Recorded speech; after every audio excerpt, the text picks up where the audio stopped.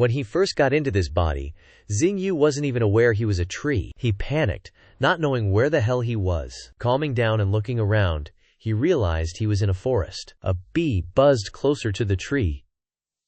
XINHYU followed it and was shocked to discover leaves growing out of his hands. At first, he thought it was just a nightmare, maybe from too much stress causing delusions. XINHYU decided to close his eyes and go back to sleep, then wake up and forget this dream. But reality slapped him in the face with a painful truth. This ain't no dream. XINHYU really turned into a freaking tree. His mind spun, not understanding what was going on. His last memory was drinking water and choking to death. XINHYU vaguely realized he reincarnated, but instead of OP powers, he's a freaking tree. He started cursing the heavens, yearning to become an oppa with a harem of busty babes. Who the hell wants to be a tree without arms or legs like this? Not to mention he can't even lift weights anymore. XINHYU felt like his life was over.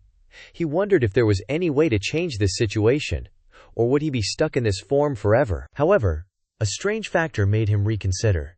Trees don't have eyes, do they? How could XINHYU see? And this canyon must be hundreds of meters high. He's now stuck between two mountains. A tree being able to see was something he never even considered. Now XINHYU doesn't have a nose to smell with. It's like he can only sense things through these 50 vines. But he can only control one of them. The other 49 ain't moving no matter what he does. Feels like editing a video for viewers and your limbs go numb. Can't control them at all. Although XINHYU doesn't have ears, he can hear the sounds of beasts. If they threaten him, he definitely can't fight back. And those woodpeckers nesting on XINHYU's trunk, he feels like he's gonna kick the bucket any minute. A plane flew across the sky like it's the 4.0 era. This made XINHYU even more confused, not knowing if this is the modern era or another world. Guess it's a modern isekai then. But his biggest concern right now is those two bees buzzing around. Enraged, XINHYU accidentally discovered this tree's skill. Two beams of light flashed, double killed those two brown bees. He was ecstatic, thinking his double kill was pretty awesome. Surprisingly, even though he reincarnated as a tree, XINHYU still got a system. It announced he received 0.2 evolution points for killing two bees. His character status panel appeared. It showed his maximum lifespan is 20 years. His current skill is mutated vines. Photosynthesis each day increases 0.1 evolution points.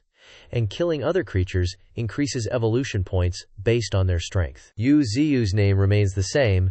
The system asked if he wanted to use 0.2 evolution points. Now he knows that controlling the vines requires using 0.1 evolution points for each upgrade. But earning points isn't easy. It's not like bees fly by every day, which made XINHYU feel depressed. But whatever, for now, he'll just go all in and use all his evolution points to get 2 more vines. Now he has 3 out of 50 vines. Controlling 2 more, XINHYU exclaimed in surprise. They're just like my hands. He just got a little bit and he is already flexing, even saying, now he ain't afraid of nobody. Constantly getting lucky. Not far in front of XINHYU is a large beehive. The vines quickly flew over. Getting points is as easy as eating cake. Half a month later, he had fully evolved his vines, all 50 of them, and even had 0.3 evolution points left over. Thanks to this, the power of this seemingly senseless tree became quite formidable. Each drill created from the vines has maximum speed and sharpness. He lunged straight towards the boulder over there. A huge tremor followed. Dust engulfed everything around, but when he looked back, he only broke off a part of the boulder. Even so, it was enough to leave XINHYU utterly stunned to the point of speechlessness. He's not strong enough to pierce through the rock yet, but with the force he exerted, this is definitely a pretty fearsome skill. As long as the prey is within his sights, it's a fatal blow. XINHYU has been reincarnated for half a month and has also grown a little taller. And his ego is, at max level. He declared himself the most OP tree in this forest. XINHYU's roots sensed they were absorbing energy. He was once afraid he wouldn't be able to do anything, but in the end he became stronger, eliminating other creatures to grow. More importantly, XINHYU needs to level up his lifespan. According to the system UI, he's got 20 years tops if diseases don't screw him over. Thanks to evolution points, XINHYU's gonna be leveling up fast. One day, he'll become the freaking world tree. Just then, XINHYU is hype. No work, no study, no food needed, and no worries. Living the immortal life is real. Let's go! Suddenly, chirping sounds echo from afar, and Ziyu's eyes lock on. Up high on a branch, a nest appears, swarming with newly hatched chicks squawking their heads off. Ziyu uses vines to smash the woodblock and thinks, "A few days ago, after I disrupted the tree blocking the sunlight, and realizing this, he sighs in frustration, face falling." Looking back at the nest, Ziyu concludes, "Those gotta be falcon chicks, still in their growth phase." A full-sized falcon appears. Ziyu starts analyzing. Adult falcons are about 41 to 50 centimeters, with a wingspan of about 1 meter. Flying speed is 270 to 360 kilometers per hour. Then he's like, "Leopards max out at 120 kilometers per hour. At that speed, hunting's gonna be tough." Ziyu scopes the terrain, spotting a deep pit with white smoke, then judges. "This world reeks of mutation. It's totally different from Earth." He's deep in thought, self-analyzing. "Right now, I lack aerial combat skills. If I raise them, they can carry me like wings on a tiger." An image of a man walking away flashes in his mind. Ziyu states, "I haven't made any progress. I don't know what to do next.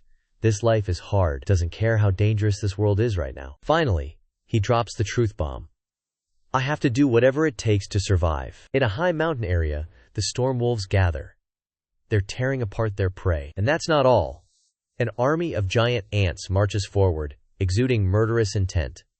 In the distance, the queen ant, huge in size, is approaching the foot of the mountain. On a high branch, a small squirrel appears. He's munching on fruit, wide-eyed, observing his surroundings. Suddenly, something huge appears, causing the squirrel to freeze in terror. Then a massive hand grabs the ancient tree and lifts it up, freaking the squirrel out even more.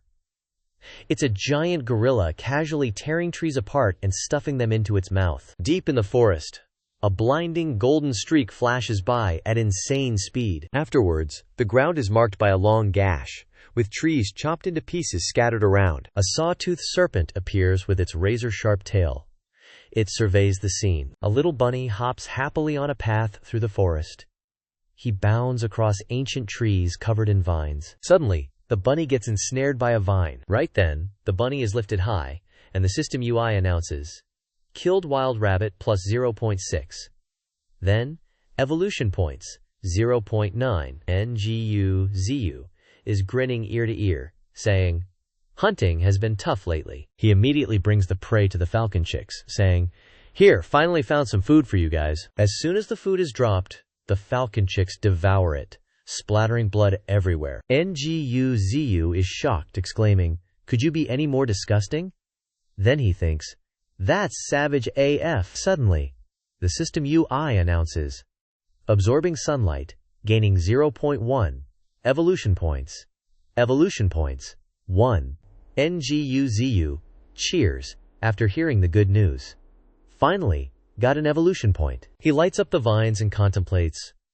Now that 50 vines are OP, next step is to evolve the roots, then the trunk. The system UI displays, evolve tree 50-50, roots 0/9, trunk 0/1. Ziyu is stunned, exclaiming in disbelief, "Evolving roots also needs evolution points. Seems like the roots have some important power." Then, he looks at the 9 roots under him. Ziyu grins, thinking about how he can move around easily using his roots. He prays, "I hope I can move freely." Suddenly, the system UI pops up. "Do you want to evolve roots? Use 1 evolution point." A root starts shaking, creating a flash of light. Ziyu's face twists, distorted. He screams, echoing throughout the space. The vines and roots around Ziyu suddenly burst out uncontrollably. He cries in pain. "It hurts! What the hell is happening?" The commotion affects the falcon nest, with chicks shrieking in terror. White smoke surrounds Ziyu, making him pant heavily. Ziyu, covered in sweat and exhausted, says weakly, "Is this hell? Feels like I'm being stabbed by an electric drill." He immediately controls his newly upgraded roots. A thick red root appears, Ziyu observes and exclaims, "It's thick." The giant root writhes in the air. Ziyu is overjoyed. "Looks like a python. It can move freely. Is this why you ate 1 evolution point?" Then the system UI displays, Evolve roots 1/9. NGU, ZU is satisfied, expressing that the vines and roots move as he wills. What about the trunk? Let's see if I can move it, he thinks. Then immediately says, let's try. Then NGU, ZU gets ready to lift his trunk. He shouts encouragement, come on! Immediately after, ZU screams in pain, echoing throughout the space. He looks at his body, enduring the pain, says, my body's about to break, this hurts like hell. NGU, ZU grimaces. It hurts more than when I tried to move the roots. Forget about flying like main CAY. I'm still stuck standing still. Deep in the ground, the roots twist together. NGU, ZU mutters. Need to evolve 8 roots, and the trunk. The trunk is like my heart, I need to protect it, he confidently affirms. It's not too difficult for me. I can turn myself into a solid fortress, hide these roots. NGU, ZU plants the roots firmly into the rocky soil. He walks and thinks. The question is, where to get evolution points? I blew all my points, let's go farm. Casually walking, a bright light flashes in the distance behind a bush. NGU, ZU gets into a defensive stance and growls, who's there? Entering combat mode. He doesn't hesitate to use vines to part the bush, revealing a red fox being attacked, lying motionless on the ground, covered in blood. NGU, ZU is shocked, eyes wide. He hasn't regained his composure, just stands there staring at the fox. After a while, NGU, ZU reacts, uttering meaningless words. Right then he quickly analyzes. Not dead? But the wound is black? Poisoned? Killing it will give me evolution points, but killing it while it's heavily injured won't count. Lost in thought, the system suddenly announces. This vine also carries detoxification, hemostasis, and recovery effects. After use, the vine loses its effect and returns to normal. Hearing this, ZU exclaimed in surprise. What? He immediately reasoned. So I can save that fox? Why did I kill it and get evolution points? And the detoxified meat was given to the birds. With that thought, ZU got to work. He dripped the miraculous medicine from his vine onto the fox and happily exclaimed, Chuy, get well soon, I'll butcher you for root evolution points, I'm so smart. The fox remained motionless. At this moment, drops of the magical medicine were gradually falling onto its wound. Immediately after, the system announced. A creature with signs of poisoning detected. The poison has been neutralized. The wound has stopped bleeding and is recovering. The creature is getting better. ZU was overjoyed to receive this news. He shouted, That's so OP, I feel like a doctor.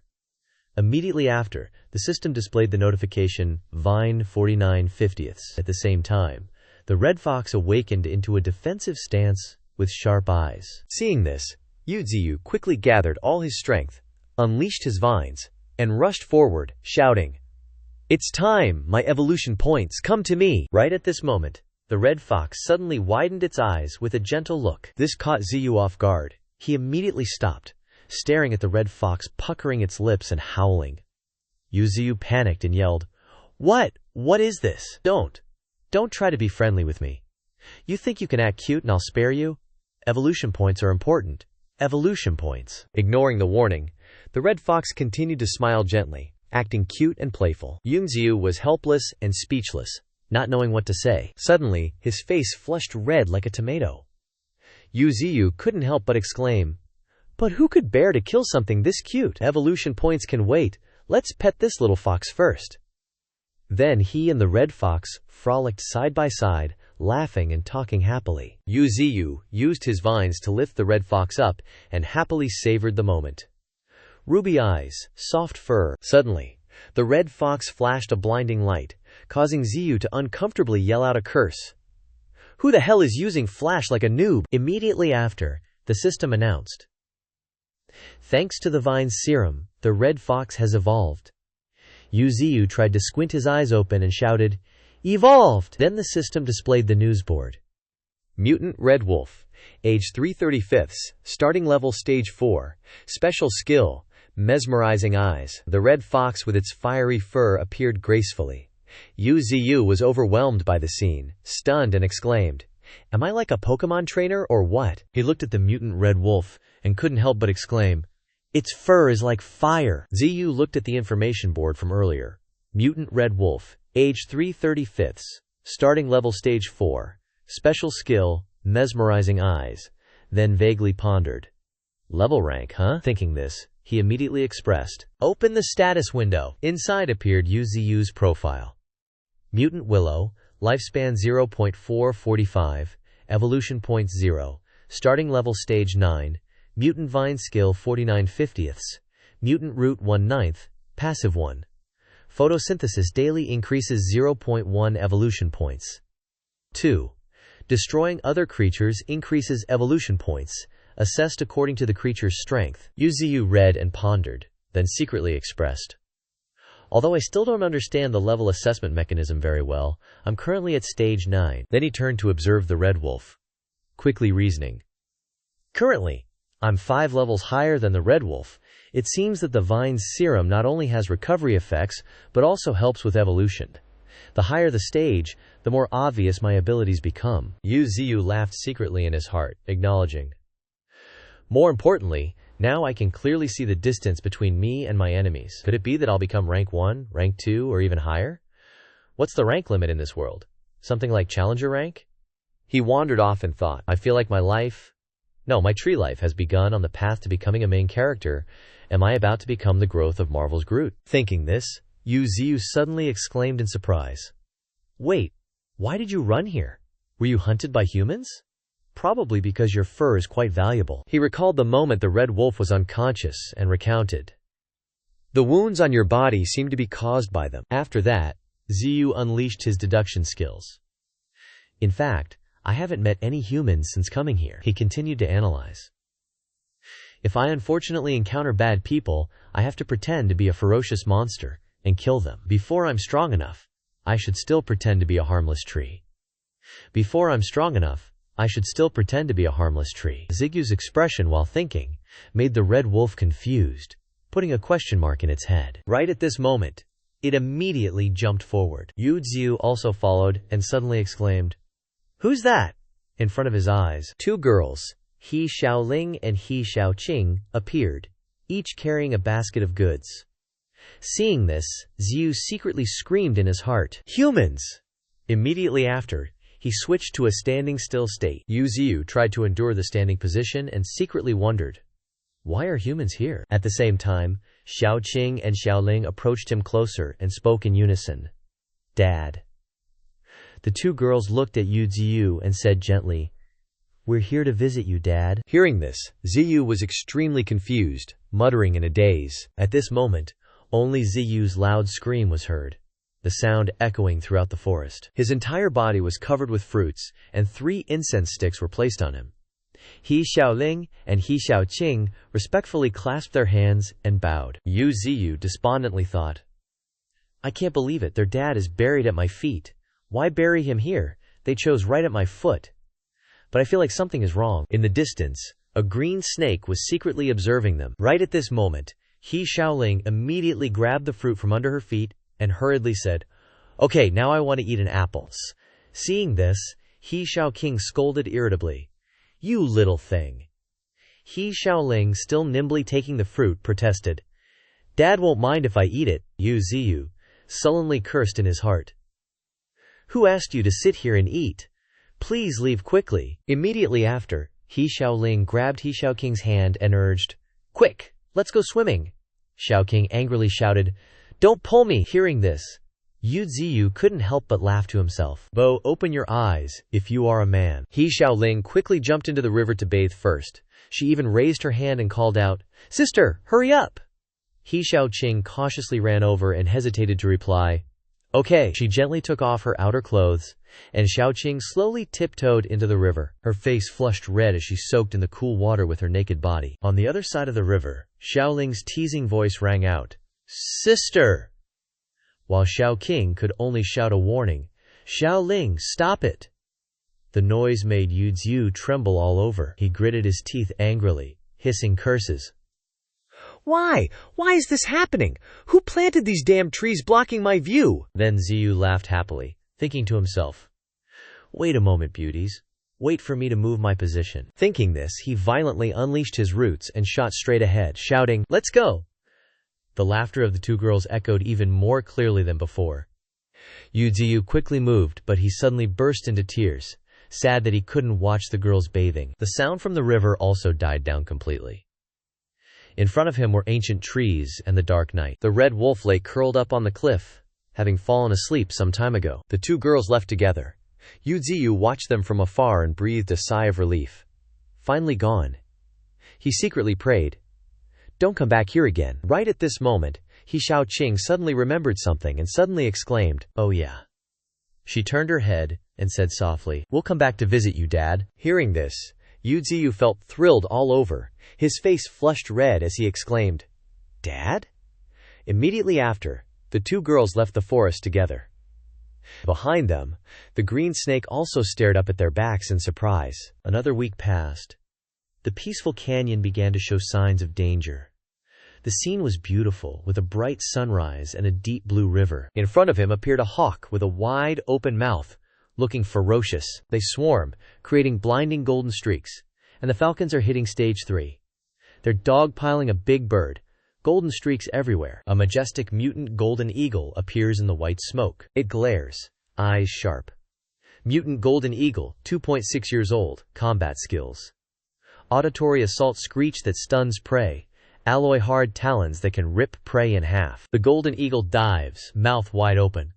The falcons create golden circles, chasing and attacking. But from afar, the red wolf is closing in, eyes full of lust. In a flash, the red wolf leaps and chomps down on the eagle's wing.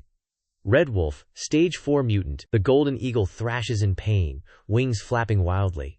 It claws at the red wolf's body, making it howl. Then, a blinding golden energy blast heads straight for the red wolf. Its body is locked in the eagle's grip, unable to dodge. The red wolf is paralyzed, blood gushing, mouth agape. The golden eagle stares, mouth wide open.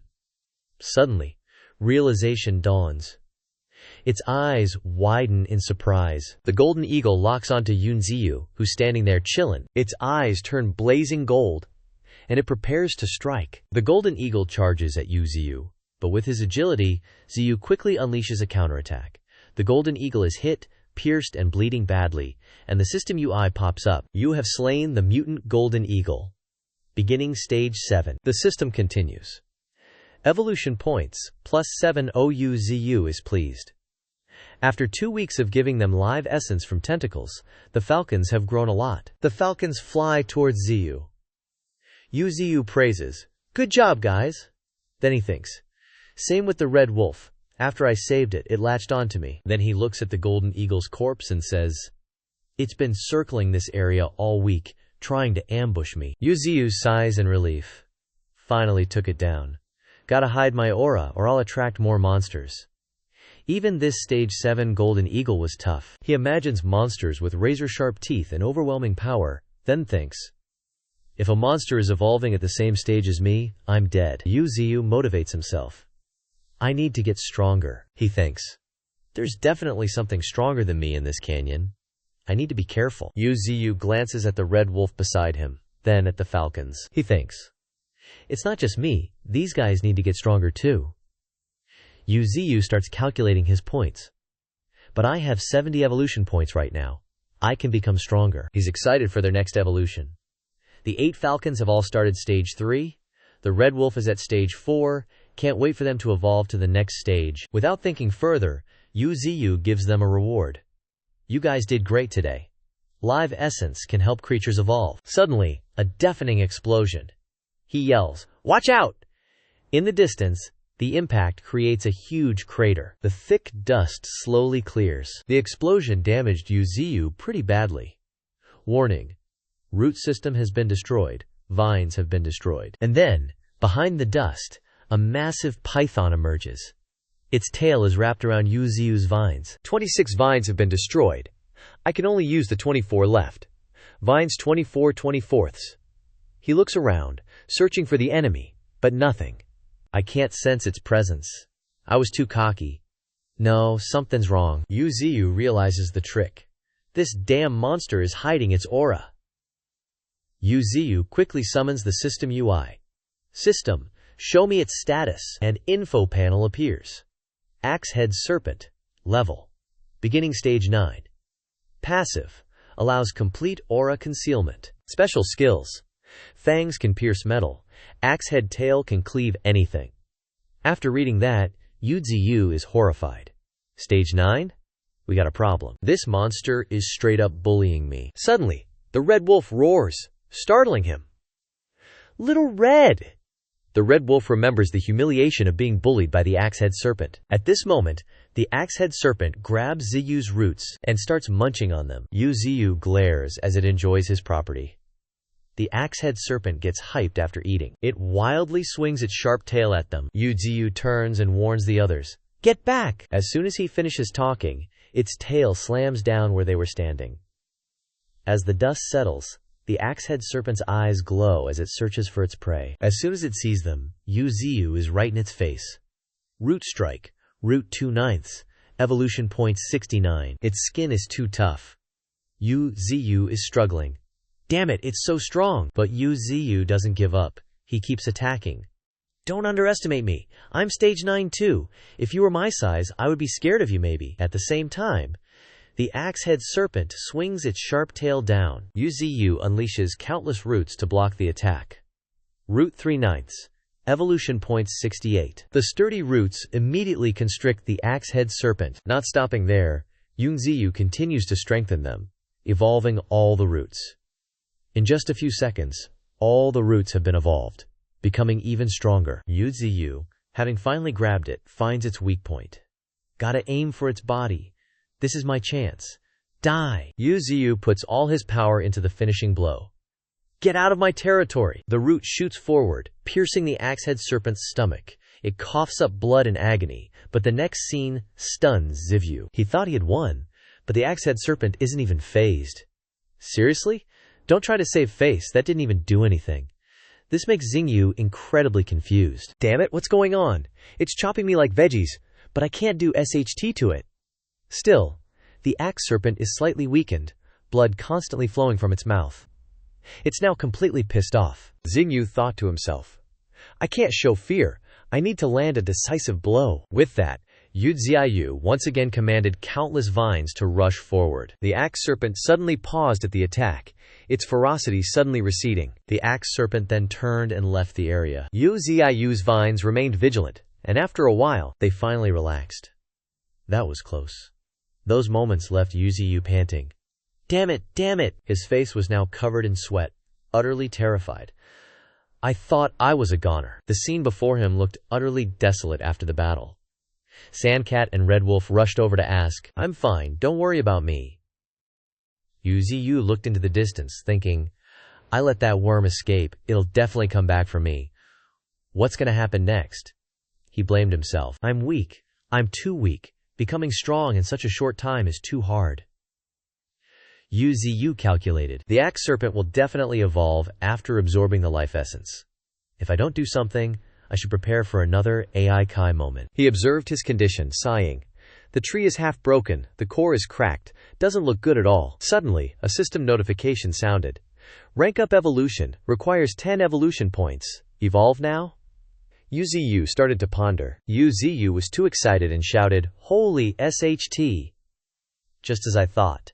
After going through the initial stage of rank 1, then rank 2, rank 3 and higher, he determinedly told himself, there might be more powerful monsters, but I will become stronger than them, because I don't want the same thing to happen again. Ziyu agreed without hesitation. Immediately, the evolution process began. As the process started, Ziyu kept muttering, Evolve, keep evolving, evolve non-stop, and become stronger to survive in this world. Might makes right. Evolve non-stop, become a giant tree. After a moment, Ziyu's body underwent a noticeable change. The foliage became lush and vibrant. He slowly opened his eyes after the evolution process. Ziyu's information was quickly updated. Ziyu, mutated willow, age 0.4, 200 years, evolution points 51, level RK1. He glanced at his new form. The lost vines have grown back. The tree trunk is also a bit larger. Evolution points 51. Suddenly, the sound of footsteps approaching startled Ziyu. Red Wolf had also evolved. Red Wolf mutated stage 7. The Sandcats were not far behind. Sandcat mutated stage 5. Seeing their changes, UZU suddenly realized. They seem to be affected by the aura. Red Wolf and Sandcat have both evolved, so my evolution has affected them. Seeing this, he ordered the 8 Sandcats. Split up and find where the axe serpent is hiding. With that, they shot forward like arrows. Witnessing this speed, UZU couldn't help but be stunned. Their speed is like bullets. He marveled at the skill. They can easily pierce golden eagles or other creatures. UZU suddenly remembered Red Wolf beside him. Not just them. Looking at Red Wolf's majestic appearance, he couldn't help but praise. You've gotten a lot stronger too. Starting stage 7. A new aura surrounded UZU, making him feel extremely comfortable. I feel full of vitality, he excitedly said to the system UI. Show me the status page at 1. The skills and status must have changed a lot. Suddenly, a scream cut off UZU's action. Save us! In the distance, the figures of 2 girls were running as fast as they could. They shouted frantically as they ran. Why? UZU quickly recognized them, those 2 girls again. Behind them was a group of ferocious beasts chasing them. Xiao Qing and Xiao Ling couldn't help but scream at this awkward situation. Why are they chasing us? Don't ask, I'll die if I know. The beasts behind roared, baring their sharp teeth. Seeing the situation was unstable, UZU released his killing intent, taking action to help the 2 girls. Is it because my evolution created an aura that attracted them? To me, you guys are like sedatives. I can handle golden eagles or axe serpents, but that doesn't mean I value you as much as those 2. The beasts were closing in on the 2 sisters. At this moment, a huge wild boar had caught up. Xiao Qing and Xiao Ling couldn't help but be terrified at the scene. A thunderous sound rang out. The collision blew everything away. The 2 sisters were stunned by what had just happened. The thick dust gradually faded. Before them was Red Wolf. It had slammed the wild boar to the ground. Red Wolf looked at them with murderous eyes. Seeing this, the 2 sisters screamed in fear. At the same time, the remaining beasts had also caught up. But in an instant, the Sandcats rushed forward, flying through them like arrows. A moment later, the beasts were beaten and ran away. Xiao Qing and Xiao Ling were still scared by what had just happened. The wolf and the birds are protecting us?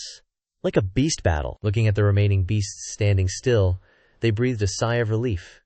They don't dare to approach anymore. UZU finally appeared and gave the order. Red Wolf! Everyone's attention turned to him. You guys step back. It's my time to shine. UZU triumphantly continued. I have to let these newbies know who's the boss around here, he arrogantly said to the beasts. You want to mess with me? NGUZU, unleashing his roots. I'll show you what a real monster is. Countless vines surge forward. I'll take you all on. The 2 sisters are horrified by the scene. NGUZU, radiating killing intent, declares, Get in here, all of you. Hearing this, the ferocious beasts charge madly. The roots rush to intercept them. A swift leopard gets close to NGUZU, but the roots are faster, instantly decapitating it. NGUZU growls. Become my evolution points. A hippo with sharp tusks jumps into the fray, but it gets wrecked by the roots.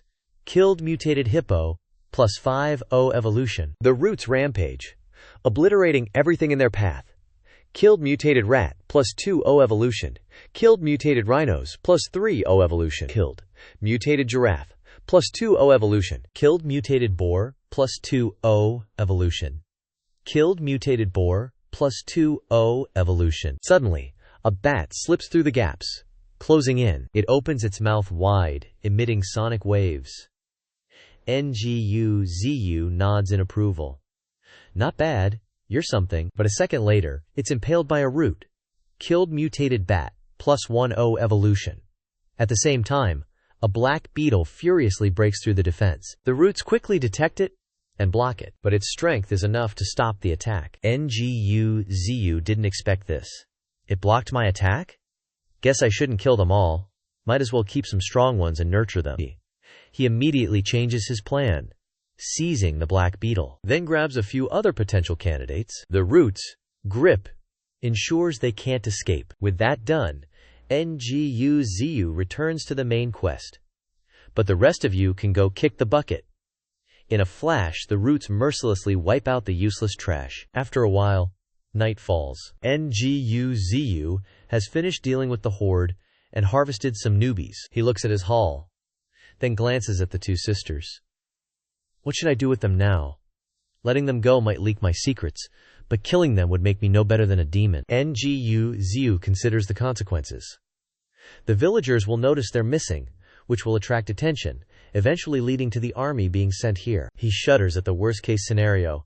The worst case is that I will be caged in a zoo. Ziyu finally has an idea. No, there's still one way. I hope it works. The space is silent, and the two sisters gradually wake up. As soon as they open their eyes, Ziyu's appearance scares the crap out of them. The two sisters scream in terror. It's coming closer! The root approaches them, but gently writes on the ground. Thank God I'm not illiterate in this life. Reading the words, the two sisters freeze. Ziyu prays. What's the sitch? Trust me. Believe me, I'm your father's soul possessing this tree. I just saved you noobs from danger. Just trust me already. I just saved you guys.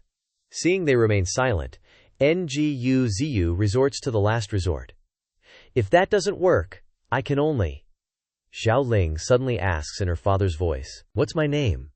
No, what's my biggest secret? Hearing this, Ziyu immediately summons assistance.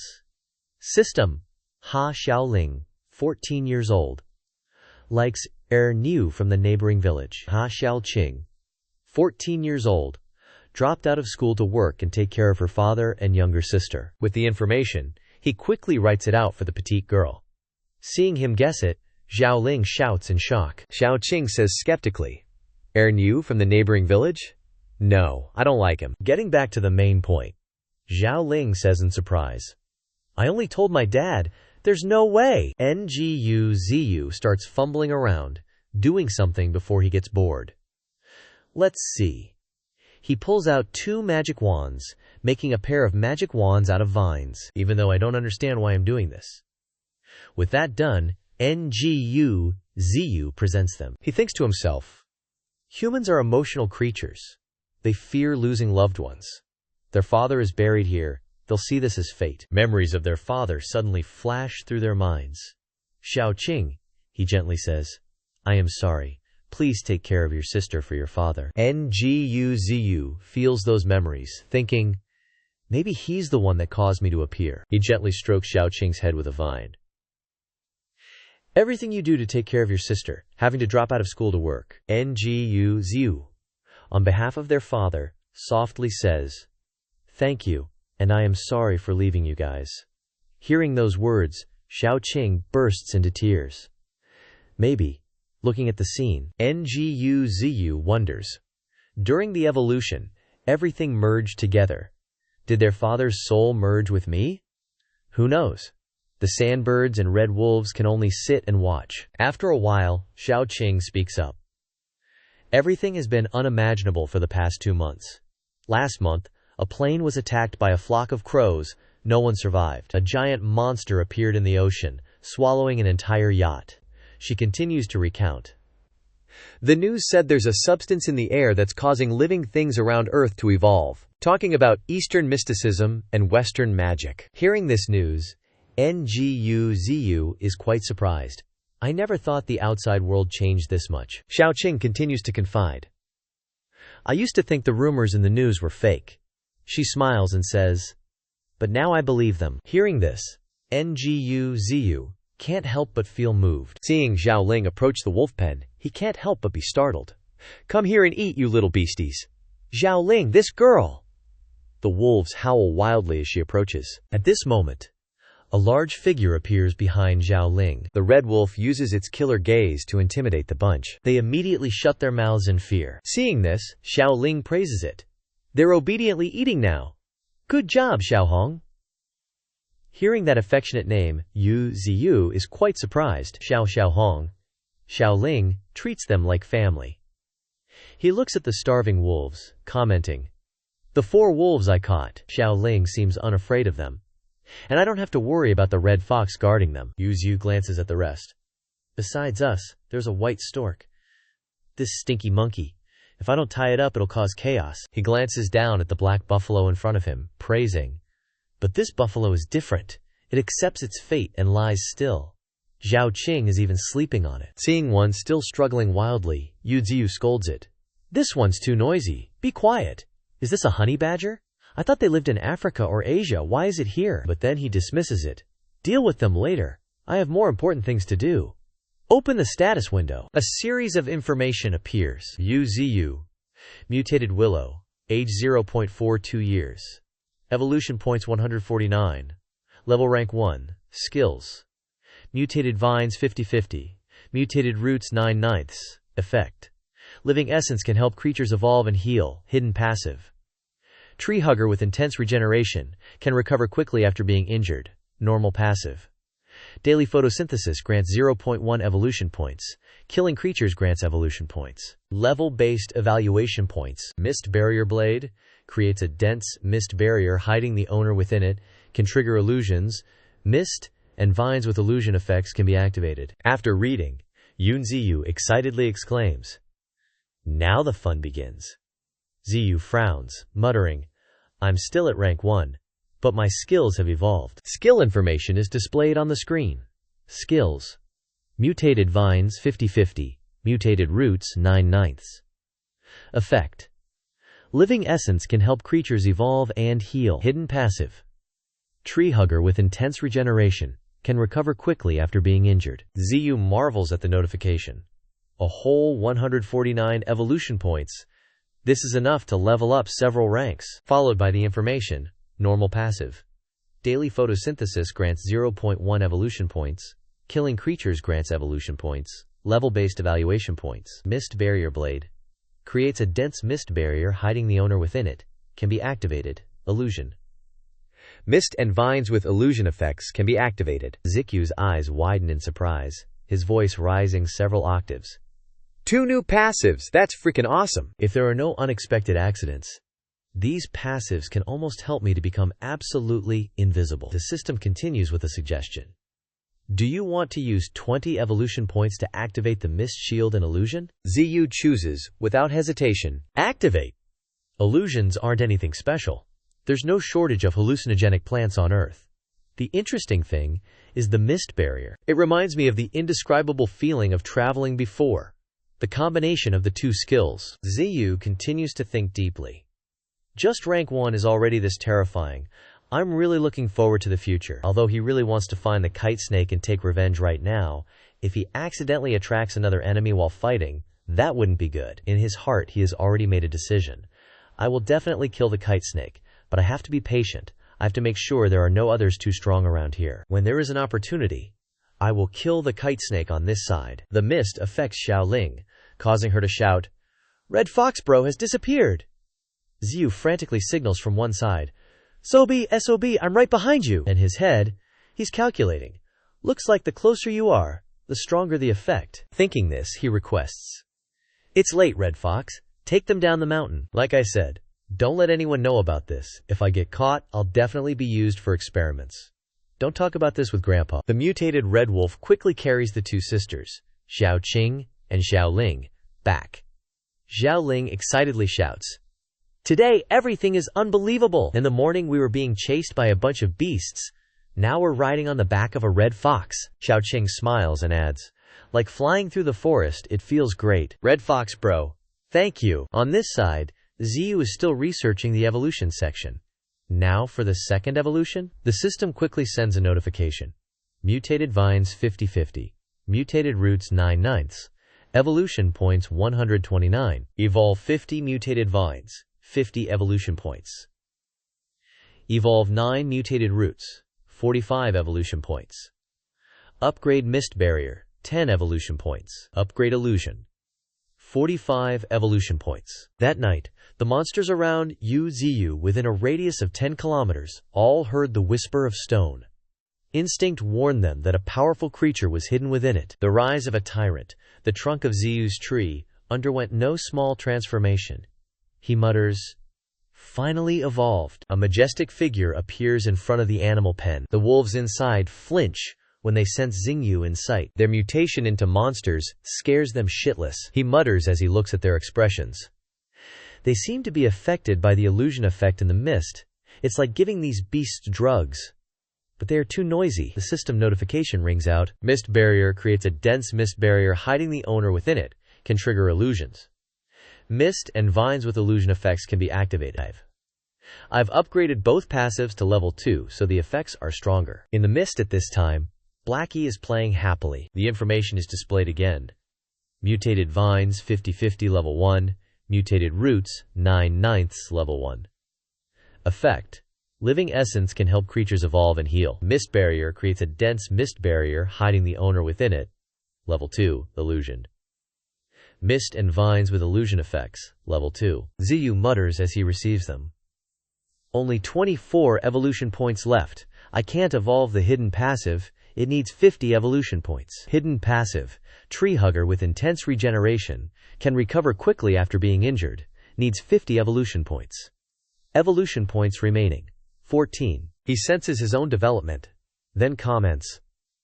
My roots have penetrated 100 meters deep. I can feel the energy flowing inside the earth. Below 100 meters is an underground river and a mysterious cave with an unknown structure. Should I call it the Spirit River? ZIU continues to calculate, the roots moving quickly accordingly. I should let these roots burrow into the ground. At this time, the falcons return in unison. ZIU looks at them and exclaims, "The kiddos are back!" One of them calls out as if reporting. ZIU listens silently. He frowns unhappily and says, "Is that so? Can't find any traces of the kite snake. Looks like the wound I inflicted on it was light. Continue searching for it. That bitch devoured half of my vines. It will definitely come back. It won't let me off so easily." On the other hand, the windwolves are still barking non-stop. A vine reaches out and hits them directly. ZIU's face darkens as he warns, "Don't make me lose my cool." This scene catches the eyes of Xiaoqing and Xiaoling. "Dad is hitting the animals again." Their exclamation startles ZIU. "You guys are back so soon." The two girls then question, "The wolves are so cute, why did you hit them?" ZIU reminds her when he sees Xiaoqing enter the pen. "It's dangerous." She gently places a towel on its wound. The windwolf growls threateningly. But Xiaoqing only says softly, "Sorry, it must hurt a lot, right? Bear with it for a bit, and it will get better." Her words move it. This scene surprises ZIU. Why the silence? Meanwhile, Xiaoling's fighting the honey badger for food. "Simon, this jerky's for my dad." ZIU sighs. "When did that weasel face escape? Quick as hell, vines snatch it up." ZIU declares, "This time, I'm tying your hands and feet." A piece of beef jerky suddenly appears in front of Honey Badger. Xiaoling comments, "Beef jerky's yummy, right?" Honey Badger finishes the jerky and gives Xiaoling 2 seeds. She's surprised. "You're giving these to me?" "Here, little ox. I brought you an apple." The tied-up creatures start screaming. Xiaoling smiles, sharing food with Honey Badger. Xiaoqing already won over the windwolves. Noisy animal sounds erupt. ZIU is speechless, muttering, "Didn't think they could bond with those beasts. Guess humans are good at training animals. Maybe I'm too rigid. Maybe since coming to this world, I've been too cautious. Maybe I should chill more." But in the shadows, the axe-head serpent is viciously baring its fangs. The village where Xiaoqing and Xiaoling live starts a peaceful new day. The girls shout excitedly, "Hurry up, sis!" Their grandpa calls after them. "Don't go to the mountains too often." They promise, "It's okay, Grandpa." Villagers discuss, "Haven't seen them smile this much since their dad died. Let them go and get some air." The village chief is bewildered. Why are they going to the mountains so much? The sky is crystal clear today. ZIU suddenly sneezes loudly. Then it speaks. "Where's Red Wolf?" ZIU sighs, thinking, "Picking up the kids? It's been half a month. They're closer than I am." Over there, the mutated Red Wolf spots something. Xiaoling and Xiaoqing meet the mutated Red Wolf, hugging it happily. "Xiaohong, you came to get us?" They quickly climb onto the mutated Red Wolf's back and ride off. Xiaoqing asks, confused, "Why have you been smiling?" Xiaoling proudly holds up a bag.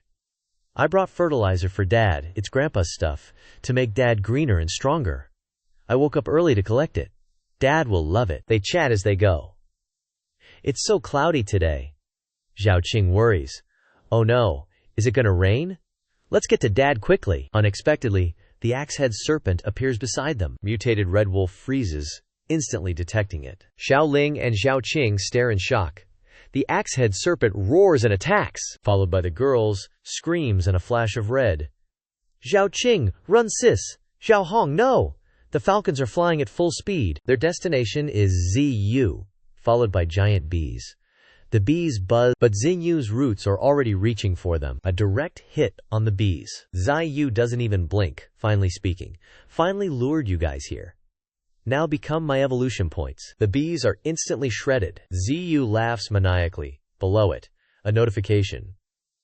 Evolution points plus 159. Falcons perch on its branches, chirping. ZIU understands, replying. Okay, I get it, thanks. Dodge the snacks, kiddos. ZIU thinks. As expected, worth raising them. Falcons are starting stage 7. They're getting strong. Next, another notification pops up. Mutated roots. Stage 1 peak. Upgrade roots for 100 evolution points? ZIU sweats, muttering, evolving to stage 2 costs 100 evolution points? Rip off. Screw it, gotta get stronger, ASAP, gotta reach rank 1. It decisively presses Y. Light flashes, followed by Xingyu's scream. Its roots thrash wildly. The brown on the roots turns black. Instantly, the entire root system is a new color. The black ox is dumbfounded. The wind wolves stare wide-eyed. Even the honey badger is gaping. ZIU pants, cursing. That hurt like hell.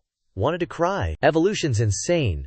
Rank 1 beasts are nothing now. Okay, let's see stage 2's power. It controls the roots. They extend dozens of meters, plunging into the ground and emerging again. In a flash, monsters are captured. 2 boars were flirting when ZIU's roots snatched the pink one. Explosions erupt everywhere. ZIU is amazed. Looks like hell. But is it though? A notification appears. Evolution points plus 267. ZIU grins. Making bank ain't hard. Just you wait, Axehead Serpent. I'm coming for you soon. System update. Mutated root 8/8, level 1. Length 1000 meters. Power and speed nearing tier 2. Includes life force drain effect. ZIU muttered. I'll set up a perimeter. Need to be ready if any danger crawls near. The honey badger was losing its patience, growling loudly. ZIU snapped. Pipe down! Xiaoling is bringing your food. Stay close to her. The golden monkey, now released after some re-education, was swinging through the branches. ZIU was on edge. Why was the red wolf taking so damn long? ZIU stared into the distance, whispering. The sun is setting. This is getting tense, big bro. I'll go look for them. I'm getting a bad feeling about this. Don't miss a single suspicious lead. No sooner had the order been given than the mutated red wolf came sprinting back. He was completely covered in syrup, looking like he was on the verge of death. Xingyu's eyes widened in sheer horror. The mutated wolf coughed violently, desperately trying to pass on a message. ZIU didn't waste a single second and started healing him. Life essence injected. Recovery in progress. ZIU's mind was a mess as he barked out, Why are you the only one back? Where the hell are Xiaoling and Zhao Qing? The answer decided to deliver itself right to his doorstep. Xingyu whipped his head around, his eyes popping in terror as he saw Xiaoling's hands drenched in syrup. ZIU let out a guttural roar. No! The battle-axe snake had Xiaoling and Zhao Qing clamped in its jaws as it slithered away. It dropped Xiaoling. ZIU screamed, Hao Qing! The battle-axe snake let out a mocking sneer, enjoying his helplessness. It tossed Xiaoling into the air, opening its maw wide to devour her. Xingyu reacted instantly, his roots lashing out at the snake. Stop right there, you bitch! He was inches away in a split second. The battle-axe snake's eyes widened in shock. Xiaoling was knocked out of its kill zone. Xingyu roared in fury. Don't you dare touch my kid! His roots wrapped around her instantly like a shield. ZIU retracted his roots, pulling Xiaoling back to safety. After absorbing ZIU's vines, the battle-axe snake hadn't just changed in size. Its power stats had completely evolved. It wanted to slaughter ZIU and absorb his entire power pool, but even the snake couldn't believe how OP it had become. It knew this was its one shot. It had to seize this chance no matter the cost. Meanwhile, ZIU's entire focus was on Xiaoqing. Her eyes were vacant, her entire body mangled and broken. The sight was too much for Xingyu to handle. He started dumping life essence into her. Essence added. But the system notifications kept spamming. No signs of life. Life essence added. No signs of life. 10 evolution points consumed. Continue? Xingyu snapped back. Continue. Why the hell are you even asking? Please. I'm begging you. Wake up. Please. The other animals were also panicking, making a chaotic racket. But ZIU's menacing aura and a sharp warning cut through the noise. Shut up. System notifications continued to pop up. Injecting life essence. No signs of life.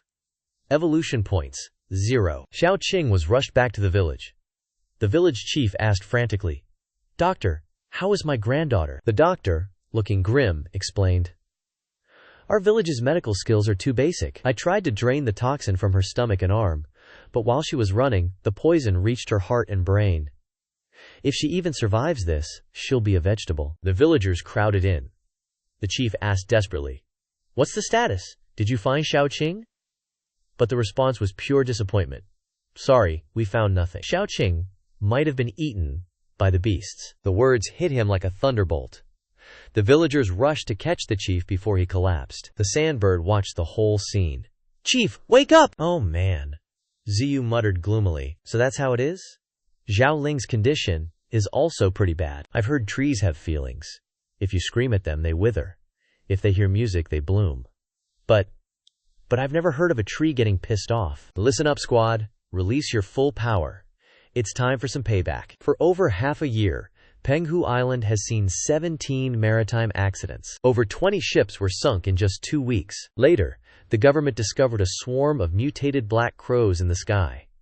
Not only that, the sea was crawling with mutated monsters. The crows were shredding any planes that flew by, while the sea monsters dragged down every ship they encountered. The monsters evolved way too fast, seizing more territory by the day. The audio logs from the ships and planes were pure horror. Now Penghu is known as a dead zone. A spiritual power is surging across the globe. Panic-stricken voices erupted from the TV. "Boss, we just got intel on new mutated species and multiple collisions. Accidents everywhere. Boss, we've detected massive supernatural energy readings. It's at 5,000 and still climbing." The commander barked out an order. "Mark every sector with energy levels over 5,000. Creatures are split into 2 classes. Those at 1,000, which have the power of an armed soldier, and those over 5,000, they're practically immune to conventional gunfire." The commander was stunned by the data. What? Looking at the map, he realized there weren't just 1 or 2. There were 8 different zones with energy levels over 5,000. The TV screen began flashing red alerts, and the commander didn't dare to blink. System alert.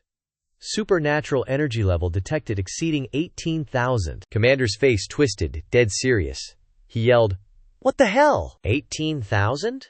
This is earth-shattering events occurring, ground cracking open, underground rivers erupting." His voice trembled. "The end of the world." A white crane struggling against a battle-axe serpent, much larger than itself, appearing in the sky.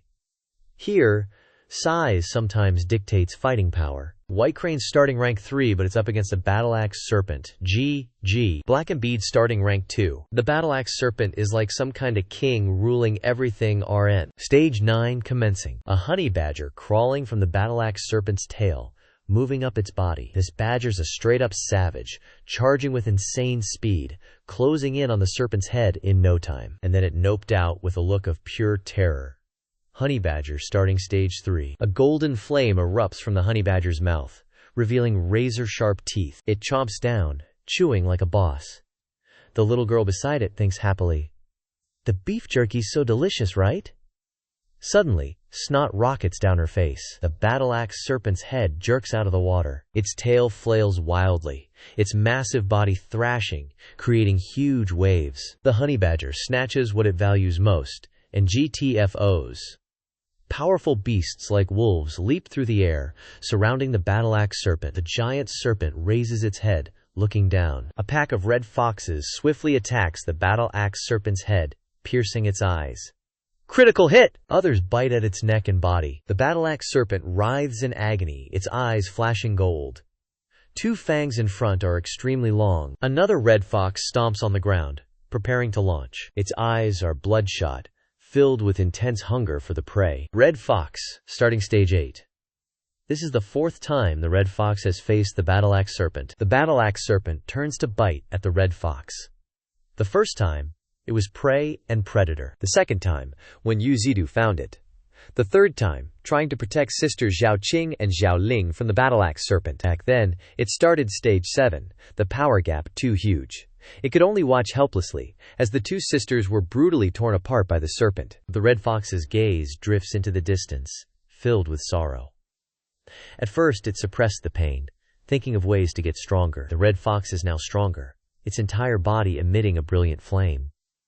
That thought fills its mind, and now it's burning fiercely. It wants to tear the serpent apart. Though the battle-axe serpent is strong, it also fears fire. The battle-axe serpent opens its massive mouth full of sharp teeth, facing the red fox, now engulfed in flames. The battle-axe serpent realizes that if it lets the red fox escape, it'll become a major threat. They are two evenly matched rivals. The red fox, with extreme speed, charges forward, attacking directly. This time, they both want to deliver the finishing blow. The battle-axe serpent's eyes bulge, its wide mouth open, its speed also extremely fast. However, it still can't gain much of an advantage over the red fox. Its large body requires it to hunt, to evolve more in armor and the axe. To possess both offensive and defensive capabilities, other creatures must evolve more in their bodies, or become its food. It requires both strength and agility. The red fox must accept the fact that the battle-axe serpent's head is very dangerous. Just one hit is enough to send it to meet its ancestors. The red fox isn't afraid. It charges forward with indomitable strength. Although the red fox knows it's no match for the battle-axe serpent, its goal is to avenge them. The battle-axe serpent's body is extremely long. It can coil from one side to the other, and its body continuously impacts the ground powerfully. Its eyes are very sensitive, able to sense the red fox's movements. The red fox uses its advantages: agility and small size. Its eyes are bloodshot, fangs bared ferociously. The battle-axe serpent immediately becomes alert. In an instant, it locates the fox and attacks with lightning-fast precision, causing the red fox to cry out in pain and spit blood. A falcon swoops down like an arrow from above. It stabs straight into the battle-axe serpent's neck. From the stabbed location, a cloud of white gas billows out. The serpent roars in pain. Something cries out. The red fox is still alive! It struggles to get up, blood constantly dripping from its mouth. A flock of sandpipers arrives. The lead sandpiper has a ferocious look and a sharp, hooked yellow beak. It opens its mouth, emitting a fierce sound. The battle-axe serpent coils its long body on the ground. A flock of falcons is flying toward it. It raises its head, opens its mouth, revealing two long fangs, its golden eyes flashing with ferocity. Seemingly detecting something, it immediately closes its mouth. The red fox also realizes something. Its eyes are black, blood constantly dripping from its mouth. Not only the battle-axe serpent but also the red fox is trying to grasp every movement of the opponent. The combined power of 8 falcons is enough to give the serpent a shock. But the flame of hatred is burning in them. They are willing to sacrifice their lives to take down the battle-axe serpent. When two objects rub against each other, they will spark. Our bodies also create friction when in contact with air. If a human's speed exceeds 12,000 km per hour, their body will catch fire and die upon contact with the air. There's a principle called launching bullet, a skill that severely injures both the user and the opponent. Anything that rushes in at high speed is enough to severely injure the opponent, but it's a double-edged sword that kills them. Launching bullet is like a suicide skill.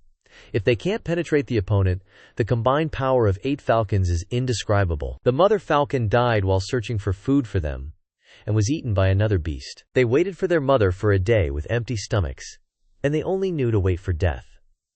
And Yuzidu then discovered the falcon's nest. Yuzidu used his vines to wrap around the falcon's nest and protect them. Thus, they were saved. He's like a ray of light illuminating the darkness. They continue to live, to fly in the sky. So to them, Yuzidu is like their family. Until one day, Zhao Qing and Zhao Ling fell, covered in injuries. A deep sorrow filled the air. They clearly remembered what they had seen, so they decided to do something. Deliver the final blow to the snake. The peregrine falcon pack gathered and launched with terrifying speed. From afar, it looked like a beam of light rushing towards the snake. They wanted a fight to the death with this snake, even if they had to die, because this was the only thing they could do at this moment. No matter how strong the snake was, seeing the power of the falcon pack at this moment, Its eyes widened in slight panic. It didn't stand still either. Its body quickly swung its massive tail, destroying everything it swept through. This power was so terrifying that the red fox could feel it and had to brace itself on the ground. The axe battlesnake roared and thrashed violently, while the peregrine falcon pack crashed straight into its body. The scene looked like an arrow piercing through the snake's body. The peregrine falcon's eyes were full of determination. The axe battlesnake painfully opened its mouth and thrashed. The peregrine falcons themselves were also thrown out due to a strong impact force. The red fox immediately rushed forward at this moment. It leaped from rock to rock. The flock of peregrine falcons was also severely injured, falling on thin slabs of rock. The axe battlesnake lay motionless, gasping for breath. The honey badger lay on the wing of a crane that was flying over. After the battle just now, smoke filled the air everywhere, and the wolf pack also lay gasping on the ground. The red fox's eyes were looking into the distance, trying to approach the snake. The snake suddenly raised its head and looked towards the red fox. The red fox sensed something and looked up warily. The two animals glared at each other fiercely. The axe battlesnake quickly regained its composure and lashed its tail towards the fox. The ground began to shake at this moment. A large mass of water shot into the sky, and the axe battlesnake soared upwards. It bared its fierce fangs, continuing to lash its tail down from above. The red fox looked up at a fierce dogfight taking place. Something was rushing towards the snake. Only a stream of white smoke could be seen following behind. At this time, a change occurred at the willow tree, a massive transformation shaking the entire space. It emitted an extremely large burst of power. The axe battlesnake was now lying neatly in the vines. "Finally caught you!" The snake was shocked. It was extremely surprised and didn't understand what was happening. Through its eyes, it could feel a sense of horror. The wild instinct was warning the axe snake. It understood it couldn't solo the opponent in front of it. The first time it met Yunziyu, it took half of Yunziyu's vines with it to evolve to the 9th stage. It attacked Xiaoling and Xiaoqing because it sensed Yunziyu's scent on them. The second time they met, it knew it stood no chance against Yunziyu. After being severely injured, it knew it should flee even more. The axe snake had miscalculated. It didn't think Yunziyu would team up with the other creatures to lure it into a trap. The vines were now growing extremely vigorously, seemingly getting bigger and bigger. The vines instantly wrapped tightly around the axe battlesnake's body, giving it no chance to thrash. "Gotcha! This ends here." The vines quickly tightened, squeezing the snake's body to its limit, lifting its body high into the air. Yunziyu gritted its teeth. "Now die!" Terrifying power instantly crushed the snake's body. Its blood splattered everywhere. The life of the axe battlesnake should end here. In its eyes at the last moment, despair and helplessness flashed. The winding path stretching endlessly on the ground was the trail of the axe battlesnake as its body moved across it. Long vines radiated from the willow tree's trunk, and cracks formed in the ground around the roots. Next to it was the corpse of a snake. At this moment, the tree roots were developing vigorously, growing larger and spreading further away. In the axe battlesnake's subconscious now, there was only one thing: fear. At this moment, the axe battlesnake only had such an emotion left. Every nerve in its body was being corroded by the rage of the tree in front of it. Yuziyu's somber voice echoed, "If you've done something to provoke me, don't even think about surviving and leaving here. Running away is meaningless. Only fighting is." The axe battlesnake used its remaining strength to coil itself up one last time. It raised its head and struggled one last time. Its body quickly wrapped around the willow tree's roots. Yuziyu angrily shouted, "You want to touch my roots? This is your last move, isn't it?" Yuziyu's rage could be felt, its eyes flashing with ferocity. It roared angrily, "Don't you have any other skills?" As soon as the words fell, a terrifying power attacked the axe battlesnake head-on. Its body slammed hard against the cliff face, splattering blood. Before it could turn around, the vines stabbed straight towards it again. Yuziyu's voice roared, "Return Xiao Qing and Xiao Ling's lives to me, you bastard." Pouring out all the pent-up rage, Yuziyu used its strong vines to pierce through the snake's body. The snake opened its wide mouth, and blood gushed out. Yuziyu shouted, "Axe battlesnake!" The powerful vines attacked towards it once again. In that moment, Yuziyu's mind flashed with the beautiful faces of Xiao Qing. Xiao Ling is smiling. The willow tree's vines suddenly retract, then twist together again. Its body is growing, and NGUZU's resentful scream echoes in the space. Die! The tangled vines stab like a storm. The space shakes, and rocks fly everywhere. A stream of white water shoots straight up from the ground. From above, the snake's body has been torn into pieces, chunks of flesh ripped open, some crushed to bits. The snake's head lies there, its white eyes wide open, and the system UI pops up. Killed Axe War Serpent. Gained 90 points. A flash of joy appears in NGUZU's eyes. The atmosphere gradually becomes lively and cheerful, and a red-crowned crane hangs loosely around Xiao Rong's neck. The Golden Monkey looks dazed. Golden Monkey advanced to Tier 1. The willow tree stands there with its vines spreading out, looking in harmony with nature. It looks like a symbol of the forest's power. Vines, NGUZU whips the Axe War Serpent's corpse, yelling, "Get up!" then throws it high into the air relentlessly. "Get the F up!" The wolves and red foxes stand on a cliff, looking down with satisfaction, their voices echoing. "Get up!" NGUZU shouts. "Who told you to lie down?" The wolves and red foxes stare in that direction, while NGUZU keeps yelling, "Get the F up!" The pounding continues. "Get up!" The snake's body is tossed around non-stop.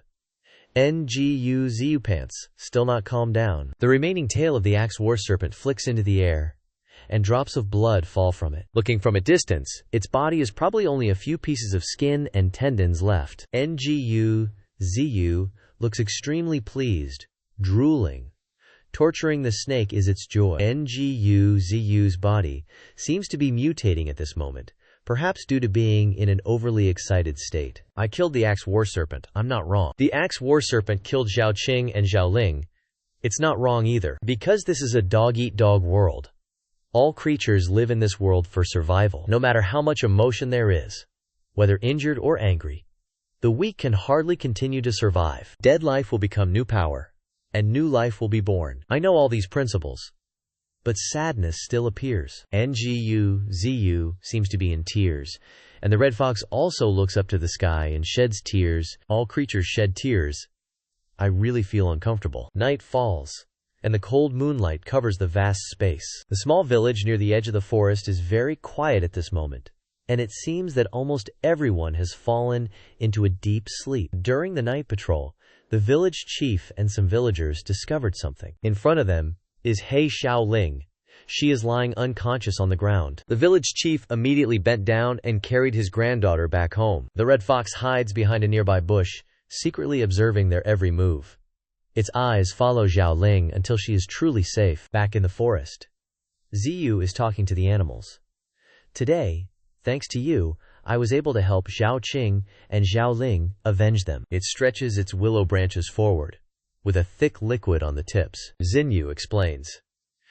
"This is what the Axe War Serpent desperately wanted, and it will also be of great benefit to you." The golden monkey and honey badger are drooling at the sight of it. Ziyu distributes it to everyone. "Just consider it a farewell drink for everyone." Its voice is very calm. "If you want to leave in the future, just go." The windwolves also get a share, and they are all looking forward to the liquid. At this moment, the honey badger is opening its mouth wide to receive the liquid. Immediately afterwards, the animals are successively strengthened, levitating in the air and glowing. Ziyu cheers happily. Evolution! Zhao Dan's body suddenly becomes stronger, becoming a mutated Zhao Rong, advancing to Tier 3. Lifespan 4.5 years. Innate talent touching the crescent moon. A terrible and fierce weapon sharp enough to tear apart enemies. Special ability stepping on the earth, the terrifying power of which is enough to shake the earth. The windwolves are not far behind. Mutated windwolf advances to Tier 5. Lifespan 5.5 years. Innate talent. The power of the wind. Having the power to control the wind is the embodiment of the wind. A true windwolf. Xingyu is very satisfied to see this. The external appearance has changed. Dope! It seems very excited. Moreover, although Zhao Rong is said to be Tier 3, it also possesses both innate talent and special ability. Ziyu continues in surprise. Even the red fox only has one special ability, while I only have innate talent. Its voice suddenly rises. No matter how strong you become in the future, I'm really looking forward to it. Then it turns its gaze towards the windwolves, and these 4 windwolves have awakened the wind ancestor. It frowns, thinking to itself. In the era of Qi resurgence, it's normal for creatures to be able to control elements. Humans are probably the same. A guess suddenly pops into its head. Is my thick fog also considered an element? The thick fog is emitted by the leaves. Like I can inhale and exhale oxygen and carbon dioxide, causing the illusion of special substances being secreted, affecting the nerves of creatures. ZIU turns to look at the golden monkey and honey badger, and rubs its chin, saying, "But you only advanced 1 tier." A little disappointed in its heart, the appearance can't be changed either. It seems there's no mutation. Suddenly, the 4 wind wolves kneeled down in front of ZIU. Seeing this, it was quite surprised and felt confused. At the same time, White Fox and Honey Badger nodded to each other, as if understanding. Then, they both bowed to ZIU. ZIU seemed to understand everything. It seriously asked, "Are you willing to stay by my side?" Its eyes started to tear up. Golden Hair Monkey immediately reached out its hand. Golden Hair Monkey knelt on one knee, its face full of sincerity and determination. ZIU burst into tears of emotion. "You can rest assured, I will definitely make you stronger. Absolutely will not let you die. I will definitely protect you." It made a decision. How many things are there in this world that I don't know?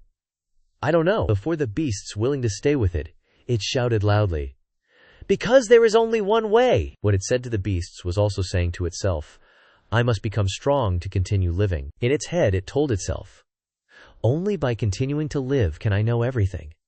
I must be so strong that everyone is afraid of me." It set a goal. All take me as the origin. Mutant Falcon and Mutant Red Wolf stood silently, witnessing everything. Mutant Red Wolf's face carried a look of contemplation, as if it was thinking about something. The night was cold.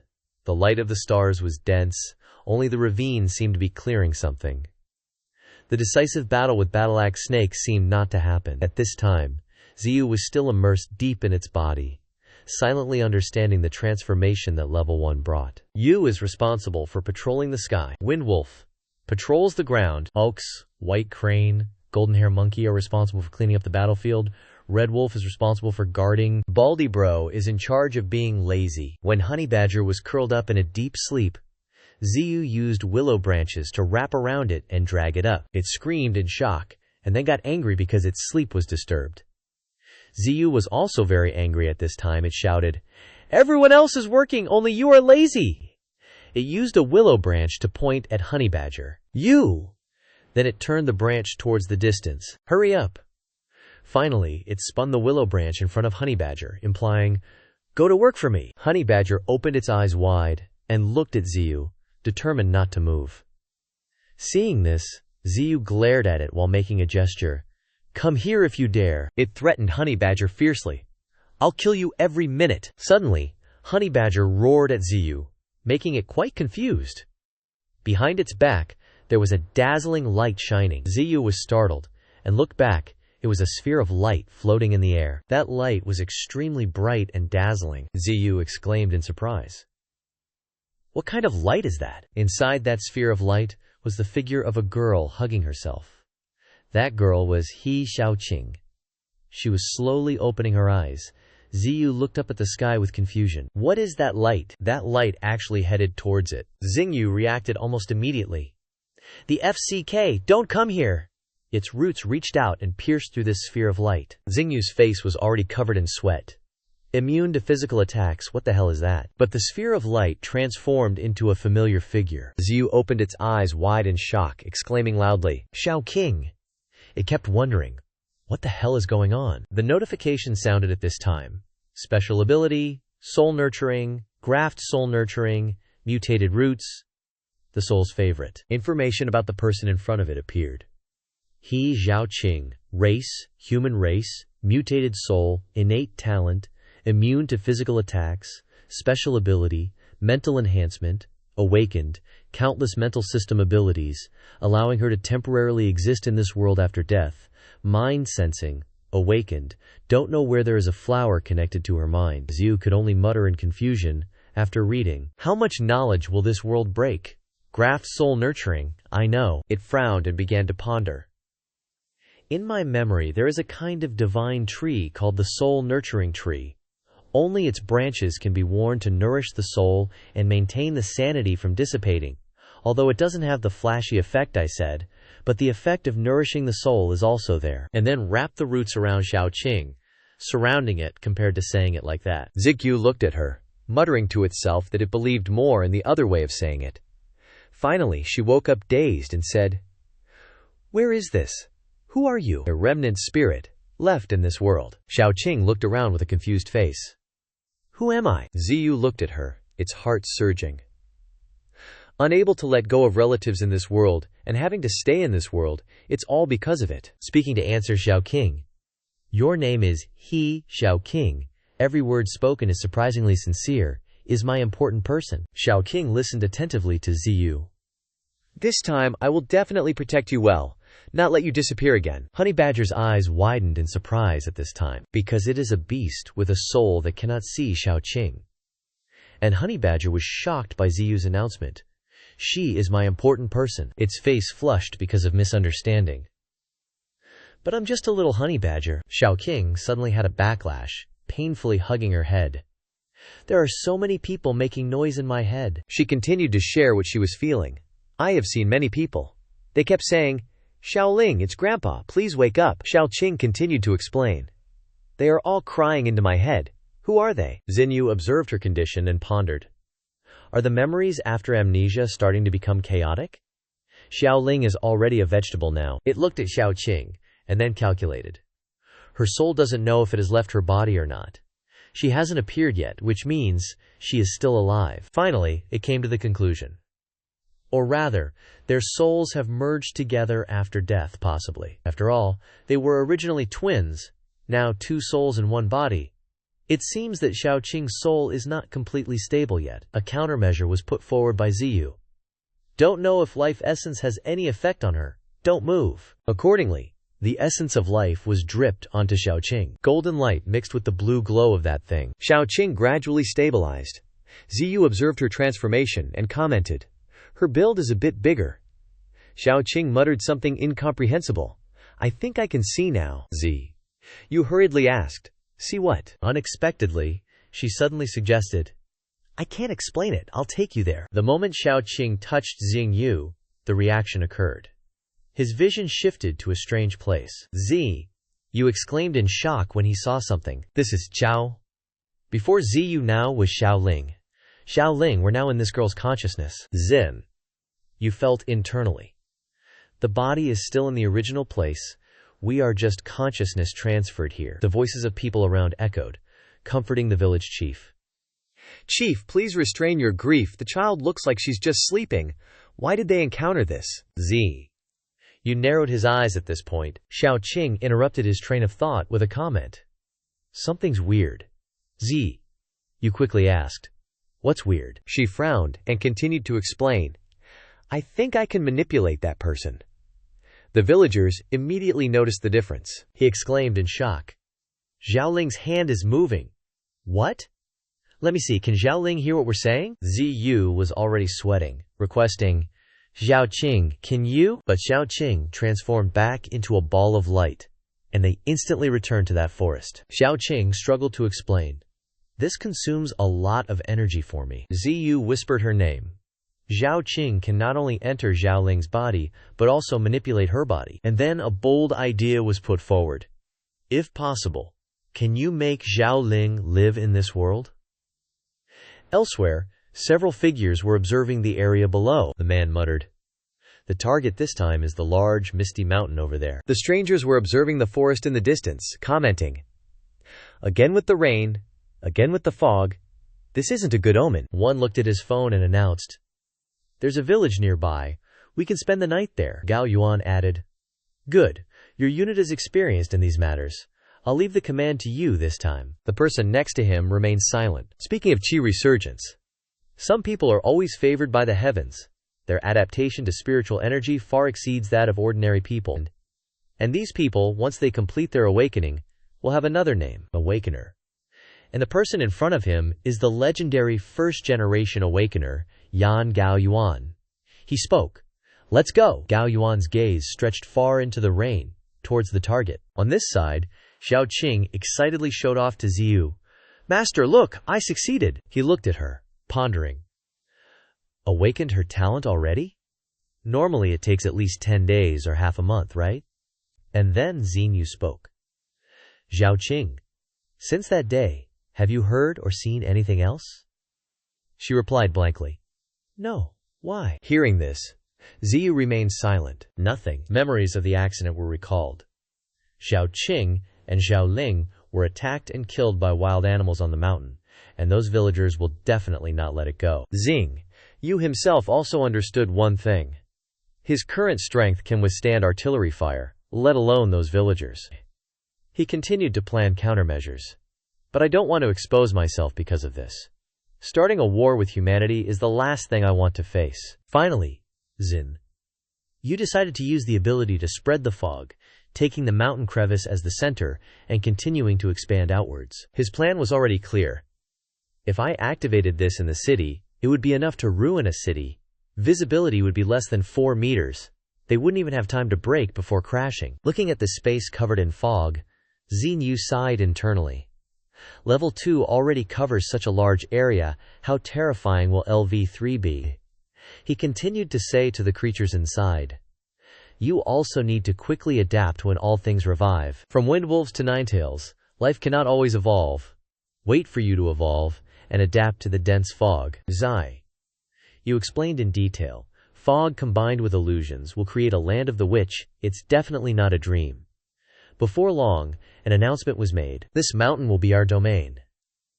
In the land of the witch on this side, Xiao Qing was exclaiming, damn it, it's raining again. She looked towards Ziyu and softly called, Master, while he was focused on something else. Here, both of them could feel an unusual amount of qi. Ziyu immediately became vigilant.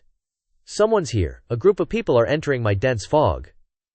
Gao Yuan and his people were moving very quickly in the car, approaching here. His expression was extremely unpredictable. The convoy stopped in front of a mountain crevice. Gao Yuan looked around, assessing the situation. Looks like the cars can't drive in here. The person next to him quickly ordered, leave a few people to guard the cars. The rest of you come with me into the village. Remember to bring those guys. The other members quickly replied, Captain, do we need to be so cautious? Those things aren't ordinary. The leader then explained, like this big mountain, tanks and armored vehicles have a hard time getting in. Those guys are our last resort to deal with the mutated beasts. He elaborated. Inside are small type armor-piercing bullets specially made for mutated beasts. The commander's expression became serious as he finished. This place has mutated beasts with up to 10,000 chi power. He warned them. Don't wait until you die to regret your laziness now. Unexpectedly, Gao Yuan suddenly stopped. His movements confused the commander. What's wrong? Gao Yuan explained concisely. There's crying in the village ahead, he suggested while moving. I'll scout ahead for you, and also see what happened. He quickly followed up. We'll follow behind, be careful. After speaking, Gao Yuan immediately moved. He jumped over several rocks, quickly moving forward. This bold way of moving made the people below stare in amazement. Is this what an awakener is like? Xin. You had already noticed his appearance. Although not very clear, I can sense through the dense fog that this person is unusual. And there's more than one. He frowned, calculating non-stop. What the hell are they here for? Did they find me out? Or is there something else going on? Xingyu continued to transmit a message to Xiao Qing. Xiao Qing, have you heard any intel? Did the villagers hire them to search the mountains? She slowly replied. Still trying to control this body. Xiao Qing's expression was uneasy, yet strange. She explained. While experiencing this, her remaining spirit is still fusing with my soul. The news shocked Xinyu. What? He pondered, recalling Qing Ke's body being pierced by the serpent warrior's blade, unexpectedly merging with Xiao Ling's soul, yet surprisingly there was a remnant soul inside the body, and the conclusion was drawn, now it will merge with Xiao Qing again. Xinyu called out, Xiao Qing, the essence of life, is brought before Xiao Qing, eat this, I need you to do some things for me. On the other side, Xiao Ling was still lying on the bed. Gao Yuan looked down at her, while the villagers worriedly chattered. Officer, can my granddaughter really be saved? The village chief anxiously asked Gao Yuan. How is it, officer? Can my granddaughter be saved? Xiao Qing lay motionless on the bed. Gao Yuan looked at her suspiciously. He followed the sound of crying here, and on the way, he could sense weak spiritual energy, only to see Xiaoqing continuously emitting fire energy. He couldn't stop his train of thought.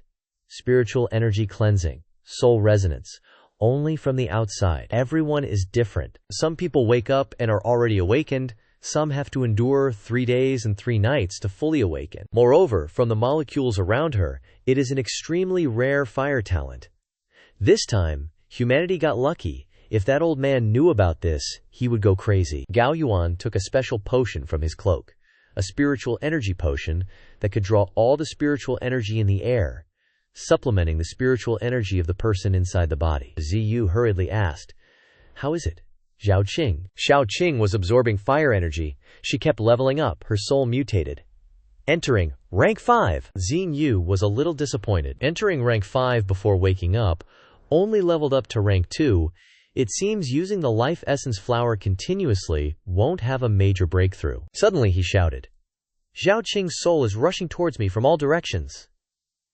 Outside, Gao Yuan was directly pouring the spiritual energy potion on Xiaoqing. Her whole body suddenly emitted dense fire energy, covering the whole room. Xiaoqing's soul inside immediately sensed something strange. A power was entering from the other side of the mountains. The group of people with Gao Yuan were astonished to see a strong burst of fire energy soaring into the sky. Even the commander was stunned for a moment, his eyes wide. This is inside a house. Finally, after much effort, the village chief saw Xiaoqing wake up. He excitedly shouted, "My granddaughter is finally awake." Everyone in the village became jubilant. As expected of the people in the military, so amazing, they can save people with a wave of their hand. Blessed by the gods. Gao Yuan stood on the side with a dark face, his heart filled with doubts. What's going on? There's no way she could wake up so quickly. The fastest would be half a day. Could it be that the elemental talent is that terrifying? Xiaoqing, who had just woken up, was a little dazed, secretly rejoicing in her heart. Success. It's just that the body isn't used to it yet, Ziyu slowly said from within. It's okay, get used to this body for now. These people will stay here for 1 night. This time is enough to gather information. Xiaoqing's eyes were lifeless, she murmured. Yes, master. That night, because Xiaoqing had escaped the clutches of death, and to welcome Gao Yuan's army, the whole village held a massive celebration. The enthusiastic aunties said to the people in the army, "Eat more, young man. There's still plenty." The village chief raised a bottle of precious wine to the commander. "Commander, this is Chen Nian Hong wine. Good wine. Have a sip." The commander flatly refused. "You're too kind. I have a mission." Hearing this, the village chief didn't force him. Ha ha ha. All right. In the crowded feast, Xiaoqing sat silently in a corner, absent-mindedly. She recalled Zinyu's instructions. Remember, don't actively probe immediately. Asking when no one was paying attention, Xiaoqing approached Gao Yuan and quietly asked, why did you guys come here?" Gao Yuan looked at her coldly. His hand holding the water glass paused slightly, his eyes fixed on Xiaoqing.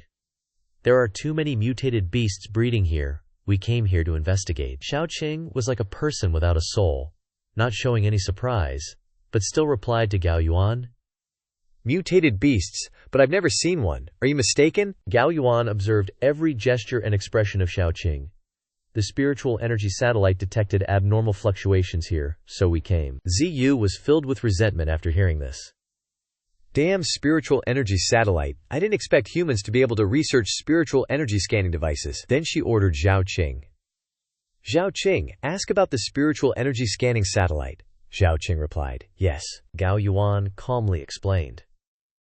The spiritual energy monitoring satellite only investigates areas with abnormal fluctuations and doesn't indicate specific locations. It relies on different concentrations of spiritual energy in each area for prevention. We came here for on-the-ground investigation. Every word was clearly heard by Xiaoqing. 1 is to evacuate the residents, and 2 is to determine the current concentration of spiritual energy and the newly born, mutated beasts. Xingyu pondered for a long time after hearing this. Regional spiritual energy concentration measuring device, so they haven't confirmed my existence yet. Fortunately, it's not too bad. It was probably when I fought the serpent warrior, but now I've activated the mist. The entire canyon has a shield. He reminded himself. Next time, don't make such a big commotion again. Even so, Xingyu was still a little apprehensive. After all, the satellite is only doing broad scans. I'm afraid those soldiers brought some sophisticated equipment. I'm really afraid of humans now, but if they really discover me tomorrow, I'll have to fight them. XinYu is a creature that is not an enemy of humans, but if humans infringe on it, it is to protect itself. It has no choice but to fight Gao Yuan and them. However, everything has to wait until tomorrow. At dawn the next day, Gao Yuan calmly asked the village chief, "Village chief, what do you think about what I said last night?" He was a little reluctant. "Although I want to refuse, if Linger goes with you, it will be better for her. Moreover, she has lost her memory. She can't do much anymore." Gao Yuan reassured the village chief, "Don't worry, I will definitely invite the best doctor to cure all of Lingyear's amnesia. The team at the foot of the mountain will come up to pick up Lingyear later." Xiao Qing suddenly appeared behind, making the village chief shudder. Gao Yuan said politely, "Then we'll say goodbye here." After speaking, he loudly shouted, "Move out!" XinYu inside had a sharp look, looking very wary. The army crossed the mountains and forests, where it looked very strange. The withered branches and thick fog. The space was so silent that only the crashing footsteps could be heard in the forest. Gao Yuan was a little vigilant. "The bones are so thick, I've never seen anything like this before." One of the guys starts panicking. "Captain, this fog ain't gonna lift. It's been getting thicker for 2 days straight." They keep pushing forward, but the dread is real.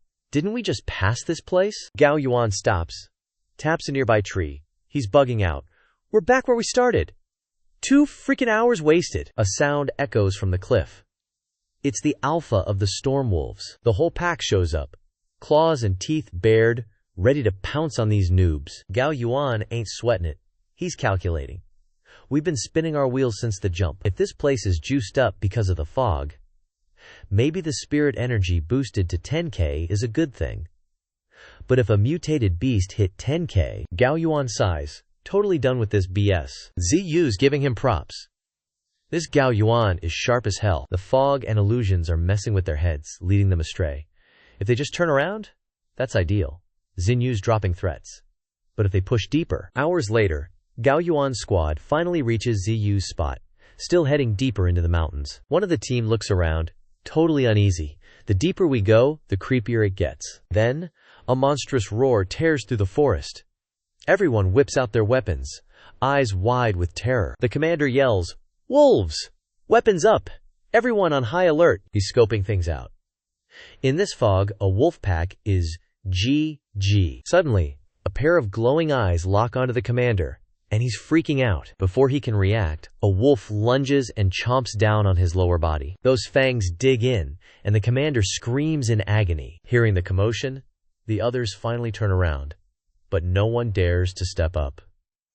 Gao Yuan's face is a mask of disbelief. Moments later, Gao Yuan is enraged, realizing it's a savage beast with his comrade in its jaws.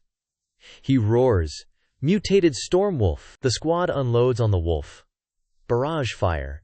Lead is flying. Even a speedy wolf can't outrun bullets. Sure enough, the wolf's rear takes a beating, but it's enough to make it GTFO.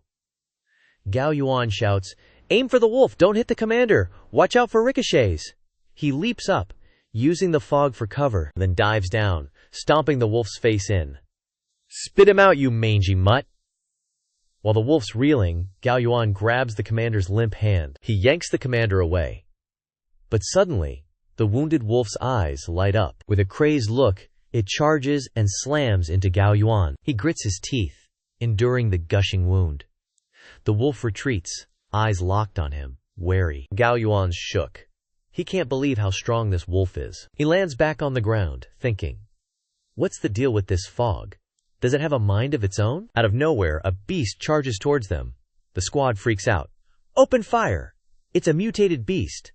A honey badger and raccoon dog hybrid. Kill it!" The raccoon dog's eyes blaze with fury, baring its fangs. It charges the squad without hesitation, tearing them apart.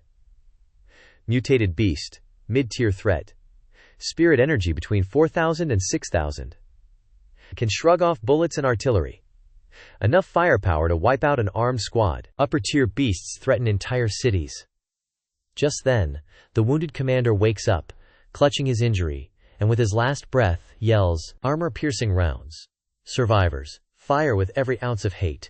You filthy beast, die! An armor-piercing bullet screams towards the raccoon dog. It's shocked, eyes wide.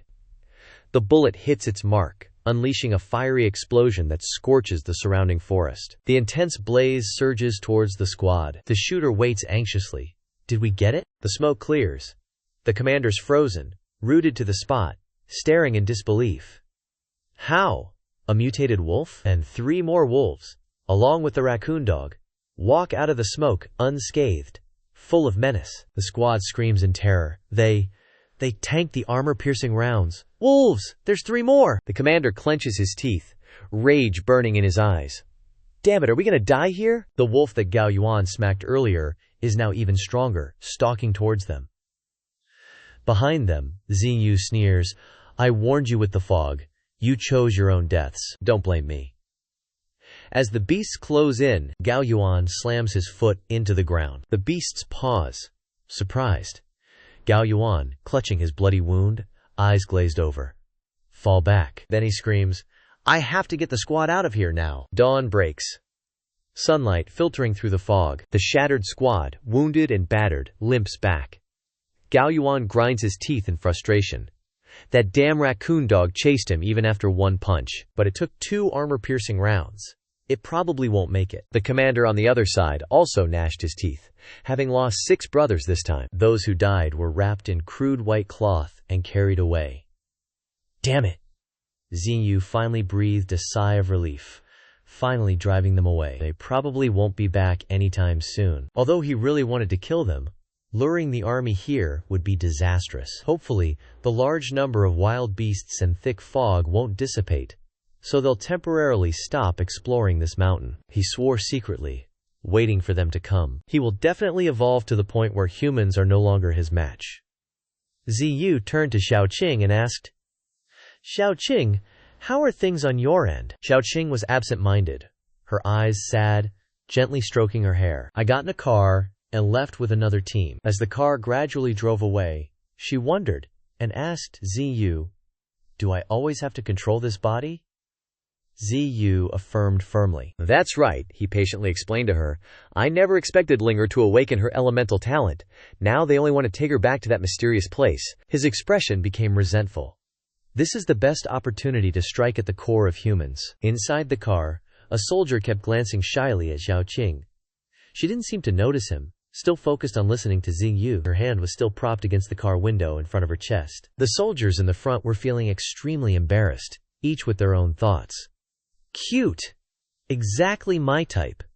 But did she just glance at me? If she confesses to me, how should I reject her? Suddenly, Xiaoqing's head hit the car window, surprising both of them. She fell asleep and started drooling, astonishing the two.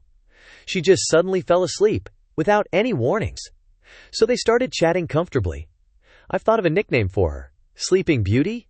Too cliché. Sleeping Goddess, that's it, shut up. Inside Xiaoqing's body, she was struggling, painfully saying, I can't take it anymore.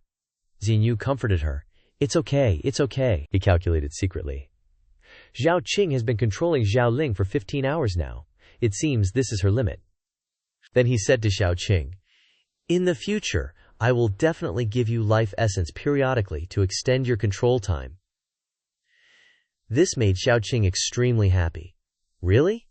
Really? Life essence can not only nurture her soul, but also rapidly accelerate her evolution. For her, it's like a treasure. Suddenly, slow footsteps approached, causing Xingyu to lose focus slightly. It was the mutated Stormwolf pack, and the ferret dog returning. Full of wounds, you've worked hard. The alpha wolf released the exhausted ferret dog, who weakly collapsed.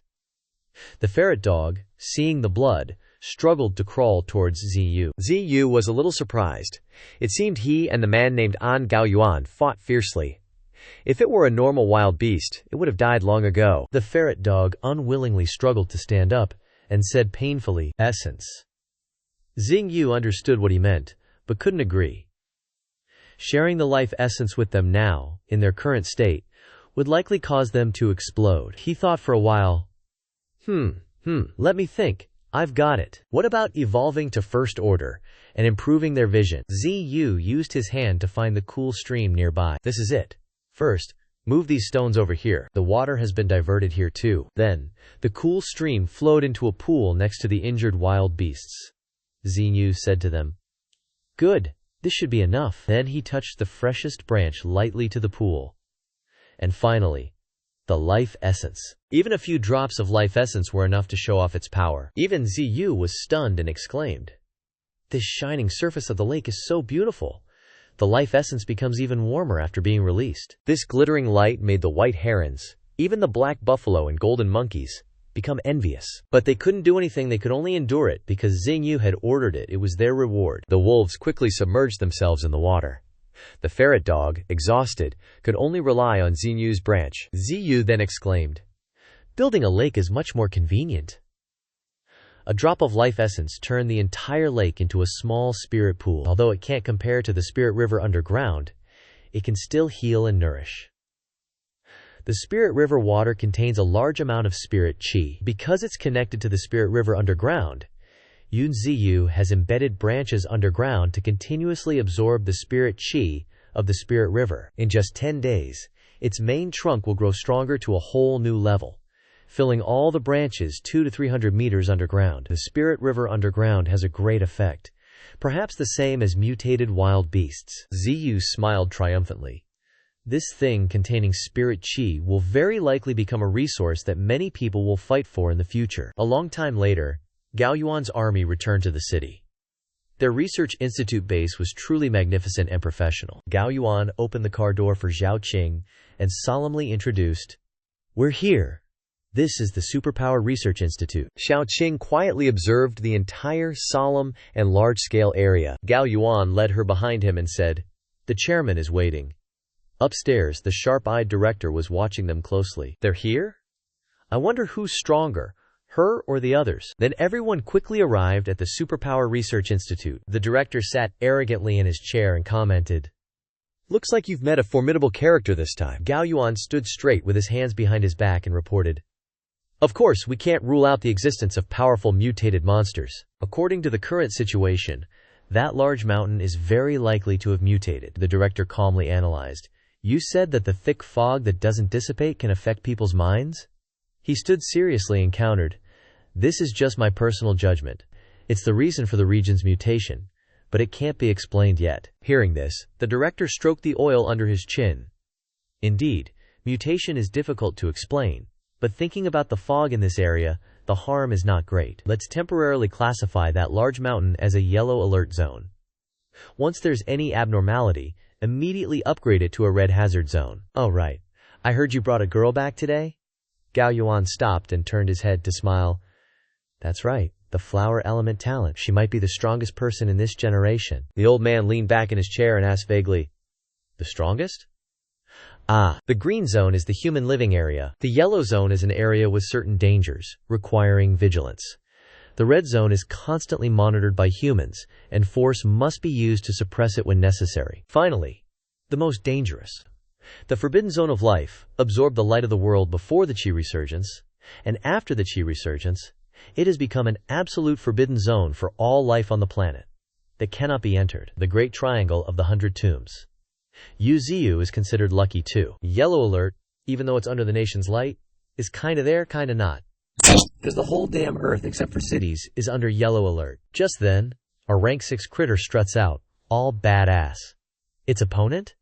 A peak rank 8. The two face off, gettin' ready to rumble. They immediately jump each other, throwing haymakers. Other beasts chillin' outside, watchin' and cheerin'. Suddenly, the rank 6 spits out a fountain of H2O. Xinyu rushes to break it up. "Chill, big bro Ping, let's not fight." Listenin' to him, Ping bro leaves. Pissed. Xinyu sighs in relief. "No one's been sent over since. Looks like it's not a big deal. Better not show my face from now on." Suddenly, storm wolves drag a bunch of pigs over, tryin' to get his attention. He realizes what they're holding are those juicy, fat pigs. Xinyu excitedly yells, "Score! We got live ones!" And with that, he jams his hand right through the pigs. System notification pops up. Killed mutant pig, mutant rat. Evolution points increased. Xinyu thinks happily. These guys, taming advantage is getting clearer. Even if I do jack shit, they'll still hunt live prey. I'll get the evolution points. Then eat 'em. Win-win! Xingyu tosses the pigs out and orders the storm wolves to chow down. He's horrified by the gruesome scene.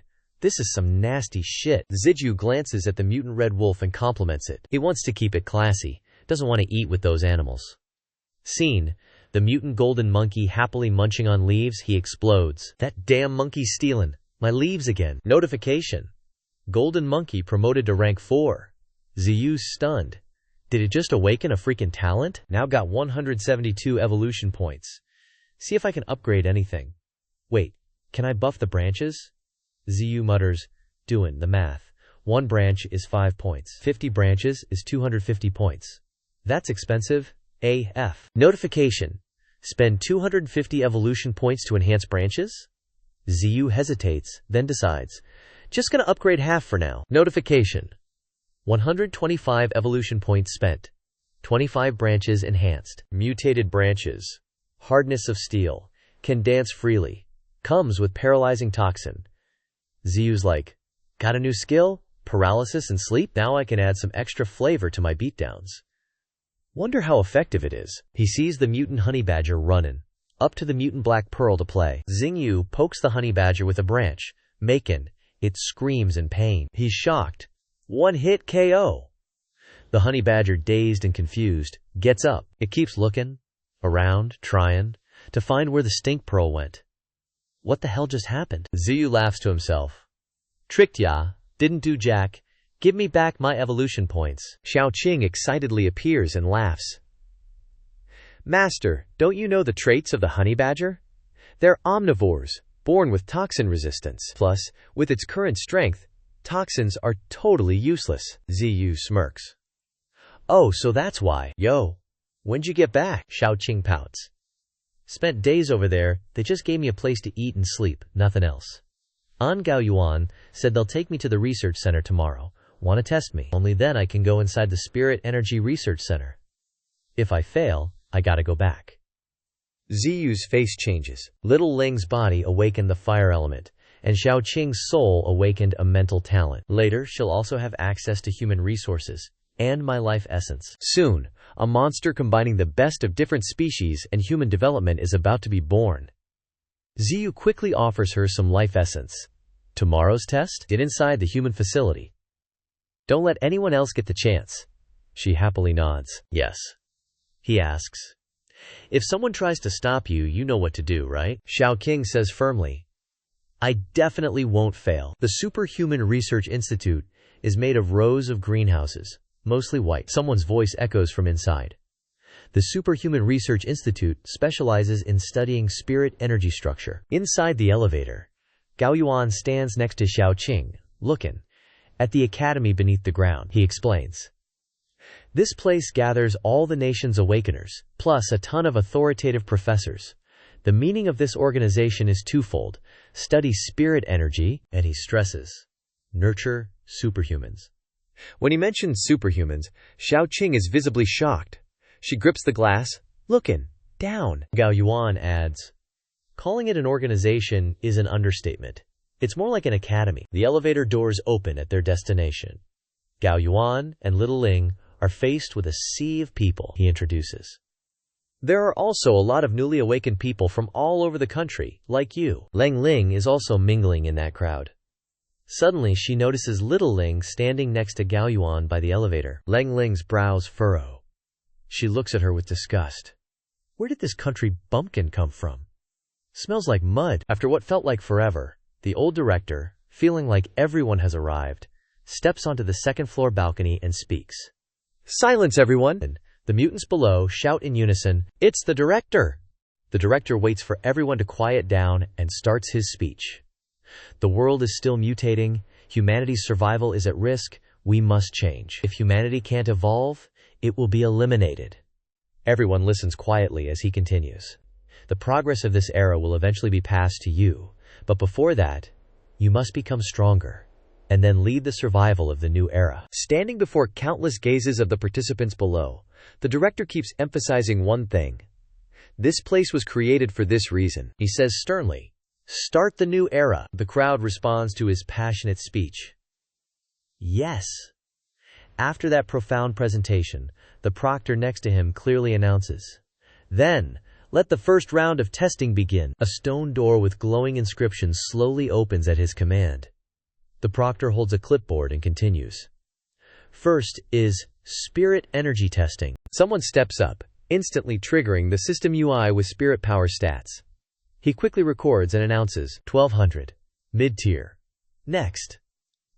Everyone queues up, but the results are mostly trash. Next, 180, low tier. Next, 270, low tier. Next, 150, low tier. Next, 50, low tier. Next, 20, low tier. Next, 30, low tier. The examiner's voice echoes, especially stinging the ears of the ultra-low scorers. Spirit power 900, mid-tier. Spirit power 5, ultra-low. He records, grumbling annoyingly. Way worse than last year's class. This is the worst batch I've ever led. Next, Yan Lengling. Lengling calmly steps up, placing her hand on the system screen like everyone else. Suddenly, the spirit power bar skyrockets, faster than you can say, OP. The examiner is stunned, eyes popping out. 2000, high tier, pretty damn impressive score. Lengling, stone-faced, strides past the gawking noobs. High score indeed, even the OG classes didn't have stats like this. And a hottie to boot, damn. Just a little test, and she's already full of herself. She internally roasts everyone. What's the big deal? This was guaranteed. I'm built different. Lengling brushes past someone, and the examiner calls out, "Last one, He Xiao King." She turns, eyeing the competition suspiciously. The examiner records, marveling at the result. Value 2000. A talent like this only appears once every 5 years. Nurture her well. The nation's hopes rest on her. Even if the Academy's future students have spirit power of 10. It's fine. The director watches from upstairs, eyes glued to the unfolding drama. Is the guy he brought here stronger than the girl before? Gao Yuan immediately replies, "Don't know." But he adds, "I wouldn't underestimate fire element." The director responds with anticipation. "I'm getting more and more interested in her." Xiao Qing slowly places her hand on the screen. Boom! The spirit power bar overloads and bursts into flames. She's caught off guard, clueless about what's happening. The bar keeps rising, endlessly, so high it's hard to see the top. The examiner's eyes bug out in terror. 5,000, ultra-high tier. Holy crap! The director and Gao Yuan are equally shocked. What? The crowd goes wild. 5,000. The screen now displays a power level of 6,045, completely dominating everyone present. Still rising? It's already 6,000. Then, the scoring system can't handle the immense power, and explodes. Xiao Qing covers her mouth, embarrassed. "Sorry everyone, sorry, I broke it." The examiner is in a daze. "Mom, are you seeing this? This is the best batch I've ever led." The director, having lived this long, sees this for the first time and bursts out laughing. Lengling's triggered, contemplating living in the mountains with monkeys or joining the Dragon King under the sea, shaking in disbelief. No way, that country bumpkin. Back to the main event. The examiner announces the next test with a smug grin. Ability assessment? Round 2. Many students below 100 are pissed at his sudden change of attitude. The examiner's smile is creepy AF, but he ignores the salt. 3 doors with different levels appear. The examiner gives a quick rundown. High, mid, and low. Go to the corresponding test. Through one of the doors, Gao Yuan can be seen walking, the examiner's voice echoing, "Superpower assessment." After everyone enters their designated door, their opponent is none other than Gao Yuan himself. Lengling questions. "What's the deal with just you?" She sneers at this stupid plan. "You want to solo us all, or what?" He smirks, confirming her suspicions. "That's right. The next test is simple. Just touch me within an hour, any way you can, and you pass." Elsewhere, sunlight filters through the leaves. Ziyu slowly stretches, enjoying the warm rays. What a beautiful day. Suddenly, she smells something so foul she wrinkles her nose. Not far away, she sees a honey badger flexing its abs, squeezing its butt to unleash some gooey, golden nuggets into the environment. Ziyu is furious, instantly unleashing her vines in disgust.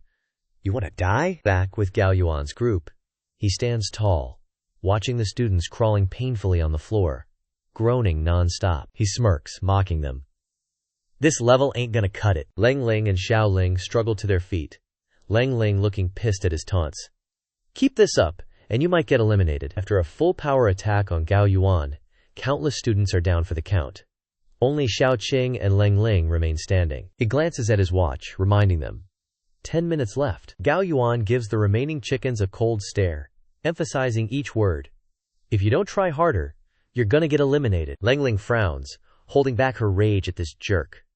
Xiao Qing is panting heavily, bangs covering most of her face, making it hard to read her expression. Then, Xiao Qing looks up, her face filled with murderous intent. I absolutely can't get eliminated. As soon as she speaks, a scorching hot power bursts from her, exploding before Gao Yuan and Lang Ling's eyes. She can only watch in shock, speechless. Tinder time! Xiao Qing rockets towards Gao Yuan. The speed increases, the distance closes, and in a flash, she's right in front of him. She swings a fist, aiming to finish Gao Yuan, but he barely dodges. Gao Yuan is even looking forward to Xiao Qing's next move, using the fire to accelerate. Let me see how well you can control your fire, he shouts provocatively. I won't let you bully me easily. This seems to flip a switch in Xiao Qing. Her entire body is enveloped in a golden glow, and she leaps up. Gao Yuan, after all his smack talk, is stunned by this skill. Not just him, Lang Ling is also dumbfounded, stuttering. This. Xiao Qing moves at an impossible speed. Gao Yuan can only see the light trails she leaves behind.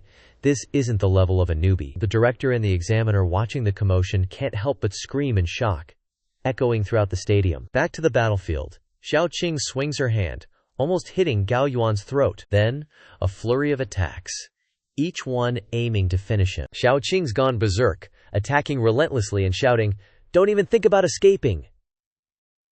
After dodging for a while, Gao Yuan realizes a serious problem. Oh crap! In mid-air, at the climax, someone suddenly delivers a powerful kick to Xiao Qing's neck. It's Lang Ling!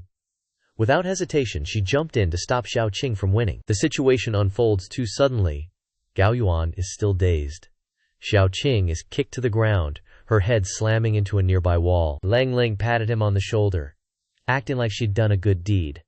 What a tool. Chu Chang was speechless. And round 2 is over, the judge suddenly yelled. Gao Yuan immediately landed and sprinted toward Xiao Qing. You're bleeding, he exclaimed, worried sick. Simp. But Xiao Qing's face was terrifying. The head wound was nothing compared to the judge's announcement. She remembered Xinhu's words. If anyone stops you, you know what to do, right? Gao Yuan kept asking. To the infirmary, stat! Call the match. Suddenly her eyes flashed with bloodlust, even scarier than fighting. Get lost. Then Lang Ling had the nerve to walk up to Xiao Qing, saying sarcastically, 6,000 points? That's it? Lost? Go back to the mountains. The reply to that trash talk was pure, unadulterated hate. Anyone who gets in my way must be eliminated. A terrifying power exploded, forcing everyone nearby to shield their faces. In a flash, Xiao Qing grabbed Lang Ling's annoying face. Straight up assaulting someone on the arena floor? No chance for a counterattack. Xiao Qing's face was consumed by hatred. No one could stop her now. Lang Ling finally tasted fear, cold sweat pouring down her face. Let me go, you country bumpkin! The test is over! You trying to kill me? Lang Ling begged. But Xiao Qing confirmed it. Yes. She pulled back her hand, ready to send Lang Ling to the Shadow Realm. Die. Lang Ling kept pleading, I was wrong, no. The brutal strike landed. Gao Yuan tried his best to stop her. Enough. Enough, you passed. It was just to make you guys go all out. Xiao Qing stared at him, making sure, then smiled sweetly, completely different from her murderous expression. Lang Ling was left passed out, scared out of her mind. Gao Yuan wasn't too confident in his abilities either. A little later, and I might not have been able to hold her back. The competition finally ended. The director stuttered. Priority, nurture this female student. The supervisor stammered.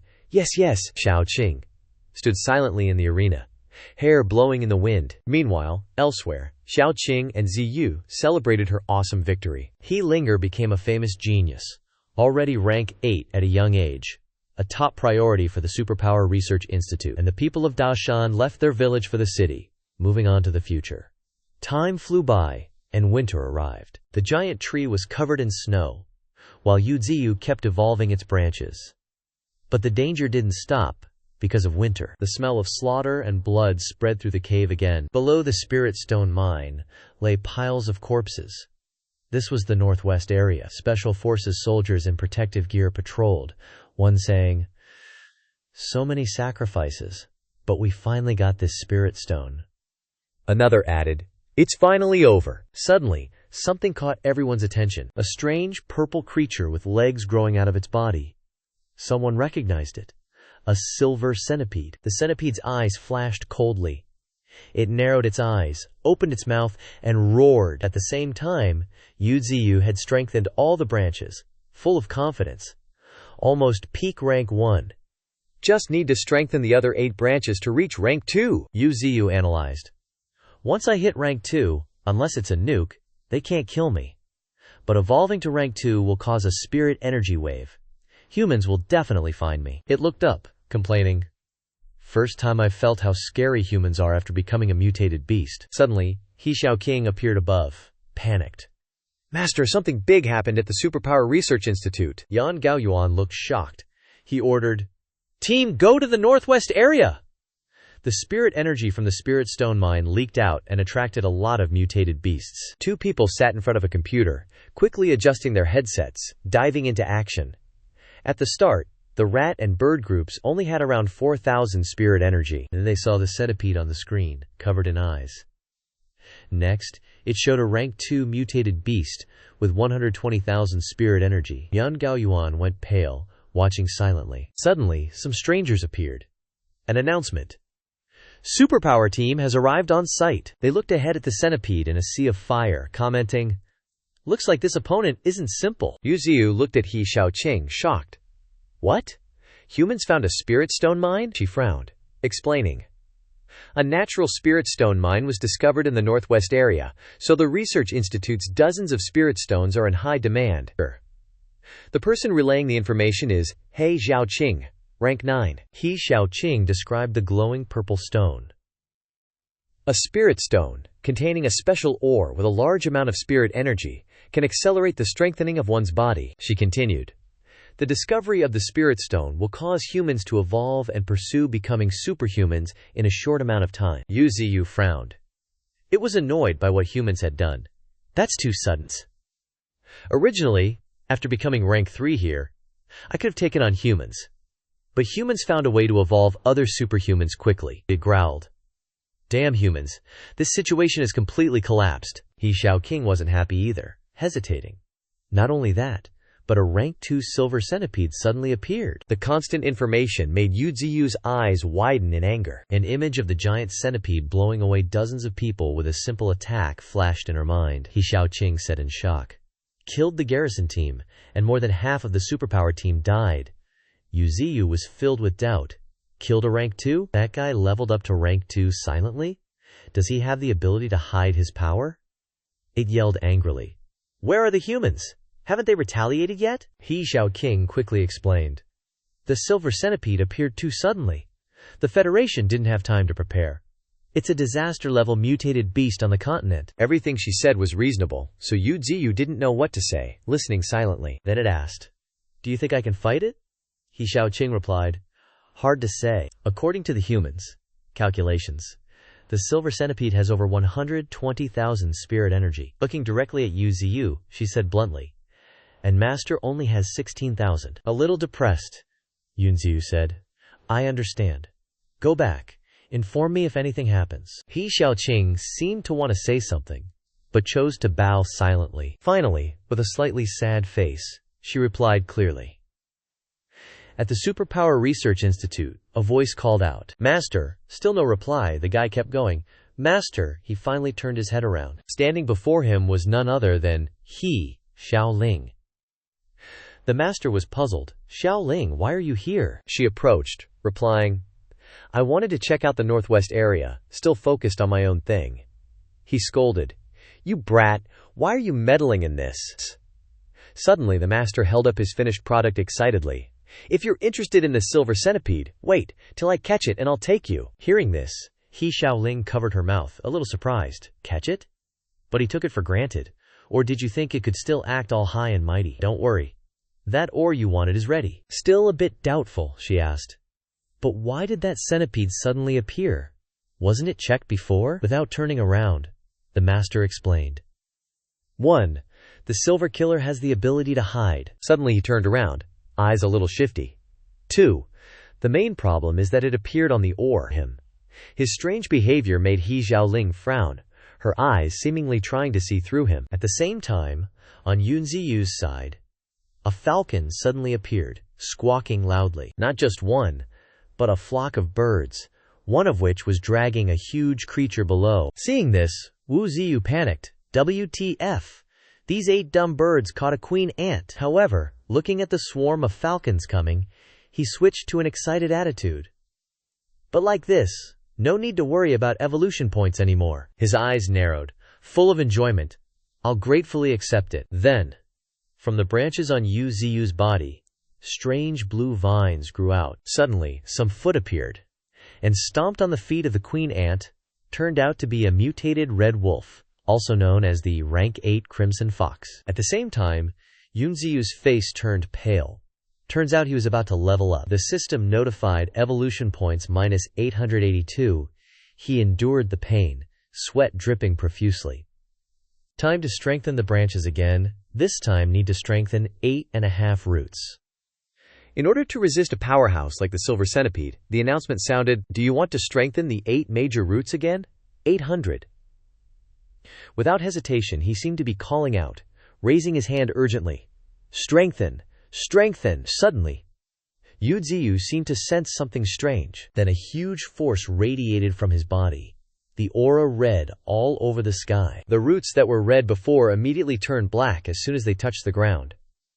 It moved violently and chaotically, blurring everything around it. Each strengthening was a pain, but Yun Ziyu still gritted his teeth and endured, constantly becoming stronger. No matter how much suffering, he had to endure. Suddenly, his eye couldn't withstand the power inside. It cracked into pieces. On the other side in the forest at this time, the honey badger, with many wounds on its body, was lying motionless in the snowy field. In a forest covered in white snow, a crack appeared on the ice. It turned out to be a honey badger, biting a fish in its mouth, breaking through the ice to rush up. It ran away, its face full of happiness at the spoils it had obtained. Suddenly, the honey badger stopped when it saw the appearance of some creature.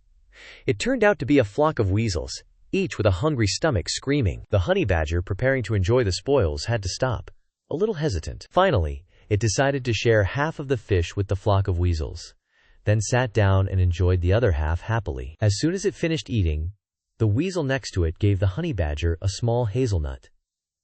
Then they said goodbye to each other. It was still immersed in the happiness of the gift given by the weasel family. Suddenly, a shock occurred, sending the honey badger flying into the air. The hazelnut in its hand also flew far away. It struggled to get up and observe. A pair of huge, cold eyes appeared before the surprise of the little honey badger. It was a giant turtle facing the huge thing in front of it. The honey badger trembled, its face pale. Under the feet of the turtle was the syrup of the weasel family from before. Quickly realizing that it was not an opponent, the honey badger screamed and ran for its life. But it wasn't that easy. The turtle just used a sharp gaze to look towards it. A beam of purple power was released. Don't know what happened, just saw a pack of wolves appearing now. Suddenly below its feet, on the white snow, there were some abnormal red spots. Then they gathered at a location where something was buried under the thick ice. It turned out to be the honey badger from before, with teary eyes and dozens of wounds all over its small body. Suddenly at this moment, Yu Ziyu appeared. It pondered and observed. Looking at the unconscious honey badger, it commented, "Looks like the opponent is more than a little stronger than him. It's lucky he escaped." Immediately, an arm looking like a branch of Yu Ziyu stretched out, a drop of green liquid about to fall. Life essence. At this moment, the honey badger weakly exclaimed, "Mom."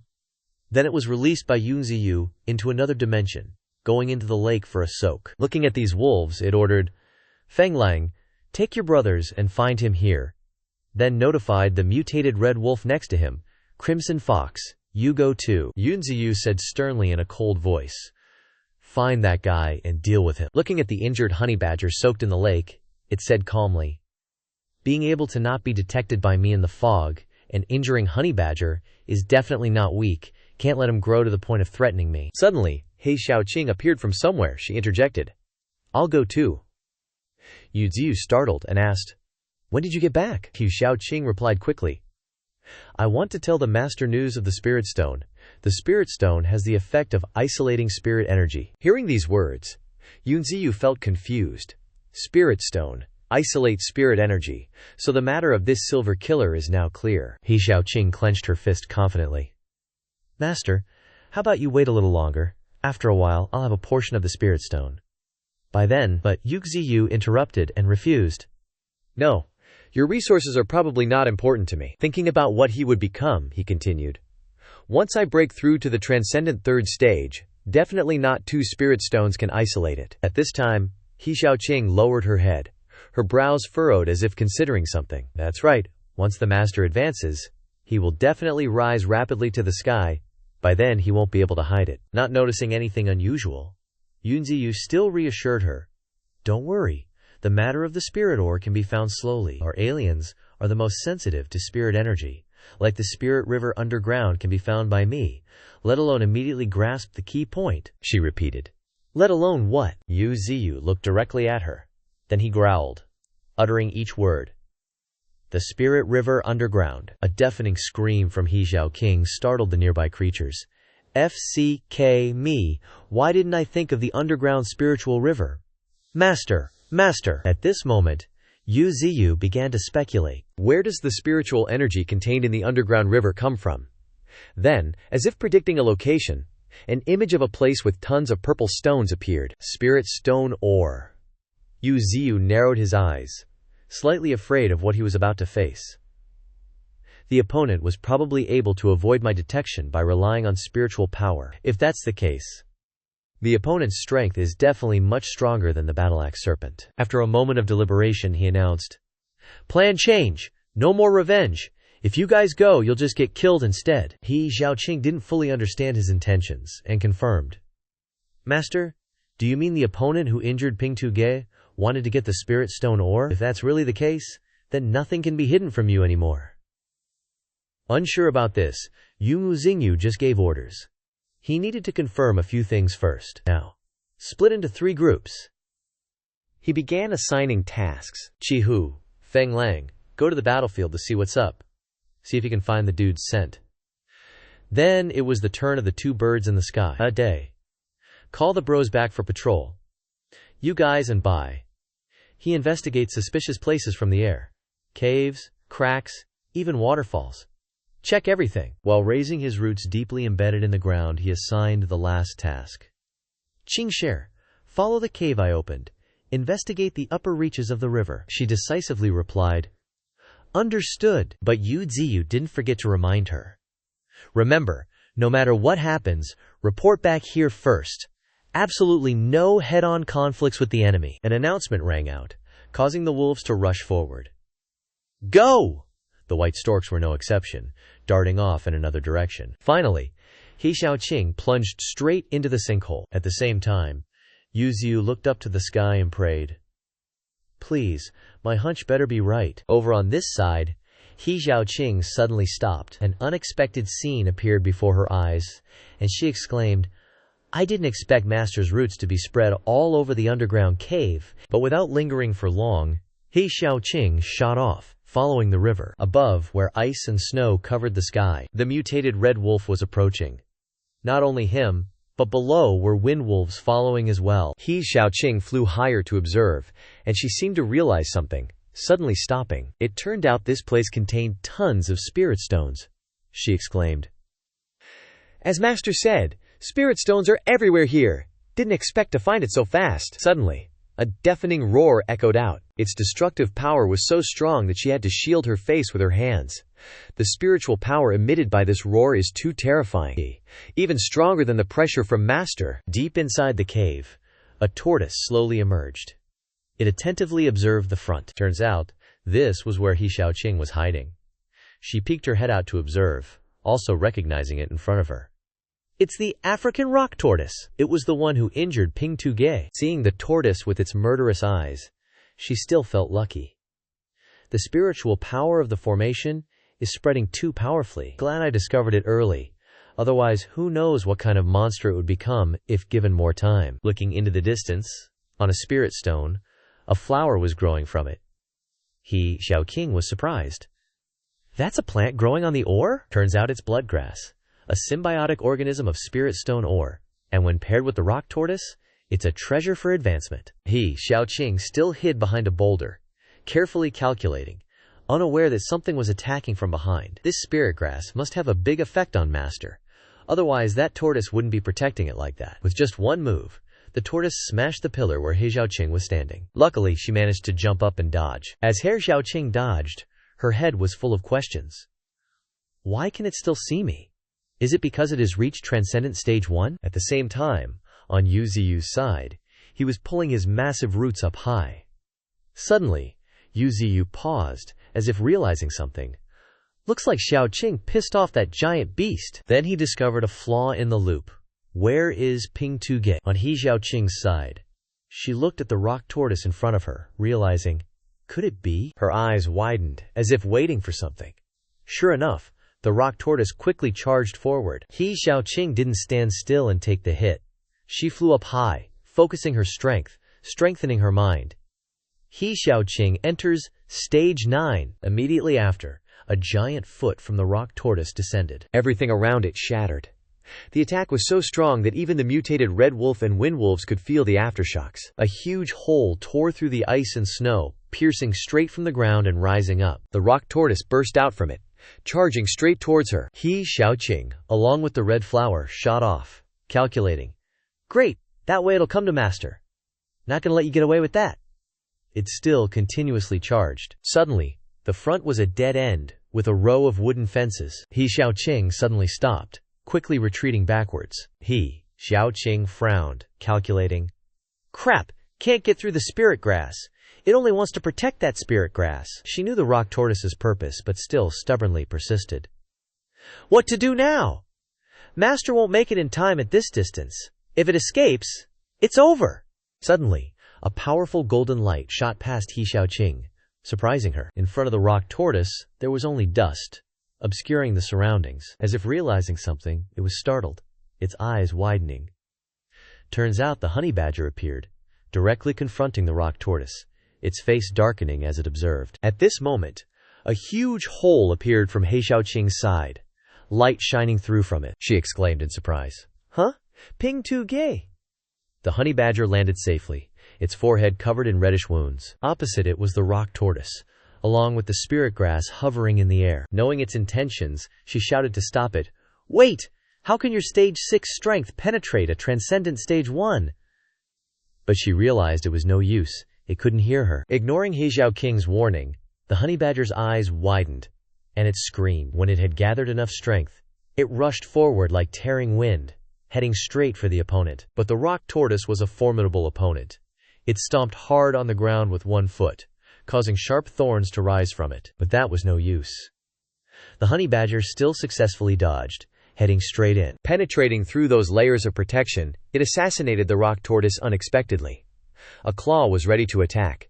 The honey badger's eyes turned crimson red. It screamed as if gaining momentum. Then the honey badger's jaws clamped down on the earth rock elephant turtle's hand. No time for the turtle to react. Chomp! Sick exploded out of it. The badger backed off, ready for the next round. But the earth rock turtle ain't no punching bag. It stomped its foot where the badger stood a millisecond ago. A shockwave ripped through the area, kicking up dust and debris. He Xiaoqing covered her mouth, horrified. Ping! She whispered, staring at the tiny badger about to get squashed by the giant turtle. You're gonna die if you keep this up, Xiaoqing yelled. But the badger ain't no quitter. It struggled to its feet. Flashbacks hit. Happy weasels sharing fish, then their home crushed. The badger glowed brighter, focusing its rage on the turtle. Honey badgers, aka Mellivora capensis, from Africa, West and South Asia. Carnivores, mammals. Stocky bodies, broad heads, big claws. Tough skin, and coarse fur block attacks. They're vindictive AF. Also, The badger roared. It's the most fearless creature on earth. The badger's fur morphed, crackling with lightning. Xiao Ting gasped. The badger's fur was changing color, and the chi exploded.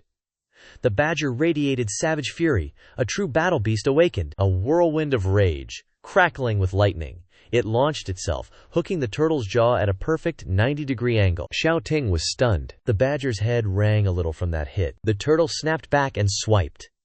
Seeing the badger helpless, Xiao Ting unleashed her mental powers to block it. A barrage of rocks slammed into the turtle like a freaking meteor shower. Seizing the chance, the badger leaped, slashing the turtle's leg. The badger was pissed. It unleashed a relentless assault.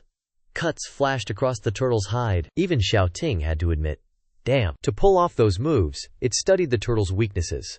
Speed, limitations, bulk. But it's taking damage too.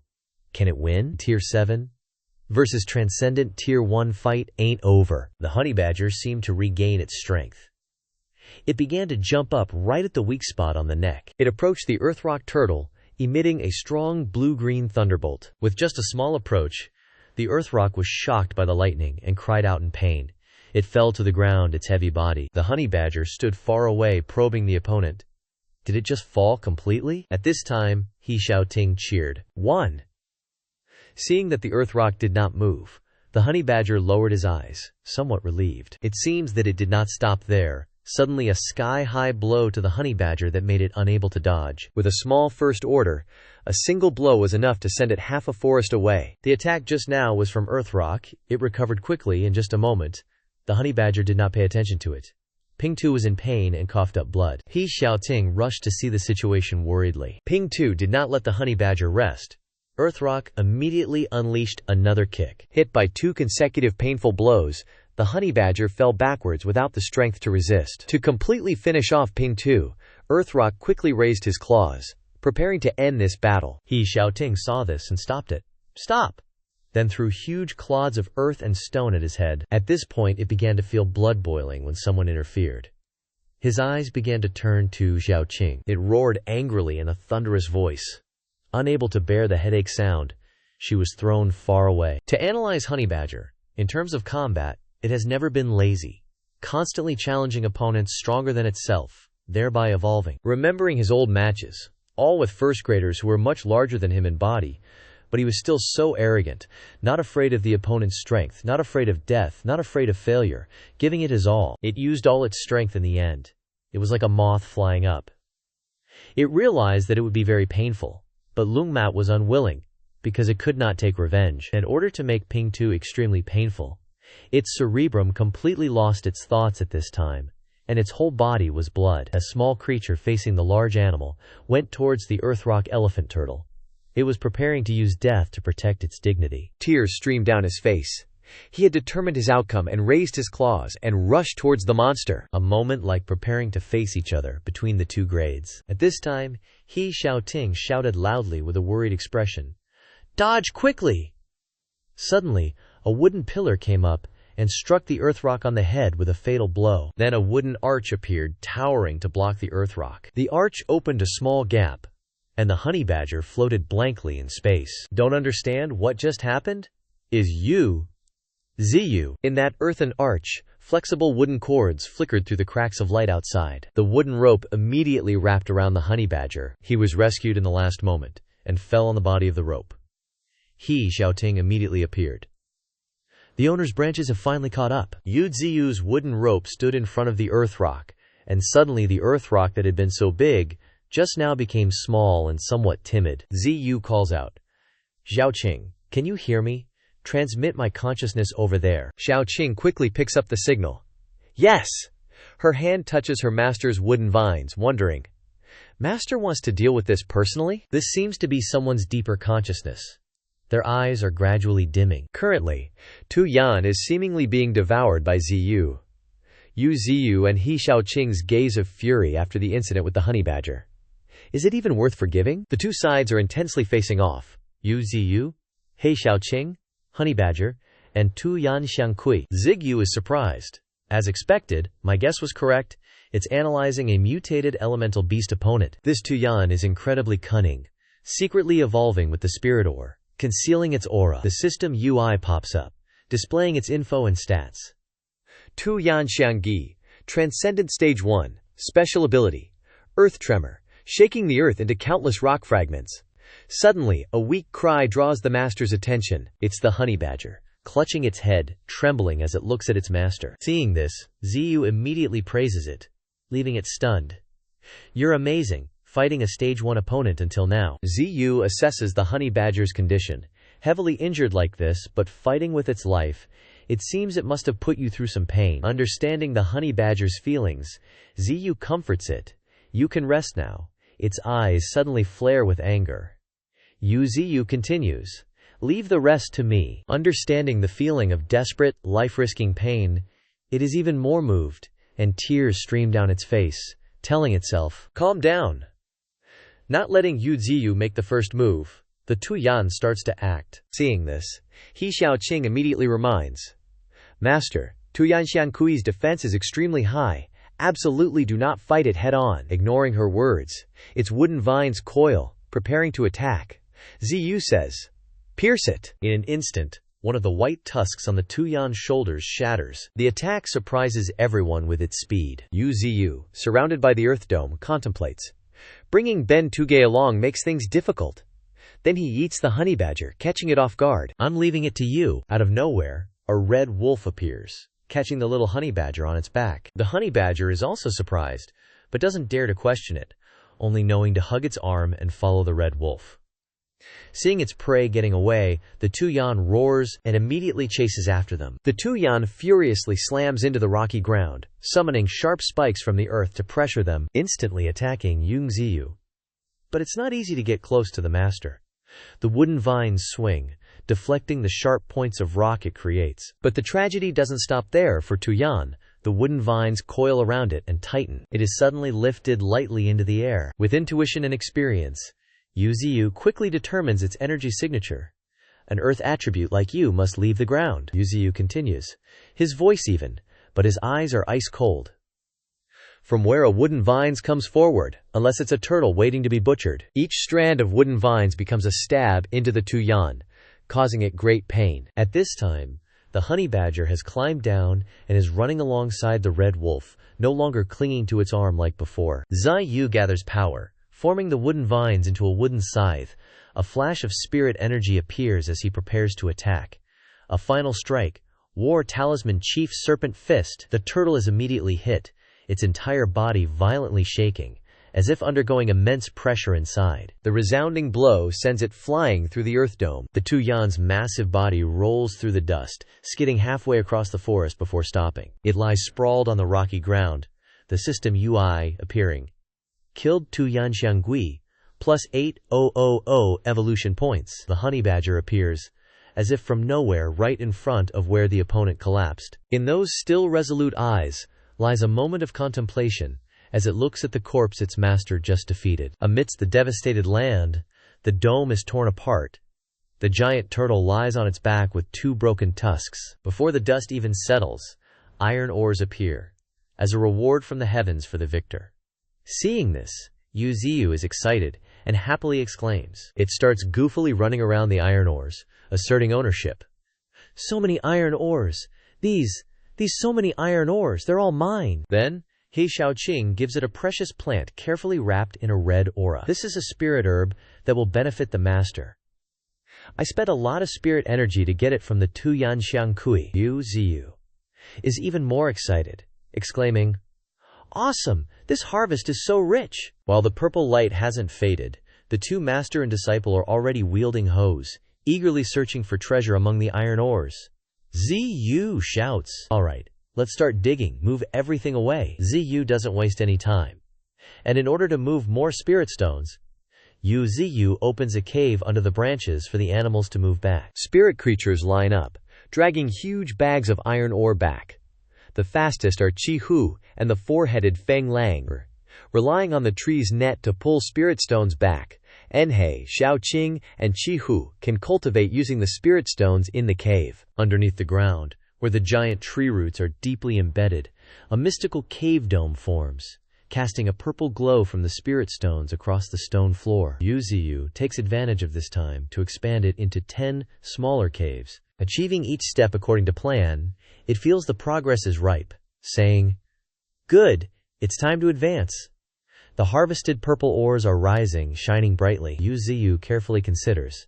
Just in half a day, so much iron ore has been collected. According to Zhao Qing, this is probably a medium-sized spirit stone mine, even larger than the centipede had been monopolizing. The wooden vines coil around the purple iron ores. ZU asks himself, "I wonder what it will transform into this time." The wooden vines then rise out of the ground, emitting a red spirit aura that covers the entire forest. The entire forest stirs. Birds take flight, leaving their nests. Spirit energy recovers.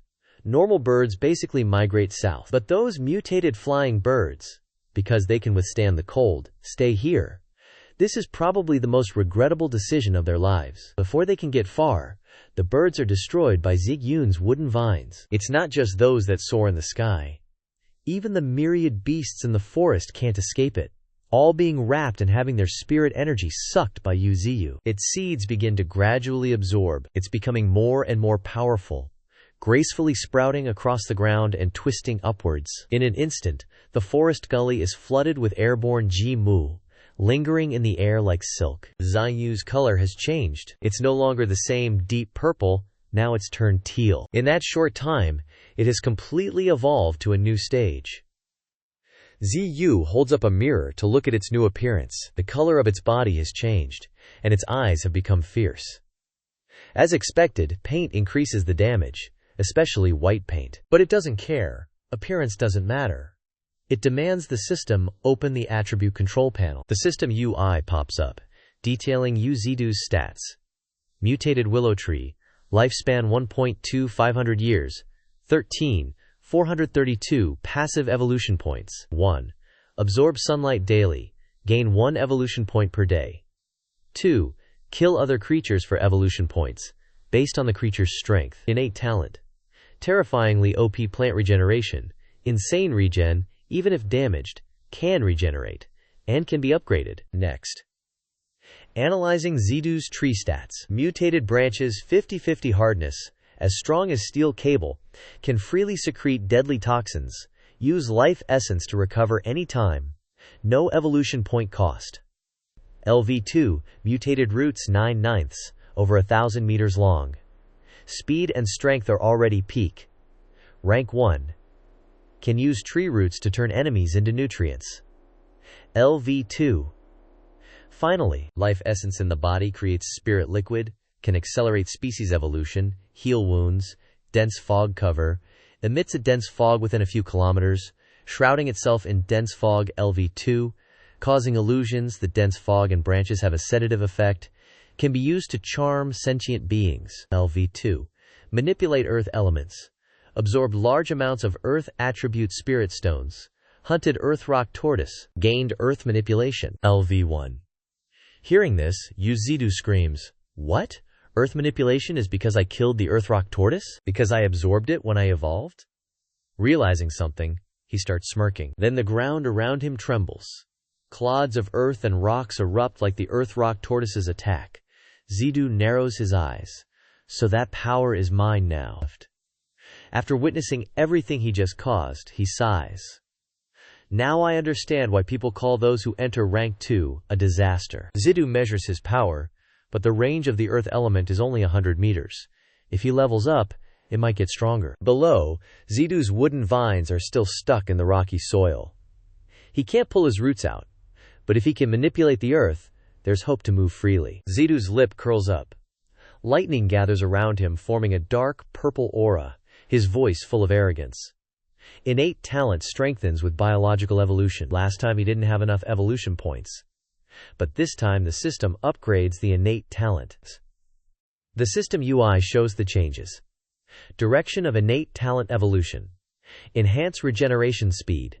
Enhance regeneration consumption. Enhance regeneration ability. He ponders and mutters. Enhance regeneration ability. This could be a life-saving ability. An idea flashes in Zidu's mind. Even if the main body is almost completely destroyed, he can revive through the remaining branches on the earth. Spiritual light bursts forth, the world changes color. Yuzidu stands tall like a guardian god, innate talent evolves, Dawn shines through the leaves, illuminating the newly revived creatures. Grass, flowers, and leaves are refreshed, blooming throughout the forest. Streams of spirit energy fly around, filling the flower and leaf area. Zidu feels the incredibly dense regeneration ability. Everything around him has a chance to live. Zidu holds out a piece of wood, his gaze calm. A blade of spirit energy flashes, cutting the piece of wood in an instant. But after only a few seconds, there seems to be recovery. The break heals, and the piece of wood not only recovers, but also grows longer. Zidu says softly with a hint of pride. This regeneration speed is truly terrifying. Innate talent is indeed OP. This is what happens when you top up your skills. Black Bull, Golden-Haired Monkey, and He Xiaoqing suddenly appear. Seeing Zidu with a completely new look and new energy, she excitedly runs around him. Master, you've finally broken through. The body size ratio is over 20 meters. He Xiaoqing glances at her master, her eyes thoughtful. Master's spirit energy is now around 200,000 or 300,000. Silverblade is no match for you now. Just as she finishes speaking, 2 white cranes and an eagle appear in the sky.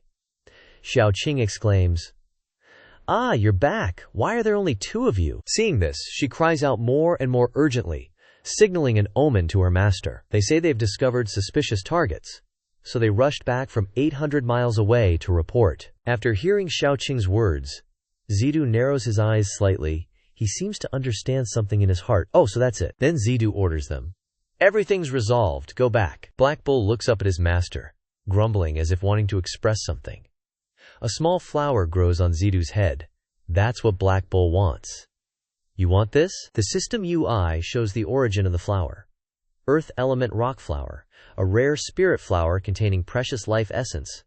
No wonder the bull wants it. Then Zidu throws the precious spirit flower to it. It quickly catches it. Not only that, this flower contains leftover energy. Its eyes light up. After being absorbed, Black Bull evolves into a new species. The stream of vitality in its body surges. Combined with the spirit flower it just absorbed, its aura erupts violently like a reborn wild beast, mutated wild bull, entering rank 9. Seeing his spirit beast suddenly burst with power, Zidu can't help but get excited, his eyes shining as he exclaims, "Directly leveled up to rank 9. This talent is truly terrifying. Not only has its physique evolved, but its intelligence has also awakened." It utters the words divine tree falteringly. Zidu doesn't believe what he just heard, screaming, "You just spoke?" Too excited, he lifts the wild bull up with his spirit wood. The wild bull keeps calling its master respectfully, divine tree, divine tree." Hearing this, Zidu gets even more excited. He laughs heartily.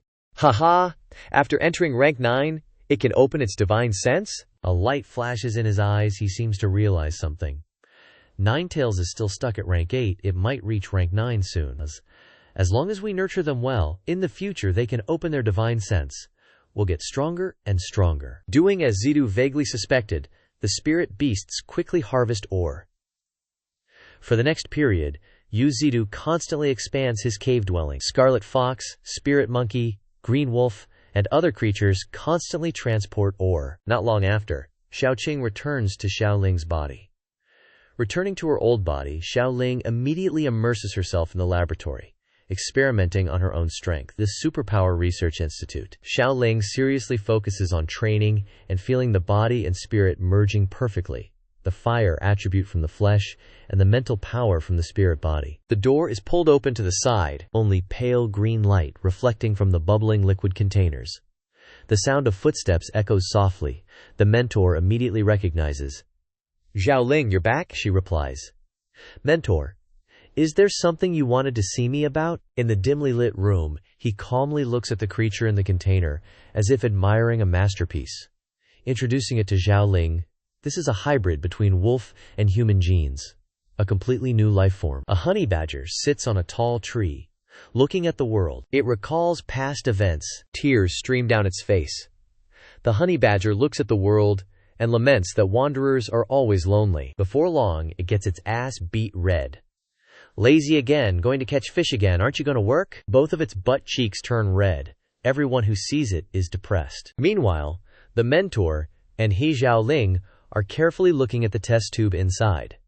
This is a hybrid life form of mutated wolf and human. After thousands of experiments, it still fails. Human regenerative cells cannot resist the corrosion of wolf cells. He Xiaoling looks up without saying a word. He puts his hands behind his back and says repeatedly, "The next batch of experimental subjects will be brought here soon. These people voluntarily chose to experiment." And he says what might happen. This is related to the rise and fall of humanity. This is a necessary sacrifice. For them, my experiment will definitely succeed. Suddenly, his voice becomes strangely low. If we can capture a creature with super regeneration, he draws a future. Then humanity will usher in a new evolution. Human era. Spirit recovery. She opens her eyes wide and looks carefully. We can't lose. Elsewhere, a group of people with weapons rushes into the desolate valley of North Wu. The four-eyed guy trembles and says, "Brother Hugh, the thick fog in this great mountain is really abnormal. Will it trap dead people inside?"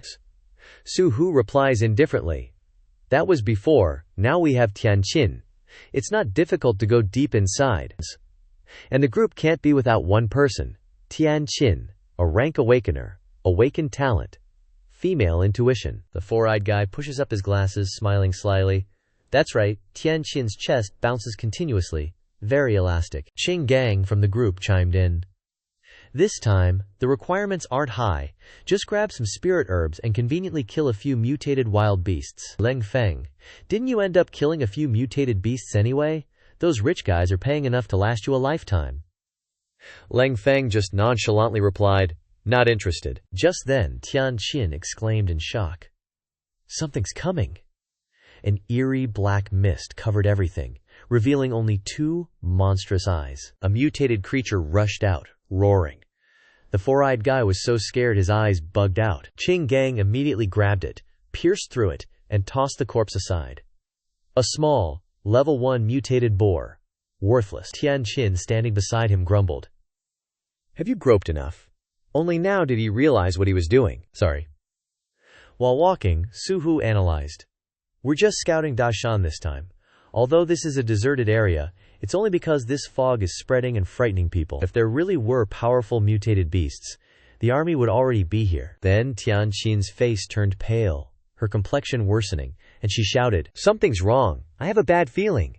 Tianqin yelled, signaling everyone, "Run! We can't stay here while there's still time." A mutated white tiger rushed out, baring its fangs, wanting to devour everything. Tianqin's eyes widened as she looked at it. Qing Gang glared tensely at it, and the remaining members all had different expressions. The mutated white tiger's face was full of cunning, intimidating the whole group. Blood kept splattering on Tianqin's face. It went berserk and charged aggressively. Mutated white tiger, level 7 entry stage. Ability: mutated tiger claws. Alloy tiger claws strong enough to tear everything apart. The tiger's roar will cause all things to tremble and easily lose the courage to resist. Qing Gang raised his super punch to attack. Damn it, he desperately went all in. Tianqin screamed, her face pale with fear, stopping him. "Don't go over there!" The mutated white tiger immediately attacked, hitting Qing Gang right in the center of his body. The four-eyed dude, scared shitless, opened fire, bullets continuously hitting it. The mutated white tiger chomped down, swallowing almost half of his body. Now only Leng Feng was left. He drew his sword and yelled, "What are you standing there for? Run! At least someone has to survive to inform the army. We can't defeat this level 7 Tiger King." The mutated white tiger identified its target and immediately pounced. White smoke billowed out, spreading throughout the forest. Tianqin couldn't resist and screamed. It approached with its glowing eyes, stomping on Leng Feng's body. Tianqin's eyes welled up with tears. "Everyone is. Am I going to die here too?" The mutated white tiger opened its mouth, preparing to devour her. Just then, a long tree trunk wrapped around it. The mutated white tiger was constantly entangled by tentacles, and was simply no match for it. Tianqin, with her remaining strength, opened her eyes to see a fierce and continuous battle. What? The light in her eyes gradually dimmed, not knowing how much time had passed. The mutated white tiger was now as obedient as a puppy. It was terrified of the higher-level beasts. The honey badger raised its head and grinned triumphantly. Now, it was surrounded by many beasts. This world was being dominated by this towering tree. Yu Xingyu looked at the white tiger as if he was about to eat it alive. After experiencing the essence of life, he also gained new abilities. The system notified him that the life essence point had been evolved and consolidated, simultaneously accelerating the evolution of all things, and would subconsciously be more intimate with Yu Ziyu. It could allow the user to increase intimacy. Let's test it on this white tiger. Yu Ziyu dripped something on the white tiger. A change suddenly occurred in its eyes. The pupils became larger than normal. The white tiger suddenly became strangely obedient, causing Yu Ziyu to exclaim, "Don't lick me!" The essence of life is more potent than before. It became intimate in an instant. Then he suddenly had an idea. What if I use it on humans? Let's try it on those 3 people I just conveniently saved. Just then, Tianqin vaguely woke up, and the whole group stared at her, which scared her. Mutated beasts! Tianqin shouted to her companions.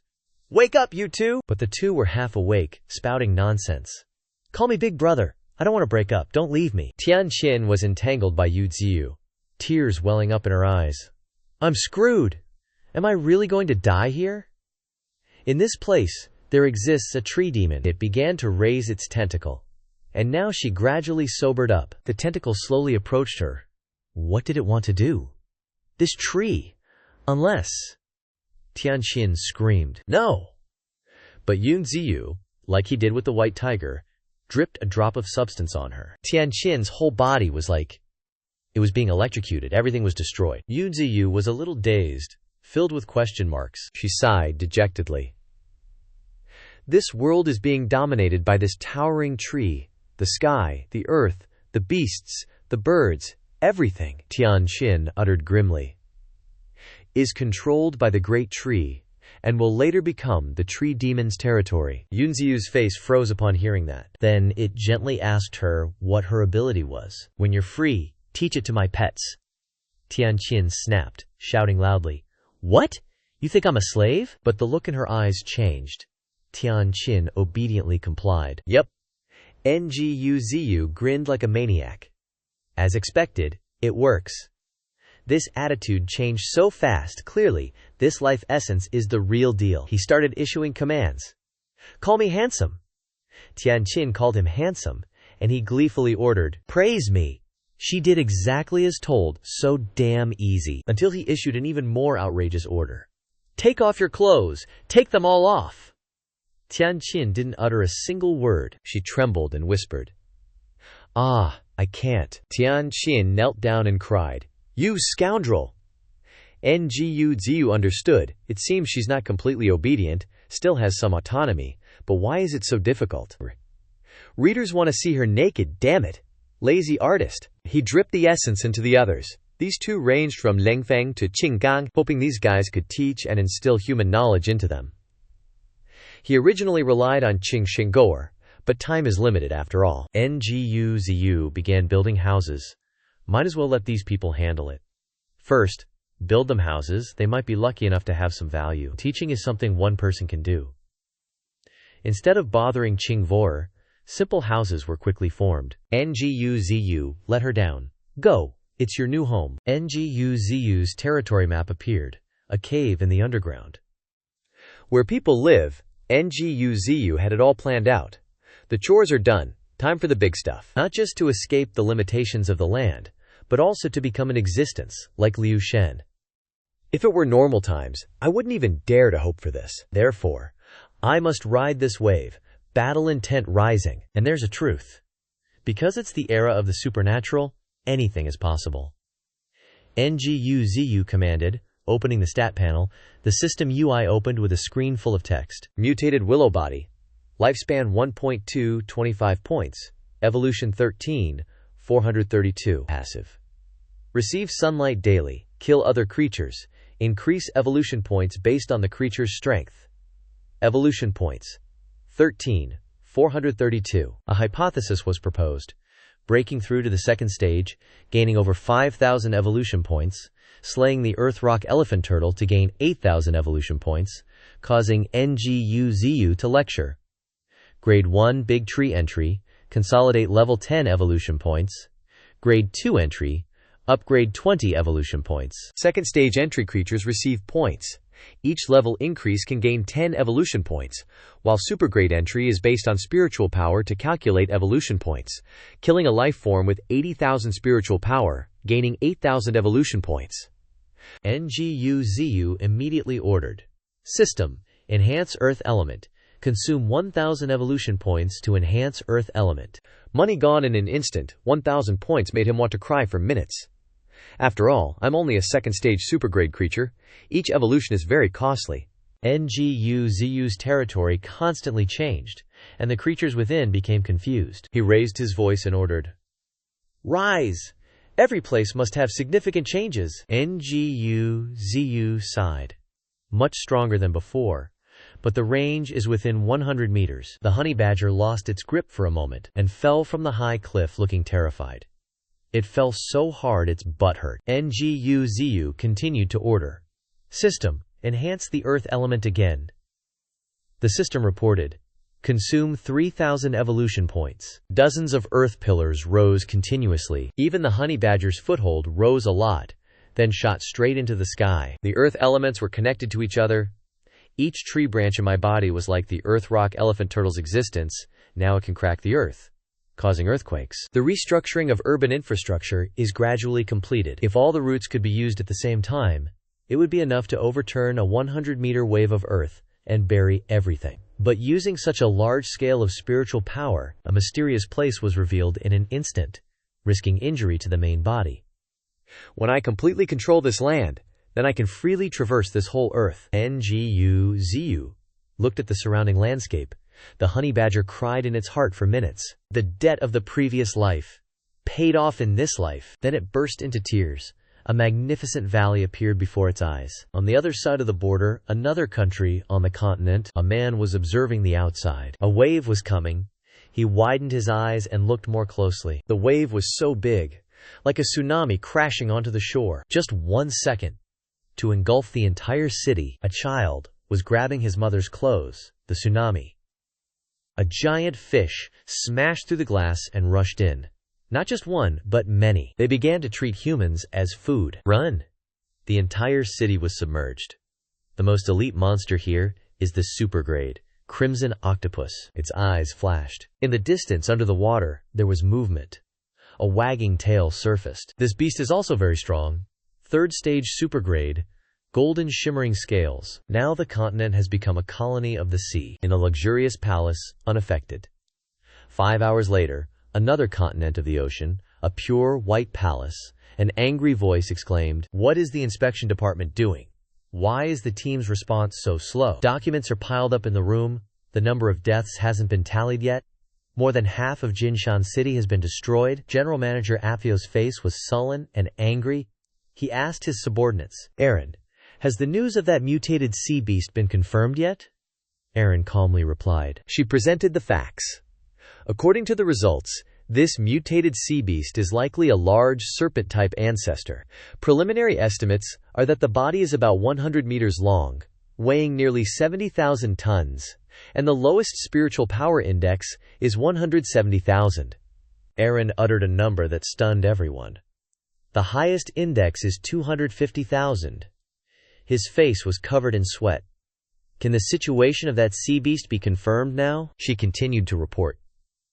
In order to end its disaster, 3 nuclear warheads were fired. Only one could hit. Now, it has returned to the seabed, and it is very difficult for us to lock its position. The whole room became chaotic. What does it mean that only one hit? Do we even know if it's dead or alive? Aaron's eyes didn't change. That's right, the entire ocean is. His face became more and more strained, especially tragic. The ocean's depths hide potential that's going to get scarier by the day. Noise is already leaking in from outside. Inside the ravine, Leng Feng's locked in, seizing the moment. Jingji screams, on edge. "Don't FCK this up." Qinggang just ate a punch to the face out of nowhere, yelping in pain. In the forest, everyone's doing their thing. Leng Feng's giving cooking instructions, grabbing a pot to pour oil in. Jingji's schooling the mutated white tiger. She points at the board.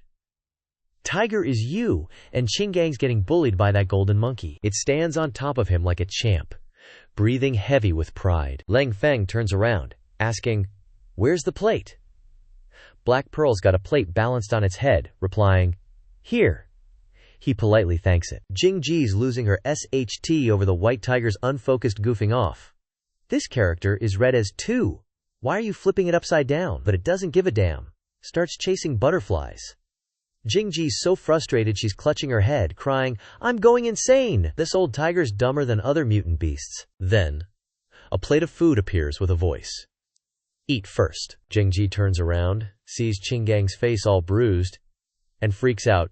"Are you dying too?" A sec later she calms down, saying, "You don't need to feel so bad. I'm a daughter of darkness, stuck leading this group of mutant beasts." They both glance at Lang Feng, feeding the beasts, thinking the same thing. He's just a damn cook. Qinggang munches on, agreeing, "True, now I'm a training instructor." They start gossiping. "It's been 3 days, and that Trucian hasn't killed us. It's Khaleesi, 'cause we're doing what it wants." Who knew? 300 miles from the city, a skyscraper-sized tree is growing? It's even got intelligence. If the army finds out a superpowered being gains sentience, they'll mobilize the whole country to wipe it out. Qinggang concludes. Basically, to survive, gotta teach wild beasts to read. Jingji and Lang Feng nod in agreement. Just then, the mutated white tiger walks by, sees them staring, sits down, and tilts its head. The three just sigh in boredom. Yu Ziyu sees this and stays silent. He Xiaogang asks, "Master, why are you keeping them around?" He bluntly answers, "I need them. Their knowledge is important to these creatures. If we clash, this knowledge is totally usable." He Xiaojing adds, "Humans are dealing with some big stuff too." Yu Ziyu asks, Huh? Hours later, the mutant beasts are knocked out. Yu Ziyu's face darkens, radiating heavy anger. "Humans used nukes?"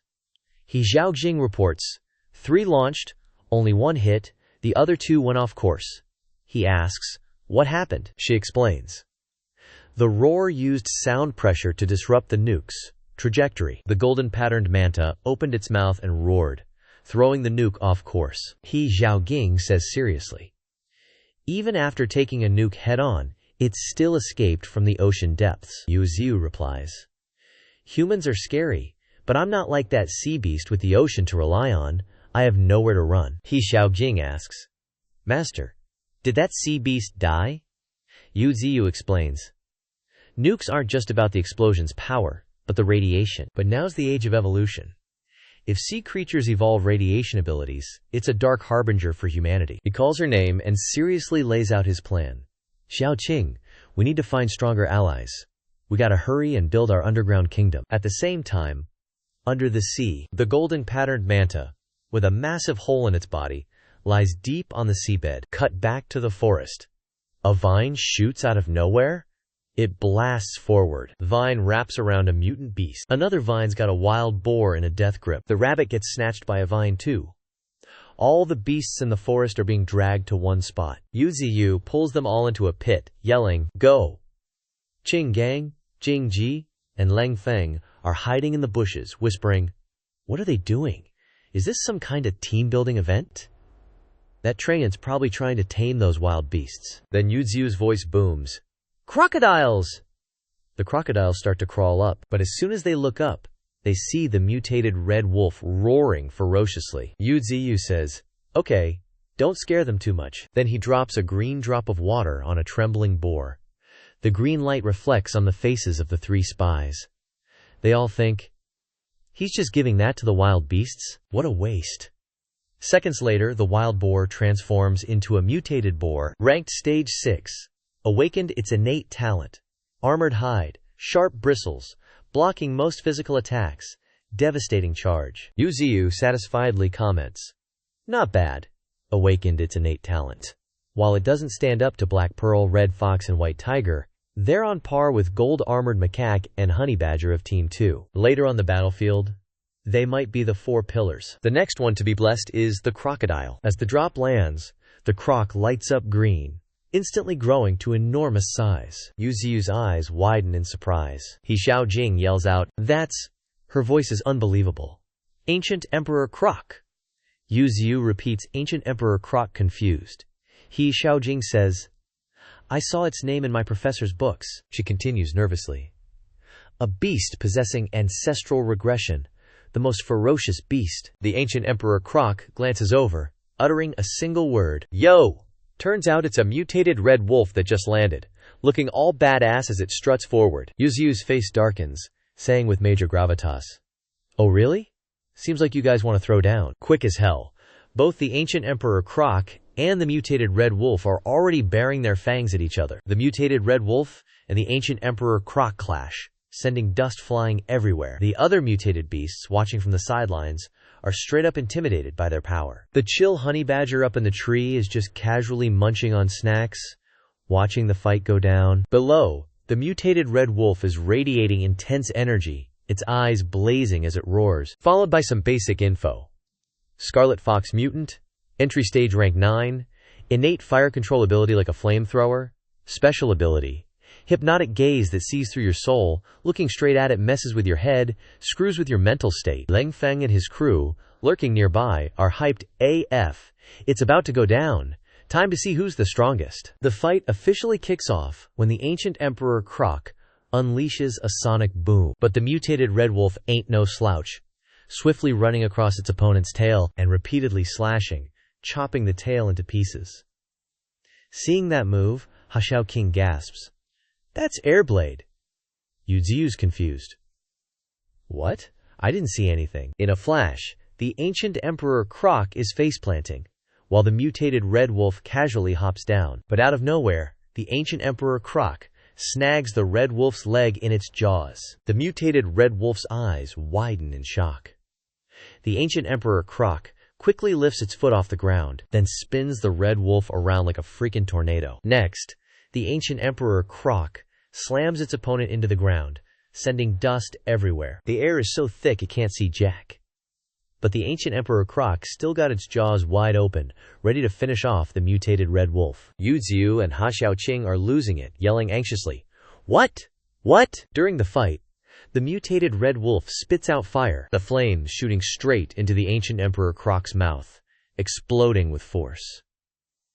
Then, a cloud of gray smoke spreads across the sky. Yu and Hashao Qing cover their mouths, coughing hard. Soon after, the smoke clears, revealing both mutated beasts still intact. The ancient Emperor Croc smirks coldly. The mutated red wolf grins back. Observing their attitudes, Yu says with satisfaction, That smile shows they've acknowledged each other's strength. Hashao Qing asks excitedly, Master, would you say this is an unexpected gain? It replies, Indeed, obtaining the genes of the ancient era after evolving again. It's not to be underestimated. Its strength is now on par with the Scarlet Fox. New info about the evolved Croc has been updated. Emperor Croc. Ancestral Awakening Stage Rank 9. Innate talent is Ancestral Reversion, awakening the instincts of a wild beast. The angrier it gets, the stronger it becomes. Super sense of smell. Armor around its body is coated with a layer of bone armor. Sharp teeth can tear anything. Sonic vibration uses sound to cut everything, producing sonic wave attacks. After everything settles down, Leng Feng and Jing Si retreat, but Qing Gang stays put. Seeing this, they whisper, Qing Gang! Hey, Qing Gang! The next day. In the canyon, the new day begins with a leopard man cut in half. Qing Gang is there, yelling to the mutated red wolf. Let me handle it!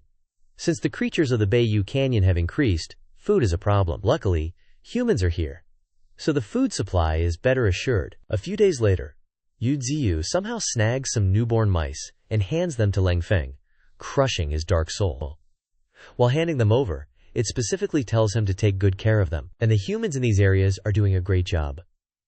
In just a few days, Zhao Lin and Qi Hu are chatting with Yu. Every holiday, the mutated beasts come to wish Yu, the spirit tree, a happy new year and a happy Qingming festival. But when it comes to studying, honey badgers and golden monkeys aren't well behaved and can't stay quiet for 5 minutes. On the other hand, Bai Hu is very serious about studying. It's just a pity that even though the board clearly says 2, it still reads 11 while wagging its tail, leaving Jing Si speechless. The most active one is Qing Gang, who not only hunts everywhere, but also makes new outfits for Tian Xin and Leng Feng, and his strength is showing signs of breakthrough, thanks to drinking from the spirit pond. Yu also sees his contributions, saying with some interest, That guy's pretty interesting. Out of nowhere, the mutated red wolf announces that the divine tree, he, is heading this way. Hearing this, it asks in surprise, what's he doing here? On the other side, Qing Gang is indeed striding forward. The mutated red wolf cautiously replies, I don't know, but Zhu Lin has gone to stop him. Over here, Zhu Lin's eyes flash with killing intent, stopping him. Halt! The front is not a place you should be. Though scared, Qing Gang still asks for permission. I have a few words to say to the divine tree. Please let me pass. Zhao Lin firmly refuses. Go back! Seeing that it's about to attack, Qing Gang quickly yells, Wait! Don't get excited! But then Yu Ziyu's voice rings out. Let him in! The words cause Zhao Lin to freeze. It continues. I want to hear what he has to say. After being granted an audience, Qing Gang expresses his respect. Divine tree, great one, 10,000 years, boundless life, I respect you, like the rolling river, flowing without end. Yu Ziyu asks coldly, Is that all you want to say? Then it orders, I'll give you 1 minute. Get to the point. Qing Gang is silent for a moment, then bows respectfully and says directly, I want to join the divine tree great one's ranks. Hearing this, Yu Ziyu asks without emotion, Is that your purpose? Qing Gang gets a little worked up, honestly stating, Divine tree great one, I admit, I hope to gain your nurturing. In this world where the big fish eat the small, I'm just an awakener, with a physical talent, with no background whatsoever. Divine tree great one, you are my hope to become stronger. Yu Ziyu says curtly, A person who betrays even their own race, what reason do I have to trust you? Get out! He doesn't insist, obediently replying, Yes, I've wasted your time, I'll leave now. Watching Qing Gang's back, Ha Xiaoqing asks curiously, Master, aren't you going to take him in? Yu Ziyu explains, Just letting them survive is good enough. In this place filled with spiritual energy, they all want to stay. Their strength has increased greatly compared to before. Indeed, Leng Feng and Qing Gang are now rank 7, and Tianqin is also rank 6. Hearing this, Ha Xiaoqing finds it reasonable. So isn't that pretty good? Having some humans here will make it easier to integrate them into human society later on. It starts explaining about human nature. Some people are born rebellious, and some things you give too much of. They'll get used to it, thinking it's their right. Suddenly, one day, you don't give them anymore. Then, the first one to betray you will be him. That's just how humans are. Gotta keep observing them to see if they're truly those kinds of people. Now that the gorge is stable, and we've got mineral deposits, we just need to keep a low profile. Suddenly, Xiaoqing drops a bombshell. The silver centipede we talked about earlier? It's been captured and turned into a human test subject. Yu Ziyu freaks out. They caught it in just a month? Her face turns dead serious. I'm planning to absorb the silver centipede's soul essence. Maybe I can break through to first order. It seems worried, asking cautiously, Are you sure about this? A first order transcendence soul essence isn't something to play around with. You could get devoured yourself. He Xiaoqing suddenly blanks out, repeating, Are you sure? Yu Ziyu looks at her, thinking, Xiaoqing's actually learning to think for herself now. These humans are growing up fast. Just then, a loud crash nearby grabs their attention. Turns out, ever since Yu Ziyu brought it here, the Emperor Crocodile, already short-tempered, has been trying its best to suppress its nature. Only the arrival of the Chad honey badger slightly eased its boredom. In the escalating battle, the honey badger's strength hit level 7 peak. The ancient Emperor Crocodile wrinkles its nose, eyes blazing with battle lust. Besides the honey badger, the golden-haired monkey and the armored wild boar also broke into level 7. As for the avian squad, besides the level 7 white crane, the remaining 8 falcons are now level 8. Feng Lang also recruited 30 wild wolves, now forming a large pack. The growth of these mutated beasts ain't gonna be peaceful. Seeing all this, Yu Ziyu suddenly hesitates. Should I have imprisoned them here? He Xiaoqing replies without hesitation. If you release the Emperor Crocodile, it'll definitely become a regional overlord. She pauses, then says, The time has come. Soon after, night begins to fall. All the beasts and the 3 humans gather at Yu Ziyu's place. The 3 humans are shitting their pants looking at the giant mutated beasts. Qing Gang thinks to himself, if this lineup was unleashed in the real world, the whole Federation would go insane. Once everyone's gathered, Yu Ziyu declares, You've all reached the peak of the entry stage, so I can't protect you forever. You need to go out and train. But not all beasts can leave. Only those who reach level 9 can go. Scarlet Fox, Bull Demon, and Emperor Crocodile can leave. Just as he finishes speaking, the mutated white tiger suddenly roars, instantly transforming into a level 9 entry stage white tiger. LIEU has to actively stop it.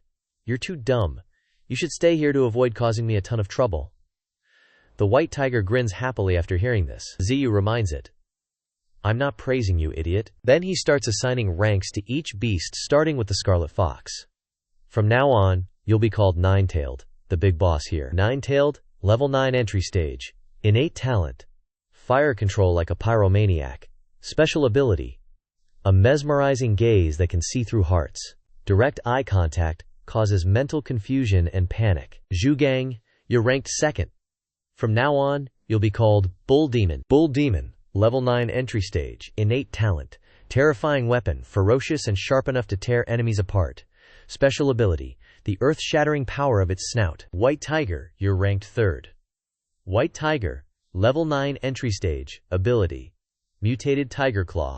The sharpness of the alloy claws is enough to tear everything apart, and the tiger's roar strikes fear into everything, making them lose the courage to resist. Emperor Crocodile, even though you're stronger than White Tiger and Bull Demon, you came later, so you're ranked 4th. Emperor Crocodile, Ancestral Return, level 9 entry stage. Innate talent. Awakens the instincts of a wild beast, growing stronger with rage, with super-sensitive olfactory abilities.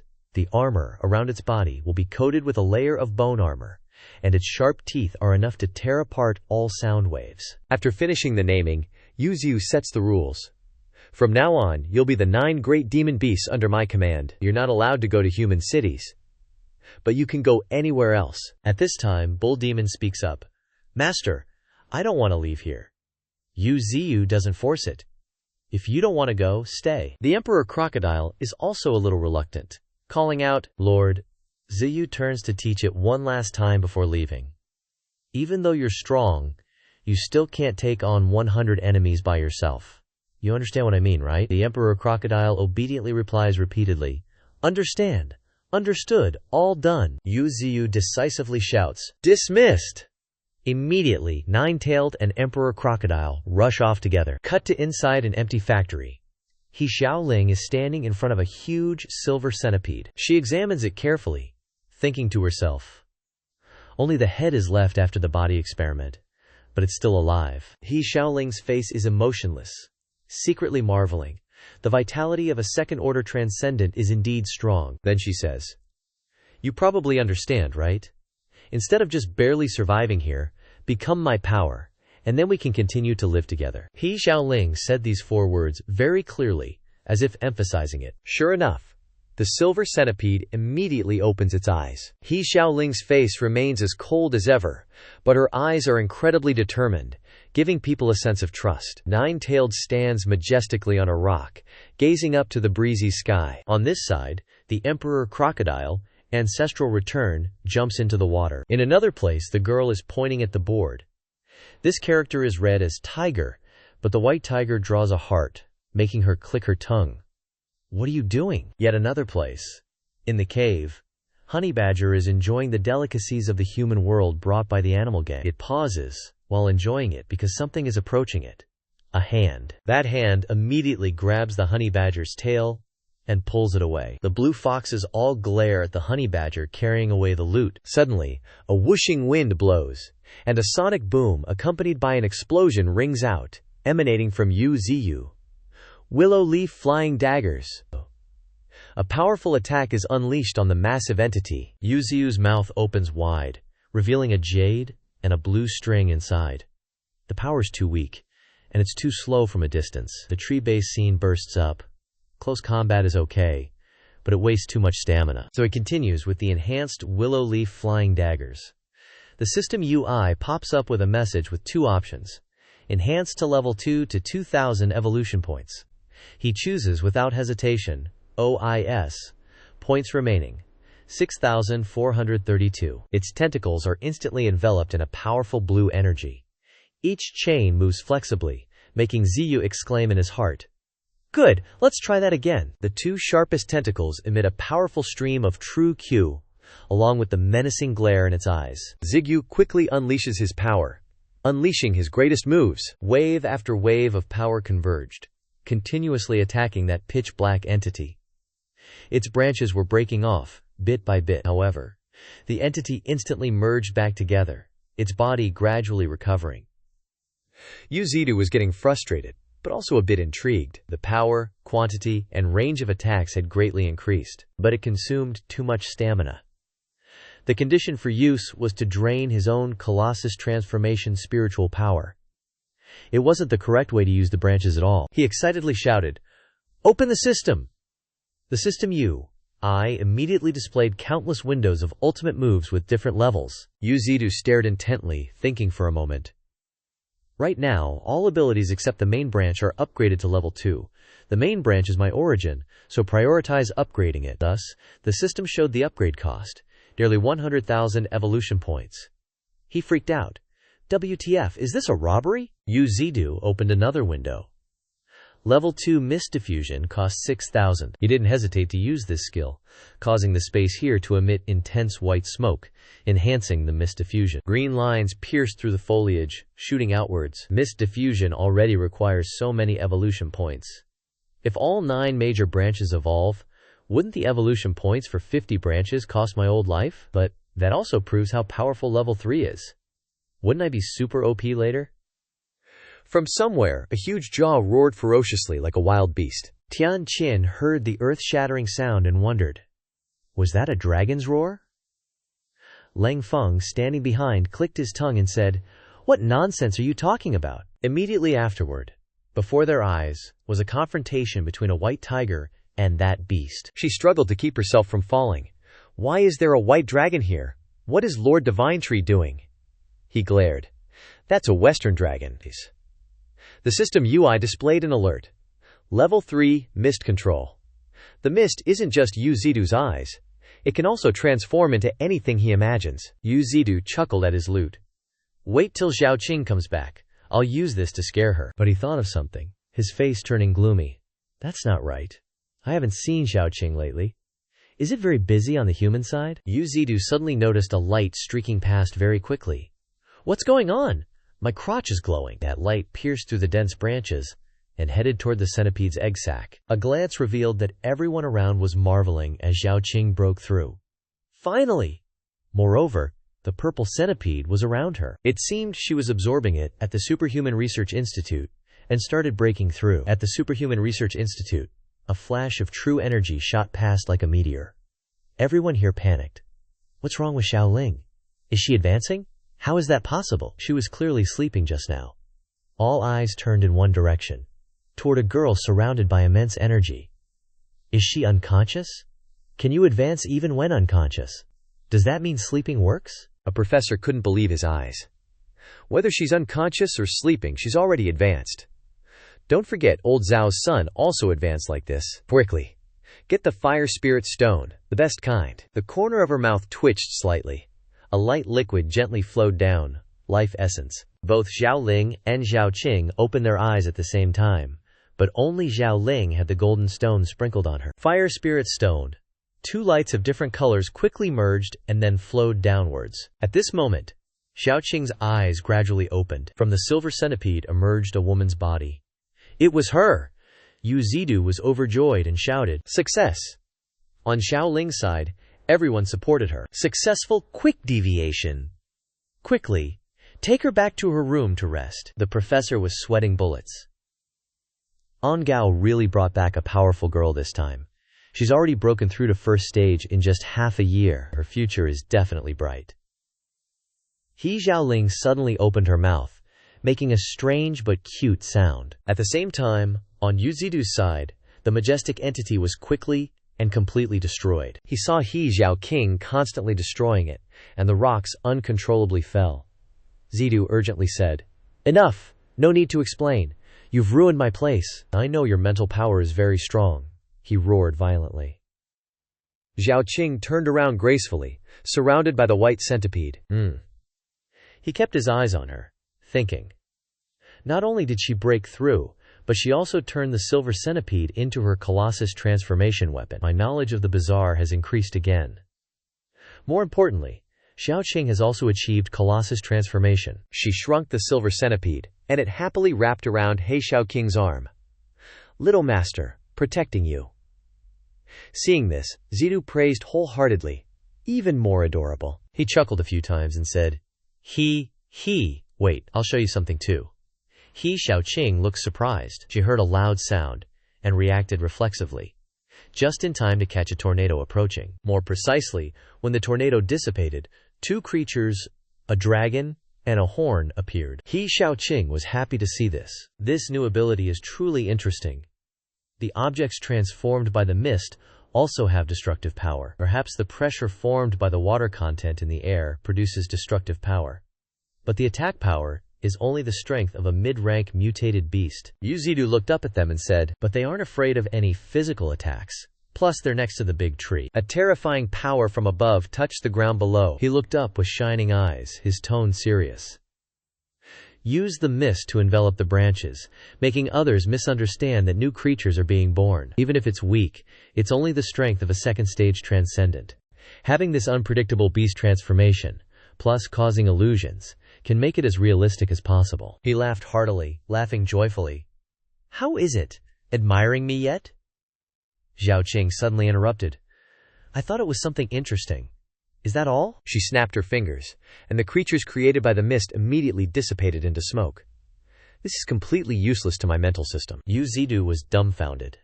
I worked so hard to create mist beasts, I thought they were immortal. Xiaoqing clicked her tongue and explained, not only are they useless against my mental system, but it's even more dangerous because I've found the main body controlling them based on these mist beasts. Zidu sweated profusely, looking displeased. I really hadn't thought of that. He Xiaoqing pleaded. Master, use spirit stones. Not only can they conceal the spiritual connection between you and the mist beasts, but they can also strengthen the mist beasts. Hearing this, he snapped his fingers and nodded repeatedly. Right. I thought so too. You pointed out the perfection of what I was thinking. Your brain is still smarter. Thus, Zidu immediately took the purple diamond with his tentacles. As soon as he put it on, the mist beasts' bodies gradually recovered. This diamond seemed to have a magnetic attraction, emitting a dazzling light, making the eyes of the dragon mist beast also shine brightly. In an instant, its shape was completely recreated, this time even more energetic. Yuzidu acted cool. Damn, that's awesome. He Xiaoqing was also dumbfounded. It's become even more realistic. The mist beast's spiritual power has now been completely concealed. She turned her head to look and happily said, That's right, master. I still have something I want to show you. The space here became a mess, with the city sinking into a sea of fire, and something shot up from the sea here. Countless mutated fish emerged from the sea, all roaring. On land, a series of tanks continuously fired wildly. In the sky, airplanes and artillery shells rained down continuously. Each bullet and shell fell, exploding an entire space, making the explosion fierce. A person covered from head to toe discovered something very shocking. From nowhere, a terrifying entity wrapped around that person. In addition to the sound of gunfire, the entire space was filled with tragic screams. Pew pew! These guys are still unloading bullets like crazy. Where's the frickin' Federation support at? They ain't holding back. Some dude's all teary-eyed, looking straight up defeated. Are we gonna die here, FRFR? This massive freaking Stage 2 coral crab is tangled in dirt, thrashing like a BTCH. The whole city's drowning in flames. People are like, that was my house, you know? Cue the waterworks. Inside a room, some guy's hanging pork high up in a house under a clear blue sky. This is He Xiaoqing's place. She's walking, reminiscing about the past. Master, tell Yu Jun to meet me at the place I told you about tomorrow. Got something for him. Yu's kinda surprised. Something? Just then, a bird with wide wings flies in. It's an eagle. Startled to see someone, He Xiaoqing instantly recognizes it. Ada! The eagle starts chirping like a lost chick, making her cringe. What's up? Don't bring strangers here. Ada keeps rubbing its head against her cheek, and Xiaoqing's totally confused. We just met! Why so clingy? Then she pulls out a box and says seriously, Give this to the master and don't you dare lose it. It nods like crazy. At Yu Ziyu's garden, Da brings back the box. Yu Ziyu stares at it for ages like, "This is what Xiaoqing wanted to give me? There's an opening here." He opens it, and there's a tiny ant on a piece of paper, barely alive. Ziyu purses his lips. Looks like it's about to kick the bucket? System UI. Mutated ant. Lifespan. 2 days. Innate talent. Special strength. And a ton of other stats. Xiaoqing shows up. "Master, why didn't you wait for me?" Ziyu jumps. "Just taking a look." She glances at the ant and explains.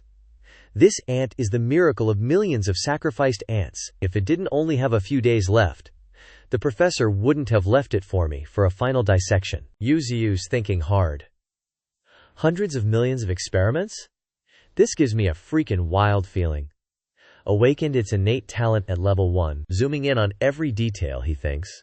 It's got sharp scales and 6 legs. It wouldn't have these abilities if it wasn't experimented on. Guess there's a silver lining. Suddenly, Ziyu's eyes flash. "Chinger, you really brought me a surprise. Don't worry, I'm here. It ain't dying today." He picks up the mutated ant with his tendrils and drops a droplet of something. Essence of life is too dense. Direct nourishment would be a death flag. Dilute it with water from the lake. The drop of essence soaks into the ant, and its eyes light up. In a flash, its life force levels up and stabilizes. Xiaoqing's stoked. It worked. Ziyu drops another drop of essence. Instantly, the mutated ant emits a crazy light, blasting to the sky. The wind starts picking up, getting stronger. The tiny ant has transformed into something completely different. Its eyes seem to flash with sharpness. Yu Ziyu's like, "Wait, what?" It attacks, so he has to counter with his tendrils. When Yu Ziyu sends his tendrils, the mutated ant moves nimbly to dodge. It evades every single one of Yu Ziyu's attacks with agility. He's watching it closely, kinda impressed. "Damn, that's fast!" The mutated ant is super focused. The mutated ant is trading blows with Yu Ziyu's tendrils.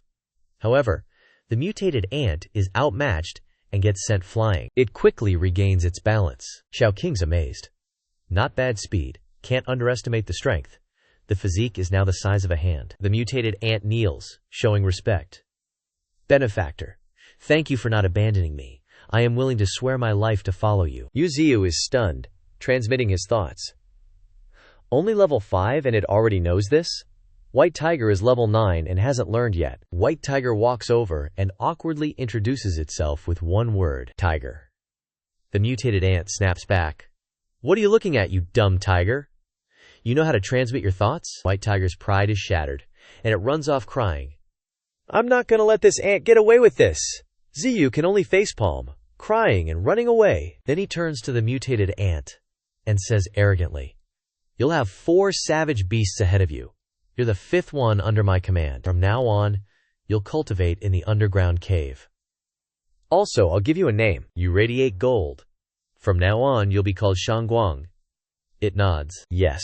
Watching Shangguang leave, Xiaoqing keeps saying, "Shangguang has seen countless compatriots die tragically in human laboratories and has undergone countless unknown experiments. His heart is already full of scars. I'm afraid that the stronger he becomes, the more uncontrollable his anger towards humans will be." Yu Ziyu thinks to himself, "At least he won't point his sword at me. That's enough." Meanwhile, White Tiger is sobbing because his pride has been hurt, and a girl is comforting him. "It's okay.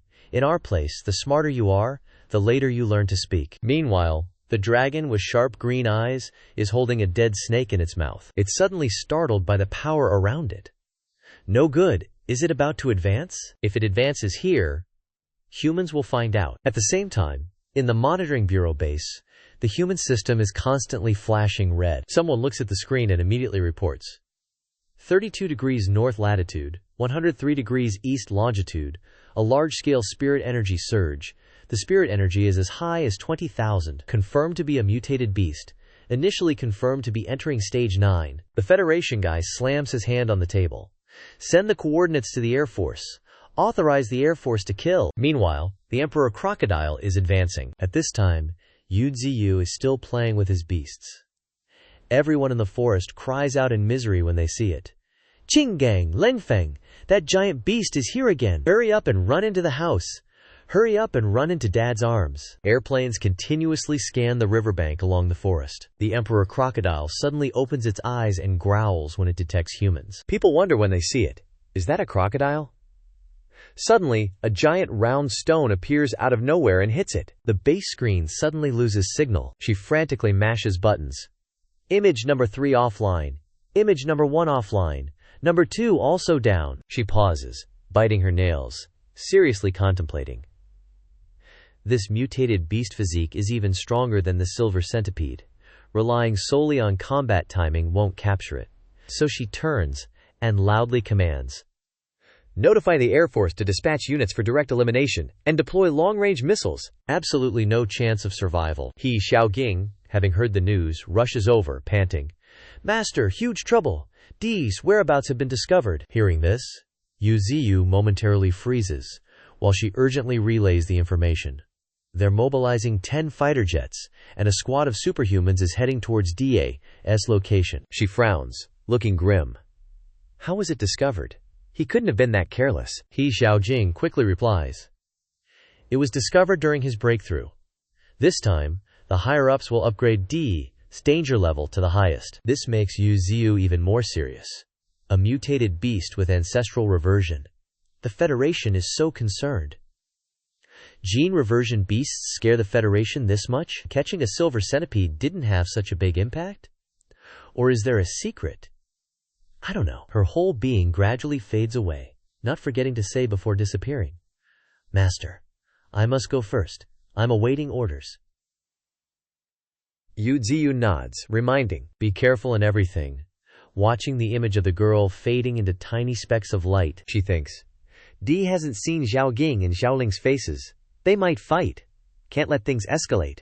So she whistles sharply. Immediately, a flock of falconbirds appears and gathers. Yu Jun, the earliest tamed beast, the overlord of the skies. Yu Ziyu quickly orders, help me bring D back here. With your speed, humans can hardly threaten you. Control the fighter jets following Dai, and watch out for their snipes. Under Yu Ziyu's command, the falconbirds immediately take off. Meanwhile, on Da's side, the human-piloted planes continuously fire, unleashing hell. The barrage intensifies, overwhelming him and causing him to roar incessantly. From a non-combat aircraft, the people inside are discussing. The aerial units are now leading the giant crocodile into the plains. We'll land here and intercept it, a life-or-death showdown. Hearing their discussion, He Xiaojing can only fret, sadly unable to speak out. At the Spirit Energy Monitoring Center, a panicked young man rushes to report to her. Is it really necessary to use such a large formation against the giant crocodile? Driving it into the red containment zone? Letting it rampage with other creatures, and then making our move wouldn't be better? She glares, immediately retorting.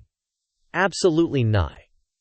The Biological Research Institute just confirmed that the giant crocodile has gene reversion.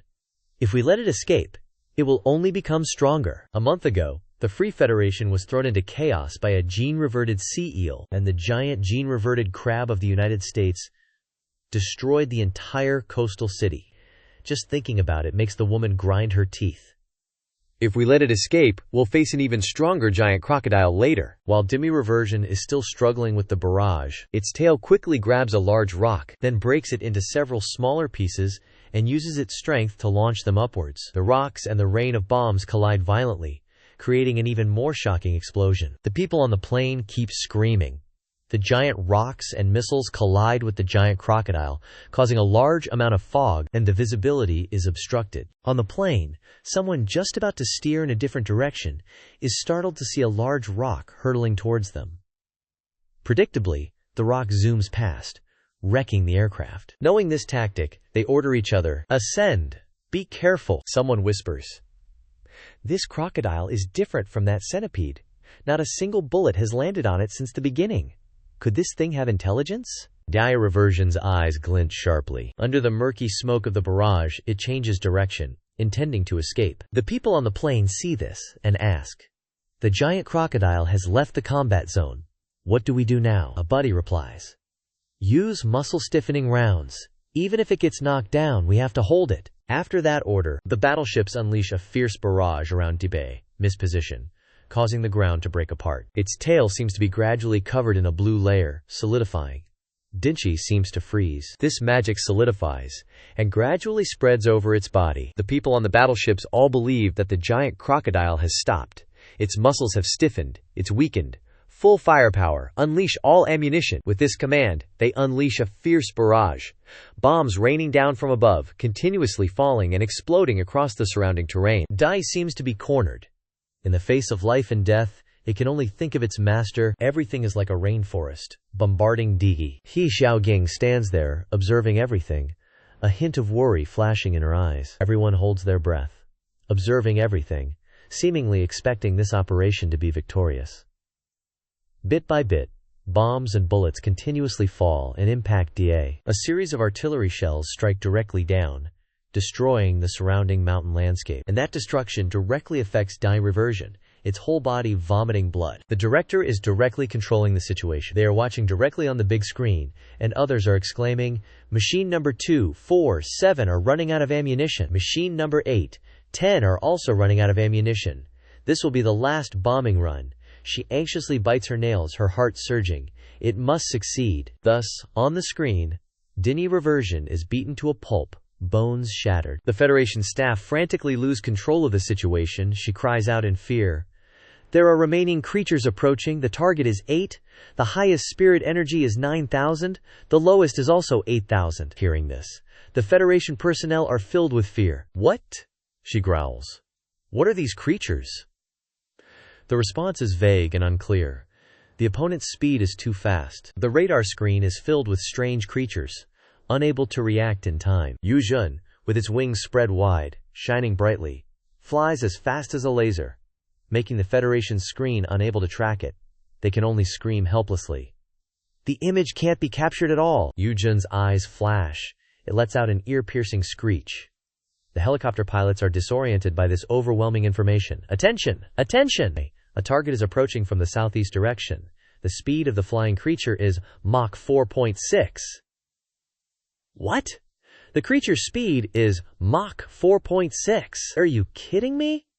Are you kidding me? Before the words could even finish, a massive beam of light cut through, interrupting the news broadcast. Across the Federation, the big screens glitched out, displaying only static. One after another, Federation personnel reported. Director, all units within the central zone have lost contact. The director's face went pale. Thank God the target lost contact. Everyone else is witnessing a failed operation. She breathed a sigh of relief. Suddenly, a Federation employee yelled, Director, the footage of the avian swarm has been acquired. The director hastily projected it onto the big screen, revealing the scene with the U Falcon. This is the U Falcon, a top-tier predator before mutation, capable of bursts of speed up to 390 km per hour. Halfway through the briefing, the director's face turned ashen. These avian freaks are all rank 9 now. The Air Force is no match for them. Countless avian beasts soar through the majestic skies. How could humans be their match? At the Beiwu Mountain Ravine, where uniquely shaped peaks rise, the creatures were fleeing in disarray, fear etched on their faces. A massive sound originated from a beast's heavy stomp. Dai stopped the other animals from running. It panted heavily, its entire body riddled with injuries. A wild boar cautiously touched its body, both afraid and worried. I'm fine, Dee replied. I'm fine. The other avian beasts were gossiping. Da is seriously injured.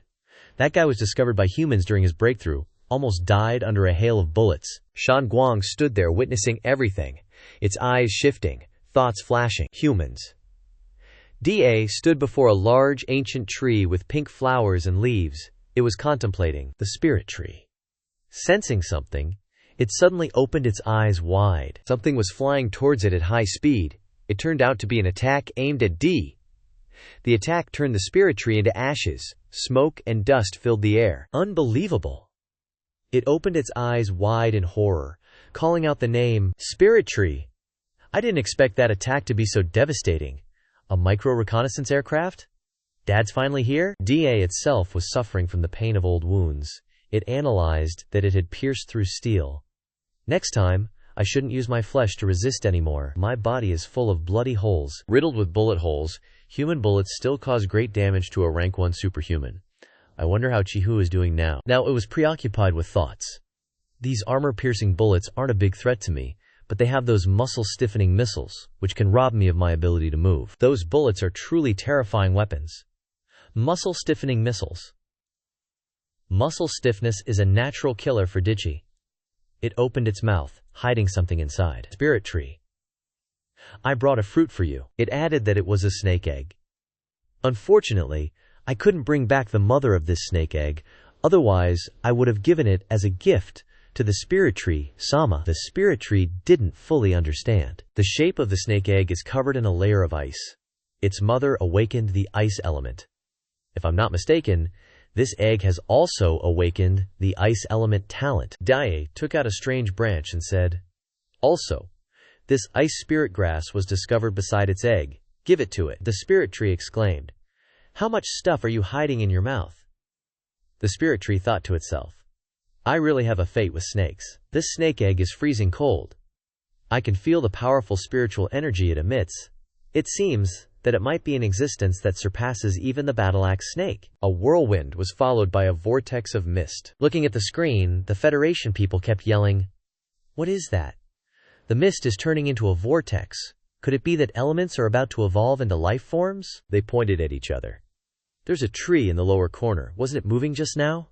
The director worriedly said, "Whether it's a life form or not, we must investigate. Now, regarding the mountain where that giant crocodile escaped, send a squad to investigate. It's now a haven for mutated beasts. Classify that mountain as a red zone, and deploy the 6th Marine Division to monitor it at all times. No matter what, we must kill that giant crocodile." She was referring to DA and further ordered, "Absolutely, do not let it leave that mountain." A thick fog covered the sky and earth, engulfing an entire military camp. Heavily armed soldiers patrolled the area. Shan Guang stood in the distance, gazing at the camp. It lowered its head in resignation. De, with one horn broken, silently bowed its head, listening to the orders from Yu Ziyu. "You go to the center of the mountain. The mist will occupy the land and become king. Open up a lake, and then I will give you some life flower star essence to help you create a spiritual lake." Yes. The wild boar, golden monkey, and honey badger sadly whined as they watched it leave. Diffie glanced at them. "Wait until I recover, and I'll play with you guys." The 3 golden monkeys' hearts blossomed upon hearing this. Their faces broke into wide smiles. Da turned and left. A part of Xiaoqing's soul appeared beside Xinyu. "This time the humans all know that there is a giant crocodile in the mountain. What should we do now?" It pondered. This was bound to happen sooner or later. Its eyes lit up. Right now, humans have only discovered D's existence. Let it resist them. Later, use the Mightiest Beast to cover up the illusion in this mountain, so humans won't be able to hurt us. Xiaoqing frowned. Humans are gathering. A squad is at the foot of the mountain. They are prepared to enter the mountain at any time. Ziyu glared, lowering its head. "I sensed that long ago. What should I do?" The misty smoke covering the sky made the army soldiers dizzy. "I've already thought of something." A person was unconsciously controlled to enter the forest, causing the people around to panic. They hurriedly shouted and followed. "Hey, what are you doing? Come back here!" The person seemed to hear nothing, going deeper and deeper into the mist. His comrades rushed to help, quickly contacting the military camp. There, a cloud of mist surged from the forest, striking straight at the soldier who had just given the order. The blood of the person sprayed into the air, making the young soldier's face turn pale. His pupils dilated violently. His faint voice made the others in the camp rush over. "Enemy attack! Defensive formation!" The people who arrived were all pale, grinding their teeth as they looked up at the sky. A strangely shaped white gas column stood out against the dark night. Is that a dragon? Is it mist? What exactly is it? Gunshots ring out. Golden light flashes across the sky. It's the beast incident from the report! Fire! Fire! The mist dragon is riddled with holes, but it's useless. A soldier suddenly yells, "There's water in the mist, it can fast heal." Another guy straps on a gas tank, runs up with a flamethrower. "Get out of the way, I'll use the flamethrower." A beam of light flashes, sending the flamethrower soldier flying. Qing Gang appears imposingly in the distance. He remembers Ziyu's words. "You should come too. If you really want to join us, prove your loyalty." The soldier's face is pale. "Enemies behind us! It's Qing Gang!" Eyes widen. Muscles bulge. "Don't underestimate humans. The enemy is right here, Shanguang says in a low voice, slowly approaching. Why do you humans reek of rotten meat wherever you go? Its pupils dilate with rage. The soldiers' screams never end. Open fire! Open fire! Kill them! Xiao Qing and Ziyu float in the air, looking down from afar. She's deep in thought.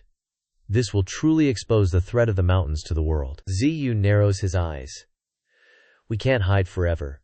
What we need to do now is make them understand the terror of the mountains, delaying their entry. Doing nothing will only embolden them. They'll all flood into the mountains. Xiao Qing frowns, looking at the soldiers wandering aimlessly in the forest.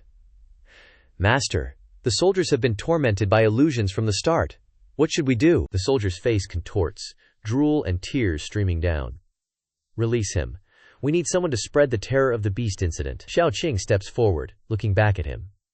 So next time it won't just be a small squad.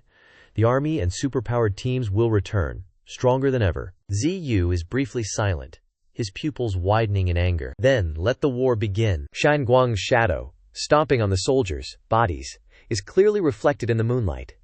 If we can't escape, then we won't. The sun slowly rises above the city, shining down on the tightly packed skyscrapers.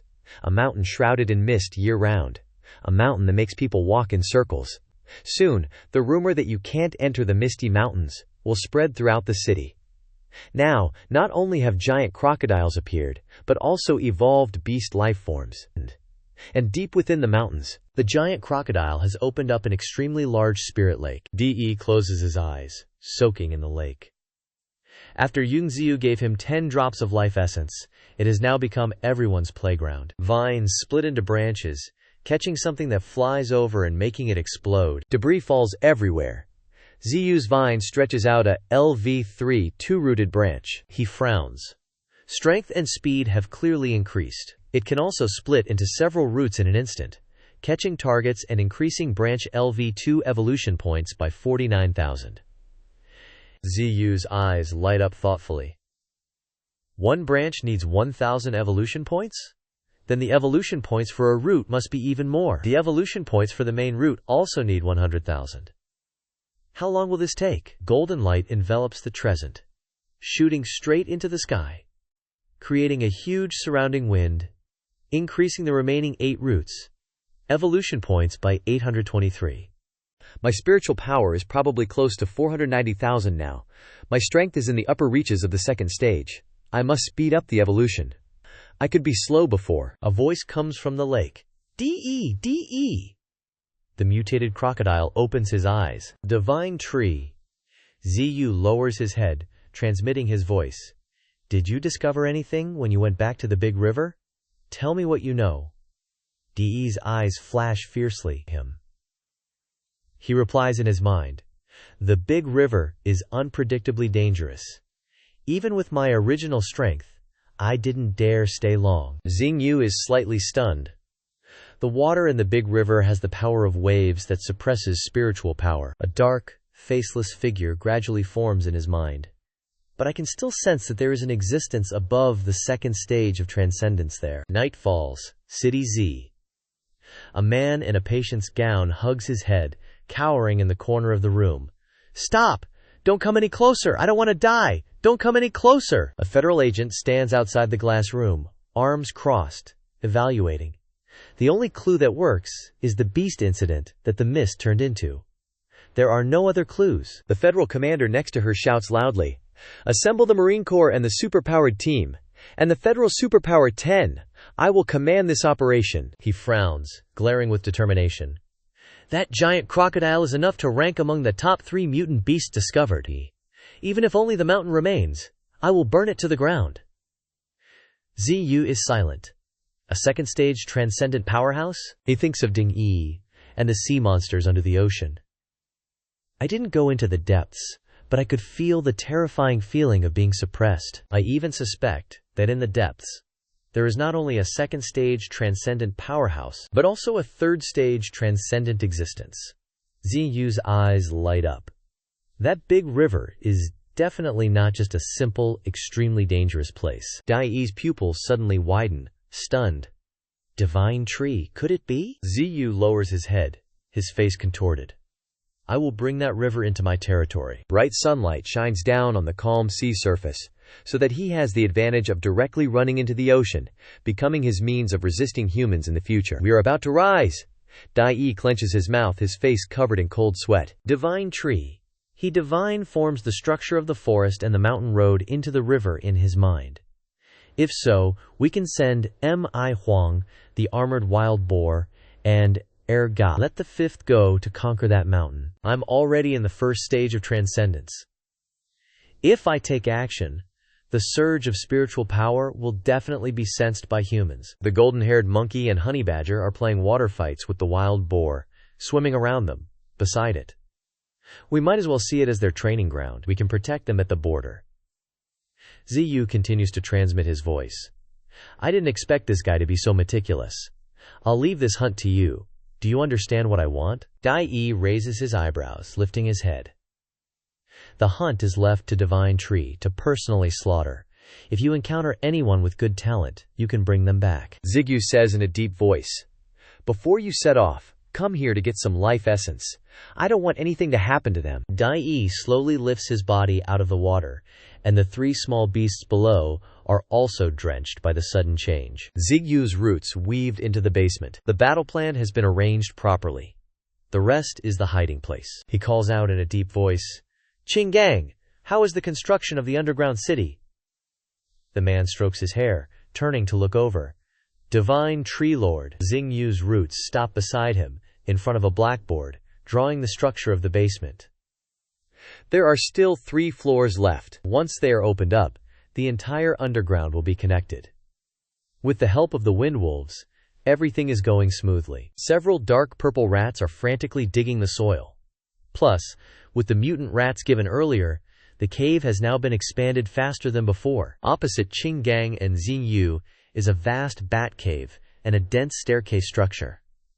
According to Divine Tree Lord's instructions, water sources have been introduced. Build a bridge, leading to all the rooms. More rooms and cultivation caves can be added.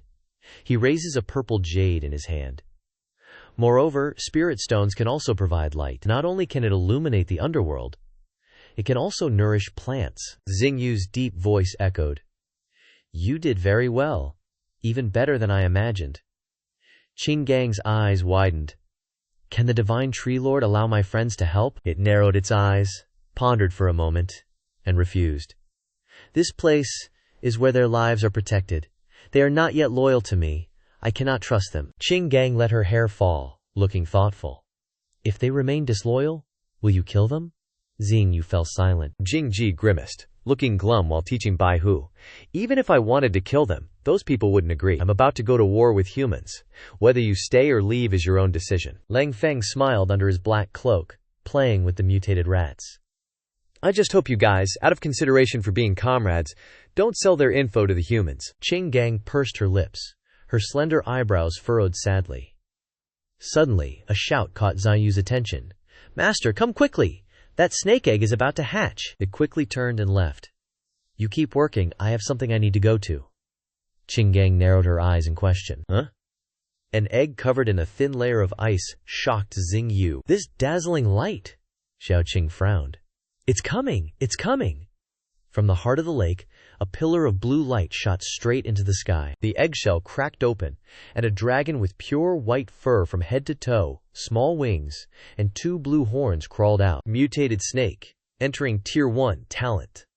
Ice element talent, can control cold air, freeze all things. Cold air can turn the cold in the body into breath. Cold aura protects the body. Cold aura envelops the entire body. This place will become a land of ice and cold because of the cold air released. Ziyu's vines swayed. It laughed loudly in praise. Beautiful, so beautiful. Xiaoqing also clapped along, skin as white as snow, and not bad abilities either.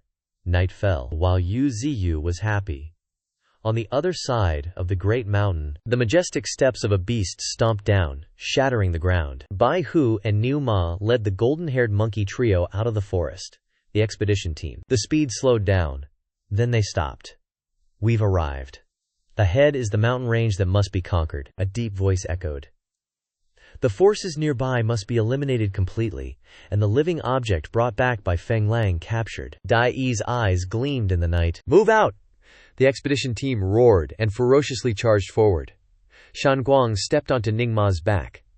"Then I'll go too," it reminded slowly. "Go, but don't mess with opponents that are too strong." Jian Wang jumped, letting himself fall, and Shan Guang landed gently. It quickly flew forward. A strong shock caused the large trees nearby to collapse. The golden-haired monkey rested a wooden staff on his shoulder and, together with a wild boar, knocked down a spider demon. From the sky, Ling Mi stretched and flew over. He raised a fist and slammed it into the cheek of a black horse. Thick dust rose, and within it, a tiger lay motionless on the ground with its mouth open. Bai Hu grabbed the paper and took it away. Shan Guang spread its wings and flew off. Another explosion sent smoke billowing into the sky again. Shan Guang twitched its whiskers, standing on the bodies of mutated beasts under the moonlight. Weaving through the leaves from deep in the forest, a bright red pupil stared intently at them. 2 lizard demons clinging to the trees watched. One green, the ultimate color-changing dragon, the other red, the ultimate, long, color-changing dragon. Inside the great mountain, where frozen mist formed a large fortress, Bai Hu roared. Mutated beasts were defeated one after another. Killing a forest rabbit plus 3 evolution points. Killing a dove plus 3 evolution points. Killing a skink plus 5 evolution points. Killing a horsebear rabbit plus 4 evolution points. Killing a wild horse plus 7 evolution points. Zai, you glared as streams of red blood splattered. Killing a super wild plus 6-5 evolution points. Kill! Kill! The corpses of mutated beasts were piled up in front of it. A large number of mutated beasts have been hunted these past few days. Evolution points. 118, 110. Can't deny, their hunting efficiency is really high. Zai, you spoke towards the Stormwolf pack. You guys wait a moment, eat some of this, and replenish your strength. Xiaobai, you eat some too. A large, towering rock protruded outwards. In the distance, a large ape roared with its mouth open. Its body was huge, its eyes bloodshot and bulging. Xiao Qing floated in the air, looking down excitedly. What a majestic ape! Red pupils. Xiao Qing's golden figure blurred in its vision. The ape roared and pounced towards her, clutching the rock tightly. The ape easily lifted a large rock.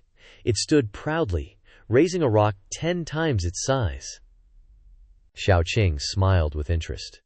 This strength is not ordinary. The ape swung its arm and threw it towards her, but an invisible slash passed through.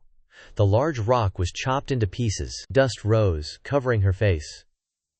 I'm not so easily defeated, a silver centipede hissed, coiling around Xiao Qing's body. Next, it's my turn. Laughter erupted from within the great forest. It's done, Zai.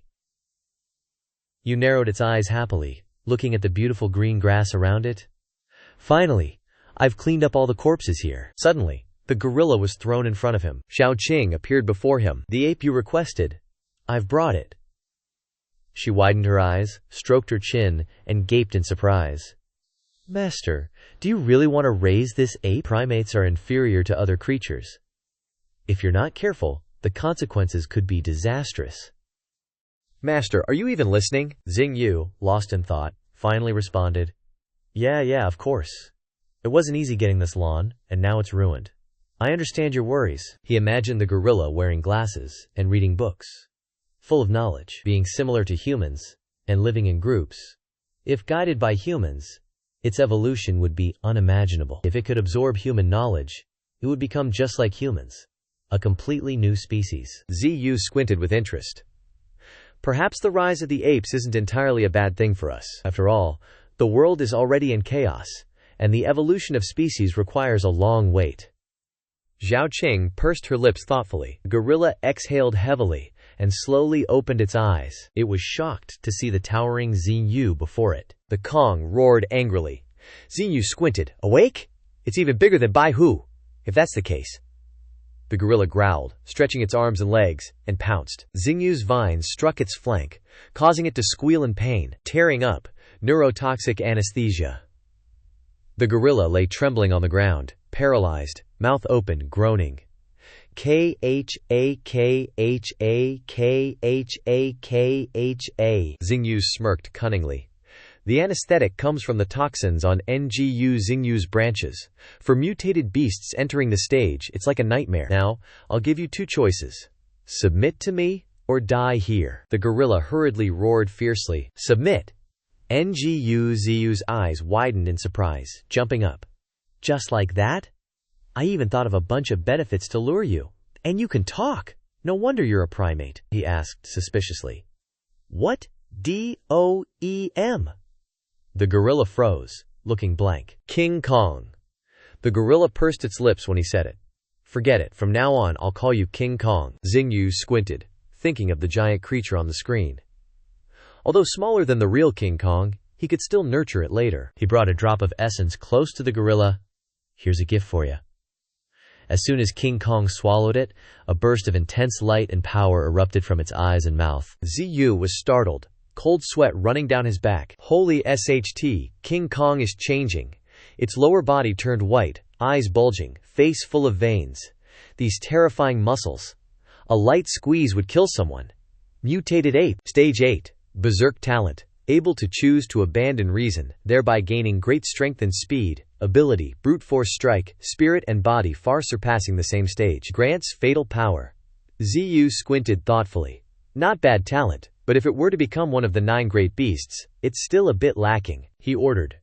Go call your clansmen here, I need them. King Kong quickly accepted. Yes. It strained, tilting its head back to take a breath. Ha! King Kong opened its mouth and roared, the ground around it shattering from the impact. Both Xingyu and Xiaoqing were stunned, frantically covering their ears. Ah! The monkeys in the trees heard the call, their red eyes glowing, turning their heads towards the roar. The entire troop of monkeys moved together, growling, and quickly climbing through the trees. Ziyu's eyes widened in surprise. Huh! Xiaoqing's pupils contracted in astonishment. These. The entire troop of hundreds of monkeys roared fiercely as they stood on the branches around him. Ziyu lowered his head, a smile stretching across his face. I hit the jackpot this time. On the other side of the forest, a loud explosion was heard, tearing up the ground. Large trees and rocks quickly cracked open. Shanguang felt extremely uncomfortable with the abrasions. A stage 6 lightning strike straight into the sky forced him to retreat defensively. Jianqing, also known as Qing Feng, stage 7, slowly emerged, surrounded by lightning. Seeing him approach, Shanguang was somewhat wary. Although I'm only stage 6, I can fight against stage 8 beasts. But this stage 7 cockroach is suppressing me. This guy is strong. Qing Feng didn't hesitate any longer, suddenly flapping his wings and charging forward. Speed was his power. Relying on the blue lightning, he reached Shanguang in an instant. The two powerful beasts engaged in close combat with their characteristic insect claws, too fast to see. Only 2 streaks of light continuously colliding, shattering the ground. Qing Feng remained silent throughout the fight, observing his opponent. Only Shanguang defended and taunted him. You're strong, come with me. Taking advantage of Qing Feng's momentary lapse, Shanguang slashed a claw straight at it. Qing Feng was caught off guard and couldn't resist. Shanguang's attack immediately knocked Qing Feng to the ground. He weakly tried to open his eyes and glare at Shanguang, but Shanguang reassured him. Don't worry, you won't die. I've applied my master's anesthetic poison on my blade. At this moment, Niu Ma charged in furiously. My brother, are you all right? Shanguang calmly replied. Second brother, I'm fine. Niu Ma was somewhat surprised. This guy can hurt you? Shanguang truly admired Qing Feng's strength, replying, his speed is very fast, and he can also control the wind. Perhaps he possesses the power of the wind element. Niu Ma looked at the looming sun and sighed in relief. It's almost dawn. Today's hunt is almost over. In a flash, dusk had arrived. The majestic, mutated beasts returned to their base. From afar, a light flashed, constantly watching those beasts. The light came from the eyes of the Dian Fanzu, constantly observing them. Shanguang asked Niu Mo somewhat irritably, Fourth brother, is it just going to keep watching us like that? Niu Mo replied as a matter of course, yeah, if we encounter a strong enemy, it can also rush into the misty mountains to support us first. Shanguang's face showed a slight sadness, but suddenly he looked around wondering, where's Hu Ji? Niu Mo said hesitantly. Just now, he was still holding a blue cockroach and running away. Perhaps he ran back to show off to the divine tree. Could Xinggang have taught him that? Back in the beast's forest, Xingyu was quietly channeling his power. He kept grumbling. Training for a day is exhausting. 450k spiritual power completely drained. Only 27 branches left to reinforce. A few more hunts should max them out. LV3 branches give 23 to 27 points each. Total evolution points sitting at 781. Out of nowhere, Baihu came sprinting back with a massive grin on his face. Xingyu asked curiously, "What's got you so hyped? Is the first day of hunting over already?" Baihu then quickly spat out Qingfeng, who was clamped in his jaws. Xingyu was stunned. "Wait, is this?" Qingfeng struggled to stand up. System UI. Mutated Green Mantis, Tier 8. Talent, Wind Force. Can manipulate gales, blend into the environment, and erase its presence to the point where reality and illusions blur. Those blade arms are marked as its deadliest weapons. Realizing the prize, Xingyu praised him, making Baihu ecstatic. Wind Force and Camouflage? Looks like we bagged ourselves a top-tier assassin type. Great job bringing back someone useful. Meanwhile, Lightning, feeling like his credit was being stolen, let out a massive sneeze. Without hesitation, Xingyu brought Qingfeng to the Life Essence Pond. The moment Qingfeng dipped in, his vitality recovered significantly, feeling incredibly refreshed. Suddenly, his eyes glowed. Taking advantage of Xingyu's distraction, he bolted like a green flash, leaving Xingyu confused. Huh? He's running? Not a chance. Xingyu instantly whipped a branch, catching Qingfeng off guard and slamming him straight back into the pond. "Get back down there!" Qingfeng took a massive hit to the head and fainted, floating listlessly on the water. Liu Mo also returned at that moment and greeted him. Divine Tree. Xingyu welcomed them. You guys are back? Liu Mo then voiced his concern. Divine Tree, Juwei has been gone for so long, I'm worried.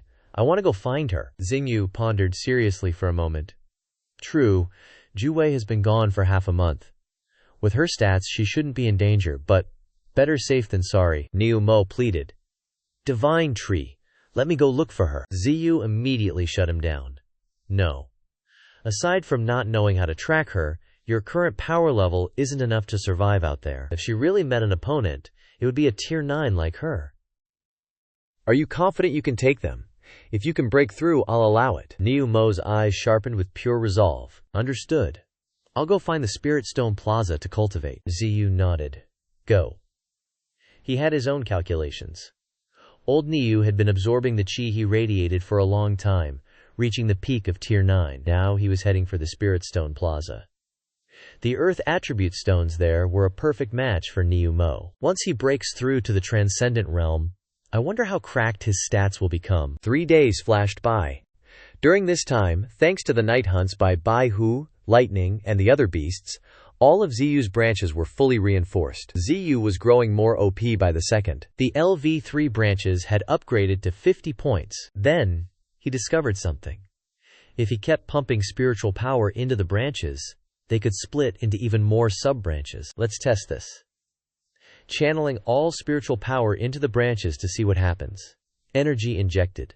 The branches surged with power, growing so lush they became uncountable. The expanding branches created a stunning aurora-like glow, leaving the beasts dazed. Even the mutated wolf and Baihu stared wide-eyed. Tianqin and Lang Feng looked up, completely overwhelmed.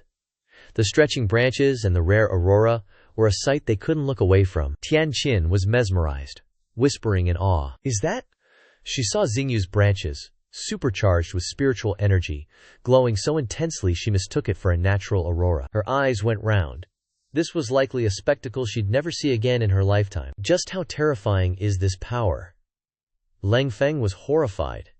If these branches dropped, this whole place would be leveled instantly. The branches didn't just sparkle with life energy, they sprouted and multiplied, creating an endless canopy. Lightning saw them frozen in shock and scoffed.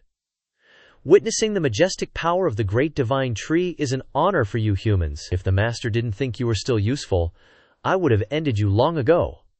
Lang Feng roared back. What did you say? Tianqin stopped him. Wait, Lang Feng? She asked hesitantly. Do you really hate humans that much? Lightning turned away, ignoring them. Hate? That's hilarious. He then glared back with pure resentment. It's beyond hate, it's a vendetta.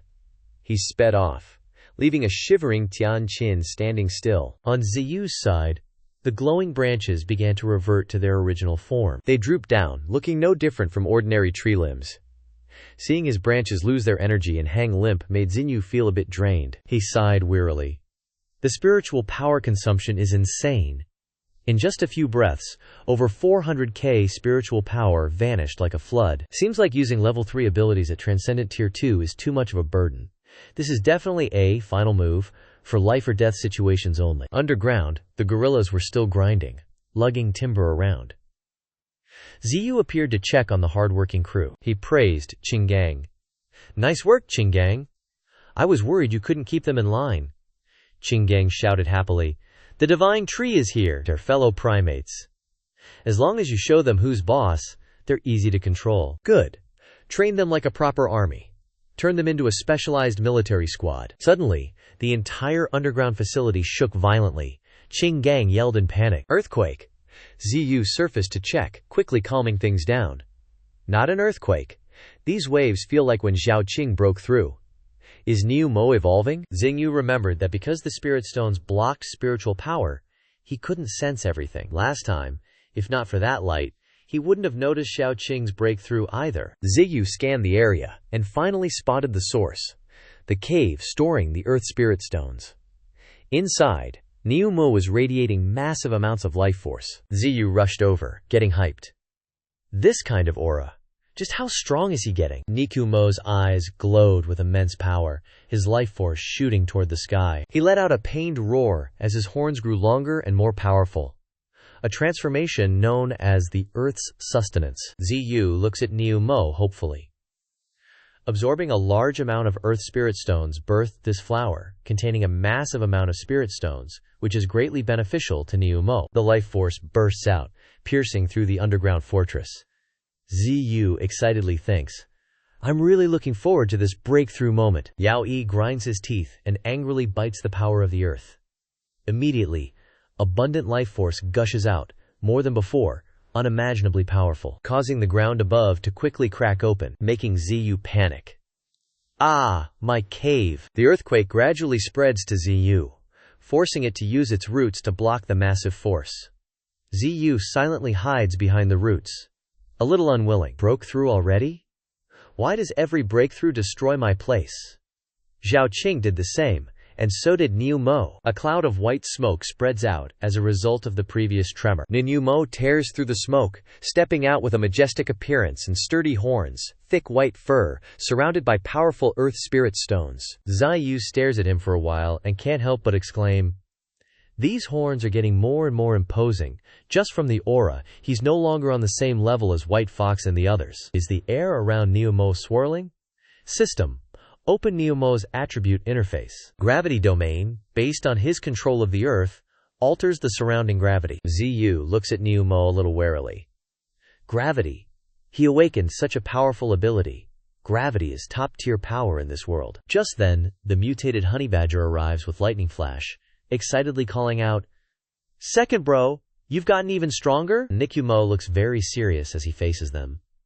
"Although I've become stronger, I still don't have much of a practical feeling." Ziyu slowly explains, "It's simple. You guys have a fight, and you'll know." Hearing this, everyone immediately adopts a stance, ready to fight Niku Mo. Qingfeng's heart is full of determination, because he always remembers what Ziyu said.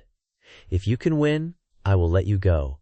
If you can't, then you must obediently stay here." Lightning Flash rushes forward, politely saying, "Second bro, apologies in advance." Niu Mo is bursting with energy. "Come on."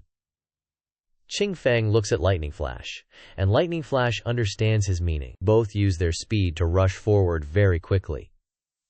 Ziyu is a little panicked seeing this scene. "They're so fast I can't even keep up. They're like," only to see Lightning Flash and Qingfeng combining together, azure and green intertwined. The other mutated beasts standing outside gape in shock. The moment Lightning Flash and Qingfeng get closer and closer to Niu Mo, Qingfeng delivers a powerful blow.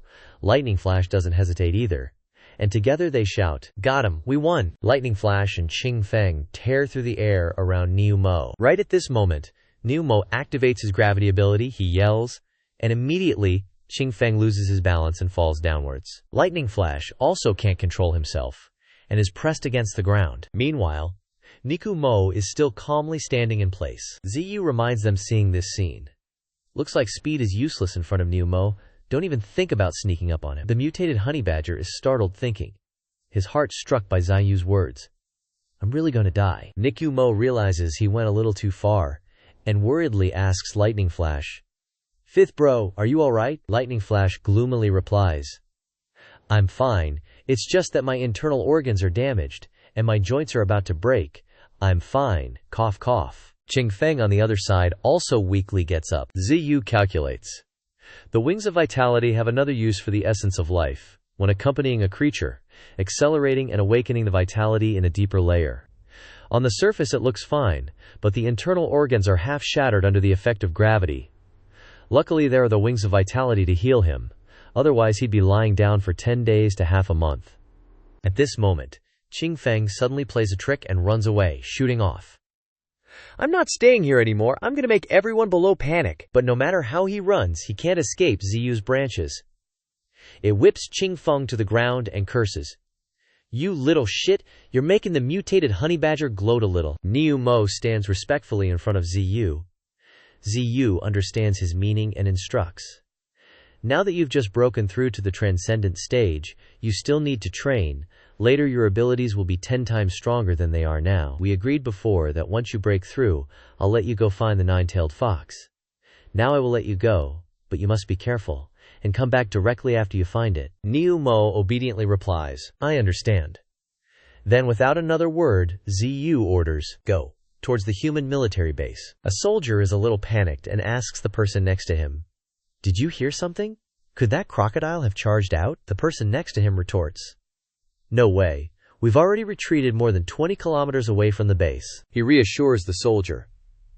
Moreover, the people from the superpower team have already arrived. When all the teams and artillery are gathered, let's level this big mountain. At the Superpower Research Institute, Xiaoling is standing blankly in the white smoke. She looks at the ground and the room being messed up and destroyed to the point of smoking, and just stands there, motionless. Xiaoling sinks into thought. After entering transcendence, her strength is stronger than she imagined. This is a body fused with spiritual talent, which can make the transformations of the flame even more illusory. Suddenly at this moment, Zhao Ling's junior enters to inform her. Senior Sister Linger, the instructors are anxiously waiting. Xiao Ling hears this and turns to leave, leaving her junior staring blankly around. Let's go! Quote! She is stunned by the scene of everything being pierced and molded beyond recognition. The junior is a little apprehensive. This is a training ground made with super alloy. Meanwhile, everyone has gathered in front of the base gate. Xiao Ling arrives in front of the instructor and calls out, Instructor! He welcomes her with delight. Xiao Ling, you've finally arrived. Li Hao looks at her blankly. She is He Xiao Ling. Her whole body exudes a constant hot spiritual energy, and most importantly when it comes to this, he blushes unconsciously. She's so beautiful. Then, Li Hao gathers all his courage and goes in front of Xiao Ling to greet her. Hello, my name is Li Hao. Maybe you've heard of me. Xiao Ling coldly replies, never heard of you. This makes the instructor behind her burst out laughing. The junior sees this and reminds him, Professor, you're laughing a little too loudly, making Li Hao tremble with anger. The instructor still deliberately teases him, but his appearance just now was too confident, as if everyone in the world knew him. The junior had no choice but to whisper into Xiao Ling's ear. That Li Hao is one of the geniuses of the Federation, breaking through to transcendence half a month before you. He's the son of the wealthy Liu family. Just the spirit herbs his dad buys him cost billions. Recently, he's been suppressing the beast tide at Yanhai. Because of his outstanding merits, he became the youngest major general of the Federation. Li Hao lost all confidence and awkwardly said, Never mind if you haven't heard of it. I'm here to invite you to join the 2nd Military Region. But first, we need to check if you meet the standards. Xiao Ling was a bit puzzled. Check? Li Hao arrogantly channeled his energy. Simple. Just fight me. Everyone around cheered Xiao Ling on. Go, Xiao Ling. Beat him. Don't weaken the momentum of our lab. Ling Ji, Major General Li, is a special lightning element user. Be careful. Leng Ling also shouted without giving up. Li Hao, Teach that country bumpkin a lesson. Immediately, Li Hao channeled lightning power, his face resolute, warning, "Be careful, I'm coming." Xiao Ling also summoned a fire butterfly without hesitation. Li Hao was a little surprised to see it. A golden butterfly? Figures it's a woman, turning the most violent flame into something so flashy on the outside. Xiao Ling's eyes sharpened. "Be careful." Li Hao was infuriated by being looked down upon. "Are you kidding me? A butterfly?" Then using lightning fist shouted, "My spiritual energy is 20,000. Watch me knock you down with one punch." Who knew that just as he rushed forward, Xiao Ling's butterfly just lightly touched him. Li Hao was immediately engulfed in flames, causing him to panic, immediately retreating far away. "It's hot, it's too hot, I'm burning to death." Seeing Xiao Ling gain the upper hand, the instructor cheered even louder. "That's it, keep going, Xiao Ling, kill him!" The junior sister tried to stop him. "Professor, we can't commit murder!" Lang Ling panicked at the sight. "Li Hao, what are you doing? Don't hold back, quickly defeat her." Cheers rang out continuously. "Li Hao, defeat him!" "Xiao Ling, keep it up, don't give up." Over here, Li Hao was clutching his face in pain. "What's going on? Just a butterfly, but it has such strong killing power?" Xiao Ling said expressionlessly. "I told you to be careful." Li Hao was now enraged, his eyes emitting the heat of lightning. He activated his full spiritual power, angrily gritting his teeth. "Don't get too cocky. Don't blame me if you die." Unexpectedly, Xiao Ling just coldly snorted, "That won't happen to me." The instructor's face turned horrified, and even Lang Ling was a little scared. That is, not just one, but Xiao Ling had transformed into tens of thousands of butterflies with powerful fire element spiritual energy behind her, seriously threatening him. It's not too late to admit defeat now. Xiao Ling did not flinch, ordered tens of thousands of butterflies to rush forward, and repeated Li Hao's words from earlier. "Don't blame me if you die." Li Hao also resentfully poured all his spiritual power into his punch, only to see him bravely rushing into Xiao Ling's swarm of fire butterflies. The two powerful sources of spiritual energy collided fiercely. The fire and lightning created an aftershock that caused the ground to smoke, almost blowing everyone away. Even Lang Ling had to defend herself, her eyes not daring to leave the battle. The smoke began to dissipate. Li Hao knelt down, looking miserable, blood constantly flowing from his mouth. Unable to bear it anymore, Li Hao collapsed at Xiao Ling's feet. I lost!" Everyone in the research institute cheered upon seeing this. "Yeah, Xiao Ling is awesome." On Lang Ling's side, she was extremely flustered, unable to speak. That country bumpkin. At this time, a hidden camera in an employee's pocket recorded the entire battle. That camera connected to a computer displaying Xiao Ling's information. The higher-ups sneered after watching. Li Hao really lost badly. General Li also had to praise.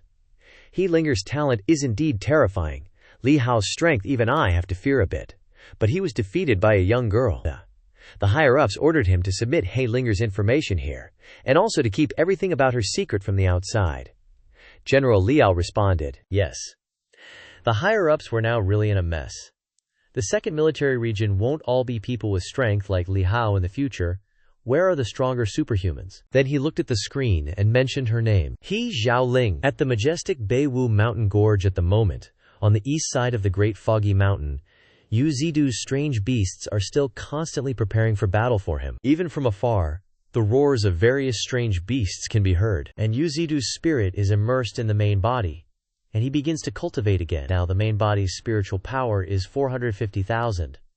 The leaves, branches and roots of the main body have all been enhanced, and he begins to break through to the third stage. But at this time, Yu Zidu didn't notice that deep in the cave, a red light was emitting evil energy.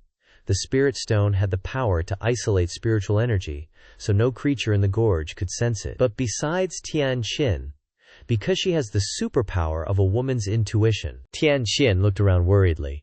An uneasy but intermittent breath had been coming from just now. She slowly went into the cave to investigate. It's here! The cave in the underground was expanded a few days ago, and a very strange breath has been constantly coming from this place. Each wave of whistling made Tianqin even more frightened. Again, the breath of evil is even more intense than just now.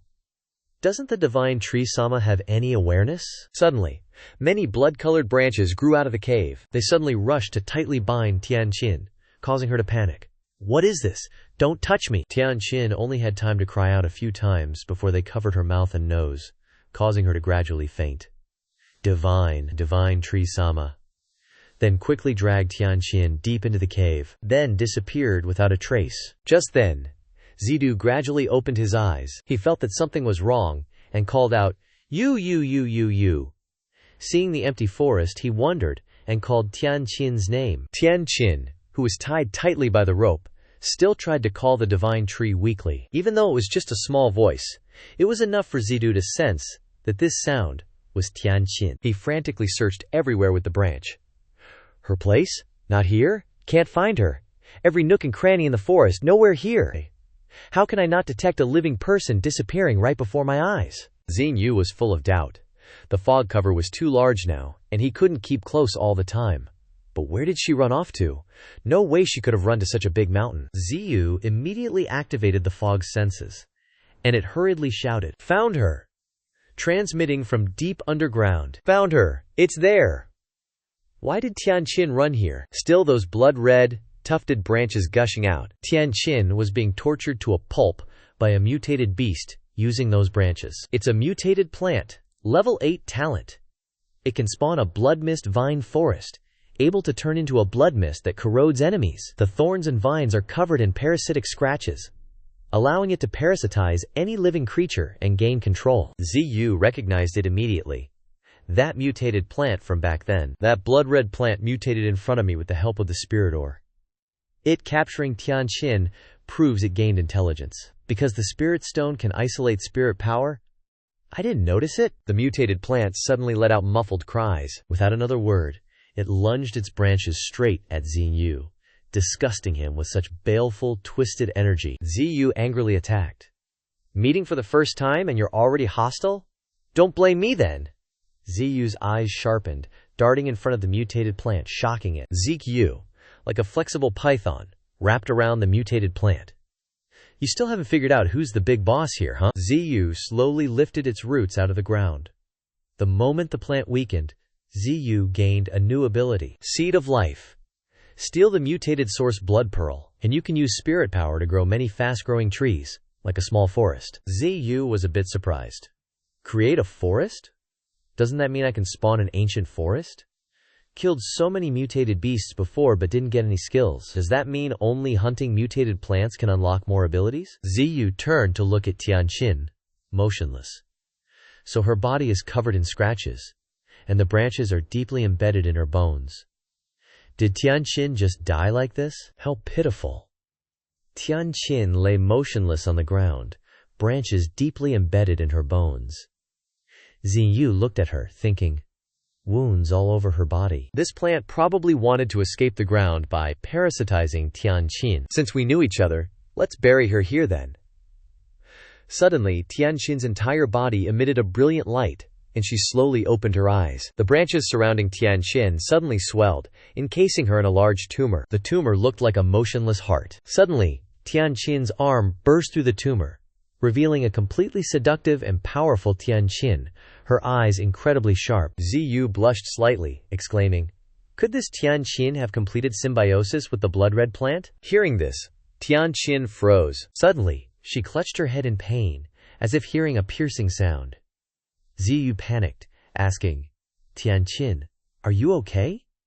Tianqin cried out in agony, My head hurts so much, then sobbed. Divine tree, can I still be considered human now? XINH put on a serious face. No, you're no longer human, but a plant person. Tianqin burst into angry tears. Don't joke around right now. Seeing this, XINH stopped smiling and slowly explained. I don't know which side you belong to, but can you return to human society in this form? XINH's words suddenly silenced Tianqin, her eyes filled with fear. Will they really see me as human? XINH pondered. Looks like her consciousness hasn't been lost. Instead, it went even more wrong, absorbing all the blood plant's power. XINH gently said to her, Tianqin, join us. From now on, this is your home. Tianqin thought for a moment, then said sorrowfully, I agree. On the other side, a mutated chameleon dragon, Transcendent Stage 1, was sticking out its long tongue to attack. The tongue slammed into Bai Hu's right shoulder, causing it to scream miserably. The mutated dragon laughed triumphantly, returning to the misty forest. Bai Hu was weakly helped back to Ziyu. Ziyu angrily scolded it. Injured by a transcendent stage 1, and you let it escape? Shan Guang reported. De made a move but was refused. Bai Hu coughed up blood, lying motionless on the ground. Ziyu felt a bit sorry and dripped a drop of life essence into it. As the pride of the king, you tried to handle the enemy alone. Suddenly, Ziyu sensed something different. Is it my illusion? Are there more trees here? The new ability I just checked. There's no way it can spawn trees, but it seems the spirit power injected into them disappears, making them no different from normal trees. Then he tried to create a tree, pondering. Just like this. Ziyu displayed his ability, shocking the mutated beasts. Everyone, look! Ha! Suddenly, Shan Guang sensed something coming, becoming vigilant, sensing a strange aura. It angrily rushed off to investigate. Seeing the figure in the mist, it became even more certain. Without hesitation, Shan Guang charged to attack, startling Tianqin. Wait! Only then did it realize the person was Tianqin. It looked at her quizzically.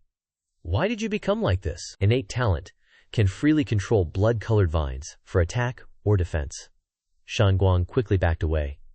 Ziyu explained. Tianqin is a new teammate who just joined. The other beasts looked at her, shyly widening their eyes. Rank 6, named Jingxi. Only Shan Guang was furious. I don't agree. Humans can work here, but they absolutely can't be on equal footing with us. I'll kill her now to prove that the weakness of humans doesn't deserve to fight alongside us. Hearing this, Ziyu asked sternly. Shan Guang, what did you just say? I didn't understand. Shan Guang was a bit apprehensive before Ziyu's dignity. Ziyu raged and threatened. Are you resisting me? This scared Shan Guang into standing still, not daring to move. He immediately knelt at Ziyu's feet respectfully. I overstepped my bounds. Ziyu clearly instructed. Perhaps you once harbored hatred for humans, but she is not like the humans you once knew. Live together slowly. Maybe you will change your perspective in the future. Jingxi looked at Shan Guang with great sadness. Shan Guang could only obediently listen. Yes. Ziyu sighed helplessly. It seems its hatred for humans exceeds my imagination. Your heart is different, not easy to lead the team. On the other side of the mountain, thick fog was spreading. Human intruders were rushing over aggressively. The crew cut guy among them was curious. We've gone deep into the mountains. Haven't we found the giant crocodile yet? A short-haired woman looked angry. Who the hell leaked the giant crocodile's whereabouts? The blonde spoke up. Who cares who it was? Money is enough. We don't need to fight it. Just find its location and movements. An old man among them agreed. That's right, our mercenaries just work for the money. We don't need to know too much. Only to see her yell, shut up. The crew cut guy was a little suspicious. I heard that this foggy mountain is listed as a red zone, with weaponized creatures existing. I don't know if it's true or false. Continue searching. We are still far from the target. Mercenaries. After the Federation's Qi resurgence, a new career arose. Since everyone evolved, strong talents have allowed humans to evolve continuously. Then, the mercenaries also rely on their own strength, working for others, and getting generous rewards. A few hours later, the old man among them suddenly exclaimed in surprise. Whoa! Jing Tianxi was diligently picking fruit, making him curious. That's a woman. Tianxi was extremely beautiful, enjoying herself in her new form, immersed in picking fruit. Her eyes sparkled. I didn't expect there to be so many delicious fruits here. Let's get some more. Qinggang and Leng Feng haven't eaten fruit in a long time. Suddenly next to her, the crew cut guy's sinister figure appeared. This time it's a big score. Didn't expect to encounter a mutant. Tianxi was frightened and backed away.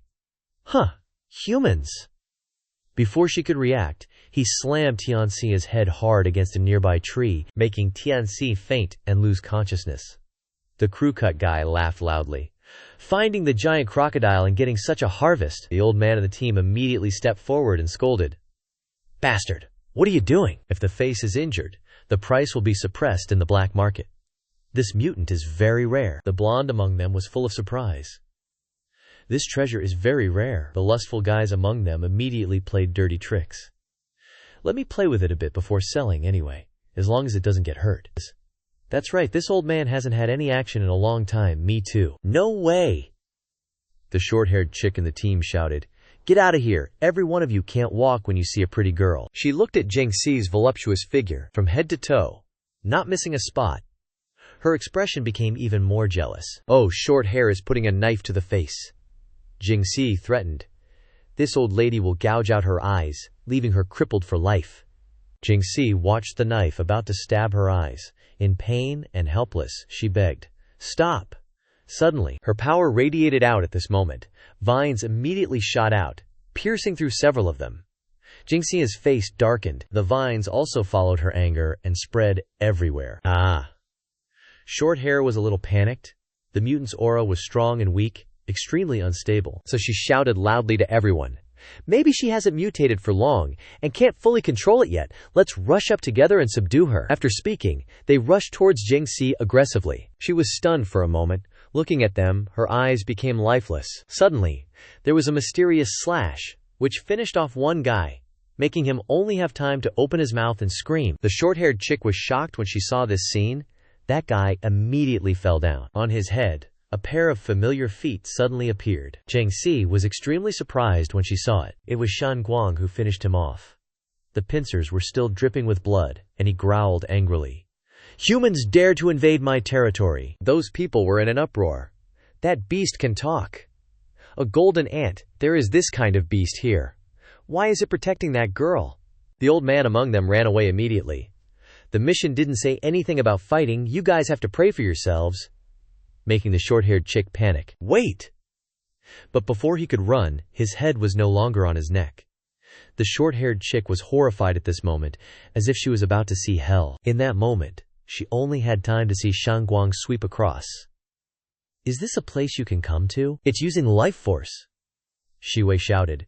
You guys are so bold, daring to invade my master's territory. Today not one of you will leave here. Then, without hesitation, he directly knocked down the short-haired chick, making her unable to utter a word. Shan Guang then rushed quickly to the blonde. He panicked and used his weapon, a steel arm, to shoot wildly, but no matter how he shot, not a single bullet could penetrate Shan Guang's hard shell. Quick as lightning, he also had to suffer the consequences like the people just now. The whole group of people has now fallen under Shan Guang's hands. Tianxi was a little stunned and called out emotionally, Zhao. The blonde hadn't taken a fatal blow and was still coughing a few times. Taking advantage of Shan Guang's inattention, a light flashed. The evil blonde hid a mine in his hand and quickly pulled the pin. The mine exploded with a loud bang, causing the surrounding rocks to shatter. Shan Guang didn't have time to defend and was injured by the mine, being thrown far away. His body was charred, covered in scratches, and lay motionless. His legs were unresponsive. He thought to himself, I messed up. At this moment, the short-haired chick used her remaining strength, fiercely holding the knife and glaring at Shan Guang. It hurts, doesn't it? Heh. That's a custom-made firecracker, specially designed to deal with you mongrels. She shouted resentfully. Die! But just as the knife was about to stab down, it suddenly stopped, only to see a stream of blood spurt out violently. The intruder's face darkened. He raised Cao Qing's sword and roared angrily. Die! The tip of the sword quickly plunged down towards Shan Guang. Instantly, a black, viscous substance erupted. At some point, she had died from the tentacles piercing through her. It was Jingxi. She had used her tentacles to save Shan Guang. After killing someone, Jingxi became distraught. The only sound around was the rustling of weeds. Suddenly, she covered her face and cried loudly. Wah! Shan Guang saw this, walked towards her and scolded. Have you cried enough? It's freaking noisy. Jingxi, with tears and snot smeared on her face, replied. It's the first time I've killed someone, and I feel really bad. From the beginning, I was just following Leng Feng to pick some spiritual herbs and earn some tuition fees. Now, not only has my body changed like this, but I've also killed someone. Shan Guang became silent after hearing her words. He pondered for a moment and said, Why is it that humans only feel the end of a creature's life when they kill someone's? He stood beside Jingxi and confided. Before, I was no different from ordinary ants. I'm a freak who survived being tortured and destroyed in experiments. If you had been caught by those guys, the outcome would have been even more tragic than mine. Then, Shan Guang lowered his head and comforted Jingxi. You acted to save me, There's no need to feel guilty. He sincerely thanked her, saying, Jingxi, thank you for saving me. Hearing this, tears streamed down her face again. Shanguang saw her sobbing again and asked, "Why are you crying again?" She cried and replied, "Wah, because you said you wanted to kill me a few days ago." Shanguang said, "Forgot about that." Jingxi added, "No one has ever told me these things before." Shanguang asked further, "Could it be that you miss your family?" At this question, she hugged herself and said sadly, "I'm an orphan. I don't have any family." Hearing this answer, Shanguang looked at her steadfastly and replied, "Now you do." Hearing these words, Jingxi slowly raised her head, tears still on the corners of her eyes, but her lips slightly smiled and replied, Shanguang looked at her beautiful appearance and shyly turned away. On the other side, in Xingyu's territory, a voice sounded, "So I don't need to take action?" Xinyu, hidden in the tree, said, "Jingxi is not in her heart can be considered to have been untied." Deep in the forest at this time, the scene was extremely gloomy. Leng Feng looked at Jingxi and asked with some impatience, "Have you really thought it through?" Jingxi glanced at him, coldly replying, "Yes." As she spoke, she calmly left. "I made the decision long ago." Hearing this, Leng Feng gritted his teeth and angrily said, "What do you mean, made the decision long ago? I'm not like you guys. I still have family waiting for me to come back." Then, he remembered the mutated beasts from before, thinking, "The initial spirit energy has recovered, and the inland cities are attacked by mutated beasts every day. The number of deaths is constantly increasing. The most terrifying is the coastal city. The whole world is facing a sea beast frenzy. The number of deaths is very high, reaching 10,000. In this period of time, humans call the Dark Age." At the same time, in the high-level council meeting room, the Huaxia Federation, high-level leaders with serious faces said, "This time, the sea beast frenzy is global. The Spirit Energy Research Center has already come to a conclusion. Quickly explain the situation." Immediately, a girl stepped out holding a data board and reported, "Until now, according to our investigation, the concentration of spirit energy in the ocean has rapidly increased." She is Lian Huaxia, the director of the Inland Spirit Energy Bureau. While projecting the data board, she explained, "Everyone, look. This is the increase in the value of spirit energy in the deep sea. Spirit energy is like oxygen. A high concentration of oxygen is extremely poisonous, and the same is true for dense spirit energy." The people around her listened to her analysis, their faces becoming worried. Creatures that cannot withstand dense spirit energy will die from poison. Therefore, countless giant beasts in the deep sea have entered the shallow sea. The director of the Inland Spirit Energy Bureau issued a warning. And the sea beasts in the shallow sea, facing the monsters in the deep sea, can only constantly rush to the land. If that's the case, a global sea beast attack is basically unavoidable. As soon as she finished speaking, Zhao Jianjun, a general from the Lianhang Huaxia, asked, "How long will this frenzy last?" The director of the Spirit Energy Bureau replied, "This is just the beginning." She looked at the analysis board and added, "We have detected signs of spirit energy rising deep inland." The more she spoke, the more stressed she became. The spirit energy tide will appear again, and then the mutated beasts of the continent will welcome a second mutation. The coastal city will suffer the disaster of sea beasts, and the mainland city will also encounter the agitation of wild beasts in the forest. In the conference room, everyone listened to her and thought of the forest fires.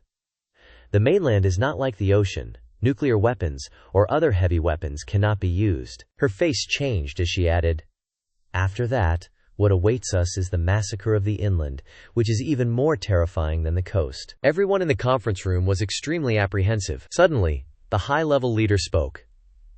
"I have something I want everyone to see." On this side, at Xinyu's hiding place, it curled up and burrowed down below. On the other side, Yu Ziyu suddenly kept burrowing into the ground. The main root of his tree has now reached 10,000 meters deep in the ground. The deeper he went, the more he felt a sense of oppression and unease, as if this world was facing a catastrophe. The soul, He Xiaoqing, was dragged along with Ziyu. She asked curiously, "Master, where are you taking me?"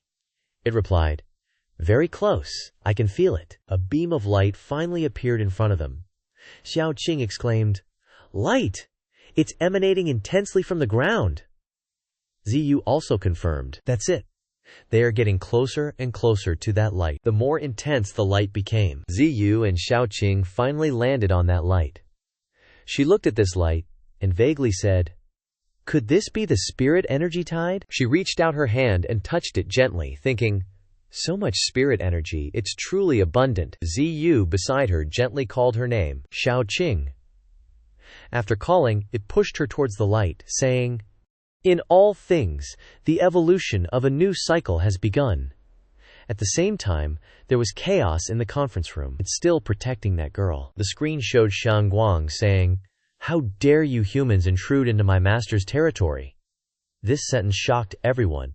An ant is talking. The screen also showed the mutated Jingxi, which shocked them even more.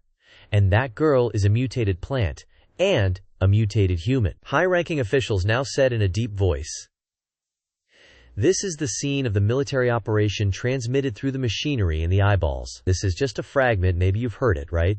From the master that this strange beast called." Speaking of this, his face darkened, and he said sternly, "There were also 8 quasi-dragons that suddenly appeared when the giant crocodile was hunting.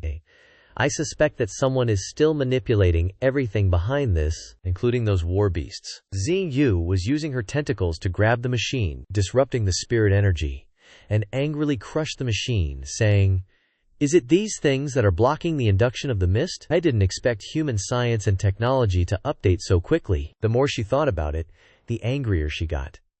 In this way, she wouldn't be able to sense the life forms in the mist in the future.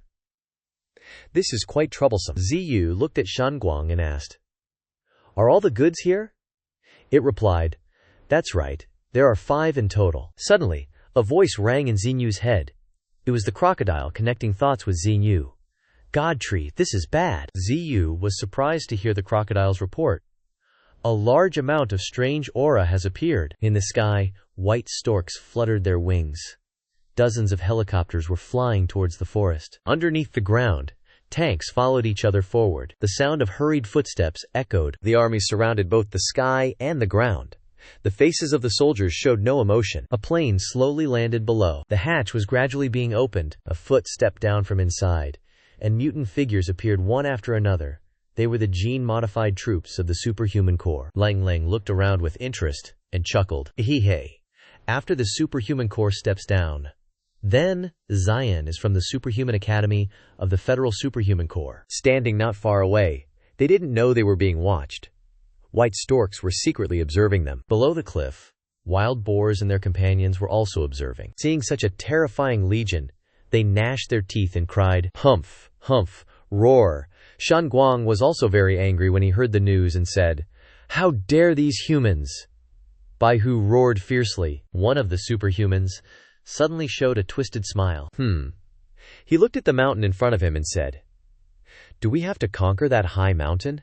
It's really massive." Back at Xinyu's residence, she wondered a little. The speed of the humans' actions is faster than I thought. Why didn't Xiaoqing bring me the news? Did something happen to her? She tried to think about the humans' purpose this time, saying, "Such a large number of troops is not simply to catch the giant crocodile. It seems that their actions this time have other purposes." Back to 5 days ago, a high-ranking leader requested, "Find the mist in the mountains.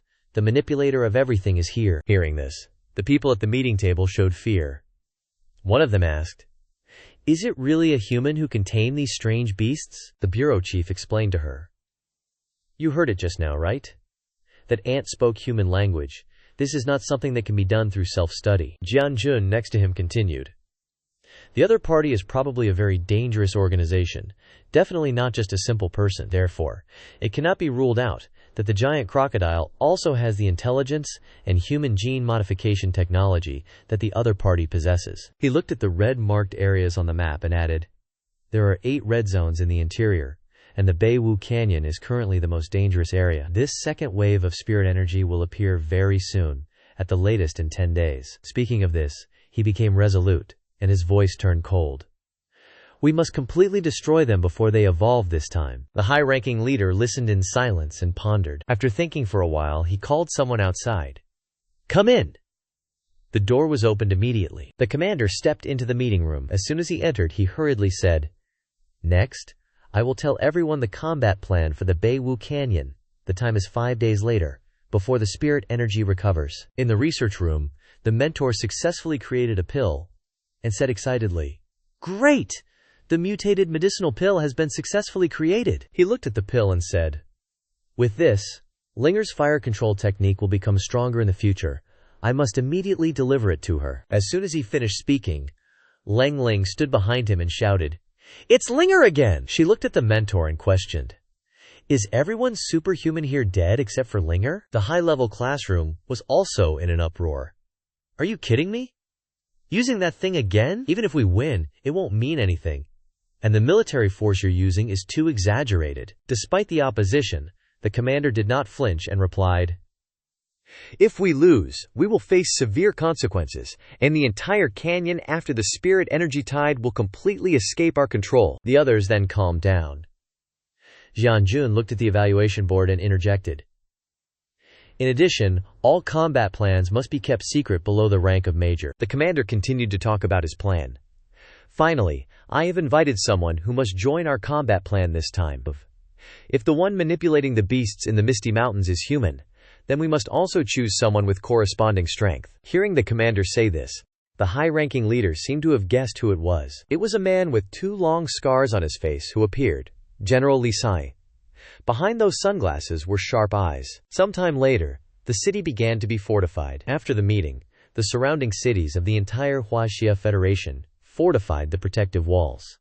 Whether it was useful or not, at least it could block some weak, strange beasts. On the other side, in City Z, outside the gate of the number 2 People's Hospital of the city, emergency room, in the hospital corridor behind, Xiao Ling's voice rang out, "Ms. Linger, wait for me." She ignored the call and hurriedly pushed open the door of the ward. As soon as she opened the door, she saw the mentor lying on the hospital bed, with 2 more people beside him. Seeing Xiao Ling coming, the 2 of them were surprised, and the purple-haired girl softly called, "Linger." The mentor, with a bruised face, was breathing oxygen on the hospital bed, dying. Seeing this scene, her face became flustered. Lang Ling unleashed the power of her body, emitting a huge source of fire. Seeing this, the mentor advised her, "That medicinal pill was made using the inner core of the fire leopard. You are not a fire element body. Your body will mutate. Quickly vomit it out." At this time, Lang Lang had lost her mind and went to attack him. "Shut up." That punch sent the mentor to the hospital, and she was also punished. Later, Yan Lang Lang fainted and was escorted to the disciplinary unit by the military. But because she injured someone because of the medicine, she was not sentenced to death. Now she is locked in prison, about to be sent to the front lines. Even the doctor treating the Tao Master couldn't hold back his tears, but the doctor and Xiao Ling just lowered their heads, their eyes pensive as they looked at him. The Tao Master tossed and turned in his hospital bed, trying to call out, "Ling Shi, doctor, I'm here!" He held out half a pill, instructing her, "Ling fire pill. I managed to snatch half, leaving it for you." Xiao Ling tightly grasped the Tao Master's hand, gently comforting him. "Doctor, please don't speak for now." Even on his last breath, the Tao Master still tried to reassure her. "You're still young, with a bright future ahead. My death is no one's fault, nor is it because I ruined my own future, understand?" Xiao Ling frowned, her eyes filled with hatred for her best friend. The Tao Master seemed weak, but still tried to call Xiao Ling. Xiao Ling only slightly lowered her head, her face calm. She managed to utter a response, "Yes." Hearing the answer he wanted, the Tao Master was satisfied. "Then I can rest easy." And then, the heart rate monitor beeped, marking the end of his life. Everyone in the room wailed, crying loudly over the Tao Master's departure. "Doctor! Doctor! Doctor!" But Xiao Ling only lowered her head, revealing eyes that burned with rage. In her hand, she still held half a spirit pill. Xiao Ling clenched the pill in her hand, silently walking out of the hospital room, down the hallway. Suddenly, someone stood in front of her, blocking her path. Xiao Ling spoke. "Ms. Xiao Ling, the 2nd Military Headquarters has ordered you to immediately return to the new combat location." The person from the combat headquarters came to deliver the message. "The first group of awakeners has already arrived. You are the second group, now follow me." Hearing this, Xiao Ling felt puzzled. Where is the combat location? The helicopter was taking off and flying high in the sky. He only hinted. "The specific situation will be explained to you later." Xiao Ling sat inside, looking down, already guessing that this was the North Wu Canyon. Below, everyone had gathered. The combat location is here, on the command platform. With a solemn face, he introduced. Fellow soldiers, I am the highest commander, Guang, for this operation. When Xiao Ling saw him, she was surprised, because this was Commander Guang this time. The commander also growled, clearly stating the plan for this operation. This operation is the first battle launched by humans, targeting inland mutated beasts. The goal is to capture the giant crocodile of Northwood Canyon and eliminate the powerful mutated beasts around the 4 major mountains. Below him were thousands of people awaiting orders. Our target has never faced an enemy before. The enemy's power absolutely surpasses our imagination. This will be a brutal battle. Everyone below seriously listened to the commander's instructions. After all, the opponents are mutated beasts that can easily destroy even fighter planes. The number of personnel in this operation is as high as 30,000. We will overwhelm the opponent with numbers. Even so, the casualties will be devastating. He used his determination to inspire everyone's confidence. But we must win. Only then can humanity continue to live in this free land. The codename for this operation is Predator. Everyone below shouted in unison. After hearing the whole story, Xiao Ling thought to herself, "This is bad. I must return and report to the master." At this moment, a staff member came up to her and called out, Ms. Linger, General Lik wants to see you in private. At the combat location, tents had been set up. Xiao Ling entered the tent, reporting, "General, you called for me. You've arrived." General Li wanted to confirm with her. "I've looked into your background. Your hometown is at the foot of North Wu Mountain." "Yes," he questioned her with a serious face. "You and your older sister were attacked by mutated beasts on Mist Mountain. Although you survived, your sister was not so lucky. You're very familiar with the road to the center of Mist Mountain, right? You must want revenge, right?" Xiao Ling explained with sharp eyes. "After being attacked, I no longer remember what happened before." Hearing the answer, General Li simply replied, "Is that so? Did the general call me to ask about this?" Through his glasses, Li Jiangjun's eyes were contemplating Lang Ling. "Are you willing?" Xiao Ling told Ziyu about it, making it doubtful.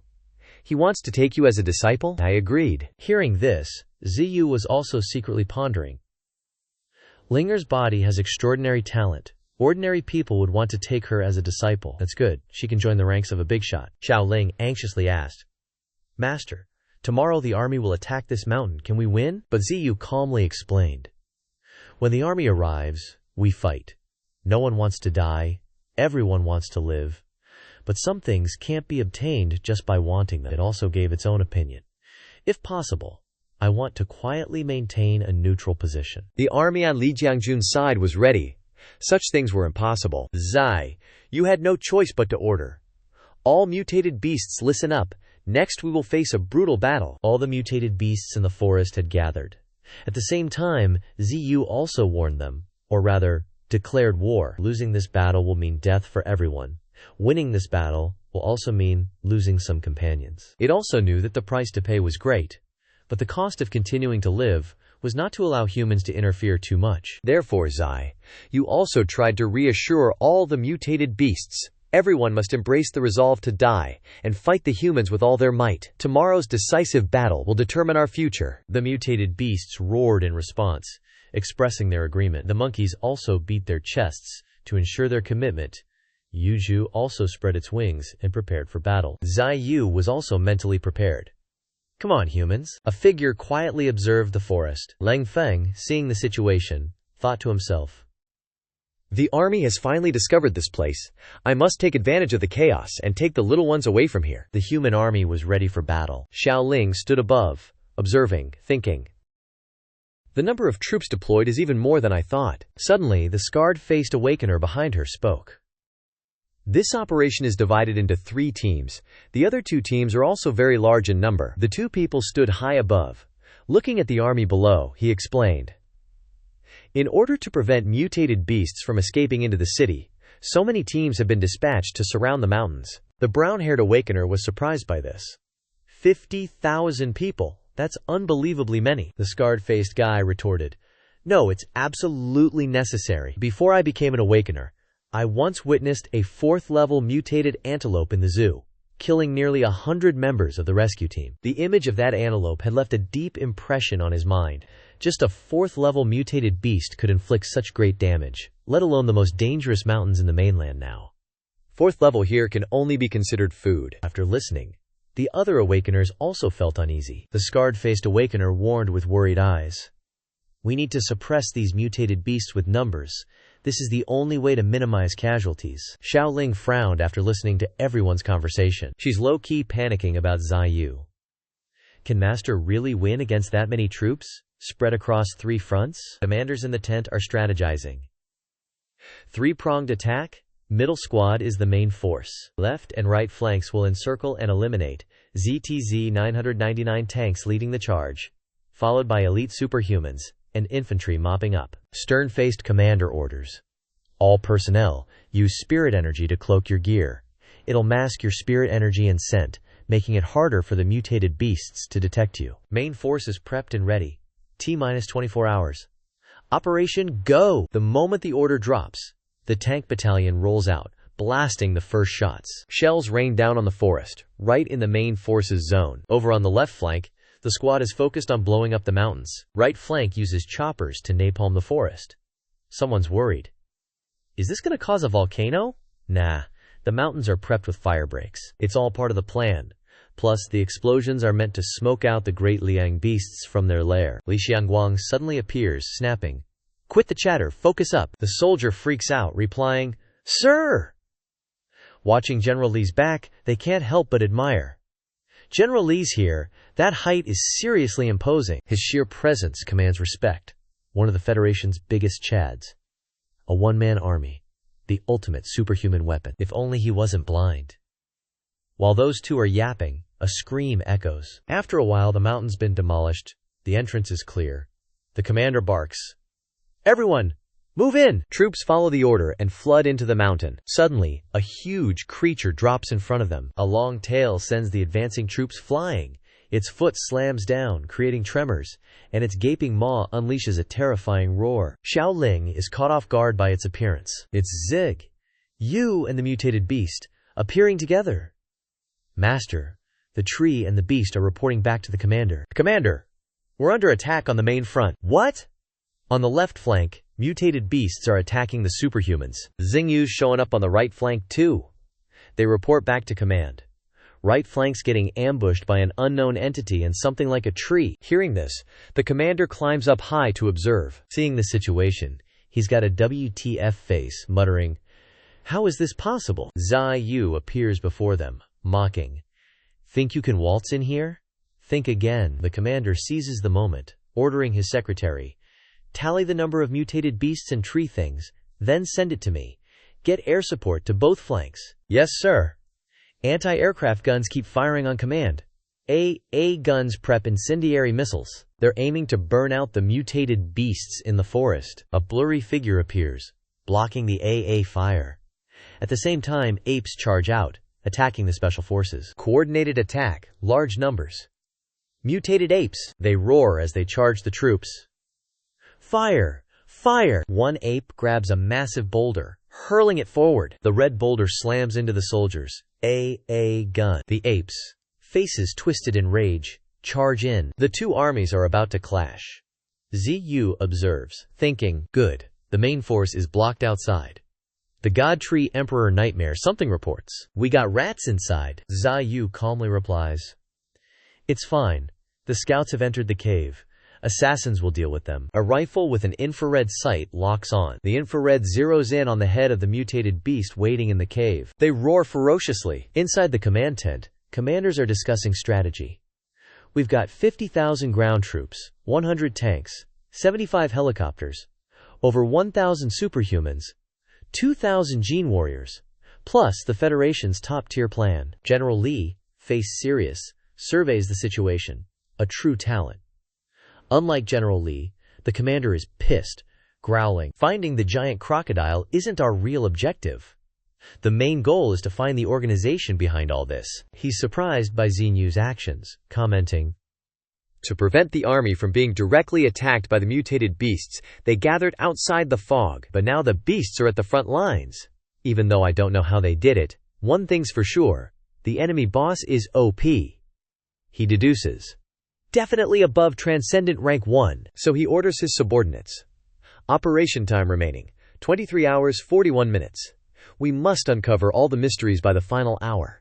The Great Tree's bioweapon deployment is meticulously orchestrated by ZU. Over on the left flank, gunfire continues to rain down on the mutated beasts. Jingji fires her vines forward. Her vines slam into the firing squad. Jingji's appearance makes the firing squad scream, "Witch!" At the same time, Bai Hu appears behind the firing squad. A roar echoes and red liquid sprays out. Xiao Bai isn't letting up, still tons of targets ahead. She stares intensely forward, as if seeing something. Suddenly, a cannonball comes hurtling in out of nowhere. Boom! It slams into the mountainside, causing a massive explosion. Seeing this, Lang Ling laughs triumphantly. Direct hit. Superpower gene. Nyan Lang Ling, rank 8. Superpower gene. Monkey, rank 9. That tiger skin is mine. She realizes something, and her smile instantly vanishes. Inside, the surviving mutated beasts are now wondering, isn't that girl the Awakener mentioned in the mission? Hao Zi excitedly explains. That cannonball was specially made to deal with mutated beasts, but it still survived a direct hit. Seeing the scene, he acknowledges Bai Hu. Truly worthy of the title, King of Beasts. Lang Ling is already plotting. Capture that girl and we can find out who's behind them. She lays out her plan. Hao Zi, the dead white tiger is yours, the girl is mine. Next up, a clash of kings. A huge stick is swinging forward. The golden-haired monkey slams its stick straight into the sniper's goons, sending them flying. Next, the mutated boar attacks them. The honey badger also charges in, scaring the snipers who scream, "Stay back!" It smashes its butt right into the sniper's face. Very quickly, the damn snipers are lying prostrate at their feet. The three mutated beasts happily high-fived. Suddenly, the golden-haired monkey notices something beside them. Detecting movement, it raises its stick, ready to attack. A superpower awakener appears with a creepy smile. Its small tail aims straight for the golden-haired monkey's eyes.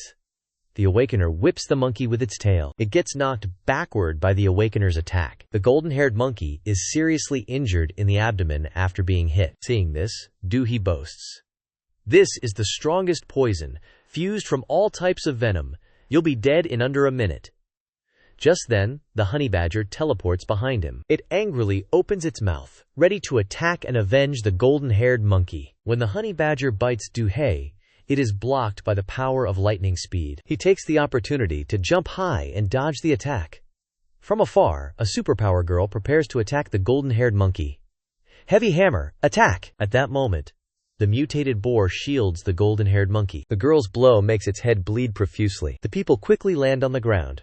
The three of them say with delighted faces, Superpower Squad, Lightning Speed rank 8. Superpower Squad, Yin Hammer rank 7. "Is that honey badger the one who attacked An Gao Yuan before?" Superpower Gene, Poisonous Scorpion rank 6. All three mutated beasts are injured. War Boar in rank 7 armor, Honey Badger rank 8, Golden-haired Monkey rank 7. Those superpower awakeners are attacking the three mutated beasts. They're definitely just low HP now.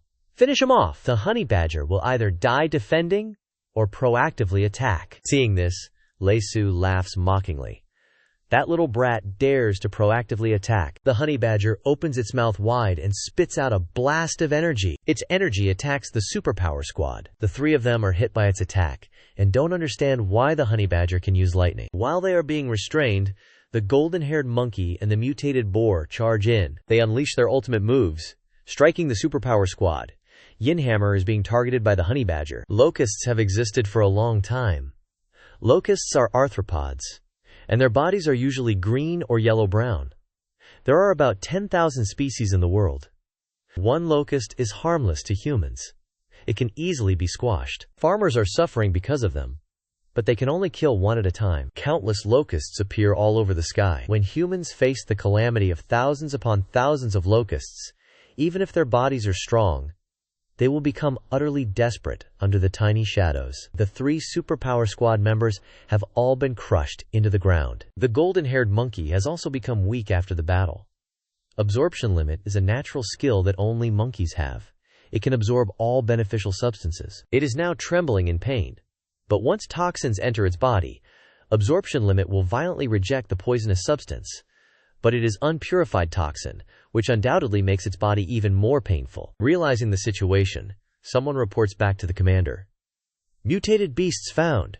They have defeated the superpower awakeners. A group of snipers in the forest fire at the mutated beasts on command. Snipers! Snipers! Don't let them escape! The honey badger clutches LeSuan's head after being hit by a bullet. Ouch! Enraged, the honey badger unleashes a blast of lightning at the snipers. That is a high-level mutated beast exchanged for a dedicated charging device. The mutated boar also charges forward, ramming into the snipers. Meanwhile, the golden-haired monkey turns around to look at the dark shadow behind it. The tall shadow reaches out to grab it. A superpower awakener swings his fist to attack the golden-haired monkey. You die first! Unexpectedly, the mutated boar charges forward to shield the golden-haired monkey. Seeing such a scene, the golden-haired monkey's eyes well up with tears. The honey badger, still fighting, also sobs. The superpower awakener has squeezed the mutated boar's heart, causing it to scream miserably. The mutated boar falls right in front of the golden-haired monkey. Seeing its friend fall, the golden-haired monkey cries out in anguish. At the same time, a hand touched the honey badger's head. A super soldier sniped its head off. The super soldier squad and sharpshooters rushed in, barking orders.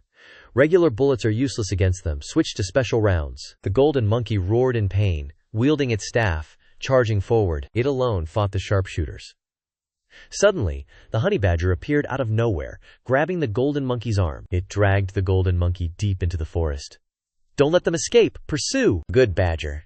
Dragging the golden monkey away to hide, its legs seemingly badly injured. The super soldier's shot had hit the honey badger's leg. Sweating profusely, it dragged the golden monkey away. Soon, the sharpshooter squad was attacked again. They screamed in agony. Flash and Green Mantis flew in to engage. Everyone was shocked to see them. Wait! Flash, you're going ham like that, your stamina will run out fast. Flash internally decided. Humanity must be eliminated. Both Flash and Green Mantis flew out to reinforce everyone. Bai Shu was also injured. Jingxi and the mutated beasts were exhausted from fighting. Hao Zi and Lang Ling suffered heavy losses. Enraging them, they suddenly went berserk. They've killed 100 of our men. The corpses of the sharpshooters littered the ground. Hao Zi observed the front, predicting their stamina won't last much longer either. Only one Feng Lan is left. Seeing Jingxi ahead, they plotted. That white tiger doesn't just want to deal with us, it's always protecting that mutant woman. Use that girl as a breakthrough point. Kill them all. Seeing the current situation, Jingxi pondered. Little White's forces are already unstable. The previous artillery fire caused significant injuries. Bai Shu glared at the monkeys hatefully.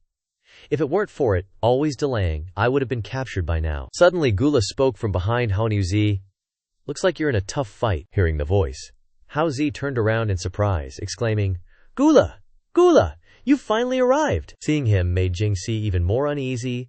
There's reinforcements. How long will this fight last? Looking at Gula in front of her, she became even more suspicious. Especially that guy. His spiritual energy is very strong. Only the divine tree can deal with him. The awakener resented Gula, observing the situation, guessing that if they continued attacking like this, they would lose sooner or later. So he ordered the super soldier squad.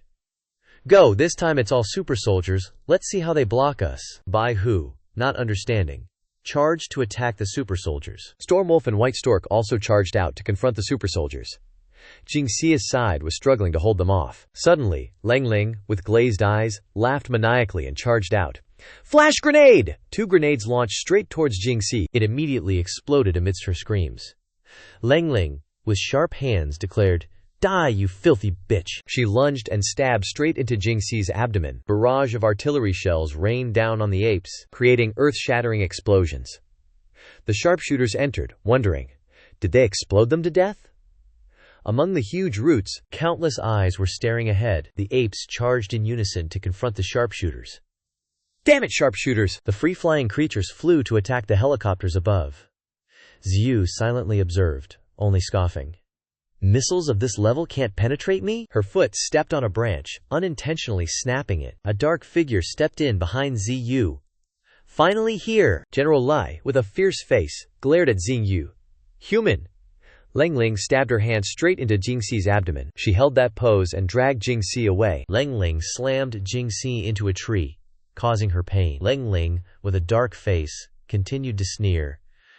The smell on your body is indeed the same as that country girl, so stinky I just want to puke." But suddenly a dark figure appeared right behind her. Bai punched Lang Ling away.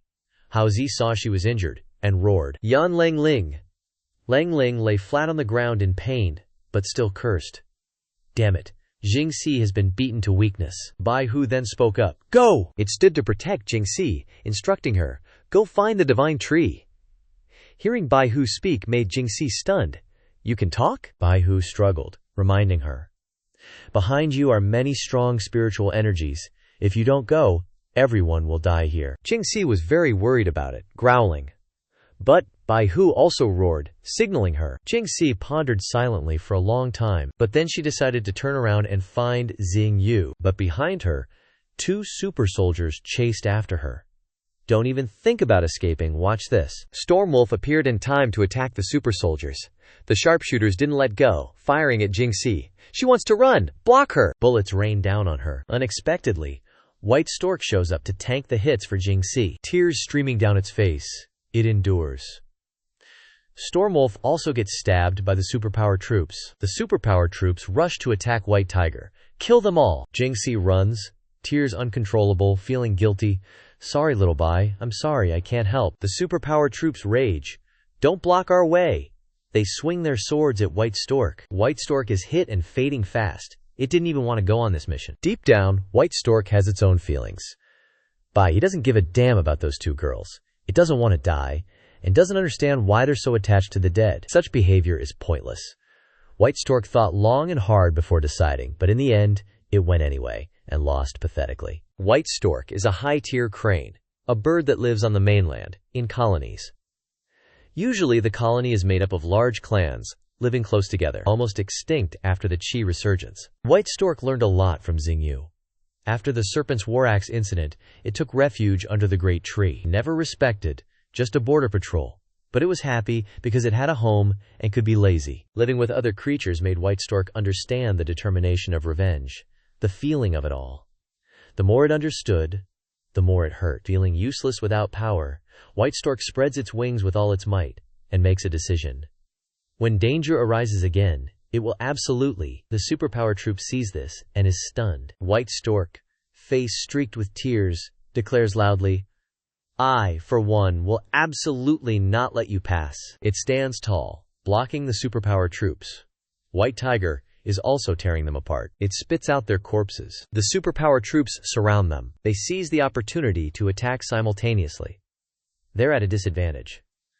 But White Tiger stands tall, unwavering. "White Tiger, your pursuit of great power is CAY." It remembers Xingyu's words. "In terms of combat skills, you haven't lost to yourself, but you must understand that physical strength is not eternal. Xin, you taught White Tiger a lot. Physical strength will fade with time, and you will fear your lack of real strength, so you must constantly temper your mind. Z, you trusted it and gave careful instructions. Faced with a strong opponent, never retreat. Have the courage to take on all responsibilities." A group of superpower troops press on White Tiger. "These are the things you will learn later, because you are White Tiger." Roaring without fear, creating the pressure of the king of beasts, a gentle breeze blows, scattering tufts of grass. Lightning Flash stands quietly, looking ahead.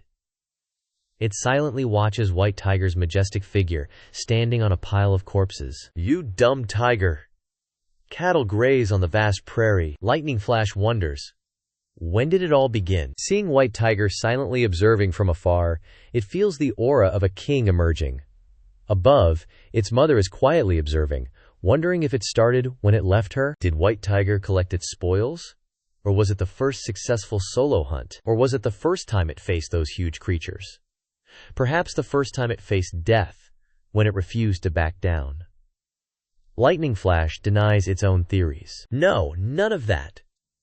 But just like that, White Tiger stands majestically above, looking down at Lightning Flash. In White Tiger's eyes, there's still a stern look. Jianqing sees this. White Tiger is amazed. Even fighting to the end, it maintains that pride. Suddenly, it looks up, seemingly above. Unexpectedly, Jianqing bursts into tears. Part of White Tiger is seriously injured. The entire right side of its body has been ripped off. Jianqing cries, seeing White Tiger so badly injured. Lightning Flash trembles beside it, tears welling up. It lowers its head slightly. "You humans!" Lightning Flash's pain explodes into resentment. "How many important things do you want to take away? How far will you extend your hatred?" Its scream echoes through the silent space. On this side, Honey Badger has hidden the golden monkey under a tree root. It quietly watches the weak golden monkey. Suddenly, shouts come from behind. "They're nearby! They can't escape!" The golden monkey weakly reaches out its hand. Honey Badger looks back with regret.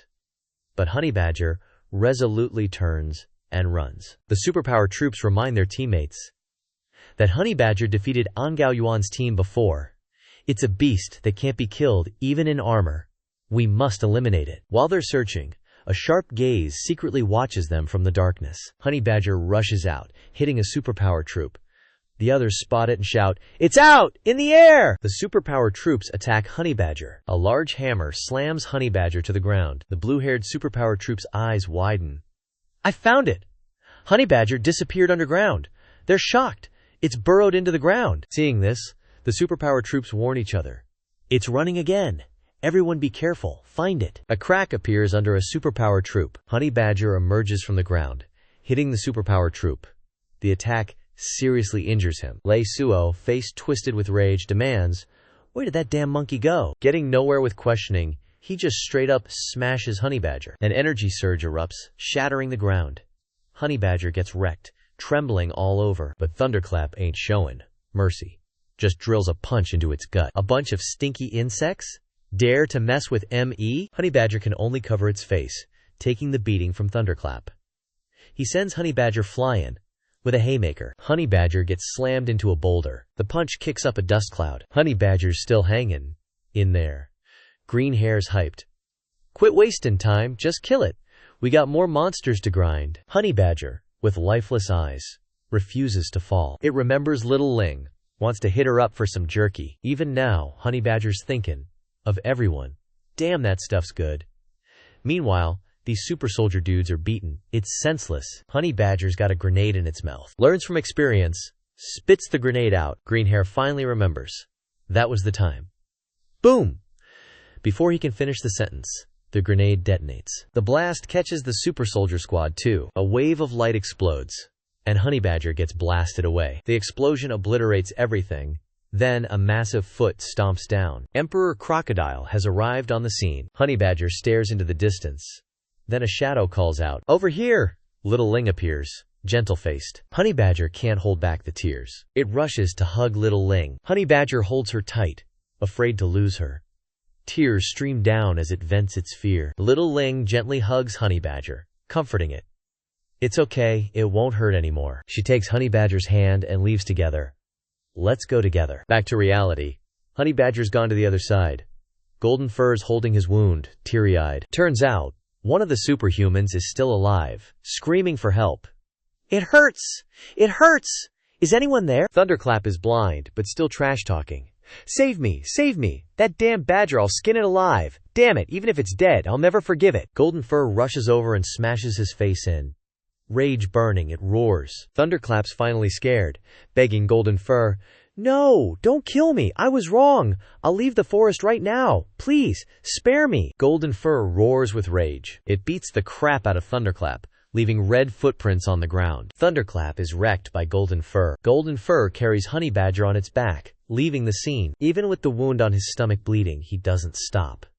Mutant Boar lies silently on the ground. Golden Fur gently touches its head. It looks up at the sky, the light shining bright today. Golden Fur just smiles. It remembers the days when they were messing around together. Golden Fur lies down with Honey Badger's body next to Mutant Boar. Jingji flees into the depths of the forest, muttering as she goes, "Gotta find the sacred beast, ASAP." Hearing rustling behind her, Jingji glances back, recognizes the familiar fur. Little White. Turns out, Lang Ling is wearing White Tiger's skin, trollin' hard. Little White talking about the White Tiger? White Tiger's corpse is still on the ground. Gotta give her props for the flex. Lang Ling smirks, sarcastic as hell. Its skin is really warm. Hearing this, Jingji screams. She unleashes her vines, attacking. Die! Lang Ling dodges with ease, laughing. Too slow. What can you do with that beat-up body of yours? She lunges, grabbing Jing Ji. Die! When Lang Ling isn't paying attention, a beam of light flies towards her. The beam triggers a massive explosion. Lang Ling gets blasted away. Damn it. Jing Si got back White Tiger's hide with the help of Lang Feng, who's now rank 7, and Qing Gang, who's rank 8. Seeing them, Lang Ling immediately interrogated. Humans? You guys are from the organization here, right? Gula, unimpressed, just told her. Just capture them alive, then we can find out about the organization. Everyone else, fall back. In your current state, you're no match for them. He unleashed his power, declaring, I'll take care of them real quick. General Li stood imposingly, facing Xinyu. Seeing it, General Li already had a hunch. So you're the big boss here. Xinyu didn't deny it. Correct. Hearing it speak, General Li was shocked. It can actually talk? Even though he knew about sentient creatures, looking at Xinyu made him even more skeptical. But actually seeing it was still unbelievable. General Li quickly drew his sword, questioning Xinyu. I didn't expect you to admit it. Those mutated beasts are your doing, right? Rank 2 superhuman. Peak. Lifespan 27 105ths. Innate talent. Wisdom. Innate intelligence. Special power. Sword quit. Alchemy. Spirit power amplification. Kill enemies above your rank. Lifespan consumption system. Ziyu didn't hide anything, stating, That's right, I'm behind everything. You humans shouldn't have trespassed here. General Leah sternly warned it. You mutated beasts shouldn't steal our living space. If we don't eliminate you, we won't live in peace. Hearing that, Xinyu scoffed. Your place? How audacious. Looks like words won't solve anything today. Then so be it. Kill? General Li didn't hesitate, swinging his sword to attack. When he struck Xinyu, the sword in his hand shattered. Seeing the fragments fly, General Li was stunned. The sword broke. The black substance quickly wrapped around his body. The red dot being tracked on the screen was analyzed. This is when the giant crocodile entered the mountain, accompanied by the last known location from the large reconnaissance aircraft on it, and this is the mountain, as seen by satellite, surrounded by mist. In the middle of the forest, there's a large, long ravine. This is the original state of the misty mountain before the Qi resurgence. Everyone was shocked by this scene. A ravine, is this where they're hiding? Commander Cheng speculated gravely. Up until now, we've been discussing that the manipulator behind this mountain is a human organization. But this organization might not even be human. Everyone was shocked by this news. A picture was shown on the command screen, replaying the moment the reconnaissance aircraft was shot down by a bone projectile. Everyone was shocked by the picture. On the right side, there's a blurry, unidentified creature. After enhancement, we got the final result. Ziyu's figure faintly appeared on the screen. Everyone was wondering, is that what it looks like after evolving into a mutated beast? The commander gave his opinion. Qi resurgence has only been happening for half a year. To be able to control 8 mutated beasts, and have the giant crocodile obey so obediently in such a short time, its power is definitely not low. He looked worriedly expectant. Manipulating various mutated beasts, mutating humans, speaking human languages, all these mysteries will be revealed once General Li reaches the destination. Commander Cheng knew clearly. This time, we're not fighting humans, but a sentient, mutated beast. This is our first time facing such a head-on battle. After Xinyu's attack, General Lin was unscathed. He glared at Xinyu with murderous intent. A sharp object suddenly pierced General Li's neck. Ziyu looked at him mockingly, boasting about wanting to take this place. It controlled General Li, sneering at him. But now you're kneeling before me. Ziyu confessed its thoughts. I don't want to start a war with you humans. Why do you want to conquer this place? If you retreat, we will never invade human territory. General Li covered his face, questioning sinisterly. You think I'll believe that? He suddenly stood up straight, intentionally provoking. Perhaps you haven't noticed, have you? Everyone who entered here is carrying a spirit energy separator. It can block spirit energy within a 5-meter radius. General Li revealed to Xinyu without hiding. The spirit energy of your subordinates has all been blocked. Even the mist you spread can't be sensed. Just received intel. Everyone who resisted our soldiers, all the organized mutated beasts have been killed. He unleashed his power, declaring loudly. Whether it's the civet that injured Gao Yuan or the white tiger protecting the mutated woman, 1 against 100, all died in this mountain. Now you're an elephant, and we're ants. As long as we bite you to death, we can live on this land." But upon hearing the news, XINH calmly replied, "I knew this battle couldn't avoid sacrifices." General LIEU was stunned by its words. "But that doesn't mean we're afraid of death. The helicopters are being continuously pierced." The shooters below realized that their speed wasn't as fast as before. Even if they're strong, they'll get tired. Gula choked Qing Gang, lifting him up. "This world belongs to everyone. We will never retreat." The apes are also enduring the attacks of humans. To live and fight is the only thing we can do. Dai came before the honey badger group lying down. Tears welled up in its eyes, seeing its fallen comrades. "Even if we accept the world's sorrow," Shangguang's eyes suddenly flashed. Ziyu couldn't hide its pain, questioning. "Humans, tell me, when did this world begin?" "You say." Ziyu threatened him repeatedly. "How ridiculous. You started the war. If you don't kill me, I will definitely take revenge on you relentlessly in the future." Its eyes flashed with determination, grinding its teeth. "We live wherever we want. We don't need anyone's permission." Ziyu vented all its feelings. This world belongs to all living things. What you humans say doesn't count." Dicky roared, mourning for its friends. Gula alone defeated all 3 of Jingxi's crew. Suddenly, Shangguang appeared from behind, attacking him. It used all its power to face Gula. Jingxi was surprised by Shangguang's appearance. Wuji Shangguang, with hateful eyes, snarled, "I finally found you. You killed White Tiger." The shooters cheered in unison. "The antlion is here. Target the mutated beast. Kill it." But then a beam of light appeared, slashing through them. Qing Gang also appeared, bisecting the shooters. As Shangguang attacked Ji, he dodged it. Seeing them, Ji thought to himself, "Didn't expect there to be 2 high-speed mutated beasts, and both are intelligent." Seeing the situation, Greenie GTFO'd. "This ain't good, gotta send the message." As Shangguang was about to attack, Greenie blocked it. "Don't even think about it, Shangguang, chill." It didn't listen and continued to charge at Gula, but Gula easily dodged its machine-like attacks. He looked at Shangguang and sneered, "High-speed movement? You're not the only ones who got it." Greenie didn't hesitate and charged at Ji. "Damn it!" Quote. He didn't hold back and countered. The Greenie was injured by his attack. Greenie felt it too. Even though he only used 1 move, I know I'm no match for him. Qing Feng advanced to stage 7. Greenie noticed Shangguang trembling beside him, seemingly hit by Gula's attack. Shangguang entered stage 8. Gula just calmly observed them.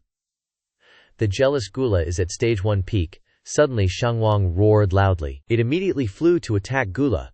Shangguang struck him directly, but he blocked it. It was very surprised by this. Shangguang continued to attack, but Ji dodged everything. Its legs slammed straight into the ground. Shangguang kept trying to attack Ji repeatedly. Greenie watched from the side and sighed. "It's so fast that I can barely keep up." Shangguang didn't give up. Eyes blazing, it used all its strength to strike Ji directly. Suddenly, something surprised Shangguang. After that attack, Gula was unscathed. He sneered. "A full-force attack that can't even scratch my skin?" He used his cloak to strike back at Shangguang. Seeing this, Greenie rushed over shouting, "Shangguang!" Seeing it, Gula smiled, taunting, "Your attack is weaker than an ant." Suddenly, Qing Feng grabbed his neck from behind. He opened his mouth wide and shouted for Leng Feng. After the shout, a black shadow holding a sword appeared in the sky. Leng Feng went all out and charged towards Gula, declaring, "If I can't cut your skin, then I'll start with your eyes. Then pierce your brain." Hearing this, Gula looked up at the sky. As Leng Feng's sword came down, Gula turned into a swarm of flies. Realizing this, Leng Feng angrily cursed, "Turned into flies again, damn it." The flies, transformed by Gula Nguyen Than, flew up simultaneously. Jingxi spotted them from behind and warned, "Attack, with red light reflecting eyes." Greenie also appeared behind the fly. Gula was surprised to see it. "What the FCK?" Greenie slashed at Ji with its leg. Sure enough, this time it injured him. "Damn you all!" Gula coughed up blood and immediately fell to the ground. Shangguang below was already ready. It also unleashed a move straight at Gula's face. "Die!" Shangguang's attack shattered the ground. Seeing this, Leng Feng and Qing Gang were doubtful. "Did we win?" Greenie shouted from behind. "Shangguang, run!" From above, rays of light struck down simultaneously. Shadow assault. The rays pierced through Qing Gang, and he pushed Leng Feng away. Below, The ground still bore the marks of the attack. Gula, with his injured body, thought to himself, "This move consumes too much energy. Can't underestimate them." But Qinggang died after being hit by his move. Lang Feng cried beside him, "Qinggang!" As the smoke cleared, Shang Wang slowly sat up, but Greenie had been cut in half. Seeing this, Shang Wang felt heartbroken and blamed himself. The entire right side was to protect me. Seizing the opportunity, Gula calculated in his head and charged.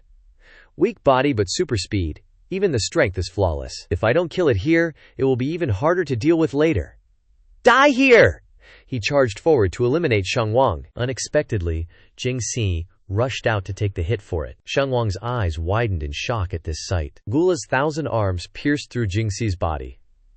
Holding Jing Si, tears welling up, he struggled to say his last words. "Little Wu, this time it's my turn to save you." Jing Si's body trembled and took its last breath. Gula, witnessing everything, calmly declared, "Humans and mutated beasts can cooperate in battle. If I report this, maybe there won't be meaningless wars in the future, but I'll hide it. Only then can I find joy in endless slaughter." He smiled strangely, as if ordering them. "So, even if you die first, you're not allowed to cry. Because I changed my mind, I want to kill all of you. The big idiot and the mutated woman are just appetizers." Suddenly, Lang Feng attacked Gula, but he blocked it. From behind, a voice told him, "If you don't want to die, take that bug away." Suddenly, a swarm of rats crawled up from the ground and attacked Gula. Gula was surprised to see them. Rats! Shang Wang still wanted to fight despite being injured. Damn it. Seeing this, Greenie shouted loudly from behind, "That's enough, Shang Wang. You can't beat him. Let's run away. Let the humans slaughter each other." Shang Wang stood before the mountain of corpses. At that moment, it raised its head high, thinking to itself, accepting his fate, the endless suffering, living like an ant, life cheaper than paper. With his body riddled with wounds, but Shen Guang still struggled to stand, even with his strength depleted. He declared, "Even if I can't win, I'll still fight." Zelani, hearing this, pinned him down, questioning, "How many times do I have to tell you, you can't win?" "Of course I know, but everyone can't die in vain. I must protect this place for them," he mocked himself in his mind. "If I run now, what's the difference between that and death?" Shan Guang and Zelani hesitated before speaking. "If that's the case, if you want to win even in death," he made a decision without hesitation, "then eat me. Let me become your power." Hearing this, Shen Guang asked tearfully, "What are you saying?" Zelani revealed without hiding, "I'm about to die anyway. My mother ate my father to give birth to me. My father became my mother's power, living inside her body." Zelani recounted those things as if mocking himself. "What a ridiculous way to die. I can't accept it, but I have to accept that ending. So I escaped from that clan. My entire life must be in my own hands." He also chose that path for Shan Guang. "Letting you eat me now is also my choice. My power will become your power. My speed will become your speed." Shan Guang painfully refused that request. "I don't want to. I can't do it. Enough friends have died. I don't want to lose you too." Gula wailed after beating the rats. Lang Feng didn't accept it, roaring as he attacked him. "Don't hurt them!" Zelani used the last of his strength to try to explain to Shang Guang. "Stop hesitating. It hurts even to talk now." He explained with heartfelt words. "We came all the way here, and we can't feel the aura of any of our comrades. Everyone is dead. Instead of dying at the hands of humans, why not give your power to someone?" Even near death, Zelani reassured Shan Guang. "Shan Guang, I've always considered you a friend. This is a gift I chose for myself." Shan Guang cried and trembled after hearing those words. "Damn it! Damn it!" His face covered in tears, he shouted loudly. A light emitted from where Shan Guang stood. Lang Feng painfully hugged the little rat and cried, his tears soaking him, vomiting blood after getting hit. The little rat also cried after seeing Lang Feng like that. Gula mocked after witnessing that scene. "What's the point of sacrificing your life to save that rat?" He aimed his weapon straight at the little rat, declaring, "In the end, you'll die anyway." His attack exploded in space. Gula, with a calm face directly forward, Shan Guang, in a different form, stood in front of him. Seeing his new form, Gula was also surprised. The ant's appearance has changed. Why could his weak aura just now withstand this move? Not only that, but even his aura is stronger. Shan Guang leveled up, making Gula even more suspicious. Reached 9th rank? Even so, it's just the aura of the 9th rank.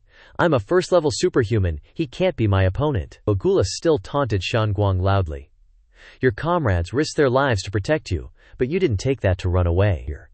You're so stupid that there's no cure. Even if you become stronger, you won't be my opponent. Shan Guang reappeared behind Gula, who turned his head to look at him in surprise. This speed. Gula quickly launched an attack at Shan Guang. Cloak thrust. That move only stabbed into the ground. At this time, Gula also realized he missed. Shan Guang picked up all the rats in his hand and turned away. He placed those rats around Lang Feng, revealing, I know your heart is always with the divine tree, but you treat these rats as the meat in your heart. Now I will put them next to you. Looking at the corpses in front of him, Shan Guang swore to them, I will avenge you. Gula in the back heard those words and thought, instantly moving these corpses. The words you said just now, you said it like you could win. Gula raged, declaring, I was too careless just now. I won't let you have your way next time. You will regret being alive in this world. He had just finished speaking when he was punched. Shan Guang punched Gula far away. He clenched his fist, ordering Gula, stand up, don't fall down. Shan Guang also affirmed to him, I won't let you die so easily. Shan Guang unleashed his power, declaring, I will slowly torture you. But seeing the difference from him, Gula was also surprised. Clearly only 9th rank. Why is his power surpassing my superhuman level? He was not only unafraid but also provoked. Want to torture me? I'll pass. Gula took off his cloak, judging, I don't think you have that qualification. Both sides released terrifying power. Gula quickly rammed straight into Shan Guang's stomach. He smugly laughed, mocking, You are too weak. Shan Guang didn't give up. Quickly got up, he continuously launched attacks at Gula. Those things only made Gula ridicule him even more. Just a 9th rank. Even if the speed is fast, what's the use? In the end, won't you die in my hands? The important thing is not speed but strength. Shan Guang didn't know when he had approached Gula. He threw a punch straight into Gula's face. Shan Guang punched straight into Gula's face. His eyes were full of anger when looking at him. Gula was very annoyed when punched and growled. He unleashed his power, unwilling to lose. Gula created an arrow, intending to retaliate against Shan Guang, but with his agility, Shan Guang dodged it. Gula's attack stabbed into the rock, creating an explosion. Gula, seeing this, loudly declares, The bats are formed from falling debris. This is a move only I possess. You can keep dodging. He then threatens her with the corpses of the thorny thorns. But your friends are already minced meat. Flash, hearing this, gets an idea. Then shouldn't we just blow all these bats away? Gula, summoning a sky full of bats, mocks. What were you saying just now? Kill them all? Do you know how many clones there are here in total? He answers his own question. 13,000. Now I will flatten this place. Flash, unfazed, just watches. Gula orders the bats to attack. Farewell. Flash is ready, bracing for impact. I love it when my power screams. The mantis blades bisect the incoming bats. Flash swiftly eliminates every single bat that approaches. With her agility, she intercepts the swarm. The dark shadows fly back towards Gula. Seeing the corpses of the bats, he's quite surprised. They're all being batted back. Shit! A blast like shattering the sky erupts in the air. Gula is hit by Flash, coughing violently. Flash has somehow appeared behind Gula. She unleashes an attack towards him. A white shadow instantly slams into a rock. Gula is sent crashing to the ground, bewildered. A foot advances, pressing his head into the dirt. Flash stomps on Gula's head, preparing to strike again. Gula, now afraid, thinks, Crap, if I get hit head-on. He pleads, Wait a minute.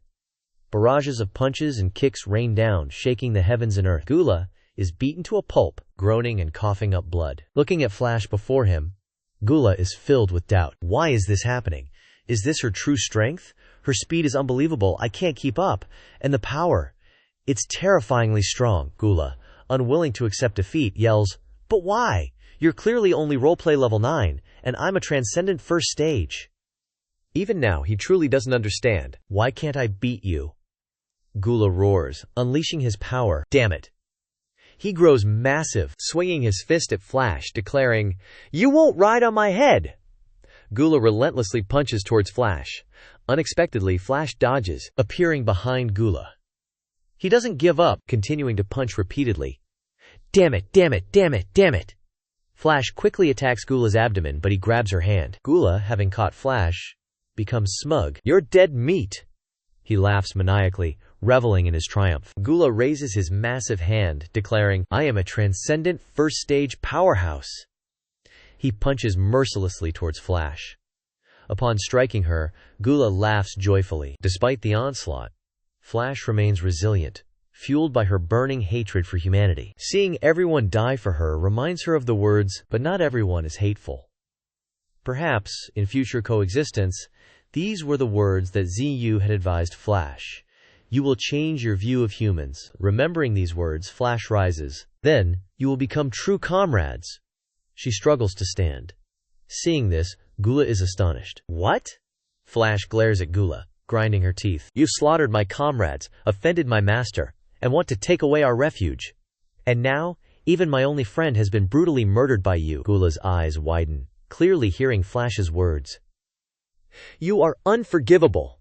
Flash quickly advances, punching him straight in the face. The punch causes the ground beneath Gula to cave in. He is now being brutally beaten by Flash. Flash stands high above, staring down at Gula.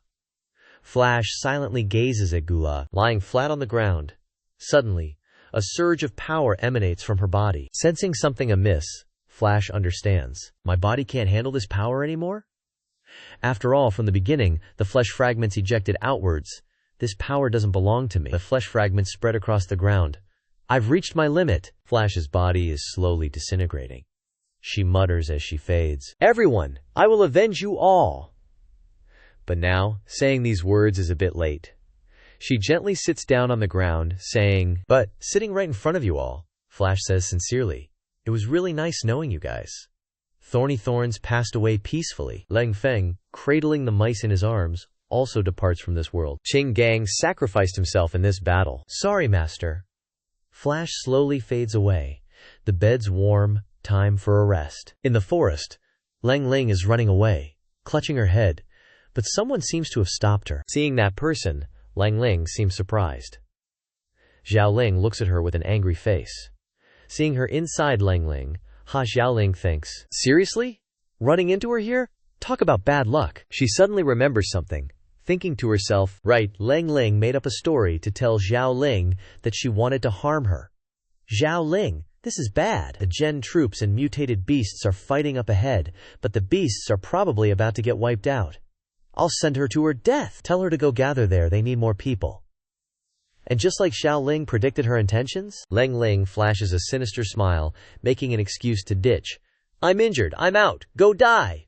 While she's gloating, a huge shadow passes in front of her. Zhao Ling personally shoves Lang Ling to the ground. Annoyed by her actions, she questions, "Are you crazy? Trying to die?" Zhao Ling doesn't show any emotion, directly confirming, "Correct, but it's not me who's dying." Hearing those words, Lang Ling's face changes as she eats dirt. Zhao Ling's soulless eyes imply it's her. Lang Ling pretends not to understand, questioning Zhao Ling. "You're saying the one dying is me? You want to kill me?" Zhao Ling gloomily admits to her. That's right. At this point, Lang Ling grinds her teeth, understanding her meaning. She tries to brainwash Zhao Ling again. "Zhao Ling, I know I offended you before, but now's not the time for infighting. You and I can probably team up to repel the mutated beasts." But Lang Ling's words are rejected by Zhao Ling. "No way, save your breath." Lang Ling puts on an innocent act, blaming something else. "Is it because of the doctor? Then I'm out of options. The drug's effects were too strong, I couldn't control it." Who knew he'd just die like that? Those words made Zhao Ling furious, punching her right in the face. That punch sends Lang Ling flying. She can only hug her face and scream, "That hurts like hell!" Zhao Ling declares with a hateful gaze, "I promised the doctor I wouldn't kill you, but I didn't say I wouldn't beat you." Lang Ling isn't holding back anymore, unleashing her power. "Damn it, you asked for this!" She roars with a ferocious face, charging towards Zhao Ling, but with her skills she unleashed Flame Fist. Instead, Lang Ling gets beaten by Zhao Ling until she vomits. She unleashes a kick straight to her face. That kick sends Lang Ling flying far away. Not letting her off, Zhao Ling continues to attack. Fire butterflies! She burns Lang Ling alive in the raging flames. Zhao Ling's massive hand is reaching towards Lang Ling. She directly smashes her into the ground. Lang Ling is now beaten half to death by Zhao Ling, begging, "Don't kill me, I was wrong." She finally gets up, offering Zhao Ling a deal. "I was really wrong. As long as you spare me, I'll be your slave and repay you in the future." Zhao Ling conjures a sword in her hand. She walks over and stabs it right in front of Lang Ling. She immediately screams in agony. "My hand!" Zhao Ling just calmly looks at her, saying, "I won't kill you, but I won't spare you either." The shadows of beasts appear beside Lang Ling. This large mountain has countless mutated beasts. She won't be lonely. 2 tempest wolves have appeared in front of her. Now she's finally scared, begging, "No!" Lang Ling curses Zhao Ling with a ferocious face. "Ha, Zhao Ling, you little bitch! You're definitely gonna die." Before she can finish her sentence, she's attacked by the tempest wolves, only able to scream. Zhao Ling just stands silently, watching Lang Ling being tormented. The 2 tempest wolves are biting her mercilessly. Zhao Ling coughs violently after inhaling smoke in the forest. She holds her head in pain, feeling helpless. "What's happening? Can't return to Master's side. My body is also powerless." Zhao Ling runs straight into the forest, determined. "I must quickly return to Master's side." The apes are all hurriedly running out of the fire. Xingyu uses its roots to whip the advancing tanks. All the mutated beasts simultaneously charge to attack the tanks. Seeing this, the commander orders, "Release all incendiary rounds." Receiving his order, incendiary rounds are fired continuously. The incendiary rounds are all heading towards the mutated beasts, but the huge fire is not a problem for them. Yu Jun quickly dodges the raging flames. That fire seems to want to devour Xingyun's roots, but those roots are unharmed in the fire. The shooters see this and shout, "That branch is still regenerating." The commander explodes at this moment. He relays the order, "Continue to blow it up. It needs spirit energy to regenerate. When its spirit energy is exhausted, it's nothing. Moreover, the length of its branches can't attack the missile vehicles." The incendiary rounds continue to bombard Xingyu's roots. The missile vehicles still show no signs of stopping. Yu Jun charges over with a body covered in flames, causing the other side to shout, "There are 3 living Yu Jun heading towards the missile vehicles." Suddenly, a superhuman soldier rushes out to attack them. He warns with a ferocious face, "Yu Jun, do you think you guys can maintain your full strength speed?" One Yu Jun continues to charge forward. At this moment, the orange-haired superhuman discovers that it still has another one. Yu Jun uses all its speed to charge. It crashes straight ahead, creating a huge impact. That's when the crowd up front realized, screaming, the rocket exploded behind the car. One of the snipers saw the vibration and warned. The earthquake underground created a deep pit. The Emperor Croc flew up from below, charging towards the sniper. Giant crocodile. Seeing this, the snipers opened fire on it. The giant croc is charging head-on. Fire! The Emperor Croc's eyes were fierce, like it wanted to devour them whole. A girl's figure watched it intently on the screen. She spoke with a sinister look. "Long time no see." The Emperor Croc roared outside, and the girl declared, "You're not getting away this time." The commander in the camp looked at it, gritting his teeth. "That's the giant crocodile." The Emperor Croc opened its mouth wide, preparing to attack. It emitted a massive, rumbling ultrasonic wave. That wave caused people to writhe in pain, screaming. The Emperor Croc's massive body was almost leveling the place. "Stop it! Don't let it get near command!" The commander ordered through the comms. "Infantry and awakened, fall back! Air Force, prep the ordnance!" With stiff muscles, helicopters rained down bullets from above. Those bullets were aimed straight at the Emperor Croc, but in the hail of bullets, its eyes remained firm, fearless. The command center below was now a sea of fire. The Emperor Croc finally spotted the guy up high. "Is that the commander? The big shot?" Seeing its target, it roared. The spirit tree Xingyu, hearing the roar, launched its roots forward.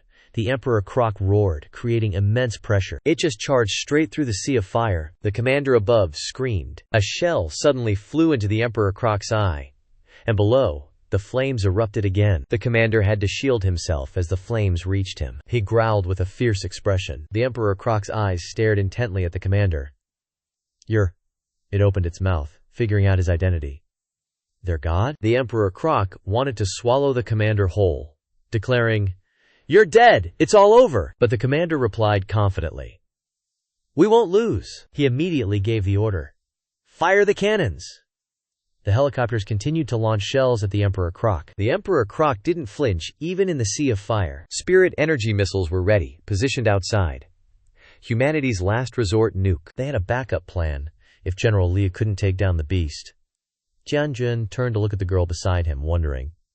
No news from your General Li? No contact for an hour. This General Li is getting his ass beat. Ziyu looked down at him from above. It confidently declared to General Li, You can't beat me. General Li was still cocky, taunting back. How do you know I'll lose? Or are you saying you think I'm the type to run away? Ziyu glared at him, saying, If that's the case, before you die, let me open your eyes to my true power. Hearing this, General Li was shocked. What? He's been hiding it? Ziyu roared to unleash its power. Instantly, its roots erupted from the ground. General Li was surprised and suspicious. This spirit energy. Is it really just a beast? Ziyu's roots raced across the ground. Ziyu's tree emitted a massive wave of energy. General Li was wary of that energy. Ziyu emerged from the tree, revealing itself. Seeing this, General Li gritted his teeth, thinking, It's already this strong, now it's even stronger. If I let it go now, it'll be a disaster in the future. With that thought, he took out a spirit pill, intending to swallow it. General Li swallowed the spirit pill, determined, No choice. I really didn't want to take this pill. As he swallowed the pill, his power increased significantly. He had to destroy it before the pill's effect wore off. Tree Demon. General Li unleashed his power, vowing in his heart. Even if it costs me my life, I absolutely won't let you survive. You'll be buried with the beast of this mountain. The power quickly increased. The opponent's life force was rapidly decreasing. Quasi-third stage, 680,000 spirit energy, lifespan 10 hours. Ziyu didn't lose out, provoking. Then kill me. Second stage, 490,000 spirit energy, lifespan 200 years. Countless sharp thorns grew in front of Ziyu to protect it. General Li quickly jumped over the sharp thorns. He jumped on the rocks, heading towards Ziyu, thinking, You want to create distance and fight from afar? I won't let you! General Li leaped forward. He brandishes the weapon in his hand. General Li swings his sword, striking straight ahead. Xingyu's power blocks his attack, the impact creating a massive shockwave. Xingyu, inside the vines, grins at General Li. The vines form a stone fist, smashing him in the face. Earth element. General Li is blasted backward by Ziyu, sent flying. Something pierces the roots from above. Sword flashes streak through the air. Ziyu's surprised. General Li actually cut the roots. He leaps down, putting everything into a charge towards Xinyu. General Li channels all his power into a direct hit on Xinyu. Ziyu vanishes, leaving only a black vine clinging on. Something has clearly shocked General Li. Stone roots created by Ziyu suddenly collapse downwards. Ziyu unleashes another attack from afar. Willow leaf flying daggers. The daggers rain down on General Li. Zhao Ling desperately tries to reach Xinyu. Her will burning, she cries out in her heart, Master! In the president's office, everyone's scrambling. New combat reports are flooding in from the front lines. The command post was ambushed by giant crocodiles. The commander's status is unknown. The higher-ups, receiving the news, immediately demand, Who's in command now? The Spirit Energy Bureau Chief is temporarily overseeing operations. Hearing this, the guy's face darkens. Is it ready yet? The missile is prepped and ready outside, the underling reports to the brass. Ready to launch the instant General Li retreats. General Li is entangled by Xingyu's vines, but ever since he entered the mountains, contact's been lost. Seems like General Li was determined to settle things with the boss. Rebirth! General Li explodes with power, breaking free, calculating like a madman. Another rebirth? Continuing like this is just a waste of time. Power's surging. Gotta take the chance and destroy its core now. He full throttle charges towards Ziyu. Speed increasing. 5 hours of lifespan. Tier 3 super skill. His attack almost reaches Ziyu. Then, an immense surge of power erupts from the tree. General Li misses Ziyu. WTF. Even he's stunned. Ziyu gives a twisted, mocking smile. This is the power of TIER 3? Pathetic. General Li continues his frantic assault on Ziyu. My strength is approaching TIER 3. His power touches Ziyu, only leaving a scratch. Ziyu retaliates with vines. What nonsense are you spouting? Are my subordinates worthless? Is your life more valuable?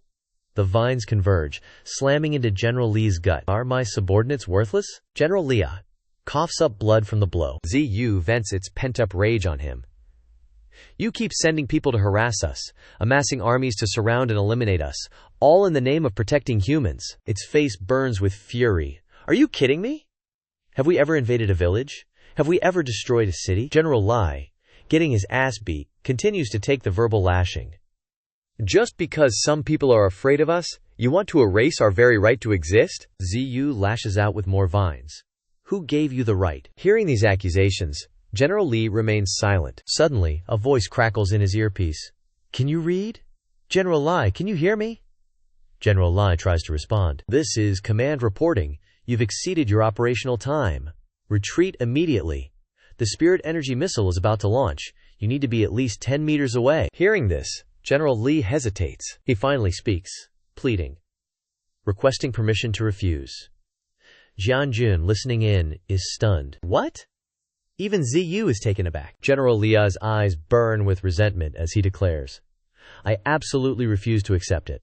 Me, fighting like this, and I'm not even worth as much as a spirit beast? I will defeat it." Jianjun grabs the comms. "Li brother, it's me, Lao Zhao, Uncle Zhao." Jianjun tries to persuade General Li. "You have so much you need to do, we can't lose you." His eyes hardened, he begs in a low voice, "Come back." Hearing those words, General Li wavers slightly. Then, he makes his decision. Still threatening Xingyu, "Looks like I don't need to keep fighting you." General Li reveals the truth. Soon, a missile containing the crystallized wisdom of humanity will arrive to destroy this place. Its annihilation. No matter what you do, you can't stop it. He reveals his mission to ZU. "From the start, my mission was to approach from the rear and eliminate you. Reclaim control of the mountains at night." Important missions were also exposed by General Li Ma. But the premise is to resolve you within an hour. It must be known that if there is a different beast whose Tier 3 powerhouse cannot be killed within an hour, he also confessed to Xingyu, then if we continue to fight, I will only be beaten to death by you because my physical strength cannot withstand it. After all, we do not want to use that spirit missile. General Li also tells it about the power of the missile. The spirit energy missile will contain nearly 100 million units of spirit energy. It's a missile created with the full power of the nation's research. Although the radiation isn't as exaggerated as a nuclear weapon, this place will eventually become a radiation zone. Originally, it was to expand humanity's territory, but now we're injuring over 1,000 enemies, while also suffering 800 in self-inflicted losses. The missile has been launched. It's our last resort. Launched. General Li flees, leaving behind a taunt. "Immobility is your greatest weakness. Figure out how to survive." Hearing these words, ZU roars in fury. "You guys! That rocket's going Mach speed." The afterburners are already firing. Xingyu screams, ordering everyone, "Fall back now! Fast!" The simping Roots retreat, slowly pulling back from everywhere. The humans yell too, "Roots, pull back!" That rocket is heading straight for ZU, who grits his teeth. "I ain't dying here." General Lai, down below, sees the rocket incoming. The rocket's right on top of ZU, slamming into him. But the Roots take the hit. Xingyu's shaken, waitin' on the rocket's power. It's tearing through the Roots. It smashed the Roots, plunges in. The rocket slams right into Xingyu, and boom! Massive power explodes outwards. The rocket keeps blasting. Deeper. It's drilling through the protective Roots. Xingyu inside is getting wrecked. And then, the rocket detonates, shaking the whole damn ground. Inside, Xingyu's trashed, but he's still screaming, I. Inside Xingyu, the image of the beasts appears. He's determined. "I'll protect you guys. I won't let you die." His face is covered in tears, begging, "We gotta live on together." Xingyu faces forward. "At least this place." And then, a surge of energy erupts, spreading everywhere. ZU Yang is being incinerated, swallowed by the flames. And then, the fire explodes, radiating outwards. The energy is burning up the sky. Even General Lai gets blasted away. Xiao Ling struggles to withstand the aftershocks. That energy wave tears through the forest. The dudes outside see it and cheer. Rocket deployed. Blondie runs in, reporting, "Rocket hit the target. Mission success." But the higher-ups don't look happy about it. General Lai's heavily injured, and he's carried out. They rush to him. "General Li!" The awakened dudes outside tell him, "We're here to get you. The main force is retreating. Let's go." General Lai looks worried, asking, "Retreating? What's the situation outside?" The awakened guys tell him, The beasts behind the mountain are either dead or fled, pretty much dealt with. The biggest pain was that giant crocodile. They recount the story of the Emperor Croc. It almost wrecked all the tanks, rocket launchers, and helicopters. Over 10,000 casualties, commanding officers dead. We had to use thousands of rockets to finally kill it. The situation in the forest ain't good. Now the final boss in the mountain's been taken out by General LIEU and HQ. There aren't any strong beasts left in the mountain.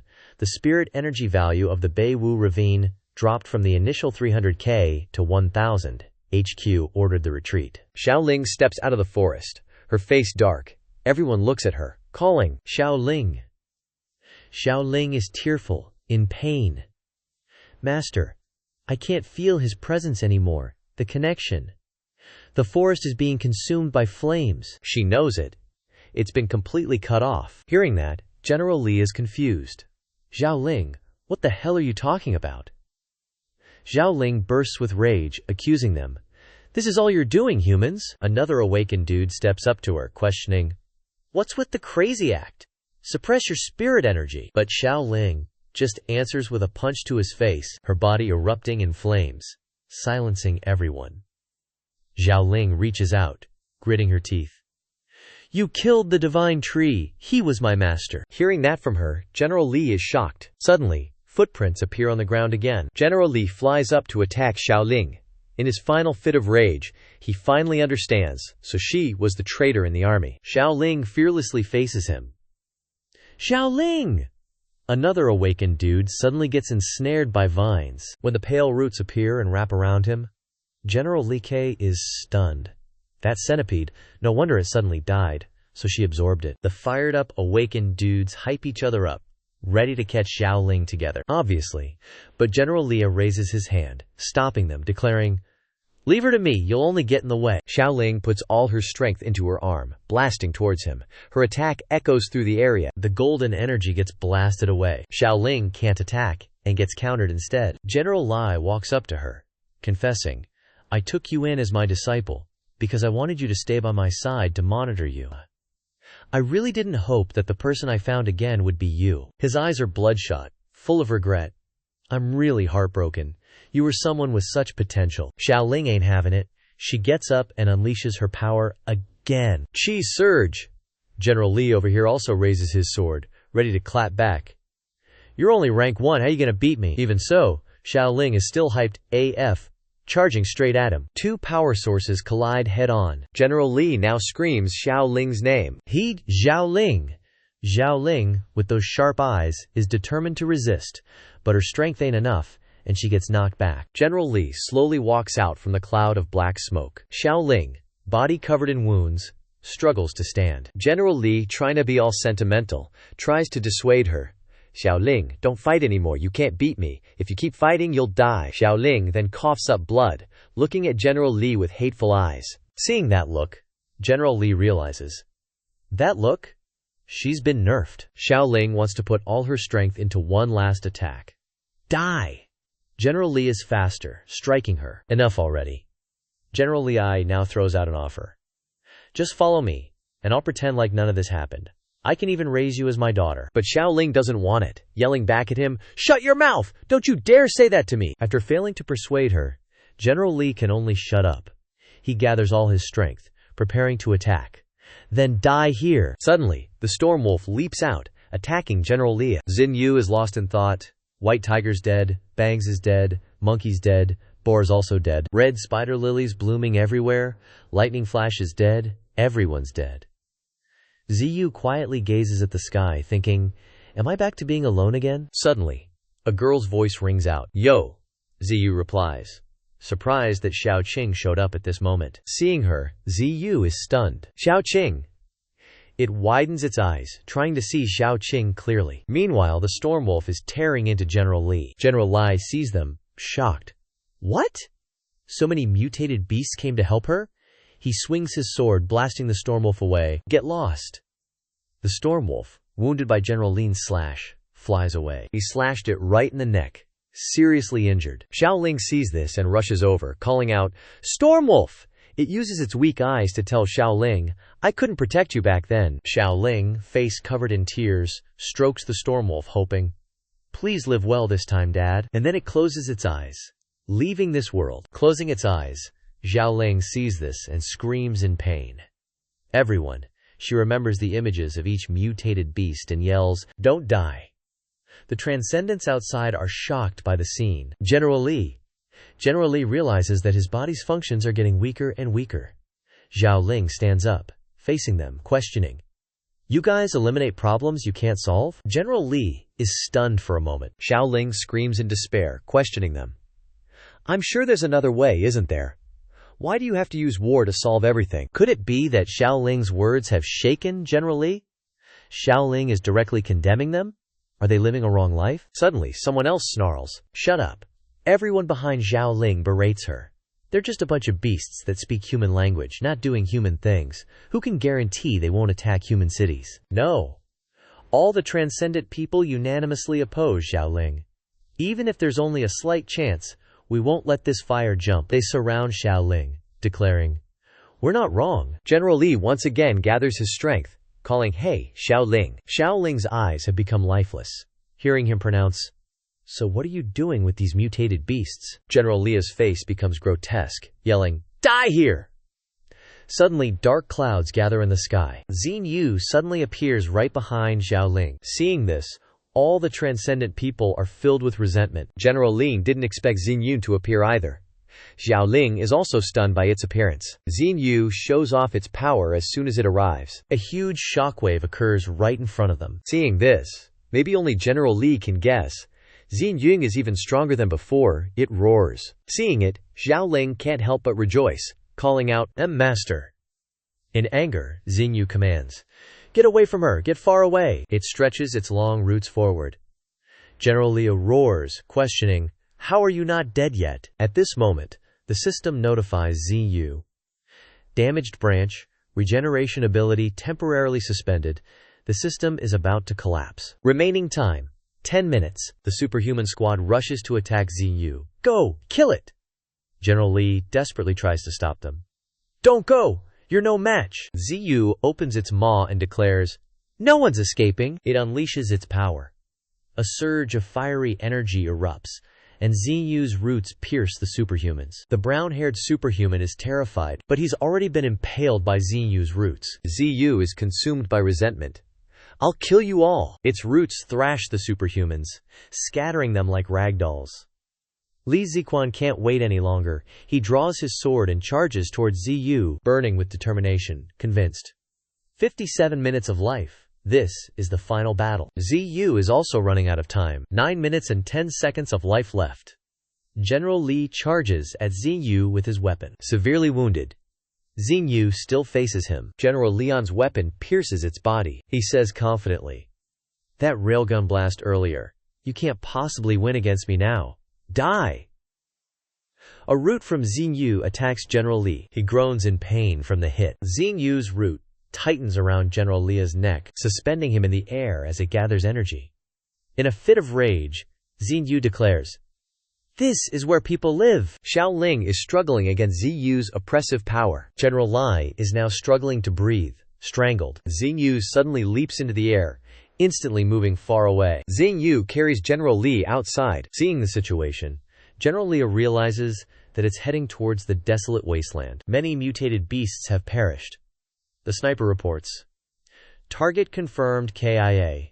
Finally cleaned up." Looking at the corpse of the Emperor Crocodile, they exclaim, "That giant croc sure caused a ruckus. Finally dead." The superhuman squad has suffered heavy losses, with only about 30 left. The scarred sniper walks over to the commander, counting the remaining soldiers and checking ammunition. Greed stirs within him. The commander's dead. Now I'm in charge. If I lead these troops to clear the mountains, all the credit will be mine. The scarred sniper barks out an order. "All troops, prepare to advance deep into the mountains." He raises his hand and shouts the slogan, "Clear out the remaining mutated beasts." Suddenly, a massive root pierces the scarred sniper. The surrounding snipers panic. XINH appears before them, snarling, "Humans!" The superhumans prepare for battle, and then they spot someone above General Li. Barely alive, General Li warns his comrades, "That monster is the final boss. Be careful." XINH's massive root swings again, slamming into the snipers in front. The surrounding snipers are still stunned by what they see. Before they can react, ZU sends them straight to hell. Even the tanks are overturned. A superhuman finally understands and yells, "We're no match for this monster! Retreat!" Before he can finish, he's impaled by ZU's root. ZU declares to them from above, "No one's escaping." It quickly unleashes its ultimate move, Willow Leaf Blades. The snipers struck by the blades fall dead. ZU doesn't stop, launching blade after blade. Seeing the situation, the snipers flee. "Run! Get out of here!" ZU's root slams into the ground, grabbing a large boulder. Everyone below panics. ZU looms before them. In a rage, it commands the humans, "Get the hell out of our territory, forever." General Lee, barely alive, still manages to urge, "Run, run." ZU lifts the massive boulder and proclaims, "You will not take another step." Instantly, large mountain ranges form around the forest. Xiaoling is slowly jumping down on the other side. Now, boulders rise up, covering the entire forest. ZU brings General Li before it. It glares at him, declaring firmly, "From now on, however many of you come, I will kill that many. No matter how many of you there are, or how many bullets you can fire." That is ZU's warning. "As long as humans continue to appear before me, I will show no mercy. Slaughter them all." General Li, even in this situation, stubbornly insists, "Humanity will not lose. You'll regret this." ZU retorts without missing a beat, "There won't be a cheese then?"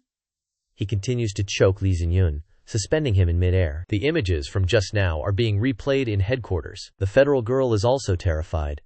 The entire army is dead. In the smoke, the camera silently captures everything, taking pictures. But that thing has already been slammed into the rock below. Xiaoling slowly walks towards ZU, calling out, "Master." Seeing her, ZU is quite surprised, saying, "Xiaoling, you should leave. No one knows your identity anymore." Mission remaining 1 minute. The system is about to crash. Xiaoling, with tears streaming down her face, affirms to him, "I'm not going anywhere. I'm staying by your side." Hearing those words, ZU pauses. He hesitates, wanting to reveal. From the very beginning, there was someone. Xiaoling was shook when she found out. "What?" At this point, ZU spilled the beans. Her soul is Zhao Qing, but her body is Zhao Ling. They're sisters who died in an accident. Zhao Qing survived and can use Zhao Ling's body, but ultimately, it's still her. Turns out, Zhao Ling is housing Zhao Qing's soul. I remember when they were alive. ZU poured out her heart, and it stings. I really want to save them. Hearing this, Zhao Ling burst into tears. ZU, wanting what's best, told her, "Go back to humanity. We won this battle." As soon as she finished, Zhao Ling knelt before ZU. Before fading away, ZU instructed her, "From now on, no matter what happens, hold your head high and live on." ZU's voice was breaking. "I couldn't protect everyone and keep my promise. I have to apologize to them." ZU vanished into thin air, leaving a message. "Sorry for leaving you alone." The higher-ups on the other side were stunned. Everyone in the chairman's office was busy reporting. The operation's status was reported. The hunting operation ended after 18 hours. 50,000 soldiers, including the superhumans, and the entire Gene Squad, are dead. Xiaoling is grieving, and all the other mutated beasts are dead too. Somewhere in the ocean, the water is crystal clear and calm. Deep below, a rank 1 transcendent baleen whale appeared. Also, a rank 5 transcendent whale king is down there. The whale king glared at the baleen whale. Suddenly, the system lost connection. System failure. Initiating backup. After a few minutes, the system rebooted. ZU was floating in some space. Just then, a voice called out to him, "ZIYU." The system UI appeared right in front of ZU. ZU frantically looked around, questioning, "I died, didn't I? How am I alive? Where am I? Why is it so dark?" The system updated his status. "You are indeed dead." His system has entered the accounting interface. Hearing this, ZU felt empty. So it's confirmed. But why does my consciousness still exist? Did I get isekai'd or something? Understanding his confusion, the system explained, "Although you died, this isn't over. Everything in this world continues to operate. You, ZIYU, are dead." The system mentioned something important. "But your willow tree gig isn't over yet." Hearing this, Xingyu snapped back. My willow tree gig isn't over? What do you mean? The system is initiating backup, and announces. The system is restarting. Literally. The world will soon face its end. The system's words carried a hidden meaning. When darkness falls, you must become a god. Xingyu was confused. What will the darkness engulf? Humans? The system vaguely hinted. A more terrifying existence than humans. What do you say? I'll give you OP power to live on, but someday in the future. Xingyu set his terms for the system. When disaster strikes, you must help us unconditionally. The backup system wanted Ziyu's answer. Does Bing Long accept this deal? Ziyu grimly replied. I don't have a choice. The system agreed. Right, Ziyu really wanted to know. I'll ask you one last question. Who are you? The system thought for a moment, and replied cryptically. When the truth is revealed, a white mist enveloped Zinyu's body. You will know. The white mist is taking shape. Ziyu has now become human again. Ziyu. Ziyu didn't ask more and accepted. Then let's begin. Xiaoling was kneeling on the ground when a white light appeared. The white light surrounded her. Xiaoling hugged the white light. And then, roots started growing. The roots wrapped around Xiaoling, lifting her into the sky. The dead mutated beasts were also lifted by the roots. Lang Feng's group was also lifted. Each mutated beast was embraced by the roots. The roots collected everyone's corpses. Xiaoling was protected inside the tree. Everyone was brought back to one place by the roots. A golden light burst open before Xiaoling's eyes. The orb in her hand glowed. Xiaoling held the orb and prayed. Please save Master so everyone can live again. The orb in her hand slowly flew towards the willow tree. It flew into the golden light. The orb and the willow tree seemed to be merging. And then, buds started sprouting from the tree. Golden threads grew from her hand. The willow tree returned to its lush appearance. The willow tree extended its long threads outwards.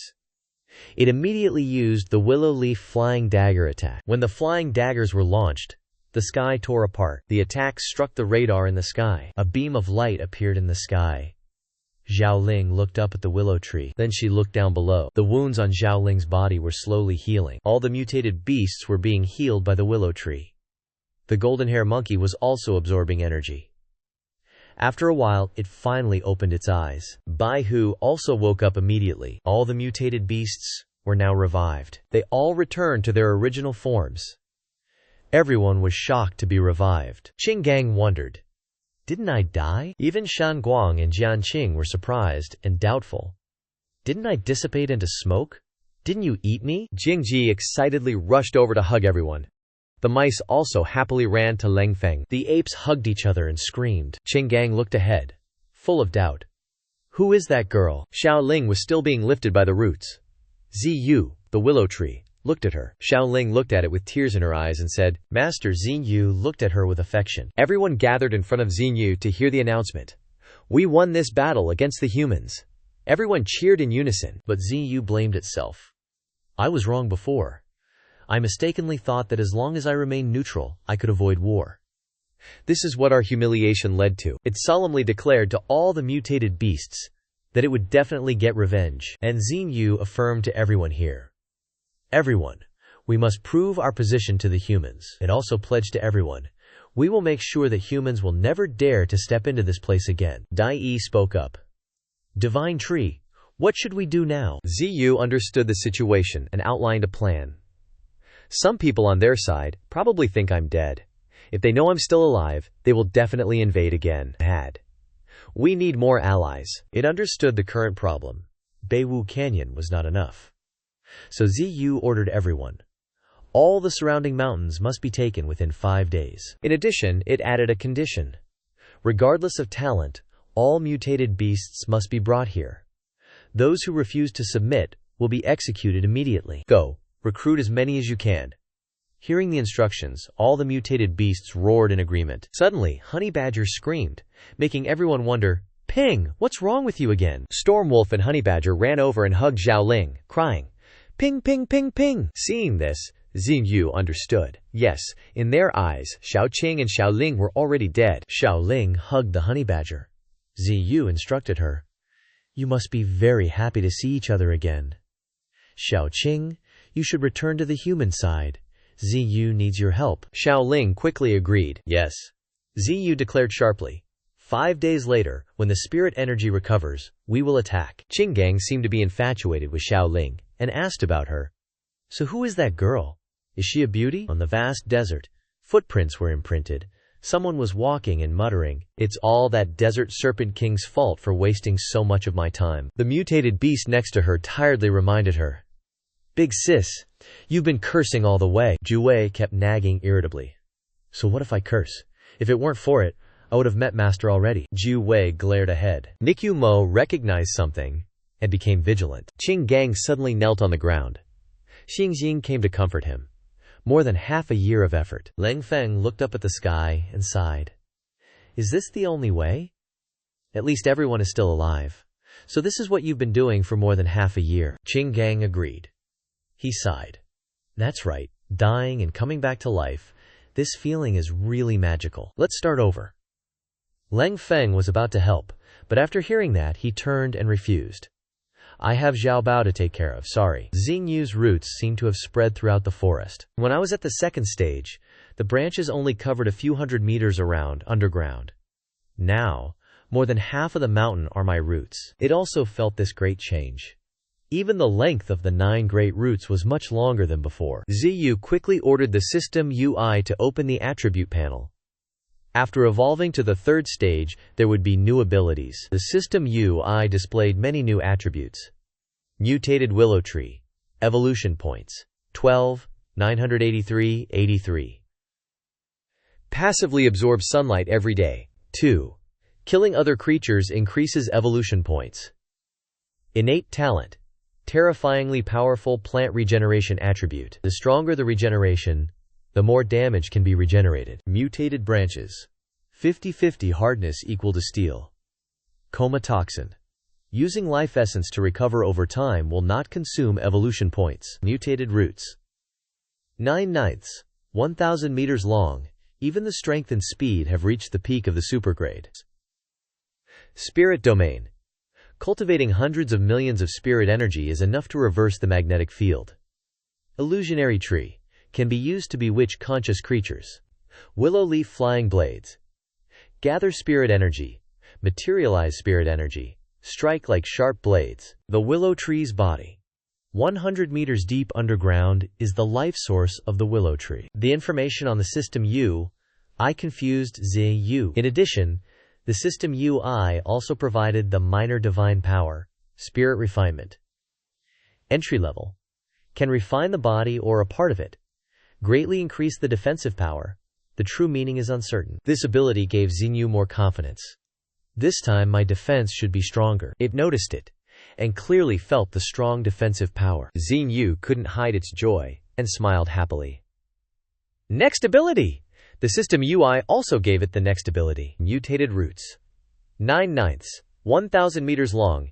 Even the strength and speed have reached the peak of the supergrade. Can use roots to turn enemies into nutrients, which can be absorbed for self-use. The roots have evolved this ability? Who should I try it on? Xingyu saw the honey badger sleeping next to it. Ziyu stabs roots into the honey badger, making it scream like a little BTCH. It must suck. Turns out the roots can extract spirit energy from the honey badger. Got 3,000 spirit energy, almost instantly. Zishu finally understands the principles. So he can constantly absorb opponents or other creatures to replenish his strength during battle. This is seriously OP. After figuring it out, Xinyu reflects. Fighting humans is pointless now. Next up. System. I need a fated talent, at least to know how to counter humans. The system quickly provides directions for evolving fated talents. Enhance regeneration speed, enhance regeneration consumption, enhance regeneration ability, enhance regeneration ability. Knowing this ability, Xingyu thinks, even if his body is destroyed, he can use the remaining cells to respawn, maybe in a few months or decades, as long as the willow remains. A great light radiates from around the willow tree, and one day it can recover. Inside the willow tree, a golden orb is being protected. The tree heart contains super strong regeneration crystallization for other creatures. Could be trash, white bones, or real treasures. Even Ziyu is stunned. He's pretty surprised and confused. WTF is going on? His tree heart has a heart now? Even if his body is destroyed later, Xingyu has planned for the future. As long as the main body and tree heart aren't destroyed, he'll be immortal forever. But in that case, he should have someone else guard the tree heart. That thought troubles Xingyu, but who saved him in the first place? What was that darkness saying from his mouth? The second military district is eerily quiet. At Kicking Wings, they're shocked to see something. Little Ling returns injured, and they're like, "Linger, you're still alive?" Linger takes a thorough shower. She remembers Xinyu's instructions. "Qing Heier, help me investigate this General Li. I want to know what the hell he means by awakener." In the bathroom, Little Ling reflects on everything. General Li's office is still lit. Little Ling sits in front of the computer, trying to figure things out, but fails. She can't find any documents. She glances to the side and uses her psychic vision to see something. She enters a small room, full of doubt. There's a secret door. What Little Ling sees next surprises her. She stares at it, seemingly realizing this is a protection circle being set up in the forest. The forest is now protected by a spirit field inside a sphere. Xingyu plans ahead, using the spirit field to surround the entire area. It doesn't affect the short term too much, but it can reduce the strength of low-level enemies. Later upgrades can expand the range. Xiao Qing's soul flies back and calls Ziyu. "Master, I've investigated what you wanted." Xiao Qing tells him what she found. Turns out this dude awakened the memories of a sword cultivator from the previous era. She found an alchemy furnace in his building that's unlike anything from this era, including a notebook. Ziyu is curious about the notebook. What does it say? Xiao Qing recounts what's in the notebook. In the past era, 3,000 great Tao manifested in the human world. 100 races sprung up like mushrooms, and all beings transformed into supreme divine power realms. There were wars in that era, and at the end of the era, everything turned to chaos. Those with great divine power plotted to defy the heavens and change fate, but countless were suppressed and scattered, never to be reincarnated. After thinking, Xingyu wonders, why does he suddenly feel a sense of destiny? Xiao Qing makes a judgment based on the records. According to General Li's description, people like them were lucky to survive, while the truly talented ones had a hard time reincarnating. Ziyu connects the dots and realizes that the ancient cultivation era was probably because of the Qi resurgence. In the end, the spirit energy disappeared, and they all died, eventually becoming legends. Ziyu deduces that they are now being reincarnated in this land. It seems he's not the only one reborn. He guesses that this is the factor the system fears. Xingyu concludes that they are probably hiding their strength and waiting for the right moment to strike. In addition, Xiao Qing tells him that the initial era and now are different. According to General Li, heaven and earth have changed. Those who awakened earlier, the wise ones, need to adapt to the rules of heaven and earth to cultivate. We are the same, just their methods are better. Xingyu then asks about something else. What's the situation with the Federation? Xiao Qing reports on the Federation. The Federation suffered heavy losses this time. Plus, the Qi resurgence is about to end, so they won't come again anytime soon. Although General Li died in battle, he has 8 disciples who may split up the power. Xiao Qing also reminds Ziyu, "Master, humans are a race that can't be underestimated. I want to take this opportunity to ascend to the top of the Federation's power." Hearing this, Ziyu is stunned, but Xiao Qing is very sure about her decision. "Even if I fail, I definitely won't let humans become an obstacle for you, Master. I won't let the tragedy happen again." The majestic scenery of the LIEU Mountains. At the foot of the mountain are nests of various sizes. The red ants in the nest seem to have discovered something. A foot stomps down, cracking the ground. Flash slowly walks up to the red ants. He doesn't beat around the bush and directly asks, "You guys are too weak. Follow me, and you will gain great power." A red ant suddenly rushes to attack Flash. Flash doesn't hold back and stabs straight into it. The red ant is punched into the ground. Flash looks at the red ants in front of him and says, "I've received my orders." He threatens them without hesitation. "Those who refuse to submit will die. Tell me, life or death." Suddenly, a giant mutated beast appears behind the ants. The mutated beast roars. On this side, the golden-haired monkey goes to meet the monkeys. He smiles sinisterly at them. The monkeys roar when they see the golden-haired monkey. Above, the Monkey King roars in agreement. The honey badger quickly takes down the spider queen. The mutated wild boar faces off against a herd of giant boars. Bai-Hu quickly kills all the snake demons. The green python returns to its territory and calls for its mother. Its homies roll up to meet it. The green roach's mom, all massive and stuff, checks out her son. ZU's already got a plan. After we clap these humans, time to expand the empire. He's chillin', a bit now. With the life spark in his grasp, he ain't sweatin', controllin' these monsters. The willow tree's poppin', its first flowers, evolved to Tier 3. The element flower's back. But Ox Demon ain't here. Who gets the buff? ZU has a eureka moment. Ait! He munches on the flower, runs it over to Chingang, and yells, "Yo, eat this!" Chingang, the good boy, noms it down. Post-snack, he's bakuhoring with energy. ZU explains. That's the element flower. It'll turn your body into pure elemental essence. Your trash talent? Doesn't matter. This'll boost the flower's value. Chingang absorbs that flower like a champ. Dude's looking stronger already. Life element soil. Transcendent rank 1. Native talent. Control over the land. Exclusive OP life element skills. Spikes are poppin'. Earth's congealing into spears. Earth fissure. The ground tears, swallowin' everything. Elementize. Drains stamina. Body turns into earth. Chingang's mind blown. This is my new power. If he had this power against the vampire back then, ZU, all surprised, barks. Looks good. Get used to it. I'm countin' on you. Chingang kneels before ZU, swears. I'll follow you to the death, divine tree lord. ZU throws a root out. Got a dip for a sec. Remembers he's got to level up his own skills. Earth element level 2. Evolve for 12,000. System UI pops up. Wanna drop 10k evolution points to bump Earth element to level 3? Confirm. Roots start beefing up. Burstin'. Out the ground. Reachin'. For the sky. Post-upgrade. ZU thinks. Human god bodies. Just wait. He's feelin' himself.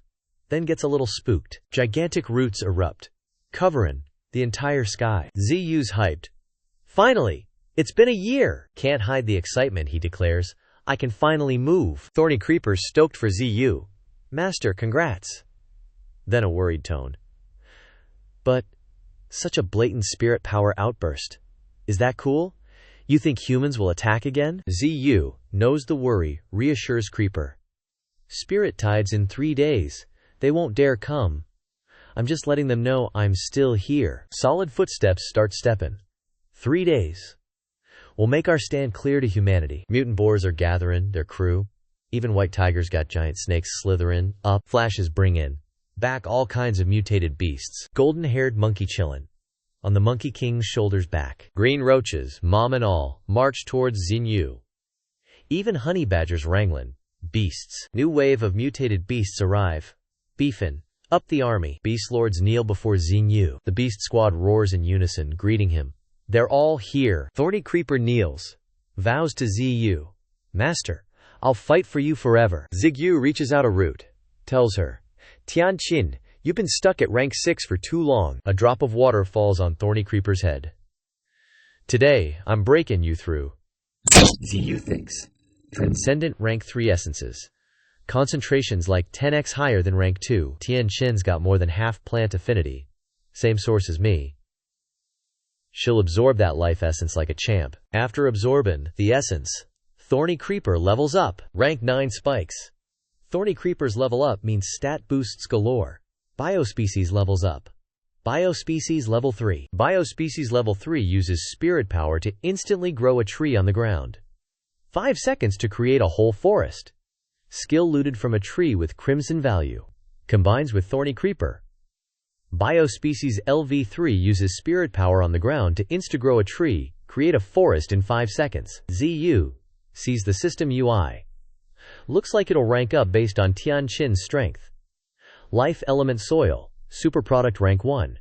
Native talent. I control the land. Exclusive OP life element skills. I can control the ground, shake mountains, generate spikes, condense earth into spears, tear the ground, create rifts, swallow everything. Elementize. Consume stamina. Turn the body into earth. Immune to physical attacks. Earth Wall Rampage. Defends against most attacks. Can create a forest practically instantly. Seeing Thorny Creeper's powers, Xinyu thinks, This is enough to take down a city. Go! Tianqin. ZU orders Thorny Creeper. Bring back even more homies. Wait, should call her it? Smirks and calls. Thorny Creeper roars back, yes! The moonlight shines on the willow tree, massive explosions echoing through the forest. Tyrant crocodiles roaming, showing off, all hyped. Finally found a transcendent being. Besides that, Tyrant Crocodile found a transcendent rank 1 porcupine. Over here, there's a white one attacking, a giant eagle. It pinned the eagle down, roaring. The forest's getting flattened. White smoke everywhere. There's a monster chillin', underground, transcendent rank 2, a shadow hidden, in the corner watching. Ching Gang lurkin' thinks. It's maw, transcendent rank 2 ain't no joke. How am I supposed to recruit this? I'll straight up die. Ching Gang books it underground, thinking. Gotta warn the Divine Tree ASAP. Only the Divine Tree Lord can handle this beast. Elementize. Body turn into element. Suddenly, a voice boomed. Since you're here, why the rush to leave? Looks like that beast yeeted Ching Gang back onto the ground. Ching Gang blasted into the sky. Thought. Again with the ground explosions. That beast grilled him with a sharp glare. Who the hell are you? Vines started lashing out. Thornwhip here has already taken down tons of weird trees. She turned to Stormwolf, ordering, take them to the Divine Tree. A long line of mutated beasts marched forward. Xing Xing was on the lookout, keeping an eye on the beasts. Xingyu, watching from above, mused. Capture them all. These beasts have all been baptized by the spirit pool. Not only are they stronger, but they can also distinguish enemies in the mountains. The one that caught my eye is that spiky hedgehog tied up by vines. Mutated spike hedgehog, transcendent rank 1. Innate talent, razor-sharp hat and armor. Covered in alloy hard spikes. Special ability. Sudden strike, can borrow spirit energy in a flash. Defensive strike, shrinks spikes to resist most attacks. Spike storm, launches body as a rain of needles for ranged attacks. Spikes rapidly regenerate. Blood spike, hardness and sharpness are 10x normal, guaranteed to shred enemies. But using it drains the body, risking death. Seeing the hedgehog's ability, ZU exclaimed. Innate blood spike, one-hit kill. Risky AF but damn strong. Xingyu questioned the hedgehog. But when you were captured, why didn't you use it? Too many allies? Only one shot per day? Would you be willing? Before Xingyu could finish, the hedgehog blurted, I'm willing! I'm willing! Please don't kill me. Seeing its reaction, ZU thought, such a powerful creature, yet so cowardly? Suddenly, something hurtled toward Xingyu, and she sensed the power. A massive power is approaching, with about 10k spirit energy. The source is far, far away, like 200k distant. Ching Gang lugged the spirit stone basket while CAY sang. On the way it questioned Ching Gang, is that divine tree really as OP as you say?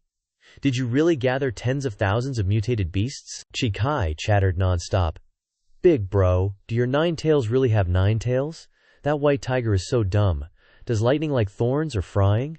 And another thing, it hopped around Ching Gang, who internally complained, he's so annoying but I can't beat him. Why are my opponents always stronger than me? Suddenly, CAY stopped. Ching Gang asked, what's up?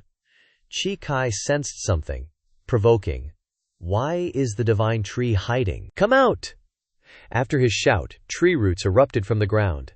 ZU appeared before CAY, looking at him. Xingyu wondered. This panda speaks so clearly. Xingyu seemed to realize.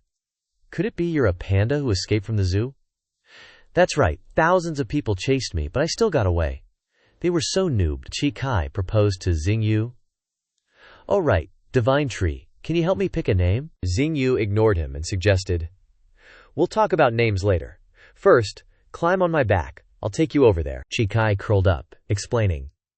No need. I can roll over there quickly. But CAY crashed into rocks, yelling constantly, finally giving in and climbing onto Xingyu's back, exclaiming, so comfy. Xingyu quickly brought Xingxian back. On the way, CAY was amazed when he saw the willow tree, exclaiming, this place is beautiful. Is this North Yu Canyon? Xingxian stood before ZU's true form. You're the first transcendent rank 2 beast to arrive.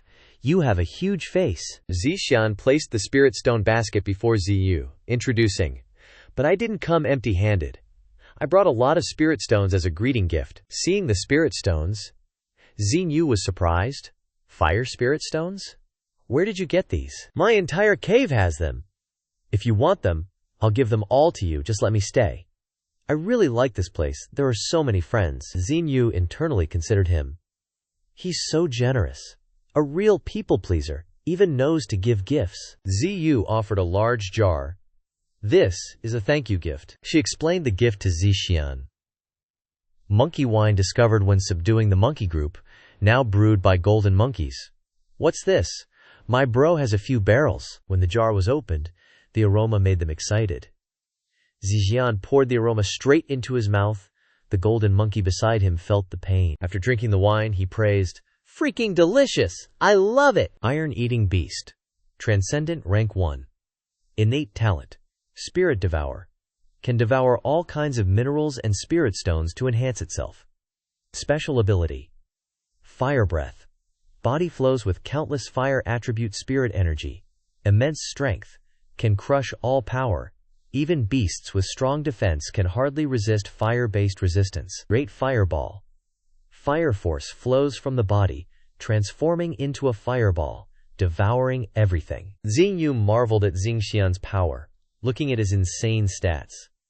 Not only is he full of attack and defense, but he also has the innate talent Spirit Devour. If he devoured 5 different attribute spirit stones, he could possess different types of resistance. With that strength, I definitely have to keep him. Ziyu named Zixian based on his characteristics. Since you like to drink wine and want to stay, from now on you'll be called Juxian, ranked 9th among the 9 great ferocious beasts. Zixian was confused. Why number 9? Is number 9 the best? Xing patiently explained. That's right, 9 is in 9-5 Supreme. I'm giving you this ranking, you know my expectations for you, right? The golden monkey snatched the wine jar from Zixian. Any more? Inside, the highest level meeting of the Federation echoed. In 2 days, the spirit energy tide will sweep the globe. Inside, high-ranking officials were meeting. This time, many people will probably die. The director of the Spirit Energy Bureau was worried about this issue. This continental transformation will be of epic proportions. Prepare to welcome the Dark Age. They foresaw the future happening. Next, not only will the deep mountains be thick with spirit energy, but even the city will be dense with it. What we must ensure is that when the tide comes for the second time, the city must be as stable as before. A high-level official stood up and expressed his opinion.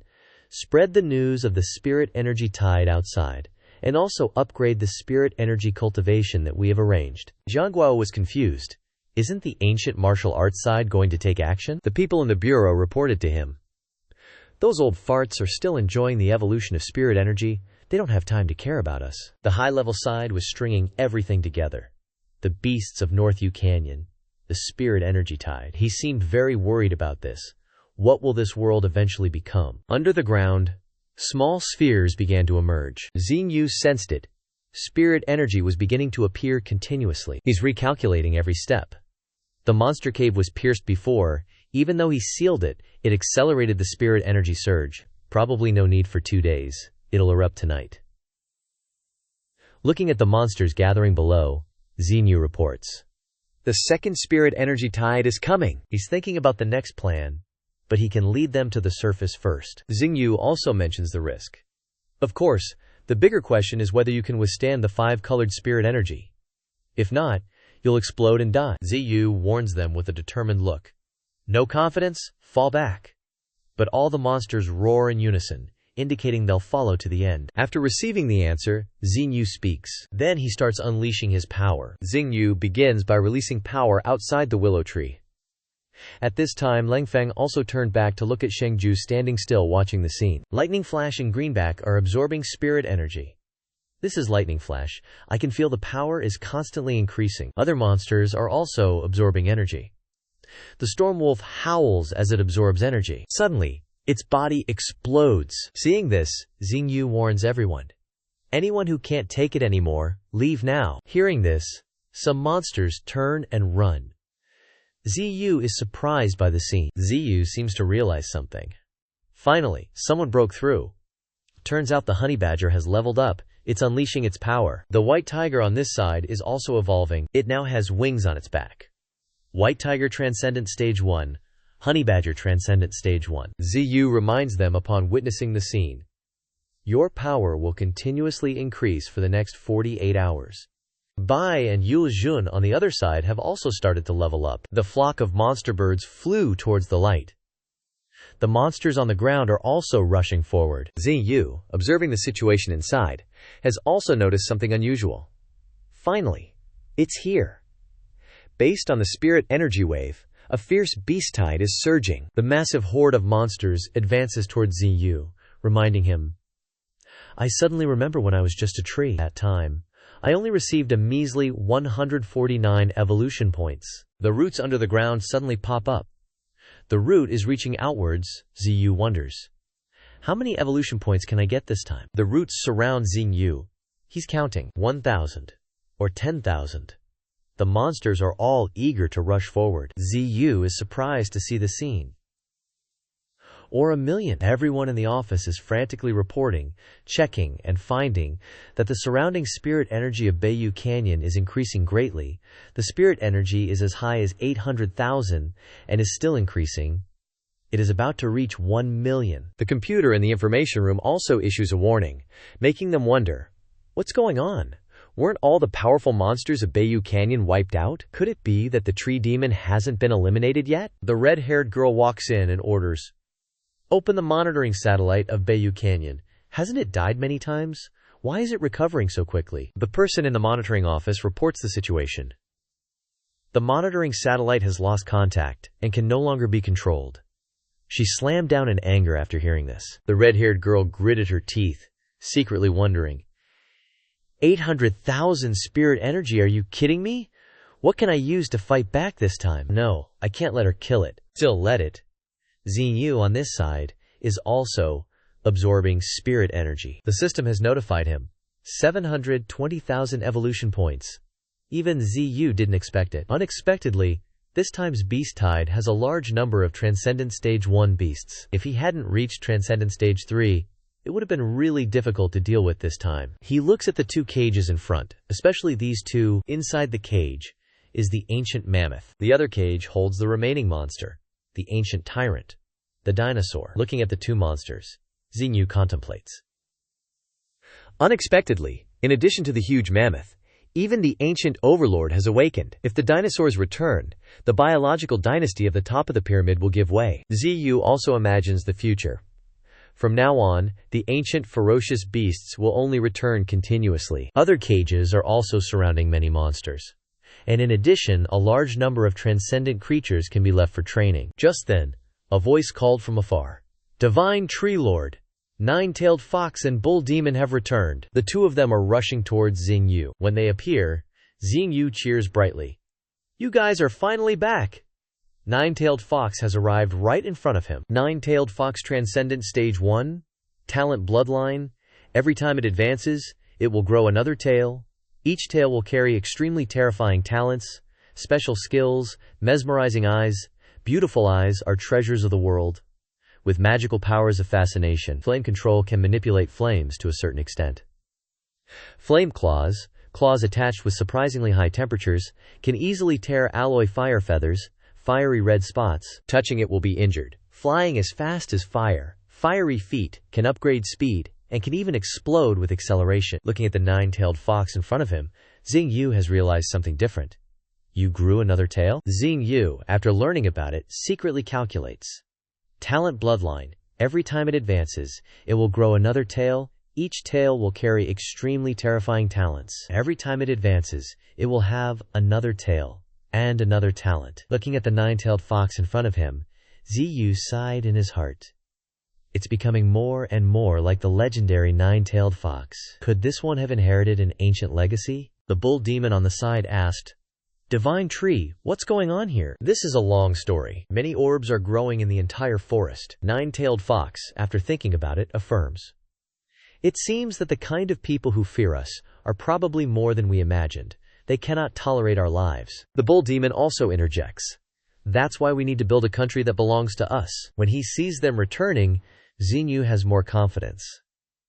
Now that you guys are back, I have 2 more generals, only 1 day left, progress must determine our world. ZU once again unleashes energy.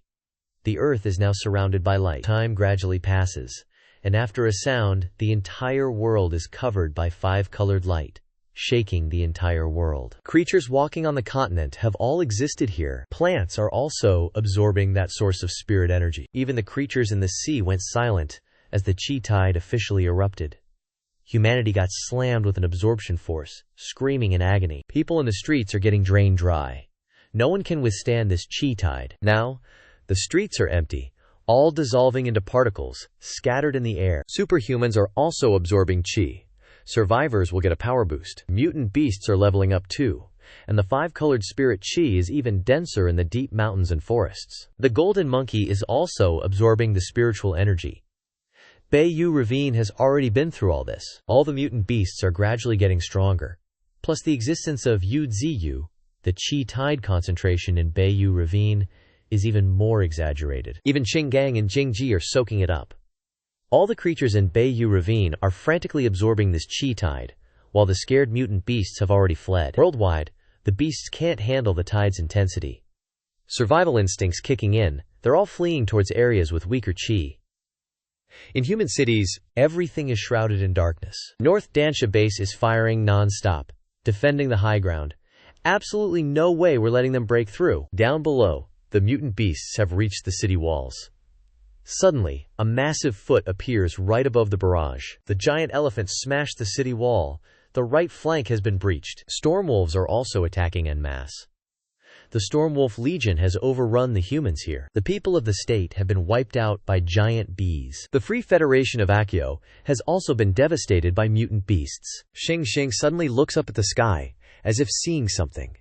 Something falling from above. A huge nuke is hurtling towards the city. When the nuke hits, the city is engulfed in a sea of fire. HQ reports to the higher-ups.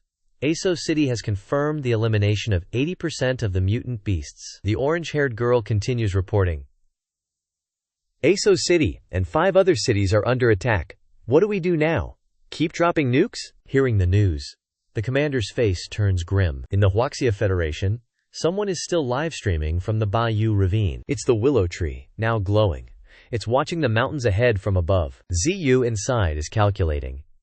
Those lights in the distance are probably human cities, judging by the distance, maybe 200, 300 miles. The screen clearly shows the willow tree.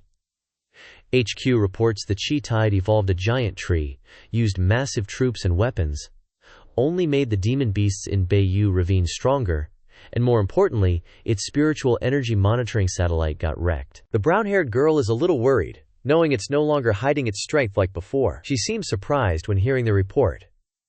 We estimate its spiritual energy has probably reached 1.8 million. Jianjun, looking gloomy, accuses. This tree demon has killed too many of our people. General Li is now dead because of the fighting, and the ancient martial arts world doesn't care about these things. Inside the meeting room, the brown-haired girl reads out the report. Now it's not being modest anymore. 80% it feels like it's got its wings and is no longer afraid of us. We didn't want to use nuclear weapons from the start, because we didn't hope to turn that place into an uninhabitable environment. But now the situation is different. Taking advantage of this tide, Jianjun angrily orders, "Fire another nuke. Not a small one, but one that will blow all 4 mountains of that LIEU ravine to hell." Inside the LIEU ravine, it's still very quiet. ZU is now also gathering his power. After observing everything, he thinks to himself, everyone is working hard to cultivate. It's time for me to boost my abilities a bit. Open the system UI. Looking at the system panel, Xinyu clearly analyzes. Above, there's mist control, concealing myself. In the dark, there's the ability of hallucinations, messing with the 5 senses. For defense, there's a small divine power. For combat, there are branches and roots, and there's also willow leaf flying daggers, thick mist diffusion LV3, illusion LV2, branch mutation LV3, root mutation LV3, earth element LV3, willow leaf flying dagger LV3, which also includes the force spewing from the soil of the bitter earth river. Finally, ZU agrees. Upgrade illusion LV2. Upgrade illusion first. After all, it's only level 2. The system announces the consumption of 30,000 evolution points, Upgrading illusion to LV3. Looking at the system panel makes Xinyu even more confident. After enhancing, coordinating with the fog beast will make the enemy think the fog beast is scarier than it really is. Which one to upgrade next?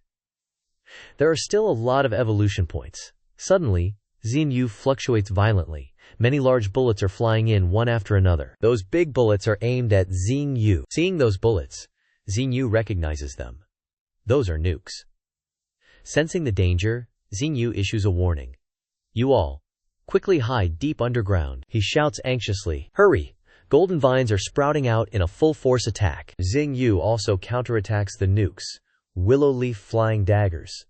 The flying daggers tear through the sky, some hitting the nukes. Instantly, there's an explosion in the sky, lighting up the entire space. Xing uses his massive body to shield everyone. The vines are also trying to protect Xinyu. Looking ahead, Xinyu thinks to himself, this doesn't feel safe. Smoke is rising, making him think, is it over? No, more giant missiles are flying in, it's not over yet. Now Xinyu really understands the plan. Intercontinental missiles, this is the real destroyer. Instantly, the place explodes, submerged in smoke and fire. Everything here is leveled by fire. The explosion almost shattered everything. Everyone watching through the screen exclaims, target acquired! The higher-ups stare intently at it. Is it successful? A large ball appears underground. People are cheering on the screen. We've successfully destroyed the giant tree. Quickly notify the chief. An extremely bright light emanates from that place. The Spirit Power Bureau chief finally spoke up, stopping them. Wait! Something's emerging from the smoke. Even Jian Guo was caught off guard, seeing the guy's face drenched in sweat. Dude probably knew what was coming. The vines were already wrapping around whatever was inside. The Spirit Power Bureau guys were freaking out. The hell? No way! An illusion! It has to be an illusion! An eye peeked out from inside the protective layer. Gao Cheng got a little spooked too. Ziyu didn't hold back, straight up declaring, humans! Ziyu emerged, questioning them. You guys got a death wish or what? Its roots were slowly retracting. The city dwellers affected were like, was that an earthquake or something? Xingyu's roots started to rise, its eyes blazing with anger. Xinyu was pissed about what the humans just did. Internally, it was calculating everything. The little information divine power blocked all the shock waves from the nuke, even resisting half of the super high temps of the sun's surface. That burning, piercing sensation? Not pleasant. Xiaoqing showed up, asking about Xinyu's condition. Divine Tree, are you alright? I'm fine, let's go. That left Xiaoqing speechless. Ziyu declared with newfound confidence. Time for a little chat with the humans. The artillery squad was blasting away at the mutated beasts. They were firing at the beasts flying up, shouting, kill! Kill all these beasts, don't let them through! The mutated bees reached the artillery, and the soldiers below the wall were wiped out. The mutated beasts squeezed through the cracks. The giant crocodile got hit. A transcendent human stabbed it right in the gut. The artillery squad yelled to him, Dao Li, leave the bottom to me, you guys focus on the outer city. Old Lai, face twisted, thought, damn it, this sudden earthquake caused cracks all over the walls. Tanks rolled in, ready to fire. Anti-aircraft guns prepared to blast. Huge shells slammed into the beasts below. These beasts were just numerous, but they were facing the great equalizer. The artillery squad kept yelling encouragement. We can't let them get one step closer to the monument. Shells kept raining down on the beasts below. Old Lai charged out to face the beasts, declaring, clear them out! This city must be protected! He looked at the beasts, thinking, these beasts are, at most, rank 8, but there are too many of them. If we don't push them back, this city is doomed. Thinking that, Old Lai quickly jumped high up. He assessed the situation. Earthquake. The beasts below were caught off guard. The beasts were all running away. The beasts swarmed below turned tail and left. The beasts are retreating. We did it! The artillery squad figured the earthquake scared the beasts off. Whatever, not dying is awesome. I told you, facing the great equalizer. But then something made Old Lai freak out. A huge cloud of smoke appeared right in front of him. The artillery squad next to him wondered, why is there fog now? One of the artillery guys saw it. That's something huge coming. The nine-tailed foxes were moving forward. Over here, the bull demon was leading the charge. Up above, the Yujun were flying in. Golden threads swayed in the wind. The beasts all gathered in front of the willow tree. Old Lai, seeing this scene, panicked. This beast tide is nothing like before. He could feel the spirit energy, like a vast ocean. Ziyu appeared right in front of the city. We don't stand a chance. Old Lai realized the situation and ordered, "Retreat! Get out of here!" He also told the artillery squad, "Warn the people in the city to run. Save as many as you can or they'll all die." Old Lai understood Ziyu's appearance. The Jianglin tree realm. Ziyu's roots were destroying buildings. Those roots were reaching into the city. The roots were sprouting right there. Now the city was covered in massive roots. Everyone looked up at the sky and realized the entire city was surrounded. Ziyu, standing high above, ordered, "Kill everyone in this city." The beasts roared and charged forward. They all rushed to capture the humans. The humans fell to the ground, screaming, "What's happening to my body?" Spiders spun webs and captured the humans. They screamed, "Let me go, honey!" Everyone watching this was freaking out. Why is it suddenly burning? The back is starting to burn too. Zhang Juwei from up above did that shit. Outside, it's cries for help. Inside, a kid's scheming, "Save me! Let me out! No way! I'll be fine! This is the 90th floor. Ain't no way they'll find this room. Rescue's gotta be here soon." But Ziyu found him real quick. It dragged everyone out, meted the building. A middle-aged German dude whipped out a gun, screaming at Ziyu, "Die, tree demon!" The bullets were like gnats biting Ziyu, who snatched up old Li in a flash. Ziyu shoved him front and center, and he was still yelling, "Humanity ain't gonna let you get away with this. You're dead." Old Li, still fearless, declared, "We ain't gonna wipe out all the monsters." Ziyu hit him with the Uno reverse card. "Didn't you guys already do that?" Old Lai was stunned hearing Ziyu's voice. A tree demon just spoke. Ziyu confidently stated, "The life and fate of this planet. All of it." It shot out a root at Old Lai, snarling, "Ain't for you humans to decide," and the root went right through him. Ziyu's roots now blanketed the entire city. Delicious-looking fruit was displayed. Supermarket fruit, all neatly packaged. Xing Xing and Qinggang saw the fruit and got greedy. "An opportunity like this ain't common. Let's haul all the goods from this city." Jingji was drooling over the clothes. "These clothes are mine." Xiaoqing approached Ziyu, asking, "Master, what's the plan?" Ziyu already had a plan brewing. Let them come to negotiate. Xiaoqing laid out the facts. Right now, Misty Mountains in the northwest of the Federation. Easy to defend, hard to attack. The Federation's just a major power pushing forward. We ain't exactly in a great spot. Despite Xiaoqing's warning, Ziyu still lifted the boulder. Xiaoqing was strategizing. "We'll use Qingfeng as the border, bring Beijing to the river basin, divide the desert, split it into our territories and build up our rear. Then, Master gets a piece of the action." But she also warned Ziyu, "When the Great Mist gets thicker, even nukes won't scare Maester. Humans won't dare attack, even if the Huaxia Federation loses an eighth of its territory. If Maester just doesn't attack again, maybe they'll leave you alone." Hearing Xiaoqing's idea, Ziyu agreed. "Yeah, I think so too. Good thing I have you." Ziyu added cryptically, "Next, we see what the humans do." A car sped out of the city. Old Lai, inside, tried to drive as fast as possible, to tell the Federation, "You guys." He remembered what Ziyu said. Better hand over the guy who planned the nuke strike on Miss Mountain, or else Fengyi City, 200,000 lives, will all turn to dust. Remembering those words made Old Lai furious. Bastard. Xiaoqing was curious about Ziyu's plan. "Master, will the Federation really hand someone over? I want their attitude, not the person behind it." Ziyu revealed her true intentions. Even if the guy they send is a nobody, humans have already been caged. Ziyu had a deeper purpose. If Fengyi City hands someone over, it's the first time they've bowed to a supernatural being, enough to destroy the Federation's credibility. If they don't, they abandon their people, ignoring their lives, a huge crime. Then the Federation will be cursed by countless people behind their backs. Ziyu schemed a win-win. No matter what the Federation chooses, they'll lose all face. Xiaoqing was speechless after hearing the whole plan. Meanwhile, across the ocean, in Yinghua country, the sea was dead calm. Two colossal monsters met. Creatures from the earth and the deep sea, meeting for a slaughter. They clashed right in the city. The highland grassland howling wolf led its 7 packs. Standing on the high mountain, on the other side of the battlefield, another colossal monster appeared. The #1 restricted zone. The white giant rhinoceros. From underground, another force emerged.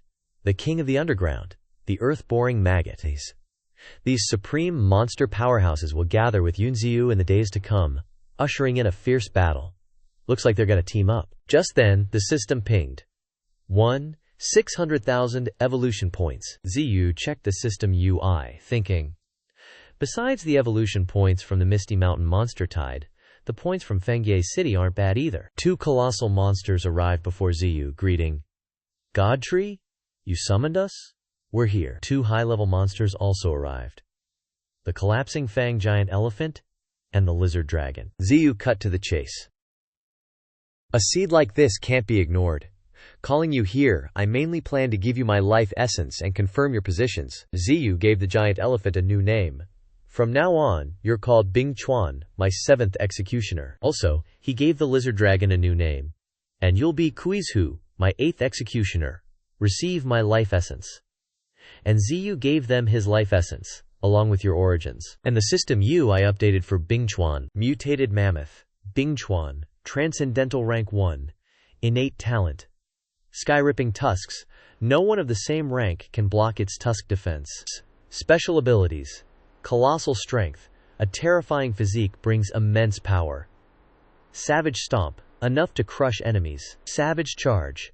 Enough to destroy the impact force of a small mountain. Strong tail. Terrifying defense. Even Kuizhu got an upgrade. Kuizhu, dragon rank entry stage rank 9, innate talent, ancestral regression, savagery far exceeding the white sub-age. Special abilities. Dragon roar, steals souls to frighten opponents. Scale armor, wearing scale armor on the body's surface, can protect the body. Claws, sharp claws enough to tear apart most monster defenses. Berserk, rampage increases combat power. Steel tail, a giant tail forged with steel bones, enough to explode rocks. Ziyu had gathered many high-level monsters, making him even more confident. This time, the 9 great executioners are finally all gathered. In a Federation office, everyone in the meeting room was silent. Then, a representative spoke up. That monster can move again, and brought more powerful monsters to attack our cities. A high-ranking official asked, who brought this news? He's still in the medical ward.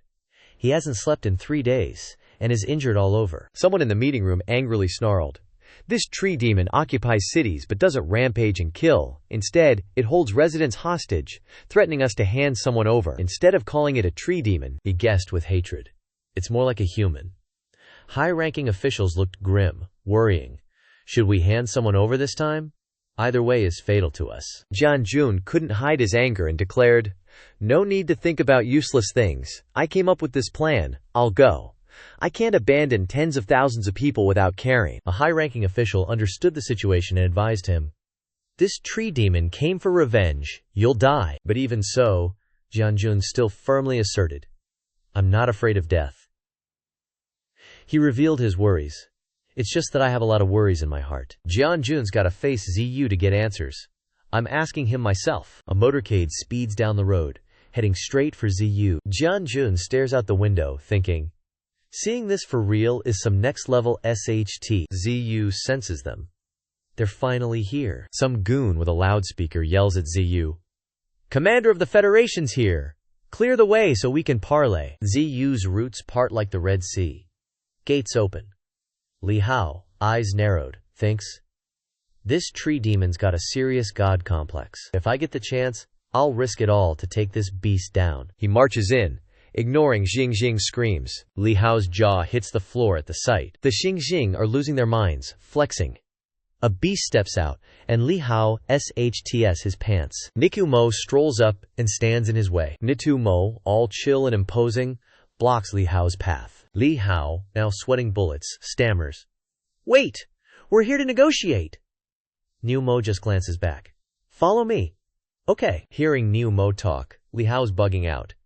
Did that cow just speak human? Another beast's shadow falls from above. Ju Wei, perched up high, scans everyone, and subtly mind-controls Li Hao, who forgets what he was just thinking.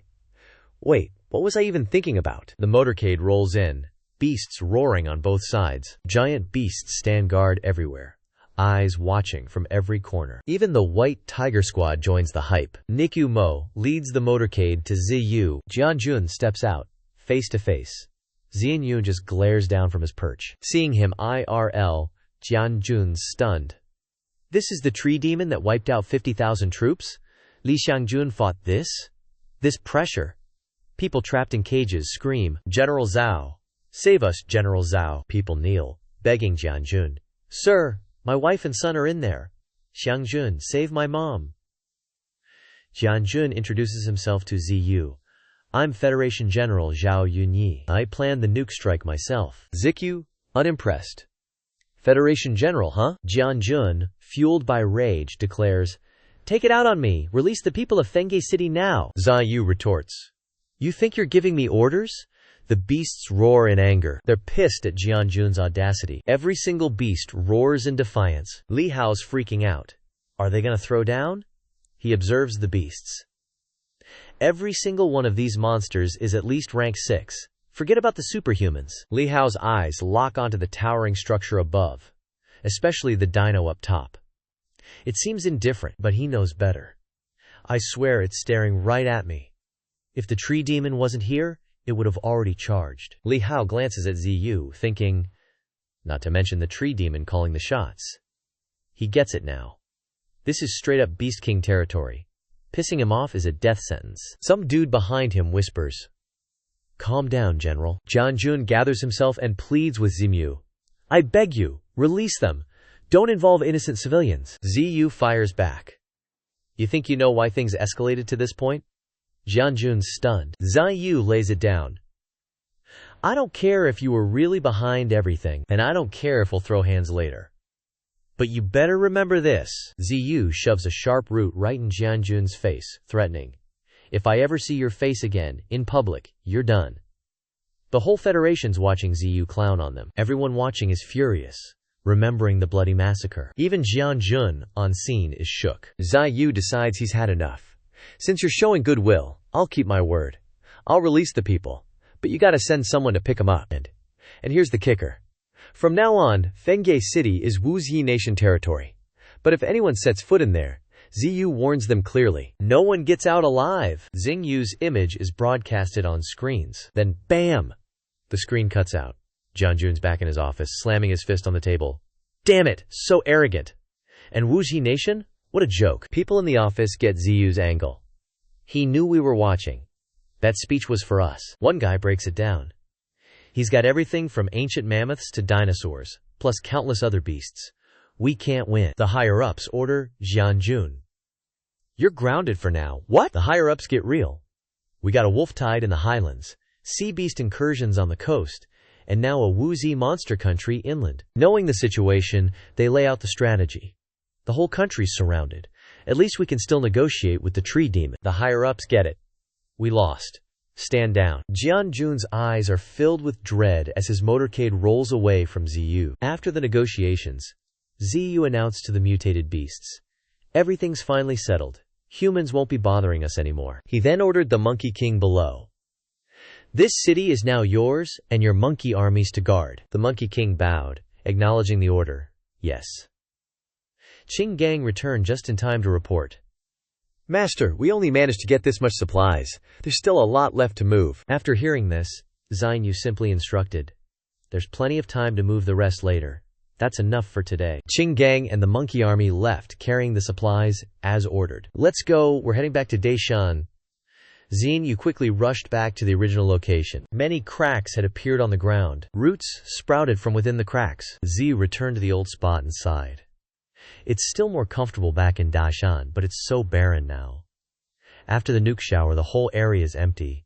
But no worries. Zai, you controlled the roots, making them rise high. Those roots began to surge out of the ground. The roots continued to rush forward, and very quickly, the place became lush and green again. Seeing everything restored to its former state, he was perfectly satisfied. Jingji, riding Baihu, rushed over, calling out, "Master, you're finally back!" Baihu flew in front of Ziyu so Jingji could deliver the news. "I have good news for you." "Good news?" Jingji officially reported to Ziyu. "Baihu and Bai, he can finally talk now." Hearing this news, Ziyu was shocked. "Really?" Jingji ordered Baihu and the white crane. "Come on, say something quickly." Baihu obeyed and roared, "Go find the divine tree, hurry! Sorry, everyone's about to die." Hearing that, Ziyu was confused. That sounds weird. Jingji, on the other hand, was excited. "Say more, more, more, more!" Next, the white crane spoke. This old man will definitely not let you pass." Hearing that made Ziyu even more confused. Wait, the more I listen, the weirder it gets. Is that all you guys can say? Hearing this from Ziyu, all three of them gaped. Baihu and the White Crane kept repeating those words. "Hurry and find the master. This old man will definitely not let you pass. Otherwise everyone will die. This old man will definitely not let you guys pass." Xingyu was helpless. This is a real headache. Suddenly he turned to call out to Bai He. "Zai, you scolded the White Crane with a dark look. I thought Baihu was already stupid enough, but you're just as bad." Those words made Baihu glance at the White Crane with a judgmental look. The words that Xingyu said next hurt the White Crane. "Usually, you don't even feel like you exist. I might as well say that I often forget about you. If you ran away, I probably wouldn't even notice." Those words made the White Crane leave in a huff. "I'm going to die. Because of this? Don't get worked up." Zai. You looked at it pensively and could only sigh. Small and large rocks started to grow out of nowhere. A cyan throwing knife lightly sliced through those rocks. This throwing knife of Ziyu's has been upgraded. Willow Leaf Throwing Knife, LV3. Seeing the upgrade of the throwing knife, Xingyu sighed. Willow Leaf Throwing Knife cost 100,000 evolution points. The strength of LV3 is very promising, not to mention the longer range than before. The place where the throwing knife passes through has become desolate, and the power is also much stronger. At the same time, the system I also notified Ziyu that Mind Illusion LV2 has been upgraded to LV3, becoming Illusion World. Illusion World LV3. Seeing the notification in the system UI, Ziyu began to calculate. Illusion World LV3 consumes spirit energy to create a virtual world of one side. Spirit Field LV3 gathers 1 million units of spirit energy, distorting and refracting the magnetic field in reality, using it in conjunction with the spirit field. One makes the enemy fall into the illusion, and the other weakens the enemy's power. They are truly inseparable. The current me is strong enough to put this entire mountain into the illusion. Ziyu held 2 pieces of Spirit Stone in his hand triumphantly. And then there's the Thunder Spirit Stone and Ice Spirit Stone found in Fengye City. He finally achieved his goal. Although the quantity is not large, it is enough to use. And there's the Fire Spirit Stone in the Lieu Mountains where the pandas are. So many, I can gather all 4 types of Spirit Stones. Xingyu was secretly thinking about the current situation. The mutated beasts of the Great Sea will eventually come ashore, so I must become stronger before that happens. He now resolutely declared. We have conquered the Lieu Mountains. The next step is to expand the territory in the northern border. A mysterious place in the northern border, where it is always cold winter, sparsely populated, a truly extremely cold place, located in the Great La Kingdom of the northern border. Because the harsh environment of the northern border is constantly compressing the national territory, the number of mutated beasts there has reached an astonishing number. In that place, mutated beasts also appear in large numbers in deserts. This place has a harsh and barren climate. At the Great River, the clear blue waters, in the highlands and the 4 major haunted places, the vast grasslands are lush and green. If Ziyu wants to expand the northern border, he must take the Lieu Mountains. This is also the reason why he started conquering the Lieu Mountains. So you must overcome this mountain. The glacier is rushing forward, a supersized glacier. On the opposite side, Kuizhu is also rushing over, Kuizhu Dragon 8th stage level 9. On the other side, it is the Emperor Crocodile launching. Emperor Crocodile Supergrade 1st stage peak. Zai. You watched from above and sighed. With these 3 beasts leading the charge, I feel a little more at ease. Shining Light and Green Cockroach are still diligently training. They are determined. Qing Feng, let's set off, and one day I will be strong enough to lift mountains. Both of them have now been upgraded. Green Cockroach Wind 8th stage level 9, Shining Light Supergrade 1st stage, Innate Talent Overturning Power. Possessing terrifying potential, surpassing ordinary talent, strength 100 times greater than ordinary ants, sharp scale armor ability, the surface is covered like a ring of golden scale armor like armor, 6 sharp feet like a sickle that can cut everything. Absorption power can absorb 30% of the power, thereby transforming into his own power and erupting twice as much. Seeing their abilities, Xingyu marveled. Shining light is also first stage. I've been too busy to pay attention to them lately. Seeing the system UI notification, XINH sighed. Absorption power can absorb 30% of the power, thereby transforming into his own power and erupting twice as much. This guy's absorption power is really going further and further on the path of power. You controlled his roots to move. I must set off too. Set off to the panda's mine, where the snow-capped mountains are already covered in thick snow. Kuei-ju quickly caught its prey. The glacier rushed forward, ramming into the white monkeys in front. The Emperor Crocodile's feet stomped on the ground. All three mutant beasts looked at each other. Emperor Crocodile felt a pang. It hasn't been long since I left the Lapa Mountains, and so many thunder snows are popping up. There's some mysterious force surging out of the mountains, an area blanketed in snow and cold. Yet ZU is piercing through it to explore. Yuchu walked ahead. He spoke, having arrived. It's right here. Fire spirit stones underground, tons of them.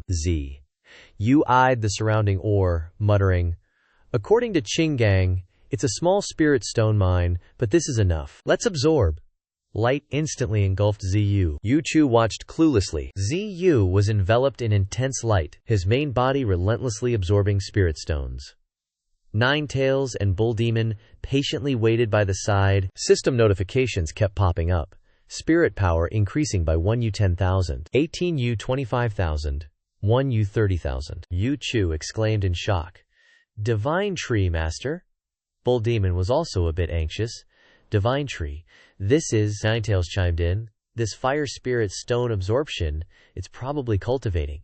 If that's the case, I'll cultivate here too. Ninetails found a spot on Xingyu and started, instantly lighting up. This made Xingyu take notice. Then he thought. With Ninetails, fire attribute around, it's even purer. It's mutually beneficial. Meanwhile, his evolution points kept rising. 173, 400, 189, 120. A moment later, Ziyu spoke. System. I want to enhance the branches. The system responded, consuming 10,000 evolution points to upgrade a branch. Upgrading a level B branch, the price caught Ziyu off guard. 10,000 evolution points per branch is insane. After leveling up to Transcendent Stage 3, the number of branches has reached 100. Now with 200 million evolution points, if all are used to upgrade branches, I won't be able to upgrade anything else. Rank 4 power is already a disaster in front of humans. Wait till I evolve to rank 4, it'll be a catastrophe. Mutated level 4 branches, incredibly sturdy, can infuse spirit power of different attributes. Fire attribute spirit power, flames clinging around, under strong attacks, fire waves erupt, turning into Kolbo flames that devour enemies. You then announced. Earth attributes spirit power, the branches are more sturdy, covered in a layer of golden scales, defensive power is stronger. Elsewhere, members of the Misty Mountain are constantly developing, expanding their influence. Qinggang was preparing to face the bull, but before he could touch it, he was snatched by Whitesnake and flung away. Qinggang looked up at it, saying, Little Whitesnake. Whitesnake replied, Qinggang bro. The roar of a mutant beast behind them interrupted their conversation. Qinggang and Whitesnake focused on it, charging together. With you helping, we can take down this bear in one go. Bull Demon was leisurely strolling. Master and Ninetail Sis are still cultivating. It's boring by their side. I'd rather go for a walk. Suddenly, there was movement in the bushes ahead. Kuei-ju stood before Bull Demon, drool dripping from his mouth. Bull Demon questioned, confused.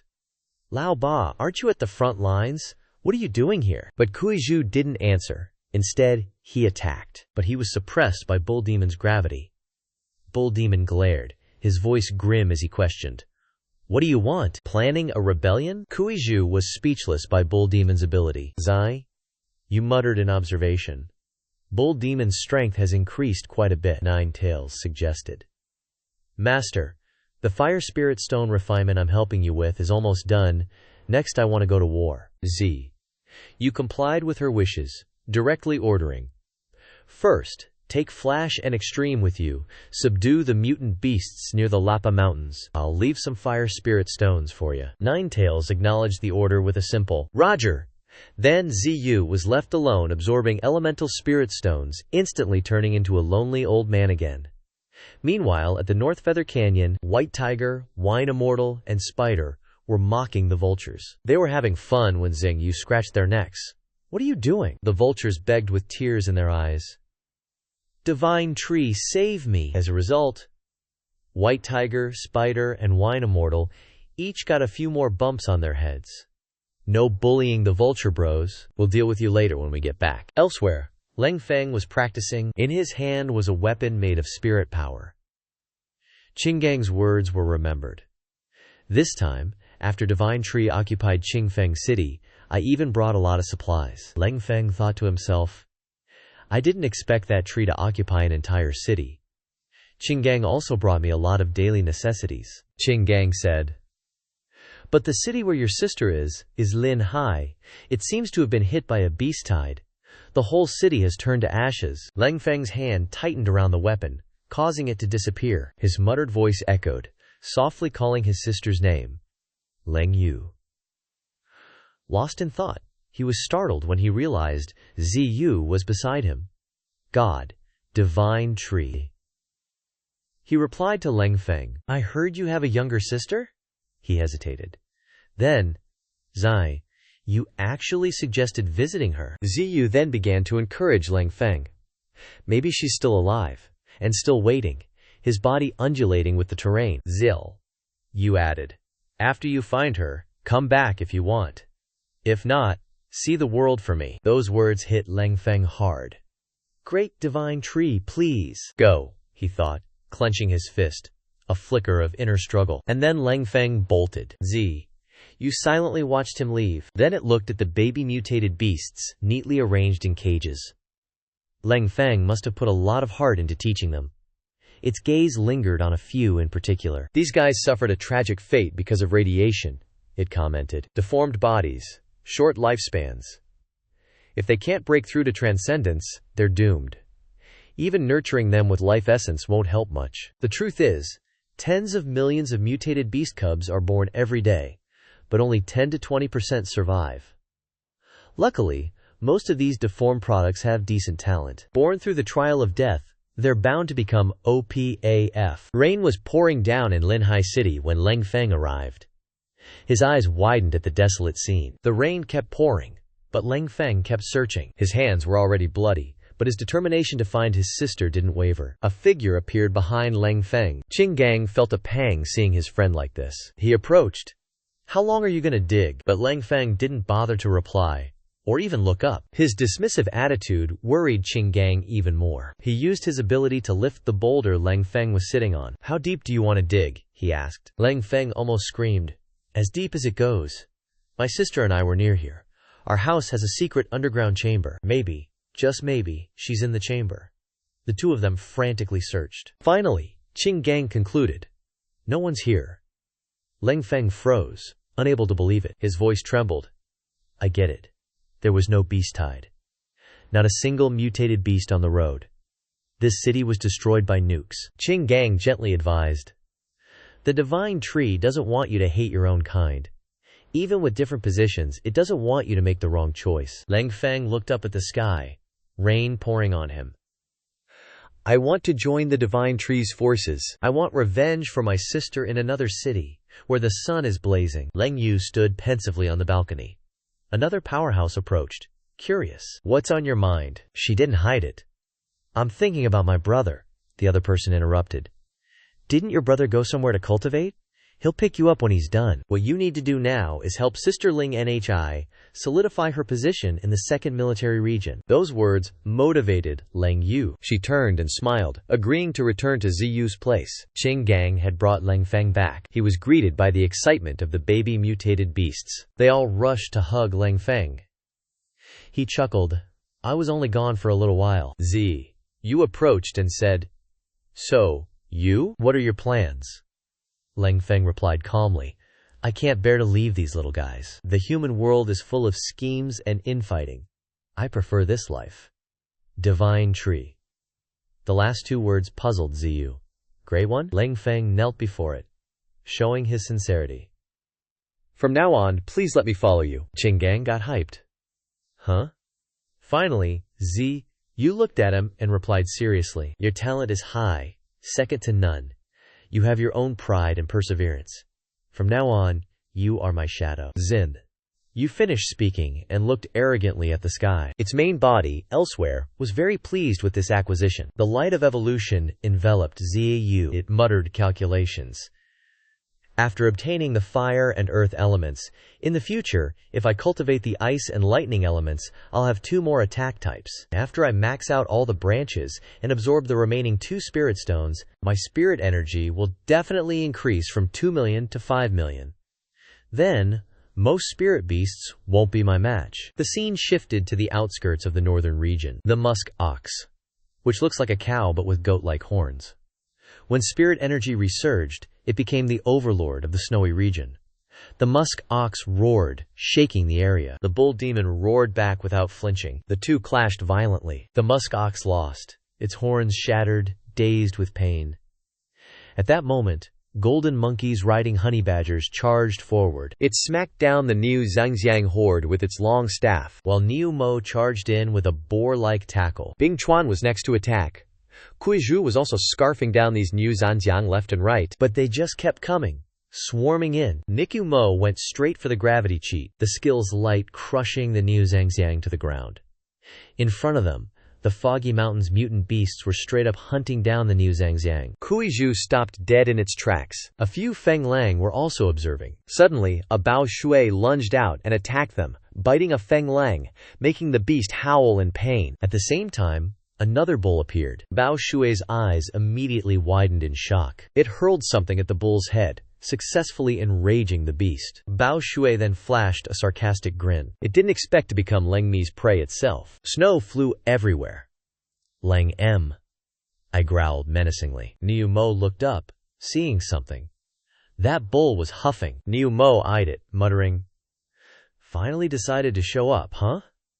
Next target for extermination, Niu Zhangxiang King, Peak Tier 1 Transcendent. A pillar of spiritual light shot up from the Lafaya mountain range, and a fire spirit flower bloomed. A fire spirit flower, Ziyu mumbled. Another elemental spirit flower condensed.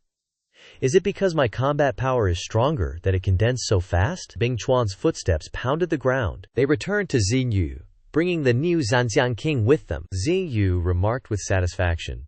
New prey delivered. Then Bao Shu's info screen popped up. Bao Shu, Tier 1 Overlord Mutant. Talent, Godspeed, instantly boosting speed to terrifying levels. Cannot maintain for too long, or body will collapse. Special skills, Ice Claws, can tear enemies apart and freeze their wounds. Snow Breath, emits a cold blast that freezes everything. Blood Boil, short-term combat boost. Xinyu couldn't help but exclaim, Godspeed, huh? How did it get caught? With that kind of speed skill, who even managed to beat this Bao Shui? Bing Chuan explained. It was too arrogant. Got sneak attacked by Lang Mi. This made Xinyu ponder. He continued observing Bao Shui. Still, this Bao Shui's talent isn't bad. We can keep it for training. As for the rest, even if this Niu Zhangxiang is a peak Tier 1 Transcendent, its talent is trash. They'll all become my evolution points. A month flashed by in the northern battle.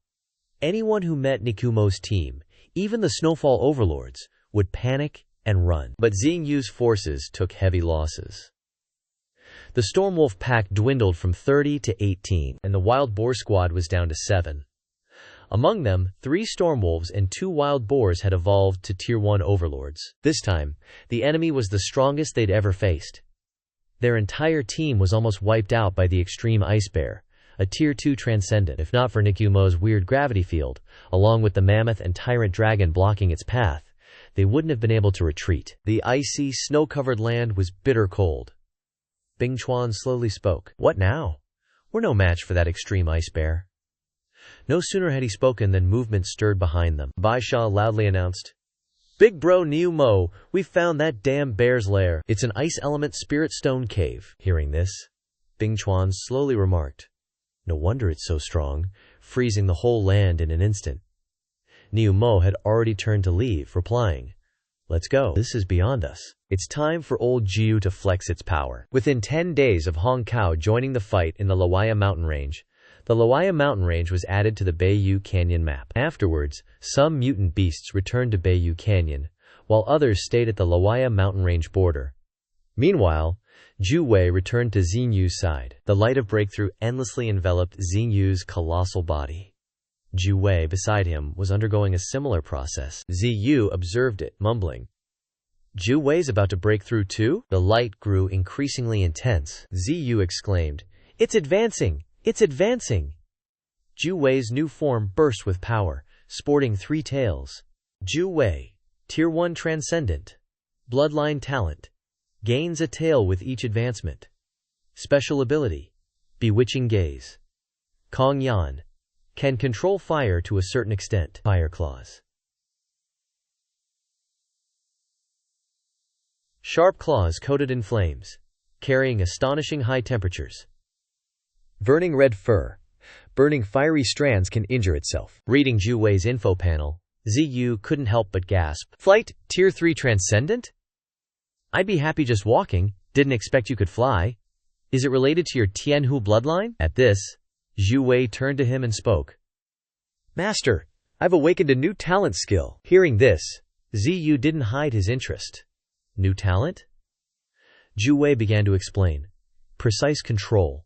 An ability that utilizes the depth of spiritual energy. This talent reduces spiritual energy consumption by 30%. More importantly, it allows for finer manipulation of spiritual energy. Zhu Wei's explanation helped Ziyu understand more. So precise spiritual energy control is the secret to flight? Seems flight is seriously no joke for ordinary mutant beasts. The spiritual energy consumption is insane. In just a few minutes, Zhu Wei reluctantly landed again, sweating all over, its face showing exhaustion as it remarked, "My spiritual energy can't handle flight anymore. I need to keep training." Ziyu whips out a power-up out of nowhere. Eat this fire spirit flower and your spirit power gets a 400k boost. But QB's all, "Nah fam, I'm good." Ziyu's scratching his head like, "Huh?" QB schools him. "Master, this elemental flower's better off for other beasts. It ain't doing much for me right now." Ziyu's brain's gotta work overtime. Alright, who gets it then? Fast forward a month into the spirit chi resurgence, and Shaoqing drops a bombshell. Global beast tides are wrecking small countries around the Federation. CAY, Jiaji, and more. Everyone's a soldier just to survive. Some nations straight up became beast paradises, the rest are barely clinging on. Facing extinction, 13 countries form a pact, eyeing Huaxia's giant tree. Meanwhile, Ziyu's been glowing like a damn Christmas tree this whole time. Cut to a snowy mountain range, frozen solid, where a massive beast foot stomps the ground. Honey Badger strutting his stuff, leading a pack of wind wolves and wild boars. On the other side, Kuizhu and Whitesnake assemble their crew. Can't forget the other beasts. Ox Demon and Ice River are back too. Golden Hair Monkey's riding a wild boar, with other beasts trailing behind. They all halt before Ziyu. He scans the crowd, then speaks. Everyone's back, huh? Numbers are down. But these 3 azure wolves and 2 wild boars already hit Transcendent Rank 1. Xinyu's thinking, seems like actual combat's the ultimate level up cheat. Then Ox Demon speaks up. Master, we found an ice attribute ore mine, with a Transcendent Rank 1 beast inside. Ziyu's eyes light up. Just the outskirts of the northern wastelands. And already? Rank 2 beasts? Looks like the big shots deeper in are gonna be insane.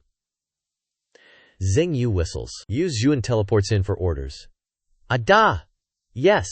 Ziyu commands, go fetch Panda and Lingzi. Back at base, Xingyu drops some Lifebloom Rain to heal his beasts. He checks them out, thinking, my combat beasts are leveling up from all the wins. The rain washes over them, and their injuries vanish instantly. Ziyu glances at the Stormwolves. The remaining Rank 9 Azure Wolves are about to pop off. Then, to Ox Demon. You're sitting out the next fight. Ox Demon's stunned. Why? Ziyu explains calmly. You're about to break through.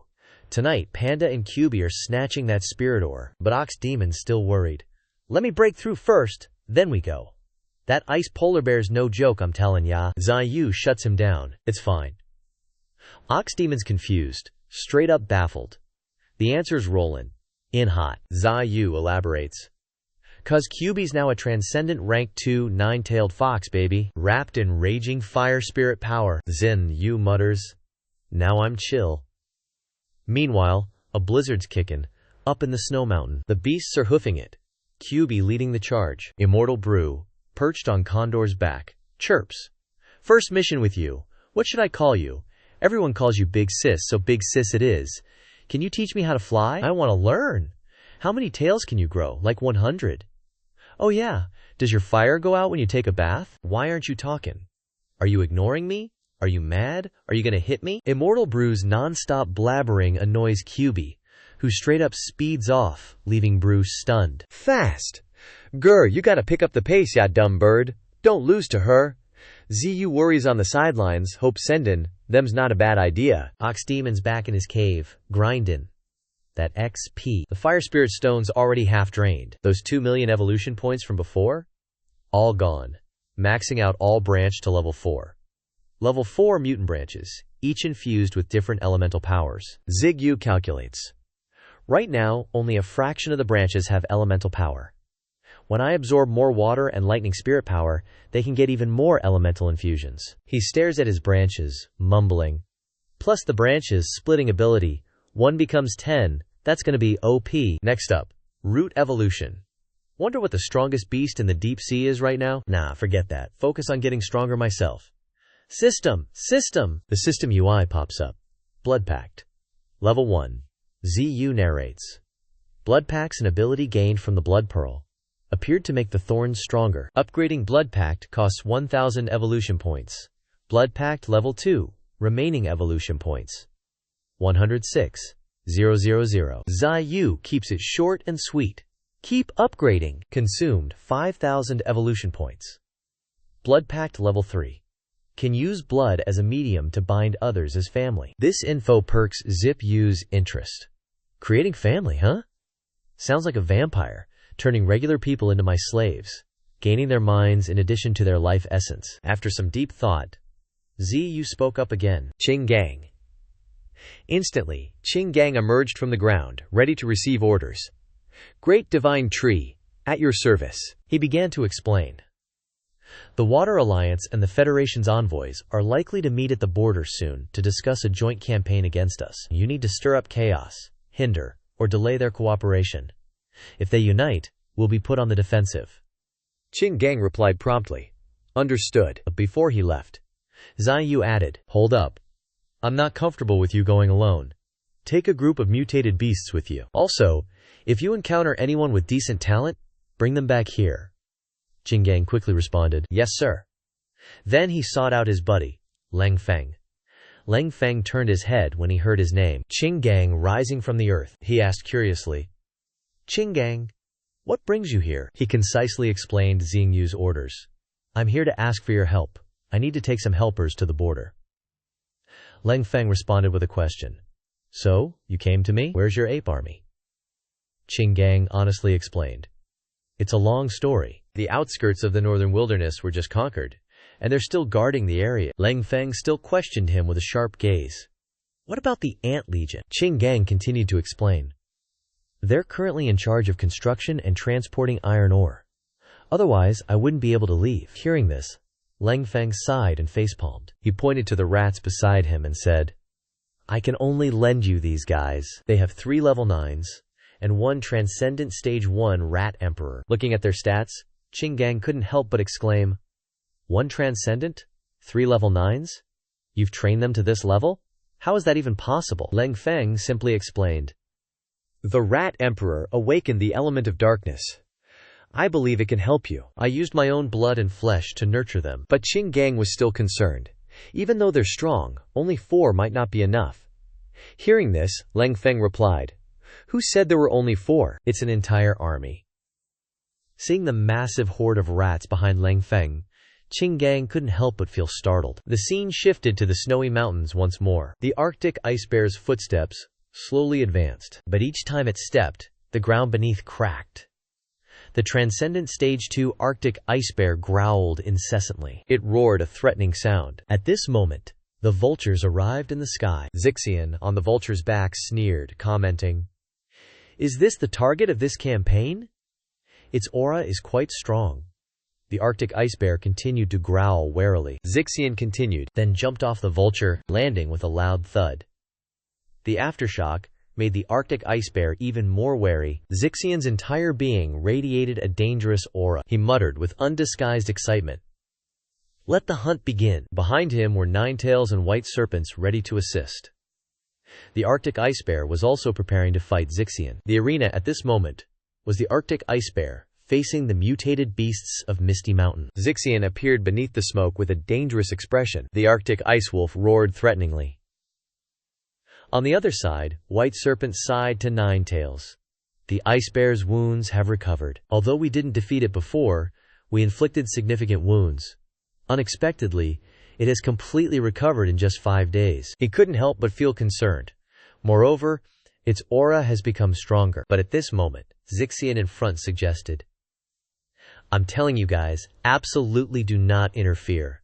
I want to go myself." The Arctic ice bear responded with a roar, even louder than before. Zixian gathered spiritual energy into his fist, then forcefully punched the Arctic ice bear in the face, causing it to stagger. The rocks behind shattered from the impact of the Arctic ice bear. This strike made White Serpent's eyes widen in shock. The vultures also gawked at Zixian's strength. Only Ninetails remained silently observing. On this side, Zixian was secretly contemplating. "To become stronger, I continuously temper my physical body, whether it's speed or strength. Even after obtaining the Fire Spirit Stone, I've never been lazy." He issued a challenge to his opponent. "Bring out your full strength. Let's fight a few more rounds before you die." The Arctic ice bear roared, full of resentment, but its eyes still flashed with determination. At this moment, the changing weather startled the Vulture brothers. White Serpent looked up at the sky, muttering, "It's snowing. The space is shifting due to the Arctic ice bear's spiritual energy." Zixian had already enveloped his entire body in fire spiritual energy to combat the ice and snow. He sneered, commenting, "The spiritual energy has been upgraded even more than before. You were indeed hiding something. If that's the case, then I will too." With that, Zixian's spiritual energy directly exploded. He muttered with a sneer, "The power of the fire element." Arctic ice bear, prepare to engage. Ice shards erupt from him, homing in on Zuixian like heat-seeking missiles. In a flash, Zuixian's buried under a frozen tomb. But Zuixian ain't no ice sculpture. He blasts free with his fire chi. He barrels towards the polar ice bear, landing another hit. The bear roars in agony, but ain't backing down. Zuixian's coming in hot for another round. The polar ice bear throws a haymaker. Zuixian, like a damn bowling ball, uses his massive body to body slam the bear. Before the bear can recover, Zuixian weaves around the polar ice bear, creating a goddamn web of pain. The bear's getting beat down, roaring in agony. Suddenly, a blizzard kicks up, forcing Zuixian to pause, shielding himself against the gale. "Bye," she chimes in. "The blizzard's getting stronger." The polar ice bear throws its arms, ready to strike a final blow, sending Zuixian flying. A wave of snow follows, blasted into the air. Zuixian is frozen. The polar ice bear creates a colossal ice prison. "Bye," she cries out, "Panda!" But Zhu Wei cuts him off. "Wait, don't go!" Cracks spiderweb across the ice, and Zuixian's voice booms. "That's your ultimate move? How lame." Until then, the polar ice bear's eyes finally show fear. Zuixian effortlessly breaks free, grinning. Then die. Zuixian curls into a ball, rocketing forward at full speed. He drills into the polar ice bear's heart, causing the bear to puke its guts out. The polar ice bear collapses, knocked the FCK out, staring at the sky. "Bye," she celebrates. "We won! Awesome!" The Vulture crew starts their hype train, cheering like mad. Even Zhu Wei cracks a satisfied smile. Zuixian just stands there, observing, then turns with a sly grin, asking, "Was I good?" The battle between Zuixian and the polar ice bear ends with Zuixian's victory, white mist filling the area. He proudly throws up 2 fingers. "Victory!" But bye. She suddenly freezes. He shouts a warning, "Careful!" The polar ice bear's still standing, ready for a final attack on Zuixian. He doesn't react in time as the polar ice bear's claws swipe at him, and the vultures scream in panic. But then, a beam of light. Zhu Wei instantly jumps between Zuixian and the polar ice bear, blocking the sneak attack. The polar ice bear roars in fury. Zhu Wei unleashes a torrent of fire, chi in a devastating attack. Flames engulf the polar ice bear, burning it alive. Zuixian is affected by the heat wave. The polar ice bear goes down for the second time, charred to a crisp. Zhu Wei stands triumphantly over its body, his eyes gleaming dangerously. Zui Xian, hyped up, yells, "That guy's gonna want to throw down with you someday." Meanwhile, in Yan City, Yu Jun, A Er, and Chao Fan Yiji are flying towards a location. Xiao Ling looks at him, intrigued by its arrival. She lets A Er fly inside, landing on the table, carrying information from Ziyu in its mouth. Xiao Ling mutters, reading the note. Looks like Master sent Qing Chang to capture multiple envoy groups. That's good. There's a tricky one among the envoys. Keeping him here would be ideal. She burns the paper, thinking, my current power controls half of General Li's army, but 40% of the military power remains in Li Yuanhu's hands within the envoy group. If he doesn't return this time, just then, Carrie Han speaks. Miss Linger. She replies curtly, Here are people from the blood-sucking jealous race. He slowly reports that Li Hao has come to see you. He's waiting outside. Xiao Ling is puzzled, muttering to herself, then instructs Carrie Han, Why's he here again? Tell him I'm in secluded cultivation. He bows. Yes. Xiao Ling adds, Also, when will your vital essence blood be refined? Carrie Han smirks.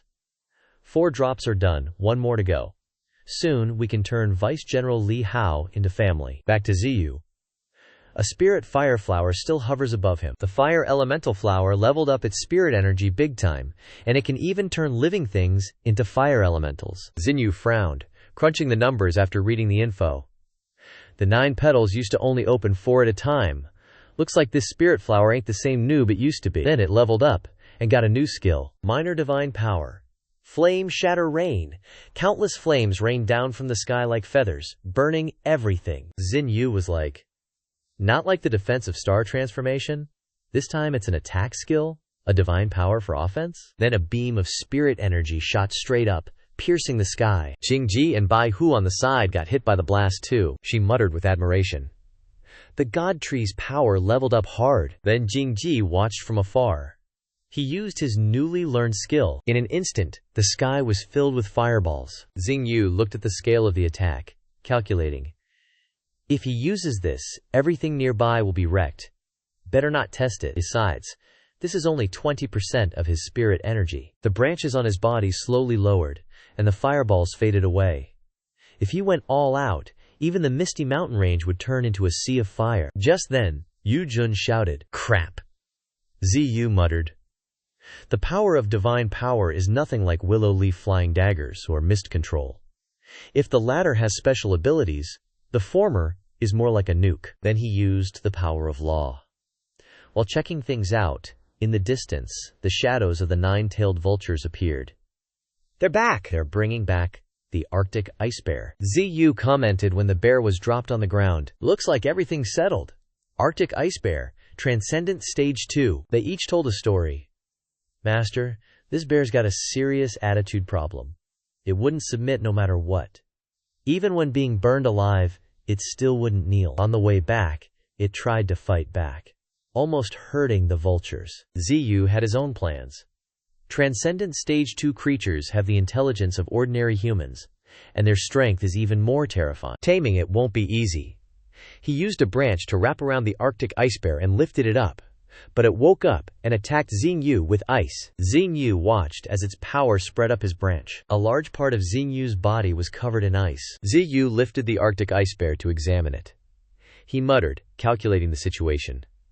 Not just spirit energy, but even the elements are being absorbed. Good. Better to adapt early, to prepare for absorbing spirit energy later. But then the Arctic ice bear roared loudly, constantly emitting ice spirit energy. Ziyu looked down and asked the 9-tailed vultures, How's the ice elemental ore situation? It quickly replied. According to preliminary estimates, it's probably a medium-sized spirit stone mine. Bai Shi and Lao Ju are still cultivating. Over there, Bai Shi is exclaiming, So much happiness. Zixian next to him is constantly stuffing spirit stones into his mouth. Little Bai Shi, you better cultivate quickly or I'll eat you all up. Zigyu listened and commented. Too bad we have too few ice attribute teammates. Looks like we need to recruit more ice attribute beasts this time. Are you willing to follow me? The Arctic ice bear directly rejected the offer. Xingyu's eyes hardened in an instant, and his roots prepared to move. Is that so? Too bad. Then he stabbed his roots into the Arctic ice bear. The system notification rang out. Killed Transcendent Stage 2 Arctic ice bear. Evolution points increased by 240,000. ZU muttered. You have successfully plundered the Arctic ice bear's abilities. Almost forgot the roots have a chance to steal abilities. Then another notification popped up. Special ability, Blizzard Level 1, affects the weather, turning it into a freezing winter. ZU rubbed his chin, pondering. Weather control? Didn't expect to steal such an ability. This is another weather ability after mist control. If he could develop more weather abilities, it would not only benefit the survival of attribute beasts, but also be useful for future combat. Then he directly concluded. Looks like we need to head to the northern frontier ASAP. On the other side, at the border of Stone City, a delegation from the Federation was traveling on the main road. In the car was Li Yuanhu. On the other side was a delegation from 10 countries, led by Saintess Asiya of the Bala Holy Church. Transcendent Stage 1, she muttered, asking the person next to her. Is the Federation's tree matriarch really as scary as the rumors say? She replied sternly. In this transcendent era, we are finally one step behind. Then the group continued to prepare to welcome them. The car door opened. Yuanhu stepped down with a smile. This is Li Xiangjun's second disciple, Li Yuanhu, Transcendent Stage 1. Atiya and the tree matriarch cautiously observed him. Underground, at the same time, Qinggang had arrived. He used his spirit energy to sense the movements above and muttered, Looks like everyone's here. Time to make a move. The group continued to enter. The tree matriarch maintained a cold expression, observing everything. She looked at the person in front of her and secretly assessed. That is Li Yuanhu. No wonder he's someone Li General favors. His spirit energy is disgustingly thin. Yuanhu himself was wearing a happy smile. He also secretly assessed his opponents. That's the tree matriarch. The one next to her is probably the Saintess. And behind them are all Tier 9 experts. Looks like the delegation from the 10 countries isn't as strong as I thought. Looks like they brought a lot of high-level guys. This comment was unceremoniously answered by the tree matriarch. Aren't you the same? Wouldn't know you weren't here to start a war. Yuanhu ain't ashamed, proudly explains. They're all elites in the team. Bringing them along can handle some tasks, or prevent unexpected incidents. Underground, Qinggang and the Rat Emperor crew are grindin'. That tree BTCH is playin' CAY. General Li's gotta be trollin'. How could there be danger here? Everything's prepped. Yuanhu and his squad roll in. Thanks. Dude steps on a spot. Qinggang underground seizes the chance, signals the Rat Emperors with spirit energy. Now! Pillars supporting. The ground get wrecked. Yuanhu loses his balance. Ground under his feet collapses. Instantly, a massive pit appears. Rocks and people fall down. Yuanhu rages. You tree BT Ches! She straight up denies it. Not us. They focus on survival. As they plummet, Yuanhu jaw drops seeing the swarm of Rat Emperors waitin' below. He yells, Why's there a giant hole? Rat Emperors charge. The strong warn. Lieutenant, heads up. Mutated rats incoming. Kill 'em all. New. Place goes even more cray. Qinggang and other Rat Emperors chill in the shadows, watchin'. Rat tides are the worst monster surges. Ain't just the numbers, it's the fear of gettin' eaten alive, tortured to death, like livin', dead eating corpses. Tree BTCH shouts orders. Kill 'em, or we all die. She throws wind blades. Rat Emperor gets hit. Elsewhere, Yuanhu's going wild. Akaya too. Scene's gettin' wilder as the strong fight the Rat Emperors. Qinggang lurks in the corner, observin', thinkin', these three ain't weak, can't underestimate. Qinggang eyes Aka. She's weaker than the other two, but still a threat. Others are irrelevant. He finds his window, signals, it's our turn. Tree BTCH struggles to kill Rat Emperors, then looks up, confused. When did this get dug out? Can't climb that high. Kill these rats. Find another way out. Out of nowhere, a hit lands. Tree BTCH can't dodge. Gets wrecked. She coughs up ketchup. Qinggang you! Amaya shouts. Tree BTCH. Yuanhu react. Ambush, damn it! While he's distracted, a Rat Emperor lunges. Ketchup flies. Yuanhu loses an ear to the Rat Emperor. He's fightin', a rank 1 Rat Emperor, leading hundreds to swarm. Aliyah screams again. General Li. Qinggang commands Rat Emperors to kill the rest, followed by screams. No, stay away, I want to go home. Yuan Hu and the strong get clapped. Qing Gang lands slowly. He and his rat army stand before Akia, the sole survivor. 3 days later, LIEU Mountains. Qing Gang brings her to Xingyu, presents her. Master, she's from the 10 Nations Alliance delegation, one of the 3 holy maidens from the Bala Holy Church. He catches his breath after listening, then uses a branch to bring her closer to check her out. Ziyu mutters. One of the 3 holy maidens, Qingri Care's info says, the Brahmin church is cryptic as hell, even the Huaxia Federation is wary, even unconscious, she gives off crazy spirit energy. This girl's got talent. A branch removes her veil. Ziyu's jaw drops. He silently thinks, so cute, great body, be my new servant. Xinyu's power hits Atia's head. Light flashes, Xinyu's surprised. In a flash, it appeared in a different space with her. Xinyu muttered. Looks like this is the space core of Akoya. Through this, I can control everything about Akoya. Even crush this imprint and take everything, including her soul. Blue light radiated from her body. It was so blinding that Qing Gang had to shield his eyes. Aikuya had now become Xinyu's subordinate. Aya. Transcendent Stage 1. Innate talent. Death convergence, creature gaze. Special abilities. Black Mamba Dance, Heal, Flash Step, Savage Bite. Blood Pact. If a blood pact is signed, can use the master's power for a short time, and can provide evolution points to the master. Xingyu read it and exclaimed, wait, it provides evolution points to the master. All my evolution points come from slaughter. I'm already covered in blood, but now my familiar can provide evolution points? Thinking this, he gave the order. Aya, she swiftly replied. At your service. Ziyu directly ordered, go catch a mutated beast. Aisha quickly obeyed. Yes. Xingyu stayed to observe her. I quickly took down a mutated beast. Immediately, the system UI notification popped up. Your familiar has slain a mutated gray bear, tier 6. Evolution points +1-2. Ziyu frowned, calculating. 12 evolution points? That's not even 60, only 1/5. It's better than nothing, I guess. But it's best not to let her do the dirty work. Go back to the Bala Holy Sect and do some things for me. If the 10 Nations Alliance restrains them, the Federation might not have the strength to deal with me. But she's only Transcendent Stage 1. Supporting the whole Holy Sect might be difficult. If a powerhouse with mental powers kills her, it might injure my main body. After thinking it over, Xinyu spoke.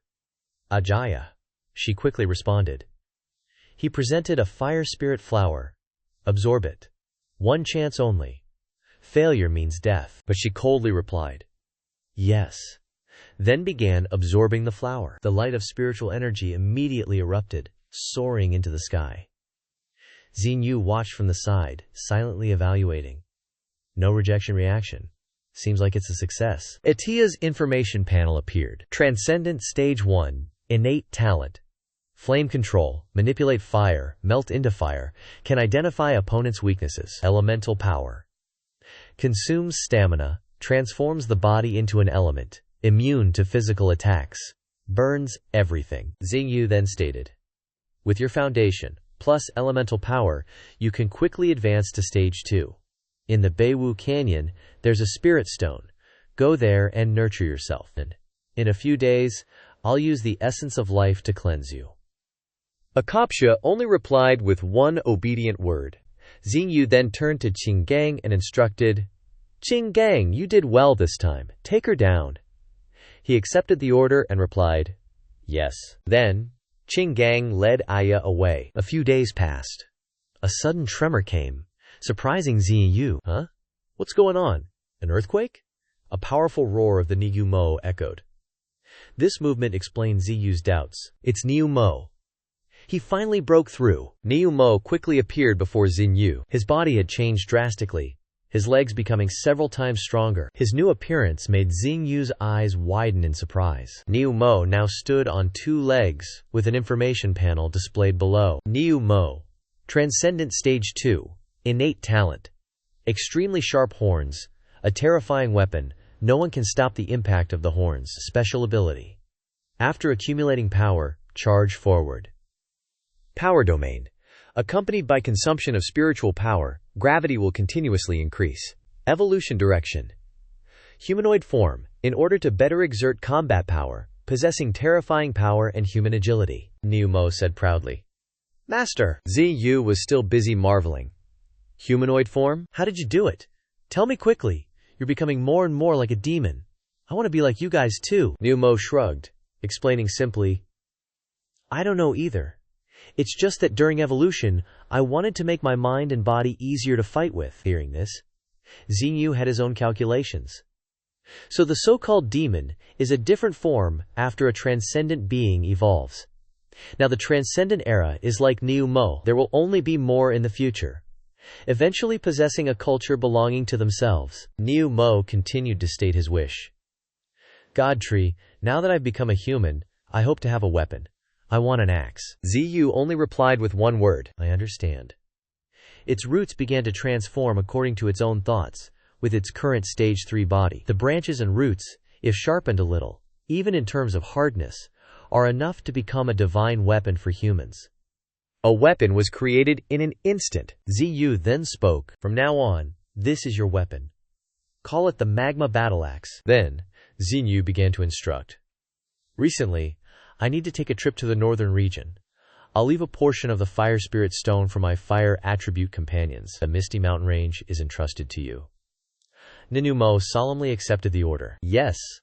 3 days later, Akia was returned to the Bala sect under her control. The deaths of people in the Bala Holy Sect and the Tide Society were attributed to another force within the Federation. The 10 Nations Alliance and the Chinese Federation officially confronted each other. Yu Ziyu, before departing for the northern region, entrusted the Misty Mountain Range managed by Niu Mo and the mutated beasts. The Snowy Mountain area was now undergoing mutation. They were so surprised that they screamed when they were caught by Xinyu's roots. In an instant, they became cocoons hanging from its branches. Ziyu stretched out and swept a path through the space in front of him. At that moment, he noticed something. Here already. It was the island in front of him. Ziyu was now on the island where Bai Shishi and Zhu Xian were. They had already rushed to Xinyu to greet him. Godtree! Xinyu observed them and said with satisfaction. Looks like this Ice Spirit Stone has been very helpful to you. Your auras have increased a lot. Zhu Xian grinned and commented, I swallowed a lot of spirit stones, you know. Xinyu's roots began to stretch out. Soon, they had pierced through the Ice Spirit Stone mine below. Roots plunged down relentlessly, leaving Baisha jaw-dropped in shock. When Ziyu saw roots embedding here, it began absorbing spirit energy, not forgetting to guide the mutant beasts. Ninetails, head to that fire attribute branch over there. Both of you. Cultivate with peace of mind. Baisha and Zixian replied in unison. Roger that. Ziyu continued to signal. Then let's get cultivating. They all absorbed the spirit stones below. Dozens of days flashed by, and Wu Ziyu's spirit energy broke through to 5.5 million, while individual roots pierced through the ice layer, brutally hunting down all kinds of passing fish. Zigyu expanded and muttered calculations to itself. Minus 500,000 for accumulation. The remaining evolution points are still being harvested on the go. This is just the deep sea. It looks like deep sea resources will be even more abundant. Are there any threats that could endanger me here? At this moment, the system UI popped up. Do you wish to enhance your roots, consuming 300,000 evolution points? Ziyu didn't hesitate, hitting confirm. Simultaneously, in the Misty Mountain Range, Niu Mo loudly called out to the young mutant beasts. Aling, Dashi, Daer, only to freeze when his eyes landed on several bloodstains on the ground. Nikumo's eyes instantly flared with rage, letting out a thunderous roar. The other mutant beasts were instantly alarmed. What's going on? Qing Feng chimed in. Shanguang, let's go check it out. Di also arrived, anxiously asking, Niu Mo, what happened? Niu Mo turned his head to reply, De. De approached, then cautiously offered a remark. I smell blood. Niu Mo then explained, his expression already grim with worry. Aling and Dashi are nowhere to be found. Seeing his expression, De gently reassured him. Maybe they're just playing around and got lost. Let's try looking for them again. But Niu Mo immediately shot down the suggestion. No way. He then presented the injured long-eared monkey and continued.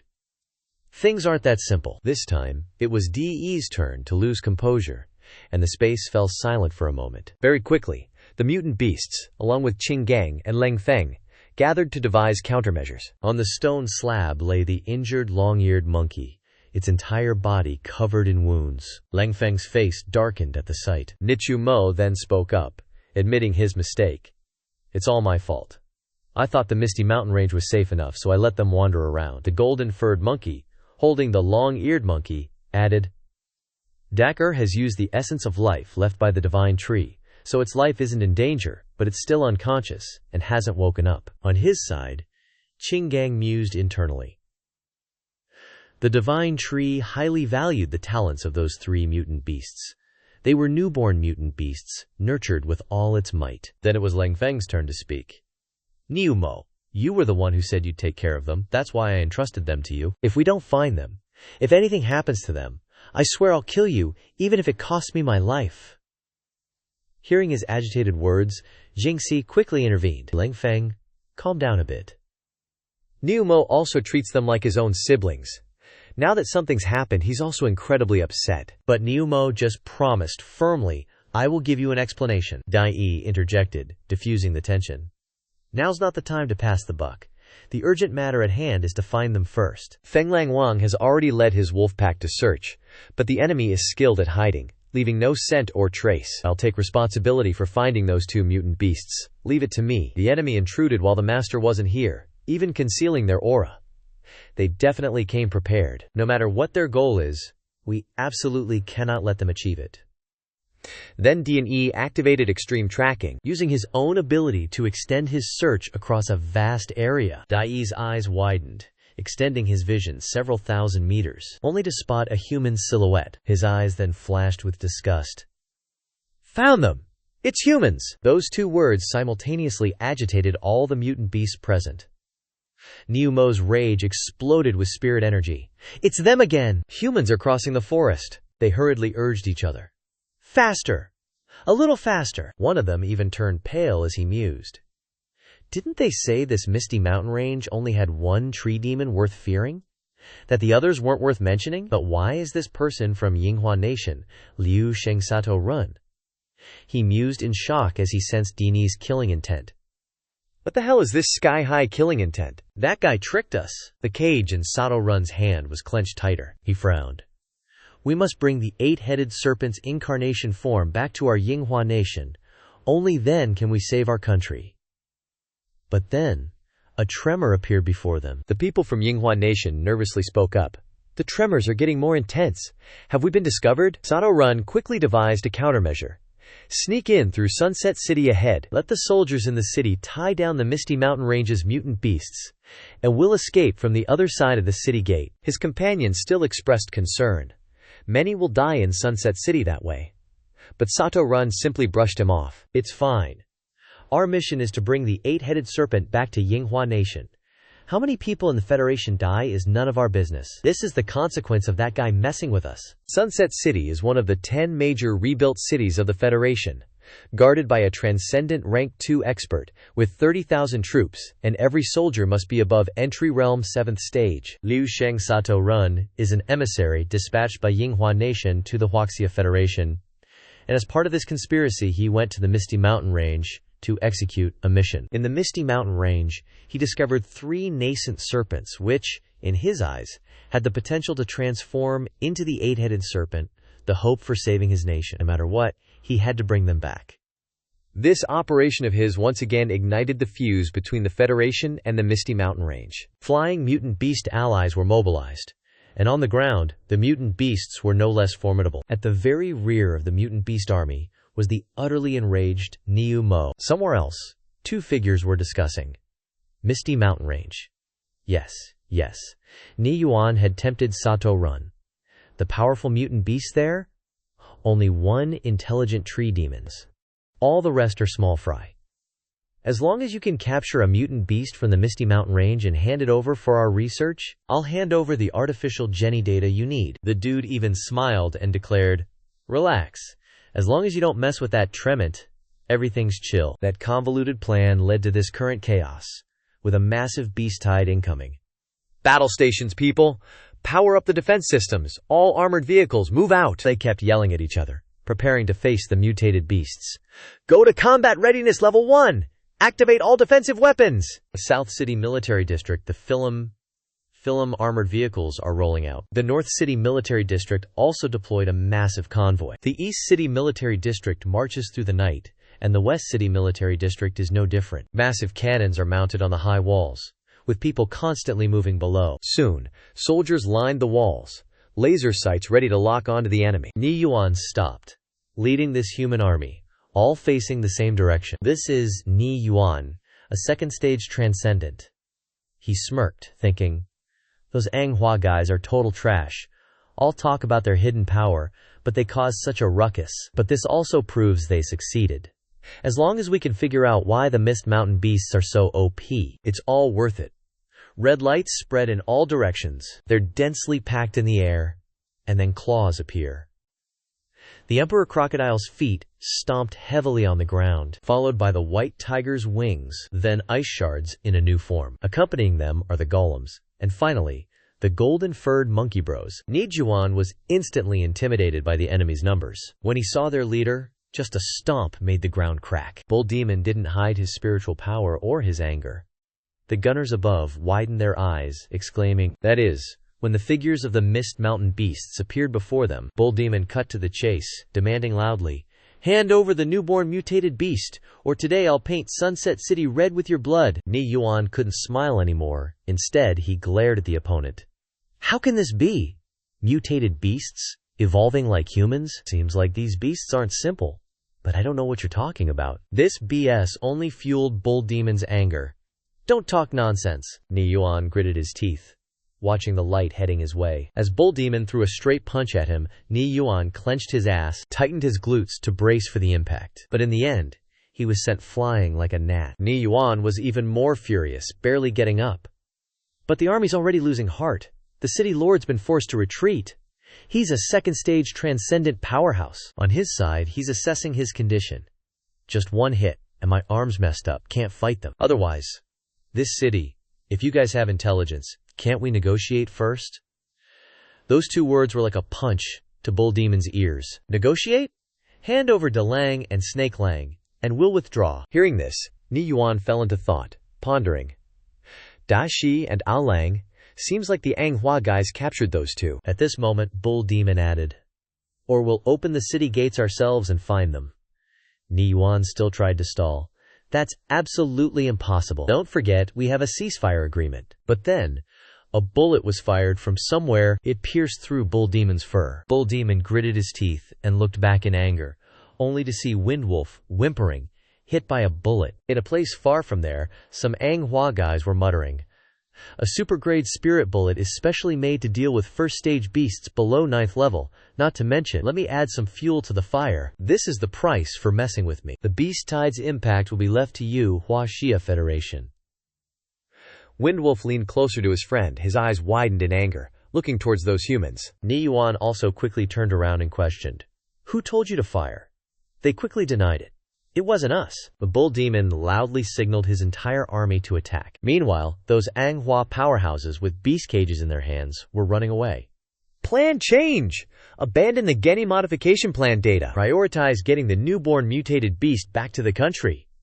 The Black Armored Army is Sunset City's strongest legion, all composed of transcendent warriors. The weakest is also 3rd level. The fastest formed army during the second spirit recovery, known as the strongest new generation. One of them shouted loudly, fire! Today we'll have a bloody battle to the death with you beasts. Kill all these beasts. Avenge our brothers. Bullets fired non-stop, turning into a rain. Bull Demon also ordered his army, firebirds, you vultures. Use meteor shower. They used their fire to counter the enemy's rain of bullets. Soon, some people couldn't resist the fire. Screams rang everywhere. Bull Demon continued to command, Ada, break down the city walls! The drill raptors shot forward like bullets. They slammed directly into the city walls. Then voices rang out amidst the smoke. The wall's about to collapse. A powerhouse rushed to join the battle, intending to attack the drill raptors. Die, you dumb birds! But he was greeted only by the light of death. Du Jun just flicked his wings and took that guy down. The dude's lying motionless on a pile of rocks. The soldiers didn't stop there. They went even harder, using all their firepower to wipe out these mutated beasts. The mutated beasts are starting to push forward too. Machine guns are going BRR, but the Colossus moved. In just a few short steps, It climbed to the top of the city wall. Its massive feet crushed the machine guns. The soldiers completely lost their will to fight when they saw it. Dinosaur! That's all you could hear. Screams for help. The boars are charging. A streak of blue light sliced through the crowd. The honey badgers fighting like a beast, muttering as it kills them. Die! The powerhouses are holding the line, each landing a blow. The honey badger didn't even flinch when both attacks hit him. Instead, he used thunderous shock to counterattack. The golden monkey ain't backing down on the battlefield either. He swatted away the powerhouses with just one swing of his staff. Packs of windwolves are attacking the humans in groups. In one corner, several powerhouses are already surrounded by giant ants. What do we do? Are you kidding me? Is this really the combat power of the mutated beasts? Reload! Use these weapons to attack them. Move it! Kenge didn't let them. He kept attacking with meteor fire shower. One hit, and the area was engulfed in flames. Ni Yuan gritted his teeth, observing. He thought, the Black Armor Army of Sunset City couldn't even withstand the initial attack from these mutated beasts. The Black Armor Army is supposed to be able to go toe-to-toe with mutated beasts of the same level. But why are they getting wrecked like dolls by these beasts? Then Niu Mo landed in front of him, radiating deadly spiritual energy. Niu Mo grimly questioned his enemy. You think we're just ordinary mutated beasts? Helpless? Ni Yuan could only gape in shock and rage. Damn it, you damn mutated beasts. You damn mutated beasts. He slashed his sword straight at Niu Mo's hand. Ni Yuan froze, stunned. Niu Mo slowly said, see? We can think. We can get angry. We're no different. Inside the city, Jing Ji and Qing Gang have successfully infiltrated. They're searching for the captured mutated beasts with Xiangguang, and finally broke in. What's up, Xiangguang? Can you sense anything? Xiangguang's whiskers twitched, and he replied in a concise manner, I can. The wheels are turning. The car carrying the people of Sakura Country is speeding away. Xiangguang shouted, putting all his strength into flying towards it. Found them! West side! They left behind the smoke and dust from the battle on the other side. Sunset City, which was peaceful just a second ago, now has black smoke rising from the battle. Xiangqing actually fell. On the road, the Sakura Country's car is speeding along. Sato gripped the steering wheel, constantly uneasy. The mutated beasts of the Misty Mountains are so terrifying. He can only hope that Sunset City can hold out for a few more minutes. But then a voice echoed from the shadows, questioning them. Where do you think you're running off to so late? Then, the car exploded from the inside. The figure of a powerhouse with a maniacal smile appeared. He looked at the people below and muttered, running fast, huh? Sato gritted his teeth and yelled back. Federation! You guys really want to kill us! From the start, you never intended to hand over the gene modification data, the reincarnation body of the 8 Kilahe. I will definitely take it away. Hearing this, the Federation guy still wore that mocking smile, and replied, then you gotta see if you have the skills. The great elder of Sakura Country is ready to fight, so I guess this old man has to give it a try. He grinned even wider when he saw him. Elder Liu Sheng, you actually snuck into this city. Looks like you guys planned to snatch this gene modification data from the start. Liu Sheng frowned and accused. On the contrary, it's because you Huajia people aren't worthy of our trust. Hearing this, more powerhouses appeared beside him. Now we can't let you guys leave even more. Sato and the others also charged forward at the same time. An enormous pillar of smoke appeared where Xiangqing was destroyed. The powerhouses caught in it exclaimed in shock. What's going on? In front of them, everything was covered in smoke. Qing Gang blocked the battle between the two sides. Elder Liu Sheng frowned, murmuring curiously, that person is... Meanwhile, Jingji's branches were tightly binding the Huaxia guys. The Federation guys were still wondering, not sensing, Xiangguang approaching from behind. Who is that guy? All that was seen next was that guy's head flying into the air. Flash just one-shot that dude back to the dirt. Other squad members freak out. Captain! Captain! Liu Sheng, the Grand Elder, seizes the moment and tells Satojun, get those beasts spawned back to the homeland. Now! Yes, sir! Thorny vines, branches zoom after him, trying to snatch the exotic beasts. But Liu Sheng's all like, nah fam, and body blocks him. He shouts, this old man won't let you stop us from claiming these beasts. Chinese powerhouses on the side are sweating, yelling, stop that envoy! But Qing Gang's blocking the way, roars, and throws down. Satojun's just clutching the exotic beasts, running and cursing, damn it, damn it! But bam! A flash of light appears in front of him. It sneers. Where you gonna run now, huh? Sato's face is drenched in sweat, grinding his teeth. Meanwhile, the Emperor Crocodile's going ham, ramming straight ahead. Human structures crumble. Soldiers yell, "The wall's down. Open fire. Pour everything we've got. Don't let them into the city." The Emperor Crocodile doesn't even flinch, even with a hail of bullets and missiles. But the Emperor Crocodile doesn't even need to move, because its opponent is getting roasted alive. All anyone can hear are screams of agony. The attacker? None other than Kui Zhu. Meanwhile, Ni Yuanhuan is getting wrecked by Niu Mo. The massive beast looms before him. Ni Yuanhuan, desperate, swings his sword, shouting, "This humanoid beast is too strong, we can't lose this fight." He unleashes a full-power Great Desert Wind slash. But Niu Mo just casually blocks it with a gravity shield. Ni Yuanhuan's face goes pale. Blocked a full-power attack? Just like that? Now it's the boss's turn to strike. Niu Mo raises his axe, declaring, "It's too late to regret anything now." He chops down on Ni Yuanhuan, sending a plume of smoke billowing up. Niu Mo pants heavily. Ni Yuanhuan is utterly defeated. The fight's over. Niu Mo is the last one standing. The soldiers are terrified, stuttering. City Lord. Transcendent Rank 2 City Lord is down. We're so much stronger than before, why can't we win? Niu Mo's thinking. Has Qing Gang found the spawn yet? Elsewhere. Someone's booking it through the forest. Sato Jun lost an arm to Flash, but he's still got the exotic beast cage in his remaining hand. He's hauling ass, thinking, "These exotic beasts are ridiculously strong. If I hadn't used the secret art to hide my aura, I'd be dead. No matter what, I have to get this 8-headed snake back to Yinghua." But as soon as he thinks that, Sato hears Flash closing in behind him. He's running like a headless chicken, yelling, "Damn it! How did she find me so fast?" Flash is locked on, laser-focused.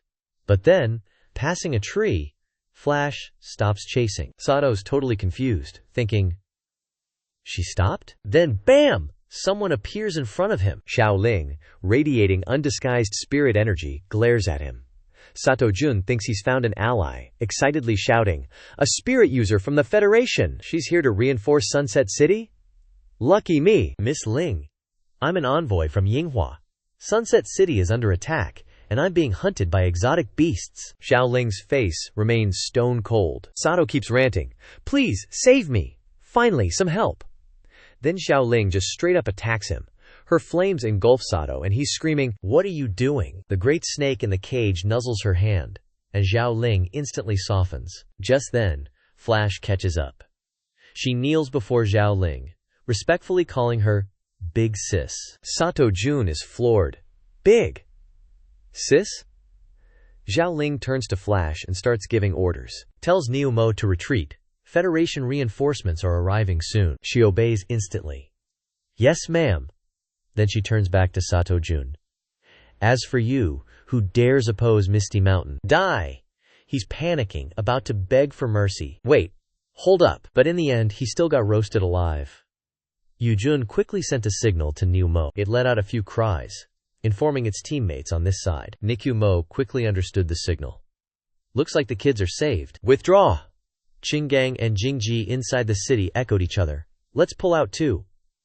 Soon, the mutated beasts were able to return to the forest. Some confused MFERS were still asking, "Are we just going to retreat like this? Not going to just take the city?" But Niu Mo just explained it in one sentence. "This is Ling Rier's order. Gotta follow it." Good thing Di Shay and A Ling are alright, or else I really wouldn't know what to say to the God Tree. Old 4 tallied the casualties this time. Slightly injured ones are sent back to the humans Ling Hu. Heavily injured ones are sent to Ling Tan. DIE quickly responded. Understood. The city was left in smoke and fire. A powerful foot stomped down, followed by a roar. An army of humans and pandas actually appeared. They are the Azure Iron Knights, rank 2 superhumans, assessing the situation. Looks like we're late. The growing strength of Misty Mountain can no longer be ignored by humans. Unconsciously, he whipped his head around when he sensed movement. The knight's gaze locked onto the forest on the other side. In an instant, he spotted Qing Gang hiding. Dude freaked out, quickly moving. "Shit, I've been spotted!" But a knight appeared above Qing Gang. This person landed hard. White smoke rose into a tall column. He looked around and couldn't help but feel curious. The Iron Knight then muttered, "No one's here? Hallucination? I clearly felt a strange aura just now." At the same time, Qing Gang was running away on all fours. He was injured by the attack just now. While running, Qing Gang assessed. Luckily, most have retreated already. If I was any later facing this guy, the whole army would have been wiped out. Misty Mountain is no longer a stranger to the Federation. It is a forbidden zone within a forbidden zone. The nest of the strongest mutated beasts. Even stronger than countless other mutated beasts. And now the scariest mutated beast forbidden zone is fighting with human cities. As soon as this news broke out, the entire Federation was shocked. A file was slammed onto the ground. The meeting room was noisy with people. It is confirmed that the monster attack in Luori City was caused by the envoys from Yinghua Island Nation. No. News from the lamer side is that the transformed human beast asked about its kids before the war. These people, Ni Yuan, still thought it was an excuse for invasion. The person presenting is Commander-in-Chief Ni Yuan, the patriarch of the Ni family. He continued to present. Afterwards, the cage that held the kids was found next to the bodies of the envoys. Send the Iron Knights or the Dragon Pavilion Guards. We gotta teach them a lesson. The higher-ups remained silent from beginning to end. Until now, he finally responded. 1. Revoke all material subsidies to Yinghua Nation. 2. Send a delegation to visit. If they can't give a satisfactory answer, arrange for the Dragon Pavilion Guards to take a trip. At the same time, around the northern border, Yu Jun was now explaining everything to Ziyu. It couldn't help but feel curious when it heard this. Yinghua Nation. Envoy delegation. Leave these things to Zhao Ling to handle. Tell everyone to chill for now. Don't act recklessly while I'm not here. After giving the instructions, it started calculating. Iron Knights. Looks like the Federation also has some trump cards. You guys need to be especially careful. Wait for me to come back to deal with anything. Yu Jun listened to all these orders, obediently replying, yes. After speaking, it flew away, leaving Ziyu alone with its own calculations. So much happened just because I wasn't there. At this time, Xinxian walked out of the cave sleepily. Godtree, who are you talking to? Z. You looked at it and asked directly. Xiang Mao Zi. If we and your clansmen have a conflict, can you suppress them? Zishian honestly replied. Can't be sure. From the past, whoever treats us well, they will, when we were running away, even called our big brother to run with us, but he refused. That panda said, what's wrong with sitting around waiting to die, wanting to wander outside? Zishian recounted. He said that. These words left Zishu speechless with them. After presenting for a long time, Zishian tiredly went back into the cave. Not talking anymore, I have to go back into the cave to sleep more. I'm so sleepy since I came here. Do I also know how to hibernate? Ziyu was still secretly calculating on this side. The iron-eating beast race is not like other low-level races. Whoever has the bigger fist will be listened to, and it's based on a collective will. If based on level, the iron-eating beast is definitely the highest race among mutated wild beasts. The strength of a bear, the speed of a cat, incredible bites combined with invincible sharp claws. The rest is their racial talent. Agile swallowing and upgrading elemental attributes, strengthening the physical body. They are using the iron-eating beast as a mount over there. They will become stronger in the future. Maybe we will have to fight. Should I also create some powerful armies? While Xinyu was busy calculating in many ways, Zhu Xian and Bai Shi were leisurely fast asleep. Clunk clunk. Unexpectedly at this time, Xingyu used a branch to grab Xingxian, who was sleeping soundly, and then instantly dragged it away. When it arrived in front of Ziyu, it spoke. Zhang Maozi, stop sleeping. I need you to help me do something. Zixian sleepily replied. Zhaoqi has to smile. Ziyu was confused by these words, and then used several branches to slap it awake. Wake up quickly! Wake up! Wake up! Zixian's face was distorted from being slapped before it replied. After sleeping enough, my spirit is refreshed. Zai. You then began to give instructions. I need you to find the nest of the polar bear. Zixian only replied briefly when it heard this. Understood. Leave that to me. I'll quickly find a companion. But after taking 2 steps, Zixian fell flat on its face. I fell so sleepy. Meanwhile, deep beneath the sea, a rank 1 super whale was minding its own business when a giant octopus grabbed it. The octopus opened its massive maw and straight up devoured the whale whole. All that was left was a ketchup stain in the water. This is Zhang Yuwang, a rank 3 freak. Ziyu checked his stats. Yu Ziyu, rank 3 awakener, evolution points, 4, 202, 399, 399, Aberrant Dimension Level 4, Aberrant Root Level 3, Willow Leaf Flying Dagger Level 3, Super Regeneration Level 3, Wood Dragon Level 1, Witch's Control Level 3, Supreme Illusion Level 3, Spirit Extension Level 3, Earth River Level 3, Blood Pact Level 3. He mumbled while reading, Ice Storm and Wood Dragon are still level 1, huh? Spirit power from the Ice attribute ore has reached 6 million. Leveling those two up should boost my spirit power. Enhance Ice Storm to level 3. A notification popped up. Consumed 40,000 evolution points. Ice Storm level 3. ZU commented, confused? Huh? I don't feel anything. Seems like the mechanics of this power aren't directly tied to my physical form. Next up, Wood Dragon. I haven't upgraded it before, mainly, 'cause I prioritized offensive skills. A little more. System notification appeared. Consume 500,000 evolution points to enhance Wood Dragon energy? ZU thought, damn, the enhancement cost is insane. Confirm! Intense light burst forth. ZU was confused when the light started engulfing him. A piercing scream echoed.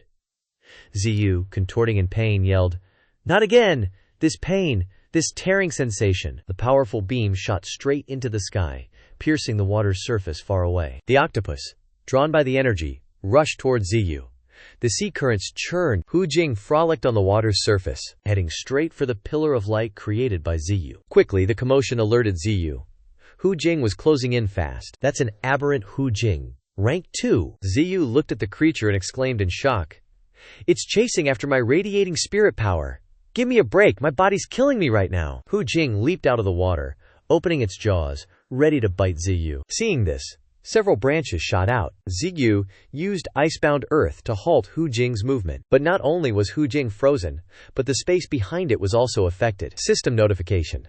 Aberrant Branch Element Level 4 is coated with extreme ice, enough to freeze over half the sea. ZU thought with a bit of pride. Icebound Earth finally spitting facts. At that moment, the ice suddenly shattered, and a gutsy mutant beast broke through and charged forward. ZU was slightly surprised by its bold move. The mutant beast slammed directly into ZU, only to widen its eyes in shock. Getting cheeky and trying to backstab while being restrained by my branches, huh? Without another word, he sent the fish straight back to its mama. Evolution points, plus 170,000. ZU muttered upon seeing the number, 170,000 evolution points. That might be the most I've ever gotten. So how much longer are you planning to hide? The movement under the sea shook the surrounding space. Xingyu's eyes widened in shock. When he saw the octopus's tentacles shooting straight up into the air, he watched as the ground was plowed up, turning into rubble. The octopus's tentacles writhed in the air. The octopus glared at ZU with murderous intent, its entire body even more massive than ZU. The octopus opened its mouth, intending to devour the creature before it. On his side, Xingyu muttered, this is the first time I'm going up against a sea overlord. Let's see if sea creatures are stronger than land creatures. At the same time, in Lada country, chaotic noises echoed through a room. Warning, warning, warning. Spirit power values have exceeded limits. What's going on? Warning, warning. Spirit power values have exceeded limits. People in the room shouted, why is the spirit power value breaking the limit? 2 large spirit power surges have appeared in the coastal area. Their faces paled as they yelled, get the camera feed. Someone below replied, yes. Images of ZU were quickly displayed. They were stunned by what they saw. It's ZU, ready to fight the octopus. The members in the room exclaimed, it's the Federation's Trefiant, why is it here? Then, the screen went black, completely disconnected. The people present immediately became noisy. Why did the screen cut out? Quickly reconnect. ZU's battle has begun with the octopus's death grip attack. Its tentacles rapidly wrapped around ZU. System UI dropping knowledge bombs. Fatal Attraction, a one-of-a-kind ability. Any enemy caught in its pull ain't just escaping, their spirit energy gets drained bit by bit. Mind blown. This sucker's leeching my chi.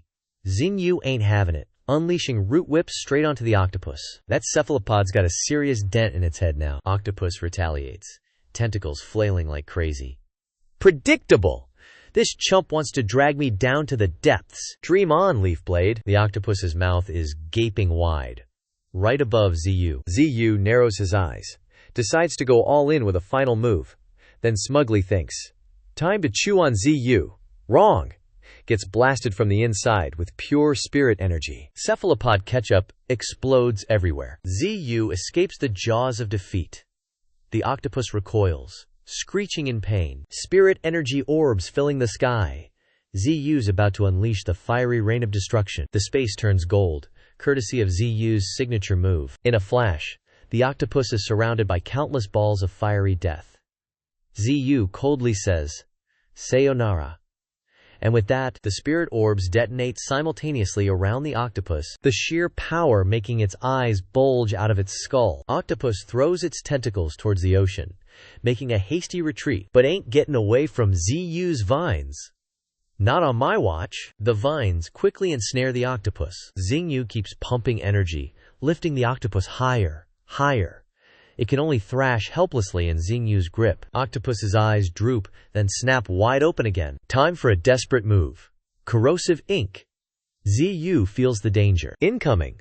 Black acid sprays from the octopus, forcing ZU to drop the octopus, plunging into the water. ZU immediately encases himself in a protective shield to weather the attack. Black acid pouring off of him. ZU starts repairs. Branch damage 40/1, initiating branch regeneration. Roots damaged. Attack power reduced. Roots regenerating. Looking at his corroded body, ZU thinks, "That corrosive ability is insane. Good thing I reacted fast." The octopus is still struggling. ZU surveys the acid-eaten landscape. Octopus opens its jaws again, charging for another attack, but ZU's ready, blocking with a wall of vines. Ice element. White mist blankets the area, freezing everything solid. ZU eyes the octopus, muttering, "That was rough. Transcendent Stage 3, hella strong. Go get everyone, it's Kraken barbecue time." That night, the spirit beasts feasted. Chingang gnaws on a super tough piece of meat, groaning, "This is rock solid, can't even bite it. Damn, these defenses are OP. Oh no, Lao Ba is choking. Don't swallow it whole, you glutton." Jingji, on the other side, trashes on White Tiger. "Keep your organ munching away from me." The scene is rowdy and lively. Ju Wei comments to ZU, "It's been a while since it's been this lively." ZU agrees. Yup, Lao Si, you're about to break through." Emperor Crocodile humbly replies, "I'm lagging behind Ju Wei and Bull Demon." ZU grabs White Tiger, scolding, "And you're still stuck at Transcendent Stage 1 early. I told you to stop slacking off." That's not a compliment. Jingji, standing beside the grilled octopus, muses darkly, "Master's strength is becoming more terrifying. Maybe one day Master's power will be enough to control the entire world." In the middle of the feast, Qinggang suddenly asks, "Don't you feel like someone's missing?" Thirst Crow suggests Lang Feng, but he dismisses it. Not him. A hedgehog appears behind them. "It is I." Qinggang grins. "Oh, it's you, little helper." In the midst of the crowd, a white spirit beast hides in the shadows. "Everyone's here, let's feast."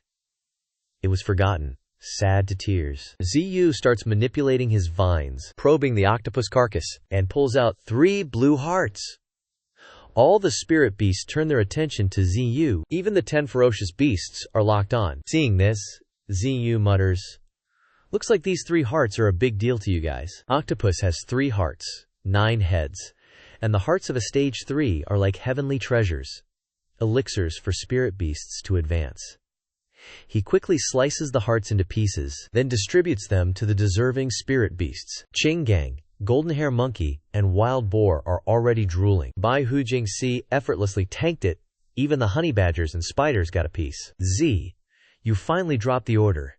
Eat up.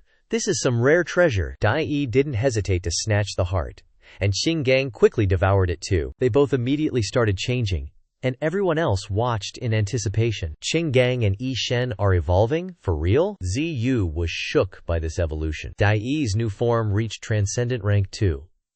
Qinggang also hit Transcendent Rank 2. Ziyun's eyes went wide at their new looks. He looked at Qinggang thinking, Qinggang's evolution is breaking free from humanity. Is it because of the earth element? His aura is fading, but he himself was stoked with the results. Jingxing sidled up, complimenting. Qinggang looks even more handsome. Qinggang just replied, Step aside, let me show you my new ability. Then, he slammed his hand into the ground. The golden monkeys, honey badgers, and wild boars stared in utter disbelief. As Qinggang erected an entire flying city, they all gazed at this miracle. Even Ziyu and Jingxi were jaw-dropped. Qinggang, high above, asked smugly, "How is it, master? Am I OP or what?" Ziyu thought, "This guy would make a killing in real estate." Jingxi and Bai Shi chimed in. "Qinggang's amazing. Qinggang is the best." Even Shanguang gave him props. "This human is strong." But Qinggang's face was already pale. So tired. Xingyu and Bing Chuan immediately roasted him. What a noob, he used up all his qi in one move. Jingxi cried out worriedly, "He's dying!" Qinggang. De caught Qinggang as he fell. He sighed, speechless. Qinggang weakly responded, "Thanks, fourth bro." Dai grunted contentedly. Over here, Xinyu started assessing. Dai's form is becoming more and more like a giant dragon. Is he going to evolve into a dragon? Even though Dingye was suppressing his qi, his aura was still radiating power. Blood-colored tyrant. Awakening such an ability is terrifying. Putting him on the battlefield would be insane. Jingxi suddenly turned, announcing loudly, "What a fierce aura!" Ziyu also looked over. Seeing Zixian drinking, he muttered, "Looks like everything's going smoothly. A new teammate has arrived." Zixian was walking on water. Qinggang saw this and exclaimed, "The panda is ice walking." You also watched his movements curiously. Soon, Zixian brought the polar bear tribe to Ziyu. He grinned proudly, then started introducing, "What do you think, God Tree? The whole tribe's here for you." The polar bears roared greetings. You couldn't hide his smile, "Welcome," but his expression scared the bears into trembling. Zixian deadpanned, "You scared them, didn't you?" You felt wronged. "Scaring them makes me look cuter, duh." He looked at the bears again. Transcendent rank 1, Transcendent rank 1, Transcendent rank 1. You counted 120 polar bears. 4 at Transcendent rank 1. His gaze landed on a particularly powerful bear. Is this the big boss? It's a mutated white bear, polar bear, Transcendent rank 2, innate talent. Lightning claws, like giant lightning claws. Special abilities. Lightning claw, imbued with electricity for incredible penetration. Lightning tattoo, storing the power of lightning in its body. Roar of thunder, a terrifying sonic scream. Lightning flash, turning the surrounding kilometers into a world of lightning. After reading the info, Zimin Yu remarked, "Lightning power? Controlling a giant bear with lightning attribute? Even Flathead can't compare, unexpectedly strong. But such a powerful race. How did you bring all these troops here so easily?" Polar bears are known to die before surrendering. Zixian just smiled, explaining, "I negotiated with them. Not subjugation, but alliance. Free food and lodging, what do you think?" Ziyu patted his shoulder approvingly. "Well done." Zixian replied smugly, "Just doing my job." He said, "They're all allies, completely trustworthy." Zing, you shook the bear's paw. "I'm leaving my back to you from now on." Just then, the golden monkeys brought some liquor. Ziyu told the beasties below, "Then for our new comrades, let's drink until we drop tonight. There's leftover liquor from Qinggang. Take some back to Leng Feng." He took the piece of heart, replying simply, "Yes." Ziyu thought, "A Transcendent rank 3 beast brought me so much, 1.2 million evolution points, absorbed 400,000 qi, and a new skill, transfer, moving a portion of my consciousness and qi onto a new plant. The consciousness will be permanently trapped on that plant. Separating consciousness, exceeding the time limit, will be fixed on the other side. If I keep doing this, won't I be creating multiple versions of myself? Feels kinda sus.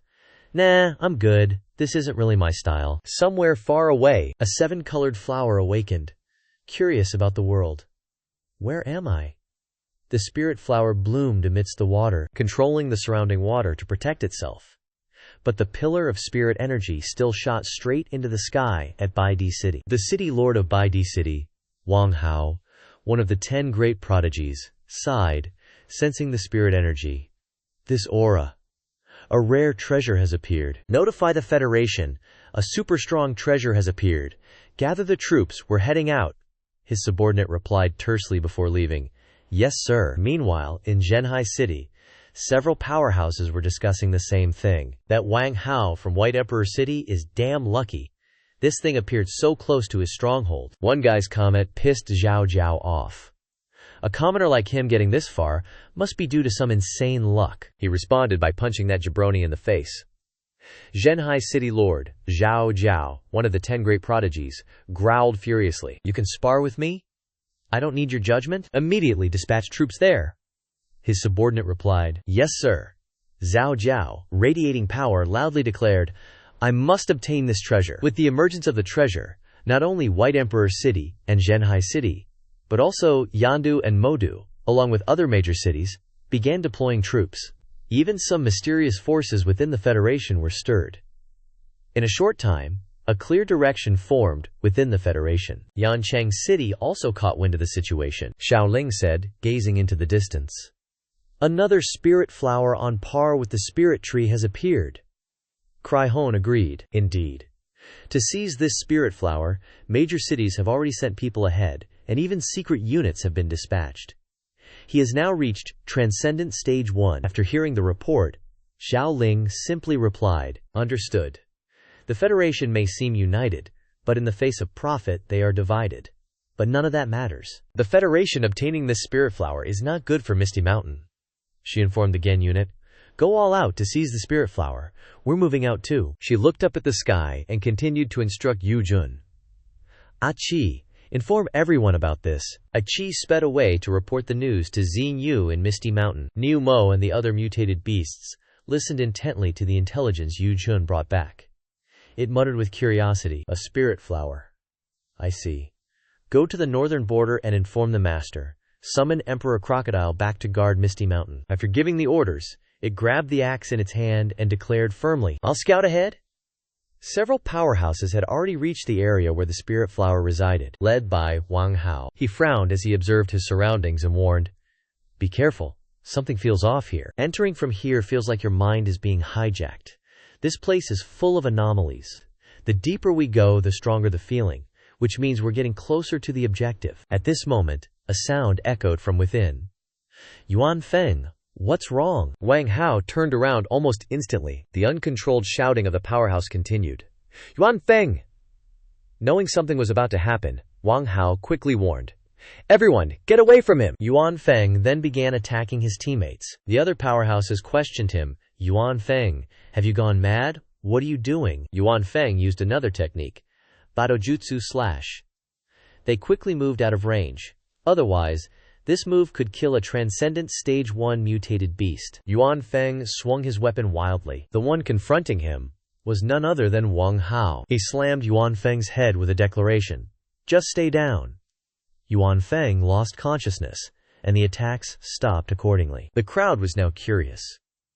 Why did Yuan Feng suddenly seem possessed? Could it be related to that spirit flower? But seconds later, it was their turn to lose control. Coughing sounds echoed around Wang Hao. He gritted his teeth and shouted, Everyone, the spirit flower is the cause of this phenomenon. It was constantly absorbing knowledge. Humans, the Federation, mutated beasts. This world is so complex? Snow began to fall, and Xingyu's branches pierced through the ground to reach outside. It mused while looking at its level 4 and a 9th roots. Every enhancement brings pain. At this moment, Yu Jun returned to report. Ziyu immediately became interested in the spirit flower. The spirit flower is real? It gives me power. This spirit flower's appearance might even alarm the Federation. So many people are fighting over a spirit flower like myself, which benefits others. Niu Mo has already left, but he definitely can't do it alone. But this flower absolutely cannot go to humans. Nine Tails, retrieve that flower. Evening was approaching. Zhenhai City Lord, Transcendent Stage 2, Zhao Jiao, and his men had finally reached the spirit flower. He was greeted by Wang Hao's miserable expression. Zhao Jiao frowned and probed. Wang Hao, your team. He looked at Zhao Jiao and warned seriously, those below Stage 2 shouldn't go in. The spirit flower will charm your mind. With insufficient strength, you'll lose your life in an instant. Zhao Jiao scoffed at these words. You're here just to tell me this? There's no one beside you. It seems you've killed all the charmed teams. Ignoring Zhao Jiao's contemptuous attitude, Wang Hao stated directly. Next, I want to go there alone. Do you want to follow? Seeing Wang Hao's demeanor, Zhao Zhao couldn't dismiss his words, and so he ordered, "Vice Captain, have the brothers stay here. I'll go there myself." Zhao Zhao's subordinate obeyed and followed through. Then, Zhao Zhao left with Wang Hao. Two streams of spirit energy shot through the space. Zhao Zhao's gaze lingered behind. When he saw others also seeking the spirit flower, Zhao Zhao accelerated and sneered. "A bunch of ants dreaming of snatching food from a tiger's mouth? You won't even know how you die." Wang Hao just hissed a reminder. "You're underestimating people. Gonna pay the price for that." He retorts to Wang Hao. "This spirit herb? I'm snatching it. Pew pew, light beams incoming." Hooded dudes already clocked him. It's Wang Hao from White Emperor City and Zhao Zhao from Zhenhai City. Tagging along with them ain't such a bad idea. Some fatties lurking in the shadows, waiting for his chance. Not just him. A whole bunch of vultures are after it. Even peeps from the Dragon Pavilion Guard. Ling Hua thinks, "This weird aura's getting stronger, all zeroing in on us." Great. Wang Hao's already throwing hands with a mutated beast. Zhao Zhao's got his back. Mutated beasts dropping like flies. They look around, annoyed. The deeper we go, the more these freaks swarm. This spirit flower is controlling them all, including a transcendent stage 1 beast. Wang Hao and Zhao Zhao are just a stone's throw away from Ling Hua. He tells his buddy, "Let's roll." This proves we're getting close to the prize. But before they can even move, the air cracks from another surge of spirit energy. Wang Hao grits his teeth. "That's some serious chi." Zhao Zhao chimes in. "Above us, a massive horse figure looms. It's a rampaging warhorse. Transcendent Stage 2. Both powerhouses feel the pressure." A Transcendent Stage 2 mutated horse? But hold up, there's also a Northern Abyss bird. Transcendent Stage 2. Two big bad beasties cornering them. Wang Hao and Zhao Zhao bail. "Retreat! Don't let them whittle us down." Ling Hua is still playing it cool, observing. In a corner, a dude's plotting. "Finally found it! No beasts around the spirit tide. If I can swallow this flower, I can level up from Stage 2 to Stage 3, maybe even Stage 4. But something just spooked this ninja. Wang Hao and Zhao Zhao suddenly drop in from above. The assassin shouts, startled, "Zhao Zhao, Wang Hao!" Zhao Zhao scans the area, quickly spotting his target, Ling Hua. But the rampaging warhorse and Northern Abyss bird are still breathing down their necks. The assassin's still safe in his hiding spot. Close call. Didn't spot me. Wang Hao splits from the squad with a plan.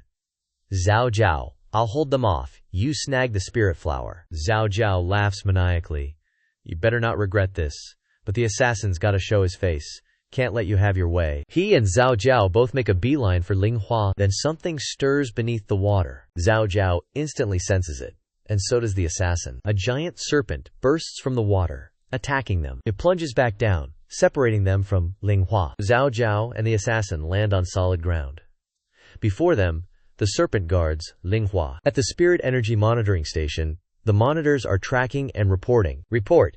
We've detected over 20 entities exceeding 100,000 spirit energy in the drywood forest. 8 of them exceeding 300,000. Miss Ji is surprised. 8 exceeding 300,000 spirit energy? Freeze the image. Find the fighters with 300,000 spirit energy ASAP.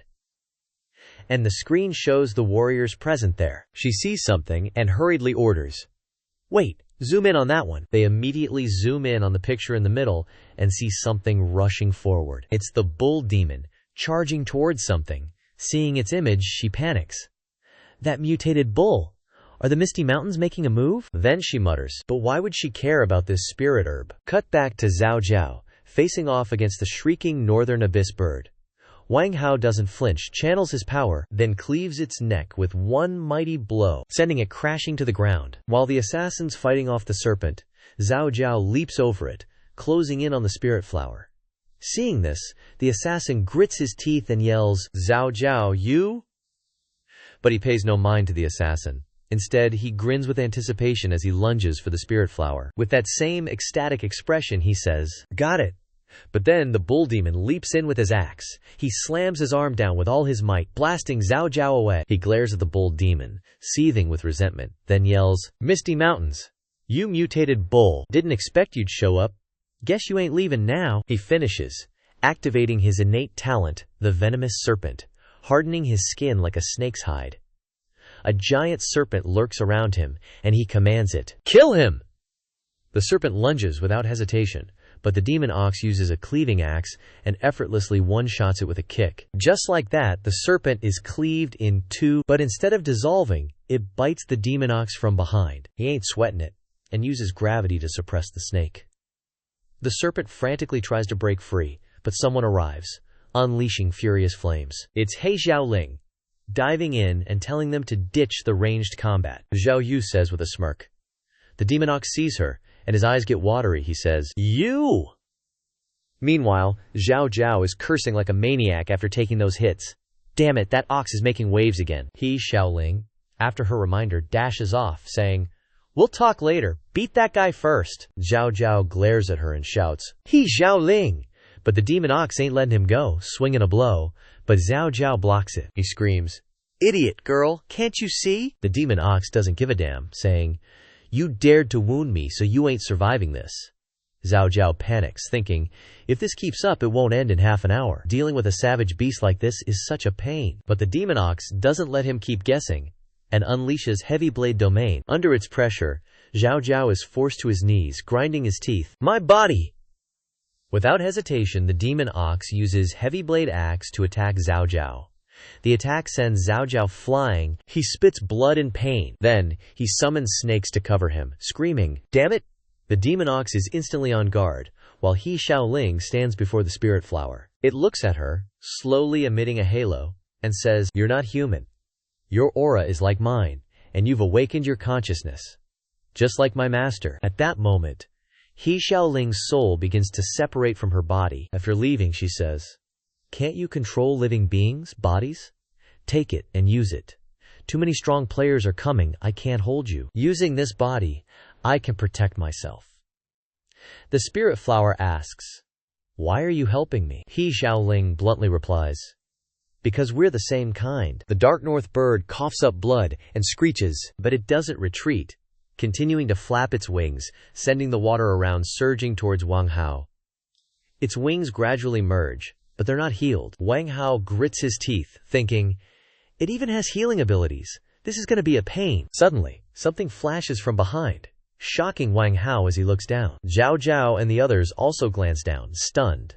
CAY, who is facing the serpent, also looks down and yells, "That's He Xiaoling." Indeed, the spirit flower has entered Xiaoling's body.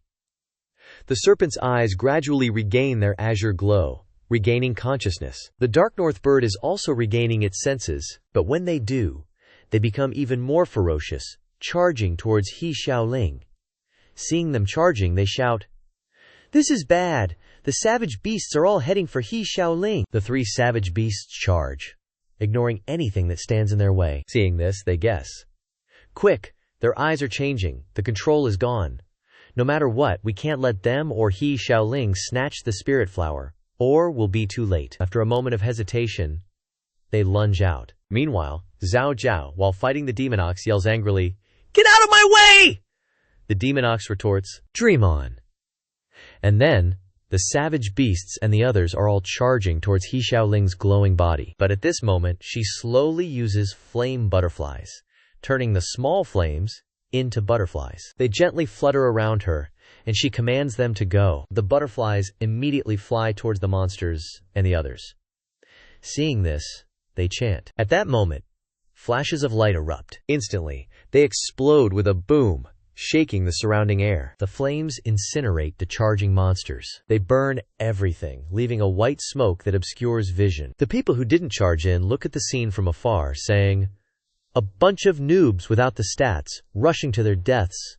The fire has evaporated the lake water." Down below, the serpent's head falls, while the spirit flower is still absorbing its own power. He Xiaoling's eyes gradually change, and they guess, "Look at Yanji's eyes. She's being controlled. Is it because she touched the spirit flower directly? She looks hella fierce right now." They're scared. AF. Things just got complicated. Not only we didn't get the spirit flower, but now there's another OP enemy. System UI pops up. Spirit power. 400,000. He Xiaoling, standing next to the spirit flower, asks, "Getting used to the body?" Spirit flower replies, "Can it get any stronger?" Suddenly, Xiaoling freezes. The spirit flower yeets herself somewhere. She frowns and starts chanting some scary-ass incantations. The air around her starts to shatter. Everything's getting sucked away. Wang Hao says, "This is He Xiaoling's spirit power. It's so damn strong." Zhao Zhao sees He Xiaoling's power spiking. He's shocked. Always knew she was strong, but didn't know she was this strong. A foot gently steps on the monster's mouth. It's the spirit flower. System UI. Spirit power. 700,000. The assassin's pissed. If it was just a controlled beast, I could just kill it. But killing her? The Federation will never forgive me. System UI keeps popping. Spirit power. 320,000. He Xiaoling sees spirit flower using this. She smirks and admires. Didn't know you had tricks up your sleeve. Spirit flower casually says, "I'm just temporarily boosting your body. It'll go back to normal soon. Even though some auras are hidden, I can still sense them." Too many big shots here. They all want to take advantage of the situation. Plus, a huge number of beasts are heading this way. Hard to escape unscathed with just this body. Even if I leave, I don't know where to go. Hua Xiaoling suggests, "You can go to Tianshan. Humans don't dare to go there, but survival's brutal." Spirit flower pauses. Xiaoling continues. "Or another place. Mist Mountain. Thick fog covers the mountain. Sharp rocks everywhere. Mist Mountain." He Xiaoling, now possessed by spirit flower, is deep in thought. Xiao Qing analyzes from behind. Only there can you continue to live. A huge, powerful ox demon guards the area, its bright eyes scanning around. Zhao Qing adds, "If you want, you can find that beast. He'll take you there." Spirit flower turns to Xiao Qing. "I want to ask something." No hesitation, she asks her burning question. "Are you from Mist Mountain?" Xiaoling doesn't answer, just smiles faintly. Mist surrounds the lake, obscuring everyone's vision. Spirit flower asks for a favor. "I need you to help me with something." Zhao Zhao and the ox demon are fighting fiercely. The ox demon swings his axe. Zhao Zhao summons his true form, snakes that fight together. The snakes become one, with Zhao Zhao, all roaring angrily. "Die!" Even with such a strong opponent, the ox demon doesn't back down. Xiaoling suddenly flies in and kicks Zhao Zhao flying backwards, sending him skipping across the water like a stone. Xiaoling lands, ordering the ox demon, "Quickly take spirit flower away from here. I'll hold him back." Zhao Zhao finally manages to stop on the lake surface. The ox demon is tired, but quickly acknowledges the order. "Got it." Xiaoling's eyes become incredibly sharp. She stands in the middle of the lake, her hair flowing, hand clenched, eyes full of killing intent, like a war goddess about to go to battle. Pillars of water rise and swirl around her like war-hungry dragons. In the bushes by the lake, the dragon court guards can't hide their shock. Whirlpools form on the lake. Xiaoling's eyes are terrifying. Behind her, raging waves are surging, forming a giant white wave. The wave crashes everywhere. Wang Hao is caught in the wave and struggles to stay afloat. The fat guy in the straw hat quickly jumps out of the water. Zhao Zhao, who just got back on his feet, has to brace himself against the fierce wave. The wave creates a gap in the middle, shielding the ox demon. Spirit flower takes the chance to urge him, "Hurry up and go!" The dragon court guards are out of patience. Even though the mist obscures their vision, the green-haired guy can still sense the spirit power of the spirit flower moving. He can't wait any longer. "Action!" The straw hat guy rushes in. "I've struggled to live this long. I won't let you escape." But then, a powerful beam of light flies in, trying to obliterate him. Luckily, he dodges it. It's Xiaoling's attack. Her eyes are ice cold, every move decisive. She looks at them, her expression unchanged. The straw hat guy falls into the water right where Zhao Zhao is standing. He breathes a sigh of relief, narrowly escaping death. He grits his teeth, his face contorted as he gasps for air. Xiaoling slowly approaches, a confident smile on her face. Zhao Zhao mocks. "You damn fat pig, you've been trash this whole time." The straw hat guy forces a laugh and retorts, "Now's not the time to mock me." "Zhao Zhao, are you confident you can beat her?" Zhao Zhao isn't sure. Doesn't know if she's still being controlled. Xiaoling glances back, thinking, "Spirit flower's moving. Looks like the ox demon and the others are gone." It turns out she and Spirit flower had made a deal beforehand. "I'll give you back your body. You pretend to be controlled, create chaos, and help me escape. Got it?" She smiles with amusement. This time, The flames around her erupt fiercely, like her will right now. Let me cause some chaos. The ox demon and spirit flower, with Xiaoling's help, have safely run a good distance. The north nether bird also flies out of the mist. It spreads its wings to block Wang Hao, making him shout angrily, "Damn it! This bird won't die!" Its body is covered in blood, but it's still determined to stay and provide cover for the ox demon and spirit flower. Wang Hao grits his teeth, clenching the sword in his hand, looking at it with resentment. Just when it seems like a life-or-death battle is about to happen, the north nether bird turns away, leaving a threat. "Humans, just you wait." Then it spread its wings and soared away. Wang Hao breathed a sigh of relief as he watched it leave. Another fight and victory wasn't guaranteed. Finally, gone. Before he could rest, 2 beams of light shot from afar and landed behind him, kicking up dust everywhere. Wang Hao turned around to see Zhao Zhao and the chubby dude with the hat. Both of their faces were ugly. Zhao Zhao leaned exhausted against a large rock behind him. "Damn it, that guy!" Xiaoling emerged from the smoke, her eyes as cold as knives. She stepped forward, her killing intent off the charts. The hat guy fearfully admitted, "Too strong." He was so terrified he was about to cry. Zhao Zhao gritted his teeth, his eyes full of anger, but also a hint of pathetic helplessness. Only Wang Hao remained calm and calculated. He, Zhao Ling, Yan Ji, the most difficult ones to deal with, are now controlled. He made a decision. "I'll hold her back. You guys chase after Ling Hua." Niu Ma and Ling Hua were still fleeing, not daring to rest for even a second. Wang Hao instructed, "Absolutely don't let Ling Hua fall into the hands of the Misty Mountains." Ling Hua was doing everything she could to escape this place, as it was her only chance to escape these powerhouses who wanted to seize her. Elsewhere, Yu Ziyu sneezed aloud. "Achoo!" He was extremely anxious, wondering if they had managed to snatch Ling Hua yet. On the other side, He Xiaoling was fighting fiercely, her momentum like a storm.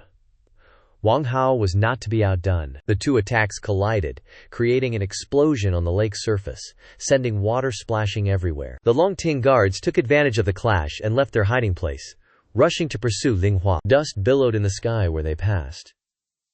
The green-haired guy thought to himself, the growth of these 2 young people exceeded his imagination. Xiaoling and Wang Hao were close together, both maintaining their momentum, neither backing down. The green-haired guy mused, Yanji originally had extraordinary strength, but now that Ling Hua was manipulating her spirit energy, it was increasing even more. And that kid named Wang Hao could actually withstand such an opponent. As he rushed forward, he exclaimed, "Even if Big Bro and Second Bro came here, they would fall into a difficult battle, right?" The brown-haired guy running ahead spoke up. "We should probably make a move soon." The look in his eyes behind his mask carried a hint of killing intent. "Whether it's Ling Hua or the strange ox, our Longting guards must capture them." The strange beasts behind them roared, chasing madly. One wave after another, extremely numerous. Zhao Zhao and the hat guy were also doing their best to keep up. The hat guy grumbled, "That damn ox! When we catch it, we're definitely cooking it into soup." Niu Ma gritted his teeth in anger. Damn it, he and Ling Hua were trying their best to escape, but the enemies were constantly on their heels. "Why are there more and more enemies behind us?" Ling Hua explained. "These strange beasts are all attracted by my spirit energy. To them, I'm like a tonic." Niu Ma was slightly worried. "If this continues, sooner or later, I'll be caught up because of insufficient spirit energy." Ling Hua's power surged powerfully. She asserted, "Leave this to me." Ling Hua transferred a powerful source of spirit energy to Niu Ma. In an instant, Niu Ma felt full of energy. This feeling of heat, this rush of power. He only crouched down to gain momentum, causing the ground beneath his feet to sink and crack. Then he used force to launch like a rocket, the ground immediately shattering into pieces. With Ling Hua's boost, their power successfully allowed them to shake off the enemies. In just a flash, the opponents disappeared from sight, causing Zhao Zhao and the hat guy's eyes to widen in shock. They sped away at lightning speed, making people only see streaks of light passing by. That streak of light cut through the forest with a dazzling golden color. Cut to the Misty Mountains. Jingji riding Bai Hu along with Zhu Wei were rushing to the rescue of Niu Ma. Zhu Wei anxiously urged, "Hurry, I have a bad feeling." Jingji's heart was also burning with anxiety. "Hang in there, Zhao Bai." Bai Hu roared in response to his master. Zhu Wei's eyes turned red, he decided. "Then I'll also." Bai Hu and Zhu Wei transformed into 2 beams of light, shooting away like lightning. Zhu Xian watched the direction they left. In his vision, only 2 small spots of light remained like starlight. He sat on the back of a polar bear. Behind him was Qing Gang. All 3 were left behind. Zhu Xian sighed helplessly. Is it my fault for not knowing how to fly? Qing Gang added. Are they still going slow and waiting for us? On this side, Nikuma didn't dare to be careless, still helping with all his strength to rush forward. He also didn't forget to pay attention to the surrounding situation. He informed Ling Hua. No pursuers. Looks like we've shaken them off. But before he could breathe a sigh of relief, a golden arrow tore through the wind and flew over. Luckily, the arrow didn't hit them, but went straight into the ground. It turned out that arrow was from the Longting Guard's green-haired guy. He stood on a high cliff, expressing his praise. Fast reactions. Where that arrow fell created a large pit. Niu Ma and Ling Hua stopped in time before the mouth of the pit. He stood high above, taunting, "Dodge my attacks!" Ling Hua noticed the danger and warned loudly, "Be careful!" From behind, 2 Longting Guards holding swords rushed to attack. Nikuma was unable to dodge and was slashed twice, blood gushing out from the wounds immediately. Niu Ma was injured on the head, causing blood to flow down his face. He angrily glared at the Longting Guards. At this time, Niu Ma and Ling Hua were surrounded by the Longting Guards. Niu Ma secretly assessed the opponents' abilities. These guys are strong AF. He looked at the 2 Longting Guards standing in front of him, considering, but it wasn't to the point where they couldn't be defeated. But the problem he was worried about wasn't them. It was the large number of strange beasts behind them. He smiled smugly. Finally, I know why the God Tree wanted us to act together. One of the Longting Guards offered a condition to Niu Ma. Hand over Ling Hua, and I'll spare your life. Niu Ma laughed disdainfully. Are you kidding me? The ground suddenly shook violently. The Longting Guards felt a crushing weight, gravity at its finest. Nikuma grinned like a maniac. The Longting Guards were forced to their knees. Niu Ma ain't scared. Time to go all in with these clowns in a death black hole. He transformed into a crystal, amplifying the gravity. Ling Hua worried. What's that giant beast doing? Niu Ma was determined. Not enough. Gotta go harder, stronger. Rocks flew everywhere as Niu Ma powered up inside a blinding light. Nikuma was encased in a blue crystal. The gravity he generated made it harder for Zhao Zhao and Hat Guy to move. Zhao Zhao grit his teeth, pushing forward. A fight broke out over there? The closer he got, the stronger the gravity. The ground crumbled under the pressure, but the Longting Guards still held on. One even scoffed. Gravity? This ain't even a challenge. His body transformed, ripping his cloak to reveal bulging muscles. He roared, full of arrogance. Let's see if my fist lands first, or your gravity crushes me. Nikuma, pissed by his taunt, wasn't having it. The dude charged, fist raised. Die! Niu Ma threw a punch back. The dude's fist slammed into Niu Ma's face, while Niu Ma's connected with his head, but he was unfazed, even hyped. Finally, a good knuckle brawl. Niu Ma, already injured, was at a disadvantage. The dude focused his power into his 2 super overlords' fists. Then a barrage of punches rained down on Niu Ma, the heavy machine gun fist. He smirked. Your strength is a joke. You're no match for me. But then, BAM! A fist connected with his face. Niu Ma, no words needed, just relentless fists, leaving him no room to retaliate. Nikuma roared in fury, pouring all his rage into a single punch, the shockwave shattering the ground in a wide radius. Just then, his teammate arrived to back him up. An arrow aimed straight at Niu Ma. Niu Ma instantly grabbed it, but the arrow's power was immense, pushing him back even as he held it. Taking advantage of Nikuma's distraction, the dude from behind, Nikuma was on the defensive. Unable to fight back, he was slashed across the back and roared in pain. The situation wasn't going as planned for the yellow-robed dude, leaving him stunned. Didn't cut clean through? Niu Ma used all his strength to redirect the arrow, then hurled it back at his attacker without hesitation. The dude was caught off guard by the counterattack, blocking the arrow with his sword, the force pushing him back. The arrow's power was too much, shattering his blade. He stared at his broken sword in despair. My sword is broken! The blue-haired dude on high ground saw the situation and yelled, 7th brother! 8th brother! He notched his bow and fired a volley of arrows, seeking revenge for his senior brothers. Damn it! Niu Ma looked up, stunned by the sight.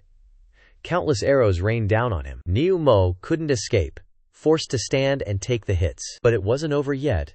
He continued to fire more arrows. Golden arrows fell from the sky like a volcanic eruption. Ling Hua, seeing the danger, used her abilities to suppress him. An illusion appeared in his mind, saying, "Stop!"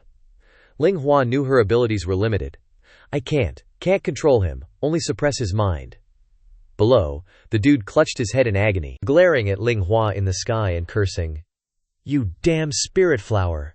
He slumped against the cliff face, subdued by Ling Hua. Liu Mo charged forward, weapon in hand, roaring in rage. "Even if I die, I'm taking you with me." The dude was unable to move, panicking. "Damn it!" A massive explosion echoed. Smoke filled the air. Liu Mo's axe struck like thunder, shattering a section of the cliff. Liu Mo stood on the cliff, scanning the area. The Longting guards had quickly rescued the blue-haired dude. They gathered, strategizing. The blue-haired dude thought, "That demonic bull is terrifying, only rank 2 superhuman and already a match for the 3 of us." Liu Mo, covered in injuries, couldn't hold on much longer. The knife wound in his back made it hard to stand. Is this the end? The demonic beasts were closing in, worrying the Longting guards. They noticed not only the beasts, but also Zhao Zhao and Hat Guy behind them. "Crap, they're catching up!" Zhao Zhao rejoiced. "Finally caught up!" "Hurry," Hat Guy urged. "Let's snatch the spirit flower and get out of here." The demonic beasts charged wildly, but out of nowhere, a freaking beam of light descends. One of the Dragon Guardians recognizes it. It's fire, BTCH. Ninetails arrives just in time to save Ox Demon and Spirit Flower's asses. Dude's radiating heat like a furnace, eyes burning with killing intent. The Dragon Guardian squad cowers behind the wall of flames, watching Ninetails advance. The hat-wearing guy panics. "We're surrounded by fire!" Even the mutated beasts are blocked by the inferno, can't advance for SHT. Spirit Flower, never having seen Mist Mountain's mutated beasts, nervously tells Ox Demon, "Big guy, another enemy showed up." But Ox Demon just sighs in relief, reassuring her. "We're good, fam. We're safe. Ninetails, the flaming fox, got our backs." Ninetails scans the area, assessing the threats. Zhao Zhao and Hat Guy are already injured. They glance at Ninetails and realize it's Mist Mountain's fox spirit. Hat Guy grits his teeth, head bowed. He's not giving up now. After all this effort, we cornered the mutated ox, and now we gotta quit? Ninetails stands alone against 3 forces. Dragon Guardians, Zhao Zhao and Hat Guy, and the horde of mutated beasts craving Spirit Flower. A snake with razor-sharp fangs glares furiously at its target. Spirit Flower is practically glowing in its eyes. The snake recklessly lunges, jaws wide open, wanting to swallow Spirit Flower whole, but a massive hand suddenly appears, blocking its path. Hat Guy tries to charge too, but thankfully holds back. The snake's head now has a bump, eyes wide, not understanding WTF just happened. The hand suddenly moves, gathering all the mutated beasts in its palm. The beasts couldn't escape, trapped by the hand. The dust clears, revealing Ching Chang. He growls angrily at the enemies. A Dragon Guardian from behind charges, wanting to ambush Ninetails. He roars furiously. "We finally got our hands on Spirit Flower. No way we letting you interrupt. 1,000 fists strike at once. Super Overlord Gravity Fist." Ninetails coldly spins, creating a fiery death zone. Ninetails easily counters the Dragon Guardian's attack. He screams, trying to resist the flames engulfing him, but it's futile. The fire intensifies, burning him to a crisp. Zhao Zhao and Hat Guy, standing nearby, are also affected by the heat and retreat behind a large rock, gasping for air. The flames dissipate. Ninetails stands tall like a god of war, stepping on the corpse of the enemy. 2 of his comrades shout worriedly, "Lao Ba Nu!" Zhao Zhao grimaces, clenching his teeth in anger. Both are Transcendent Rank 2, but the gap is too huge. One hit and he wipes out a Dragon Guardian. Hat Guy looks into the distance, warning. "Zhao Zhao, look! More mutated beasts." A mutated beast with a beautiful white tail appears. Riding on its back is a captivating purple-haired woman. White Tiger and Jingji have also arrived to join Ninetails and Ching Chang. They stand in front of Ox Demon and Spirit Flower, determined to protect them. Spirit Flower asks curiously, "Big guy, are these mutated beasts your friends?" Their bodies are bursting with powerful spirit energy. Zixian lies sprawled on the ground, the Arctic white bear sitting beside her, panting heavily. "Barely made it. Why is even Ching Chiang so damn fast?" Hat Guy blushes, struck by love at first sight with Jingji. In his eyes, Jingji is beautiful, gentle, and captivating. White Tiger notices his unusual gaze towards his master. It roars and pounces, pinning him to the ground. He can't resist, only lie under White Tiger's paws and ask, "Why did you suddenly attack me?" White Tiger, despite its fierce appearance, doesn't want to kill him. It gives him a chance to live. "Get to my master now, or everyone dies." He turns pale, completely not understanding White Tiger's words. "What are you talking about?" White Tiger doesn't say much, kicking him away, and he can only scream hopelessly. Zhao Zhao summons spirit snakes to fight Jingji. He orders the snakes to move. Jingji uses vines to counter. Two forces, one red and one green, collide, creating a huge explosion. The Dragon Guardian isn't free either. He has to fight Ninetails with all his might. He slashes down with all his strength, but can't touch a single hair on Ninetails. Ninetails raises his head high, concentrating fire in his mouth, then uses it to attack the stubborn Dragon Guardian. He tries to block with his sword. While fighting, an attack from another direction flies towards Ninetails. A pillar of earth rises from the ground, pushing Ninetails aside, while blocking the sneak attack. The remaining Dragon Guardian panics. Blocked it! The ground suddenly comes to life, surrounding him. Zhao Zhao looks at him challengingly. "Your opponent is me." Zixian, who had been running until she was exhausted, was sweating profusely, but she still doesn't give up, crawling little by little. "Are they done fighting yet? Without me, they can't do it. I have to get there. But this episode is over." A violent explosion erupts. Rocks and dirt fly everywhere. The injured ox demon calmly observes everything. Spirit Flower casually comments, "Your friends just arrived and are already fighting each other. No one is protecting us." Suddenly, a deafening roar. The raging green-maned steed charges towards Liu Mo. Ling Hua panics. "Oh crap! That giant horse isn't dead. It's gonna plow through here. Think of something." Liu Mo calmly reassures her. "It's cool. Ignore it." As the raging steed gets close, a voice yells, "Massive!" In a flash, Zixian appears and punches the horse square in the face. He smirks, amused. Witnessing this, Ling Hua blushes, gushing, "So cool." Zixian winks playfully. Mission accomplished. The raging steed crashes into the dirt wall. Zixian turns to Liu Mo. "Haha, old Liu, you got wrecked." Ling Hua is smitten, blushing hard. Liu Mo retorts seriously, "Those guys are transcendent rank 2. Don't underestimate them. I'm strong, okay?" Zixian confidently declares. "Now that I'm here, I won't let you get hurt," he confidently orders, eyes sharp. "Just chill, I got this." Zixian leaps into the air and zooms off. Ling Hua is still fangirling, chirping, "He's so handsome." Liu Mo is speechless. Meanwhile, Baihu and the assassin are locked in a fierce battle. Facing Baihu's ferocity, the assassin is forced to retreat, dodging the storm of attacks. He grits his teeth, calculating. "This tiger's energy is insane. If this keeps up, I'll run out of juice and die." As if making a decision, the assassin purses his lips, closes his eyes, and clasps his hands. "Damn it, if I could avoid it, I really wouldn't use this move." No sooner had he thought this, than his belly swells up. "Even if I win with this, the backlash will be huge."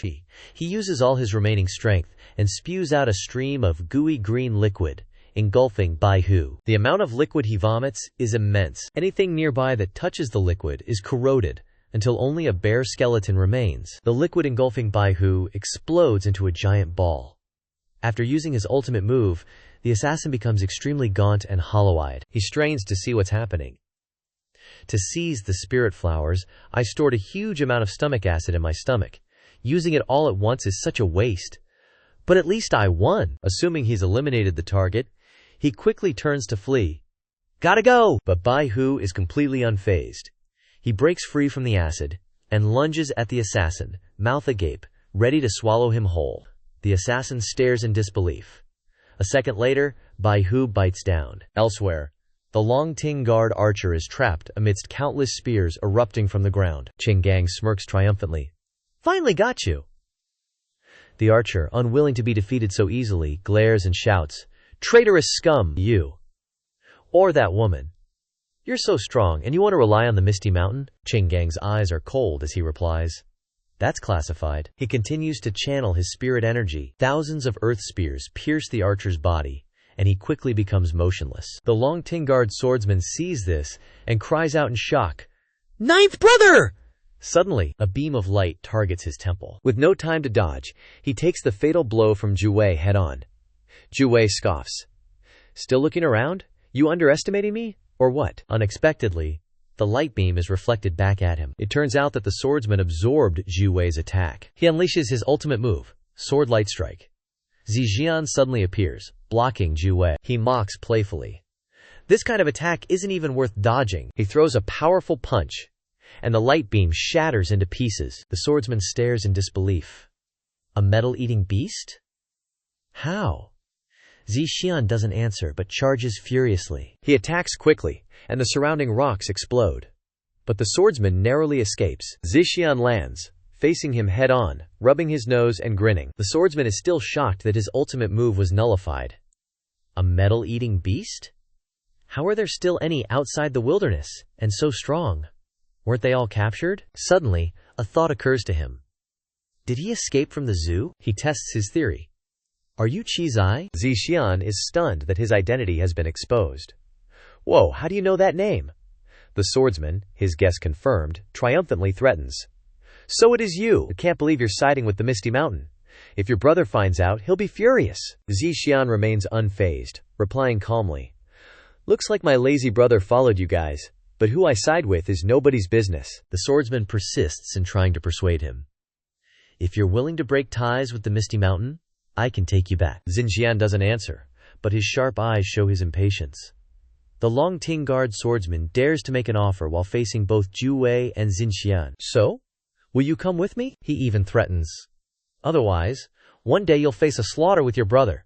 You don't want that, do you? Zixian's expression doesn't change as he coldly replies, Nah, I refuse. The swordsman is shocked into silence. Zixian elaborates. I don't want to betray the God Tree, and I don't want to fight my brother, but if that day comes, he points to himself with both hands, his tone serious. I'll give him my life back. I didn't get the answer I wanted. The swordsman snaps, screaming. Then there's nothing left to say. Next, I'll use my strongest move to end this all. Behind his mask, his eyes gleam with a murderous intent. Even if I die, I'll tear off your skin. The surge of spirit energy unleashed by the swordsman forces both Jue and Zixian to step back. Zixian grits her teeth. That's some serious aura, Jue warns. Careful! The swordsman raises his blade high, a torrent of lightning-like power engulfing it. He arrogantly declares, even if you dodge this, the aftershocks will cripple you. Whether you block or evade, you're screwed. He swings down with a flourish. Take this! Jue and Zixian brace themselves for his ultimate move. Is this the final, desperate counterattack of a transcendent Stage 2 warrior? The swordsman roars. Great Yan, lonely sky sever! Just then, out of nowhere, a polar white bear slams into him, sending him yelping. 3 scars across its eyes amplify its terrifying aura as it emits a guttural growl. It then turns its gaze towards Jue and Zixian. The two of them are completely stunned by the spectacle. The polar white bear speaks first.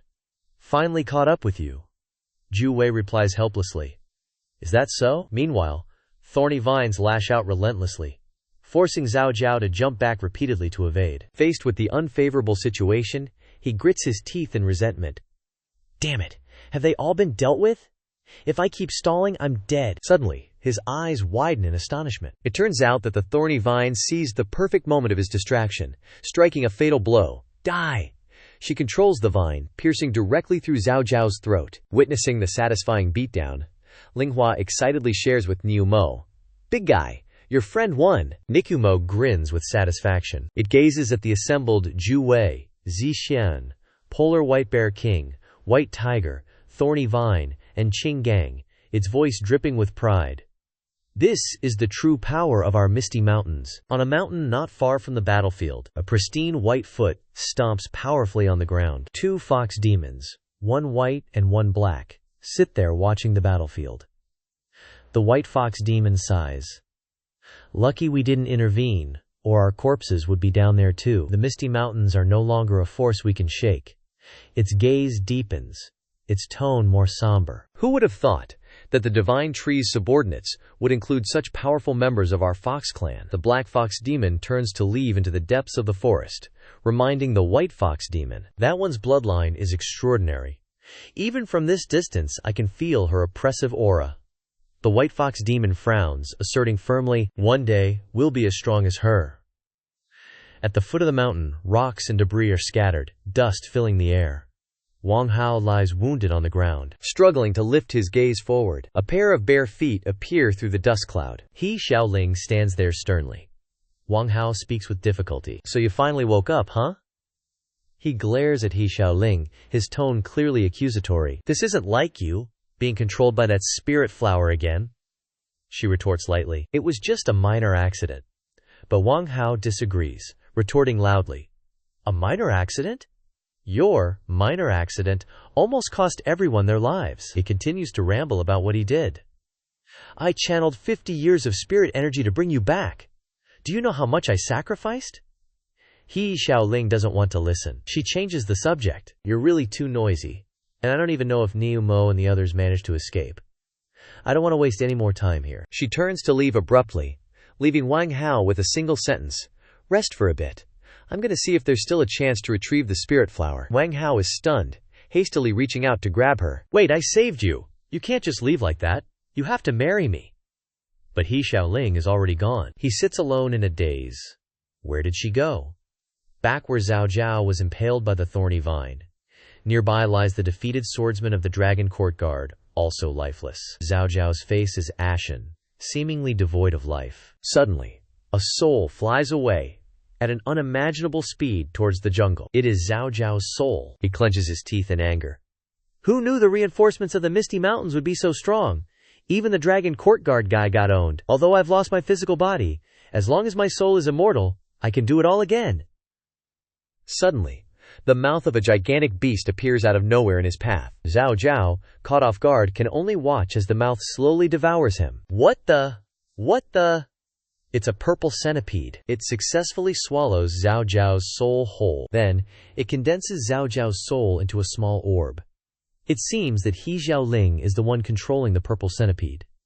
She stands silently beside it, observing its actions. The purple centipede obediently spits the soul orb into her hand. She smirks, accepting it. It's all over. The next morning, under a clear blue sky, a series of shocking news stories explode across the Alliance. The powerhouses who plundered the spirit flower have been completely annihilated. Not a single survivor. Everyone is talking about this earth-shattering event. The 7th, 8th, and 9th ranked members of the Dragon Court Guard all died in battle. The Chosen One, Zhao Zhao, and the City Lord of Gourmet City are also dead.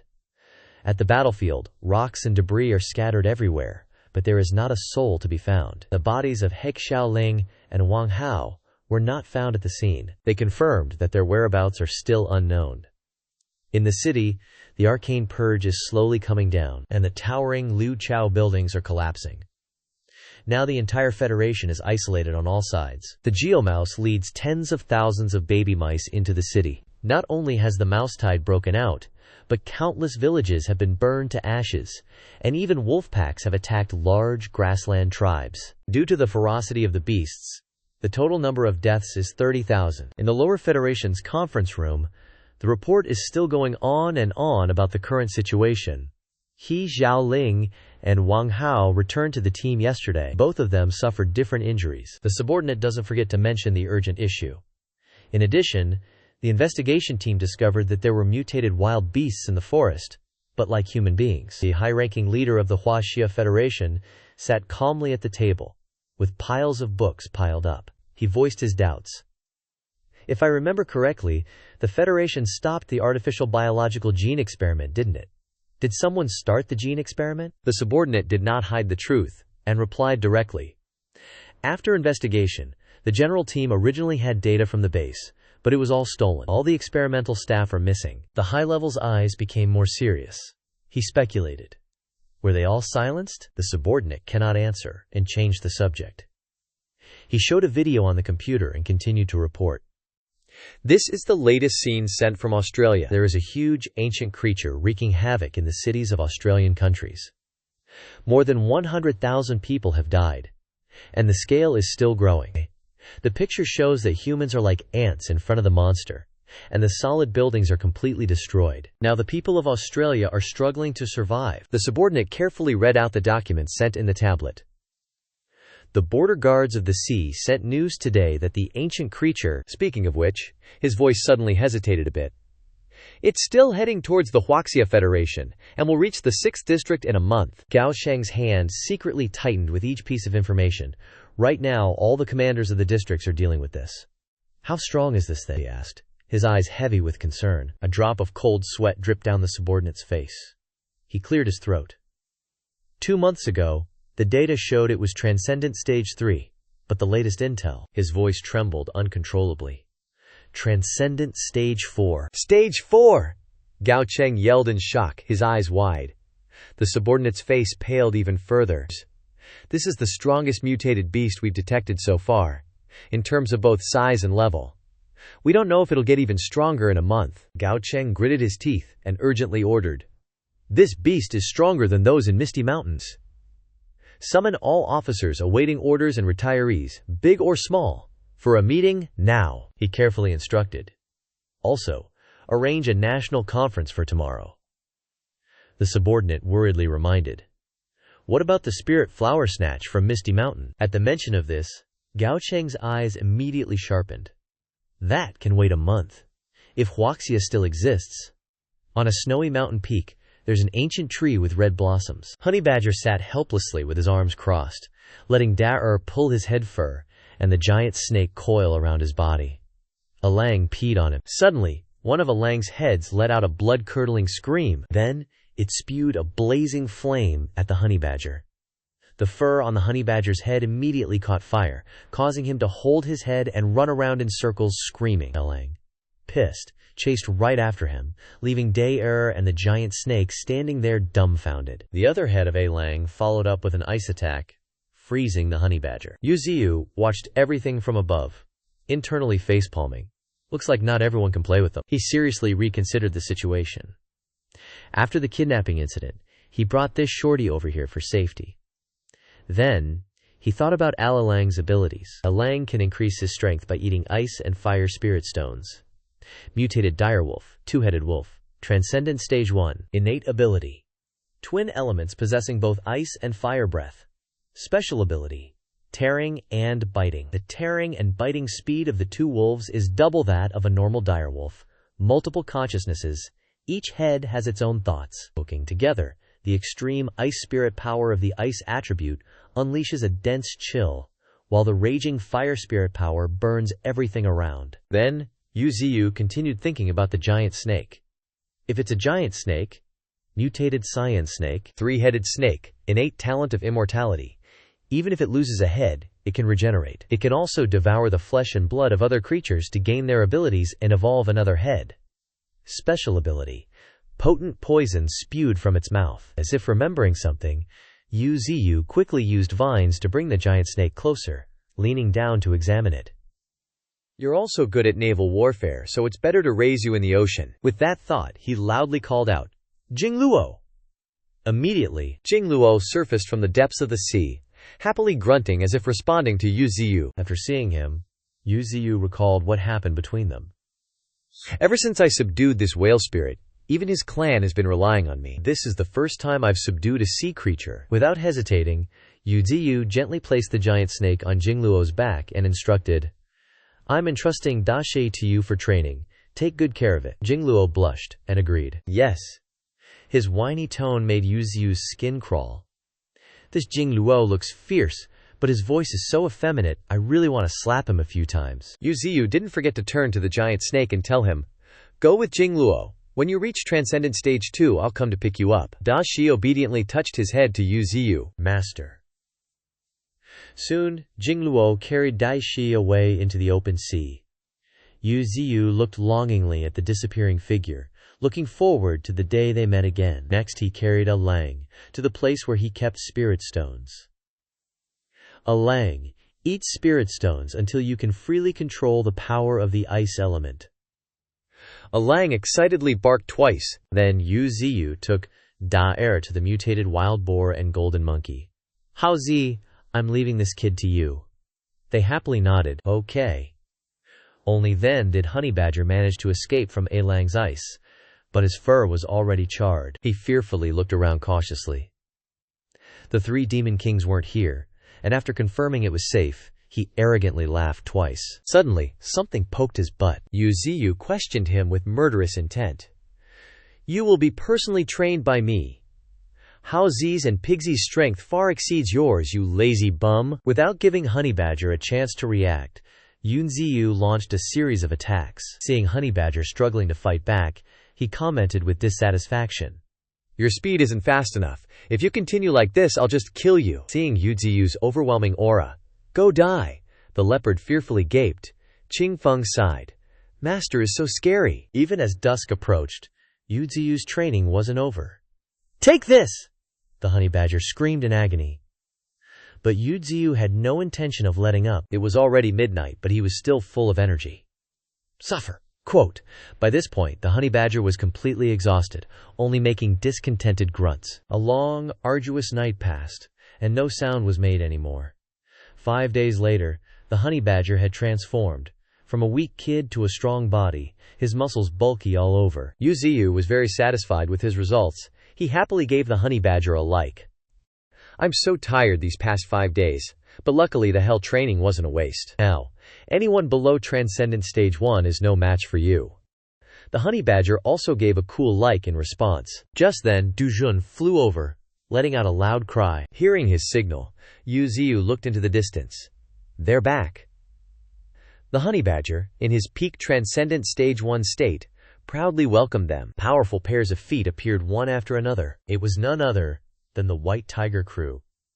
Yi Jun Stage 2, Niu Ma Transcendent Stage 2, Zhu Wei Transcendent Stage 2, Qing Qiang Transcendent Stage 2, Arctic Bear King Transcendent Stage 2, Panda Transcendent Stage 2, Jingxi Peak Transcendent Stage 1. Facing the powerful monsters in front of him, the Honey Badger's momentum was completely shattered. He retreated backward timidly. Suddenly, Yu Ziyu noticed something. He looked at the 7-colored flower that was brought back and asked, "That's the spirit flower, right?"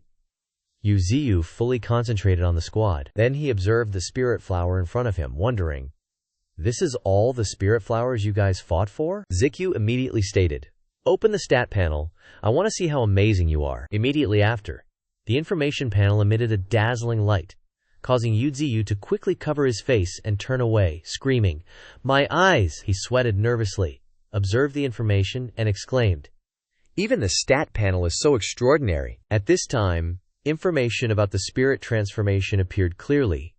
Heaven and Earth Wonder, Transcendent Stage 1, Innate Talent, can instantly fix time, special ability, charm, that can easily control creatures within 1,000 meters. The system panel continued to provide Innate Talent. Instantly fixing time is not awakened.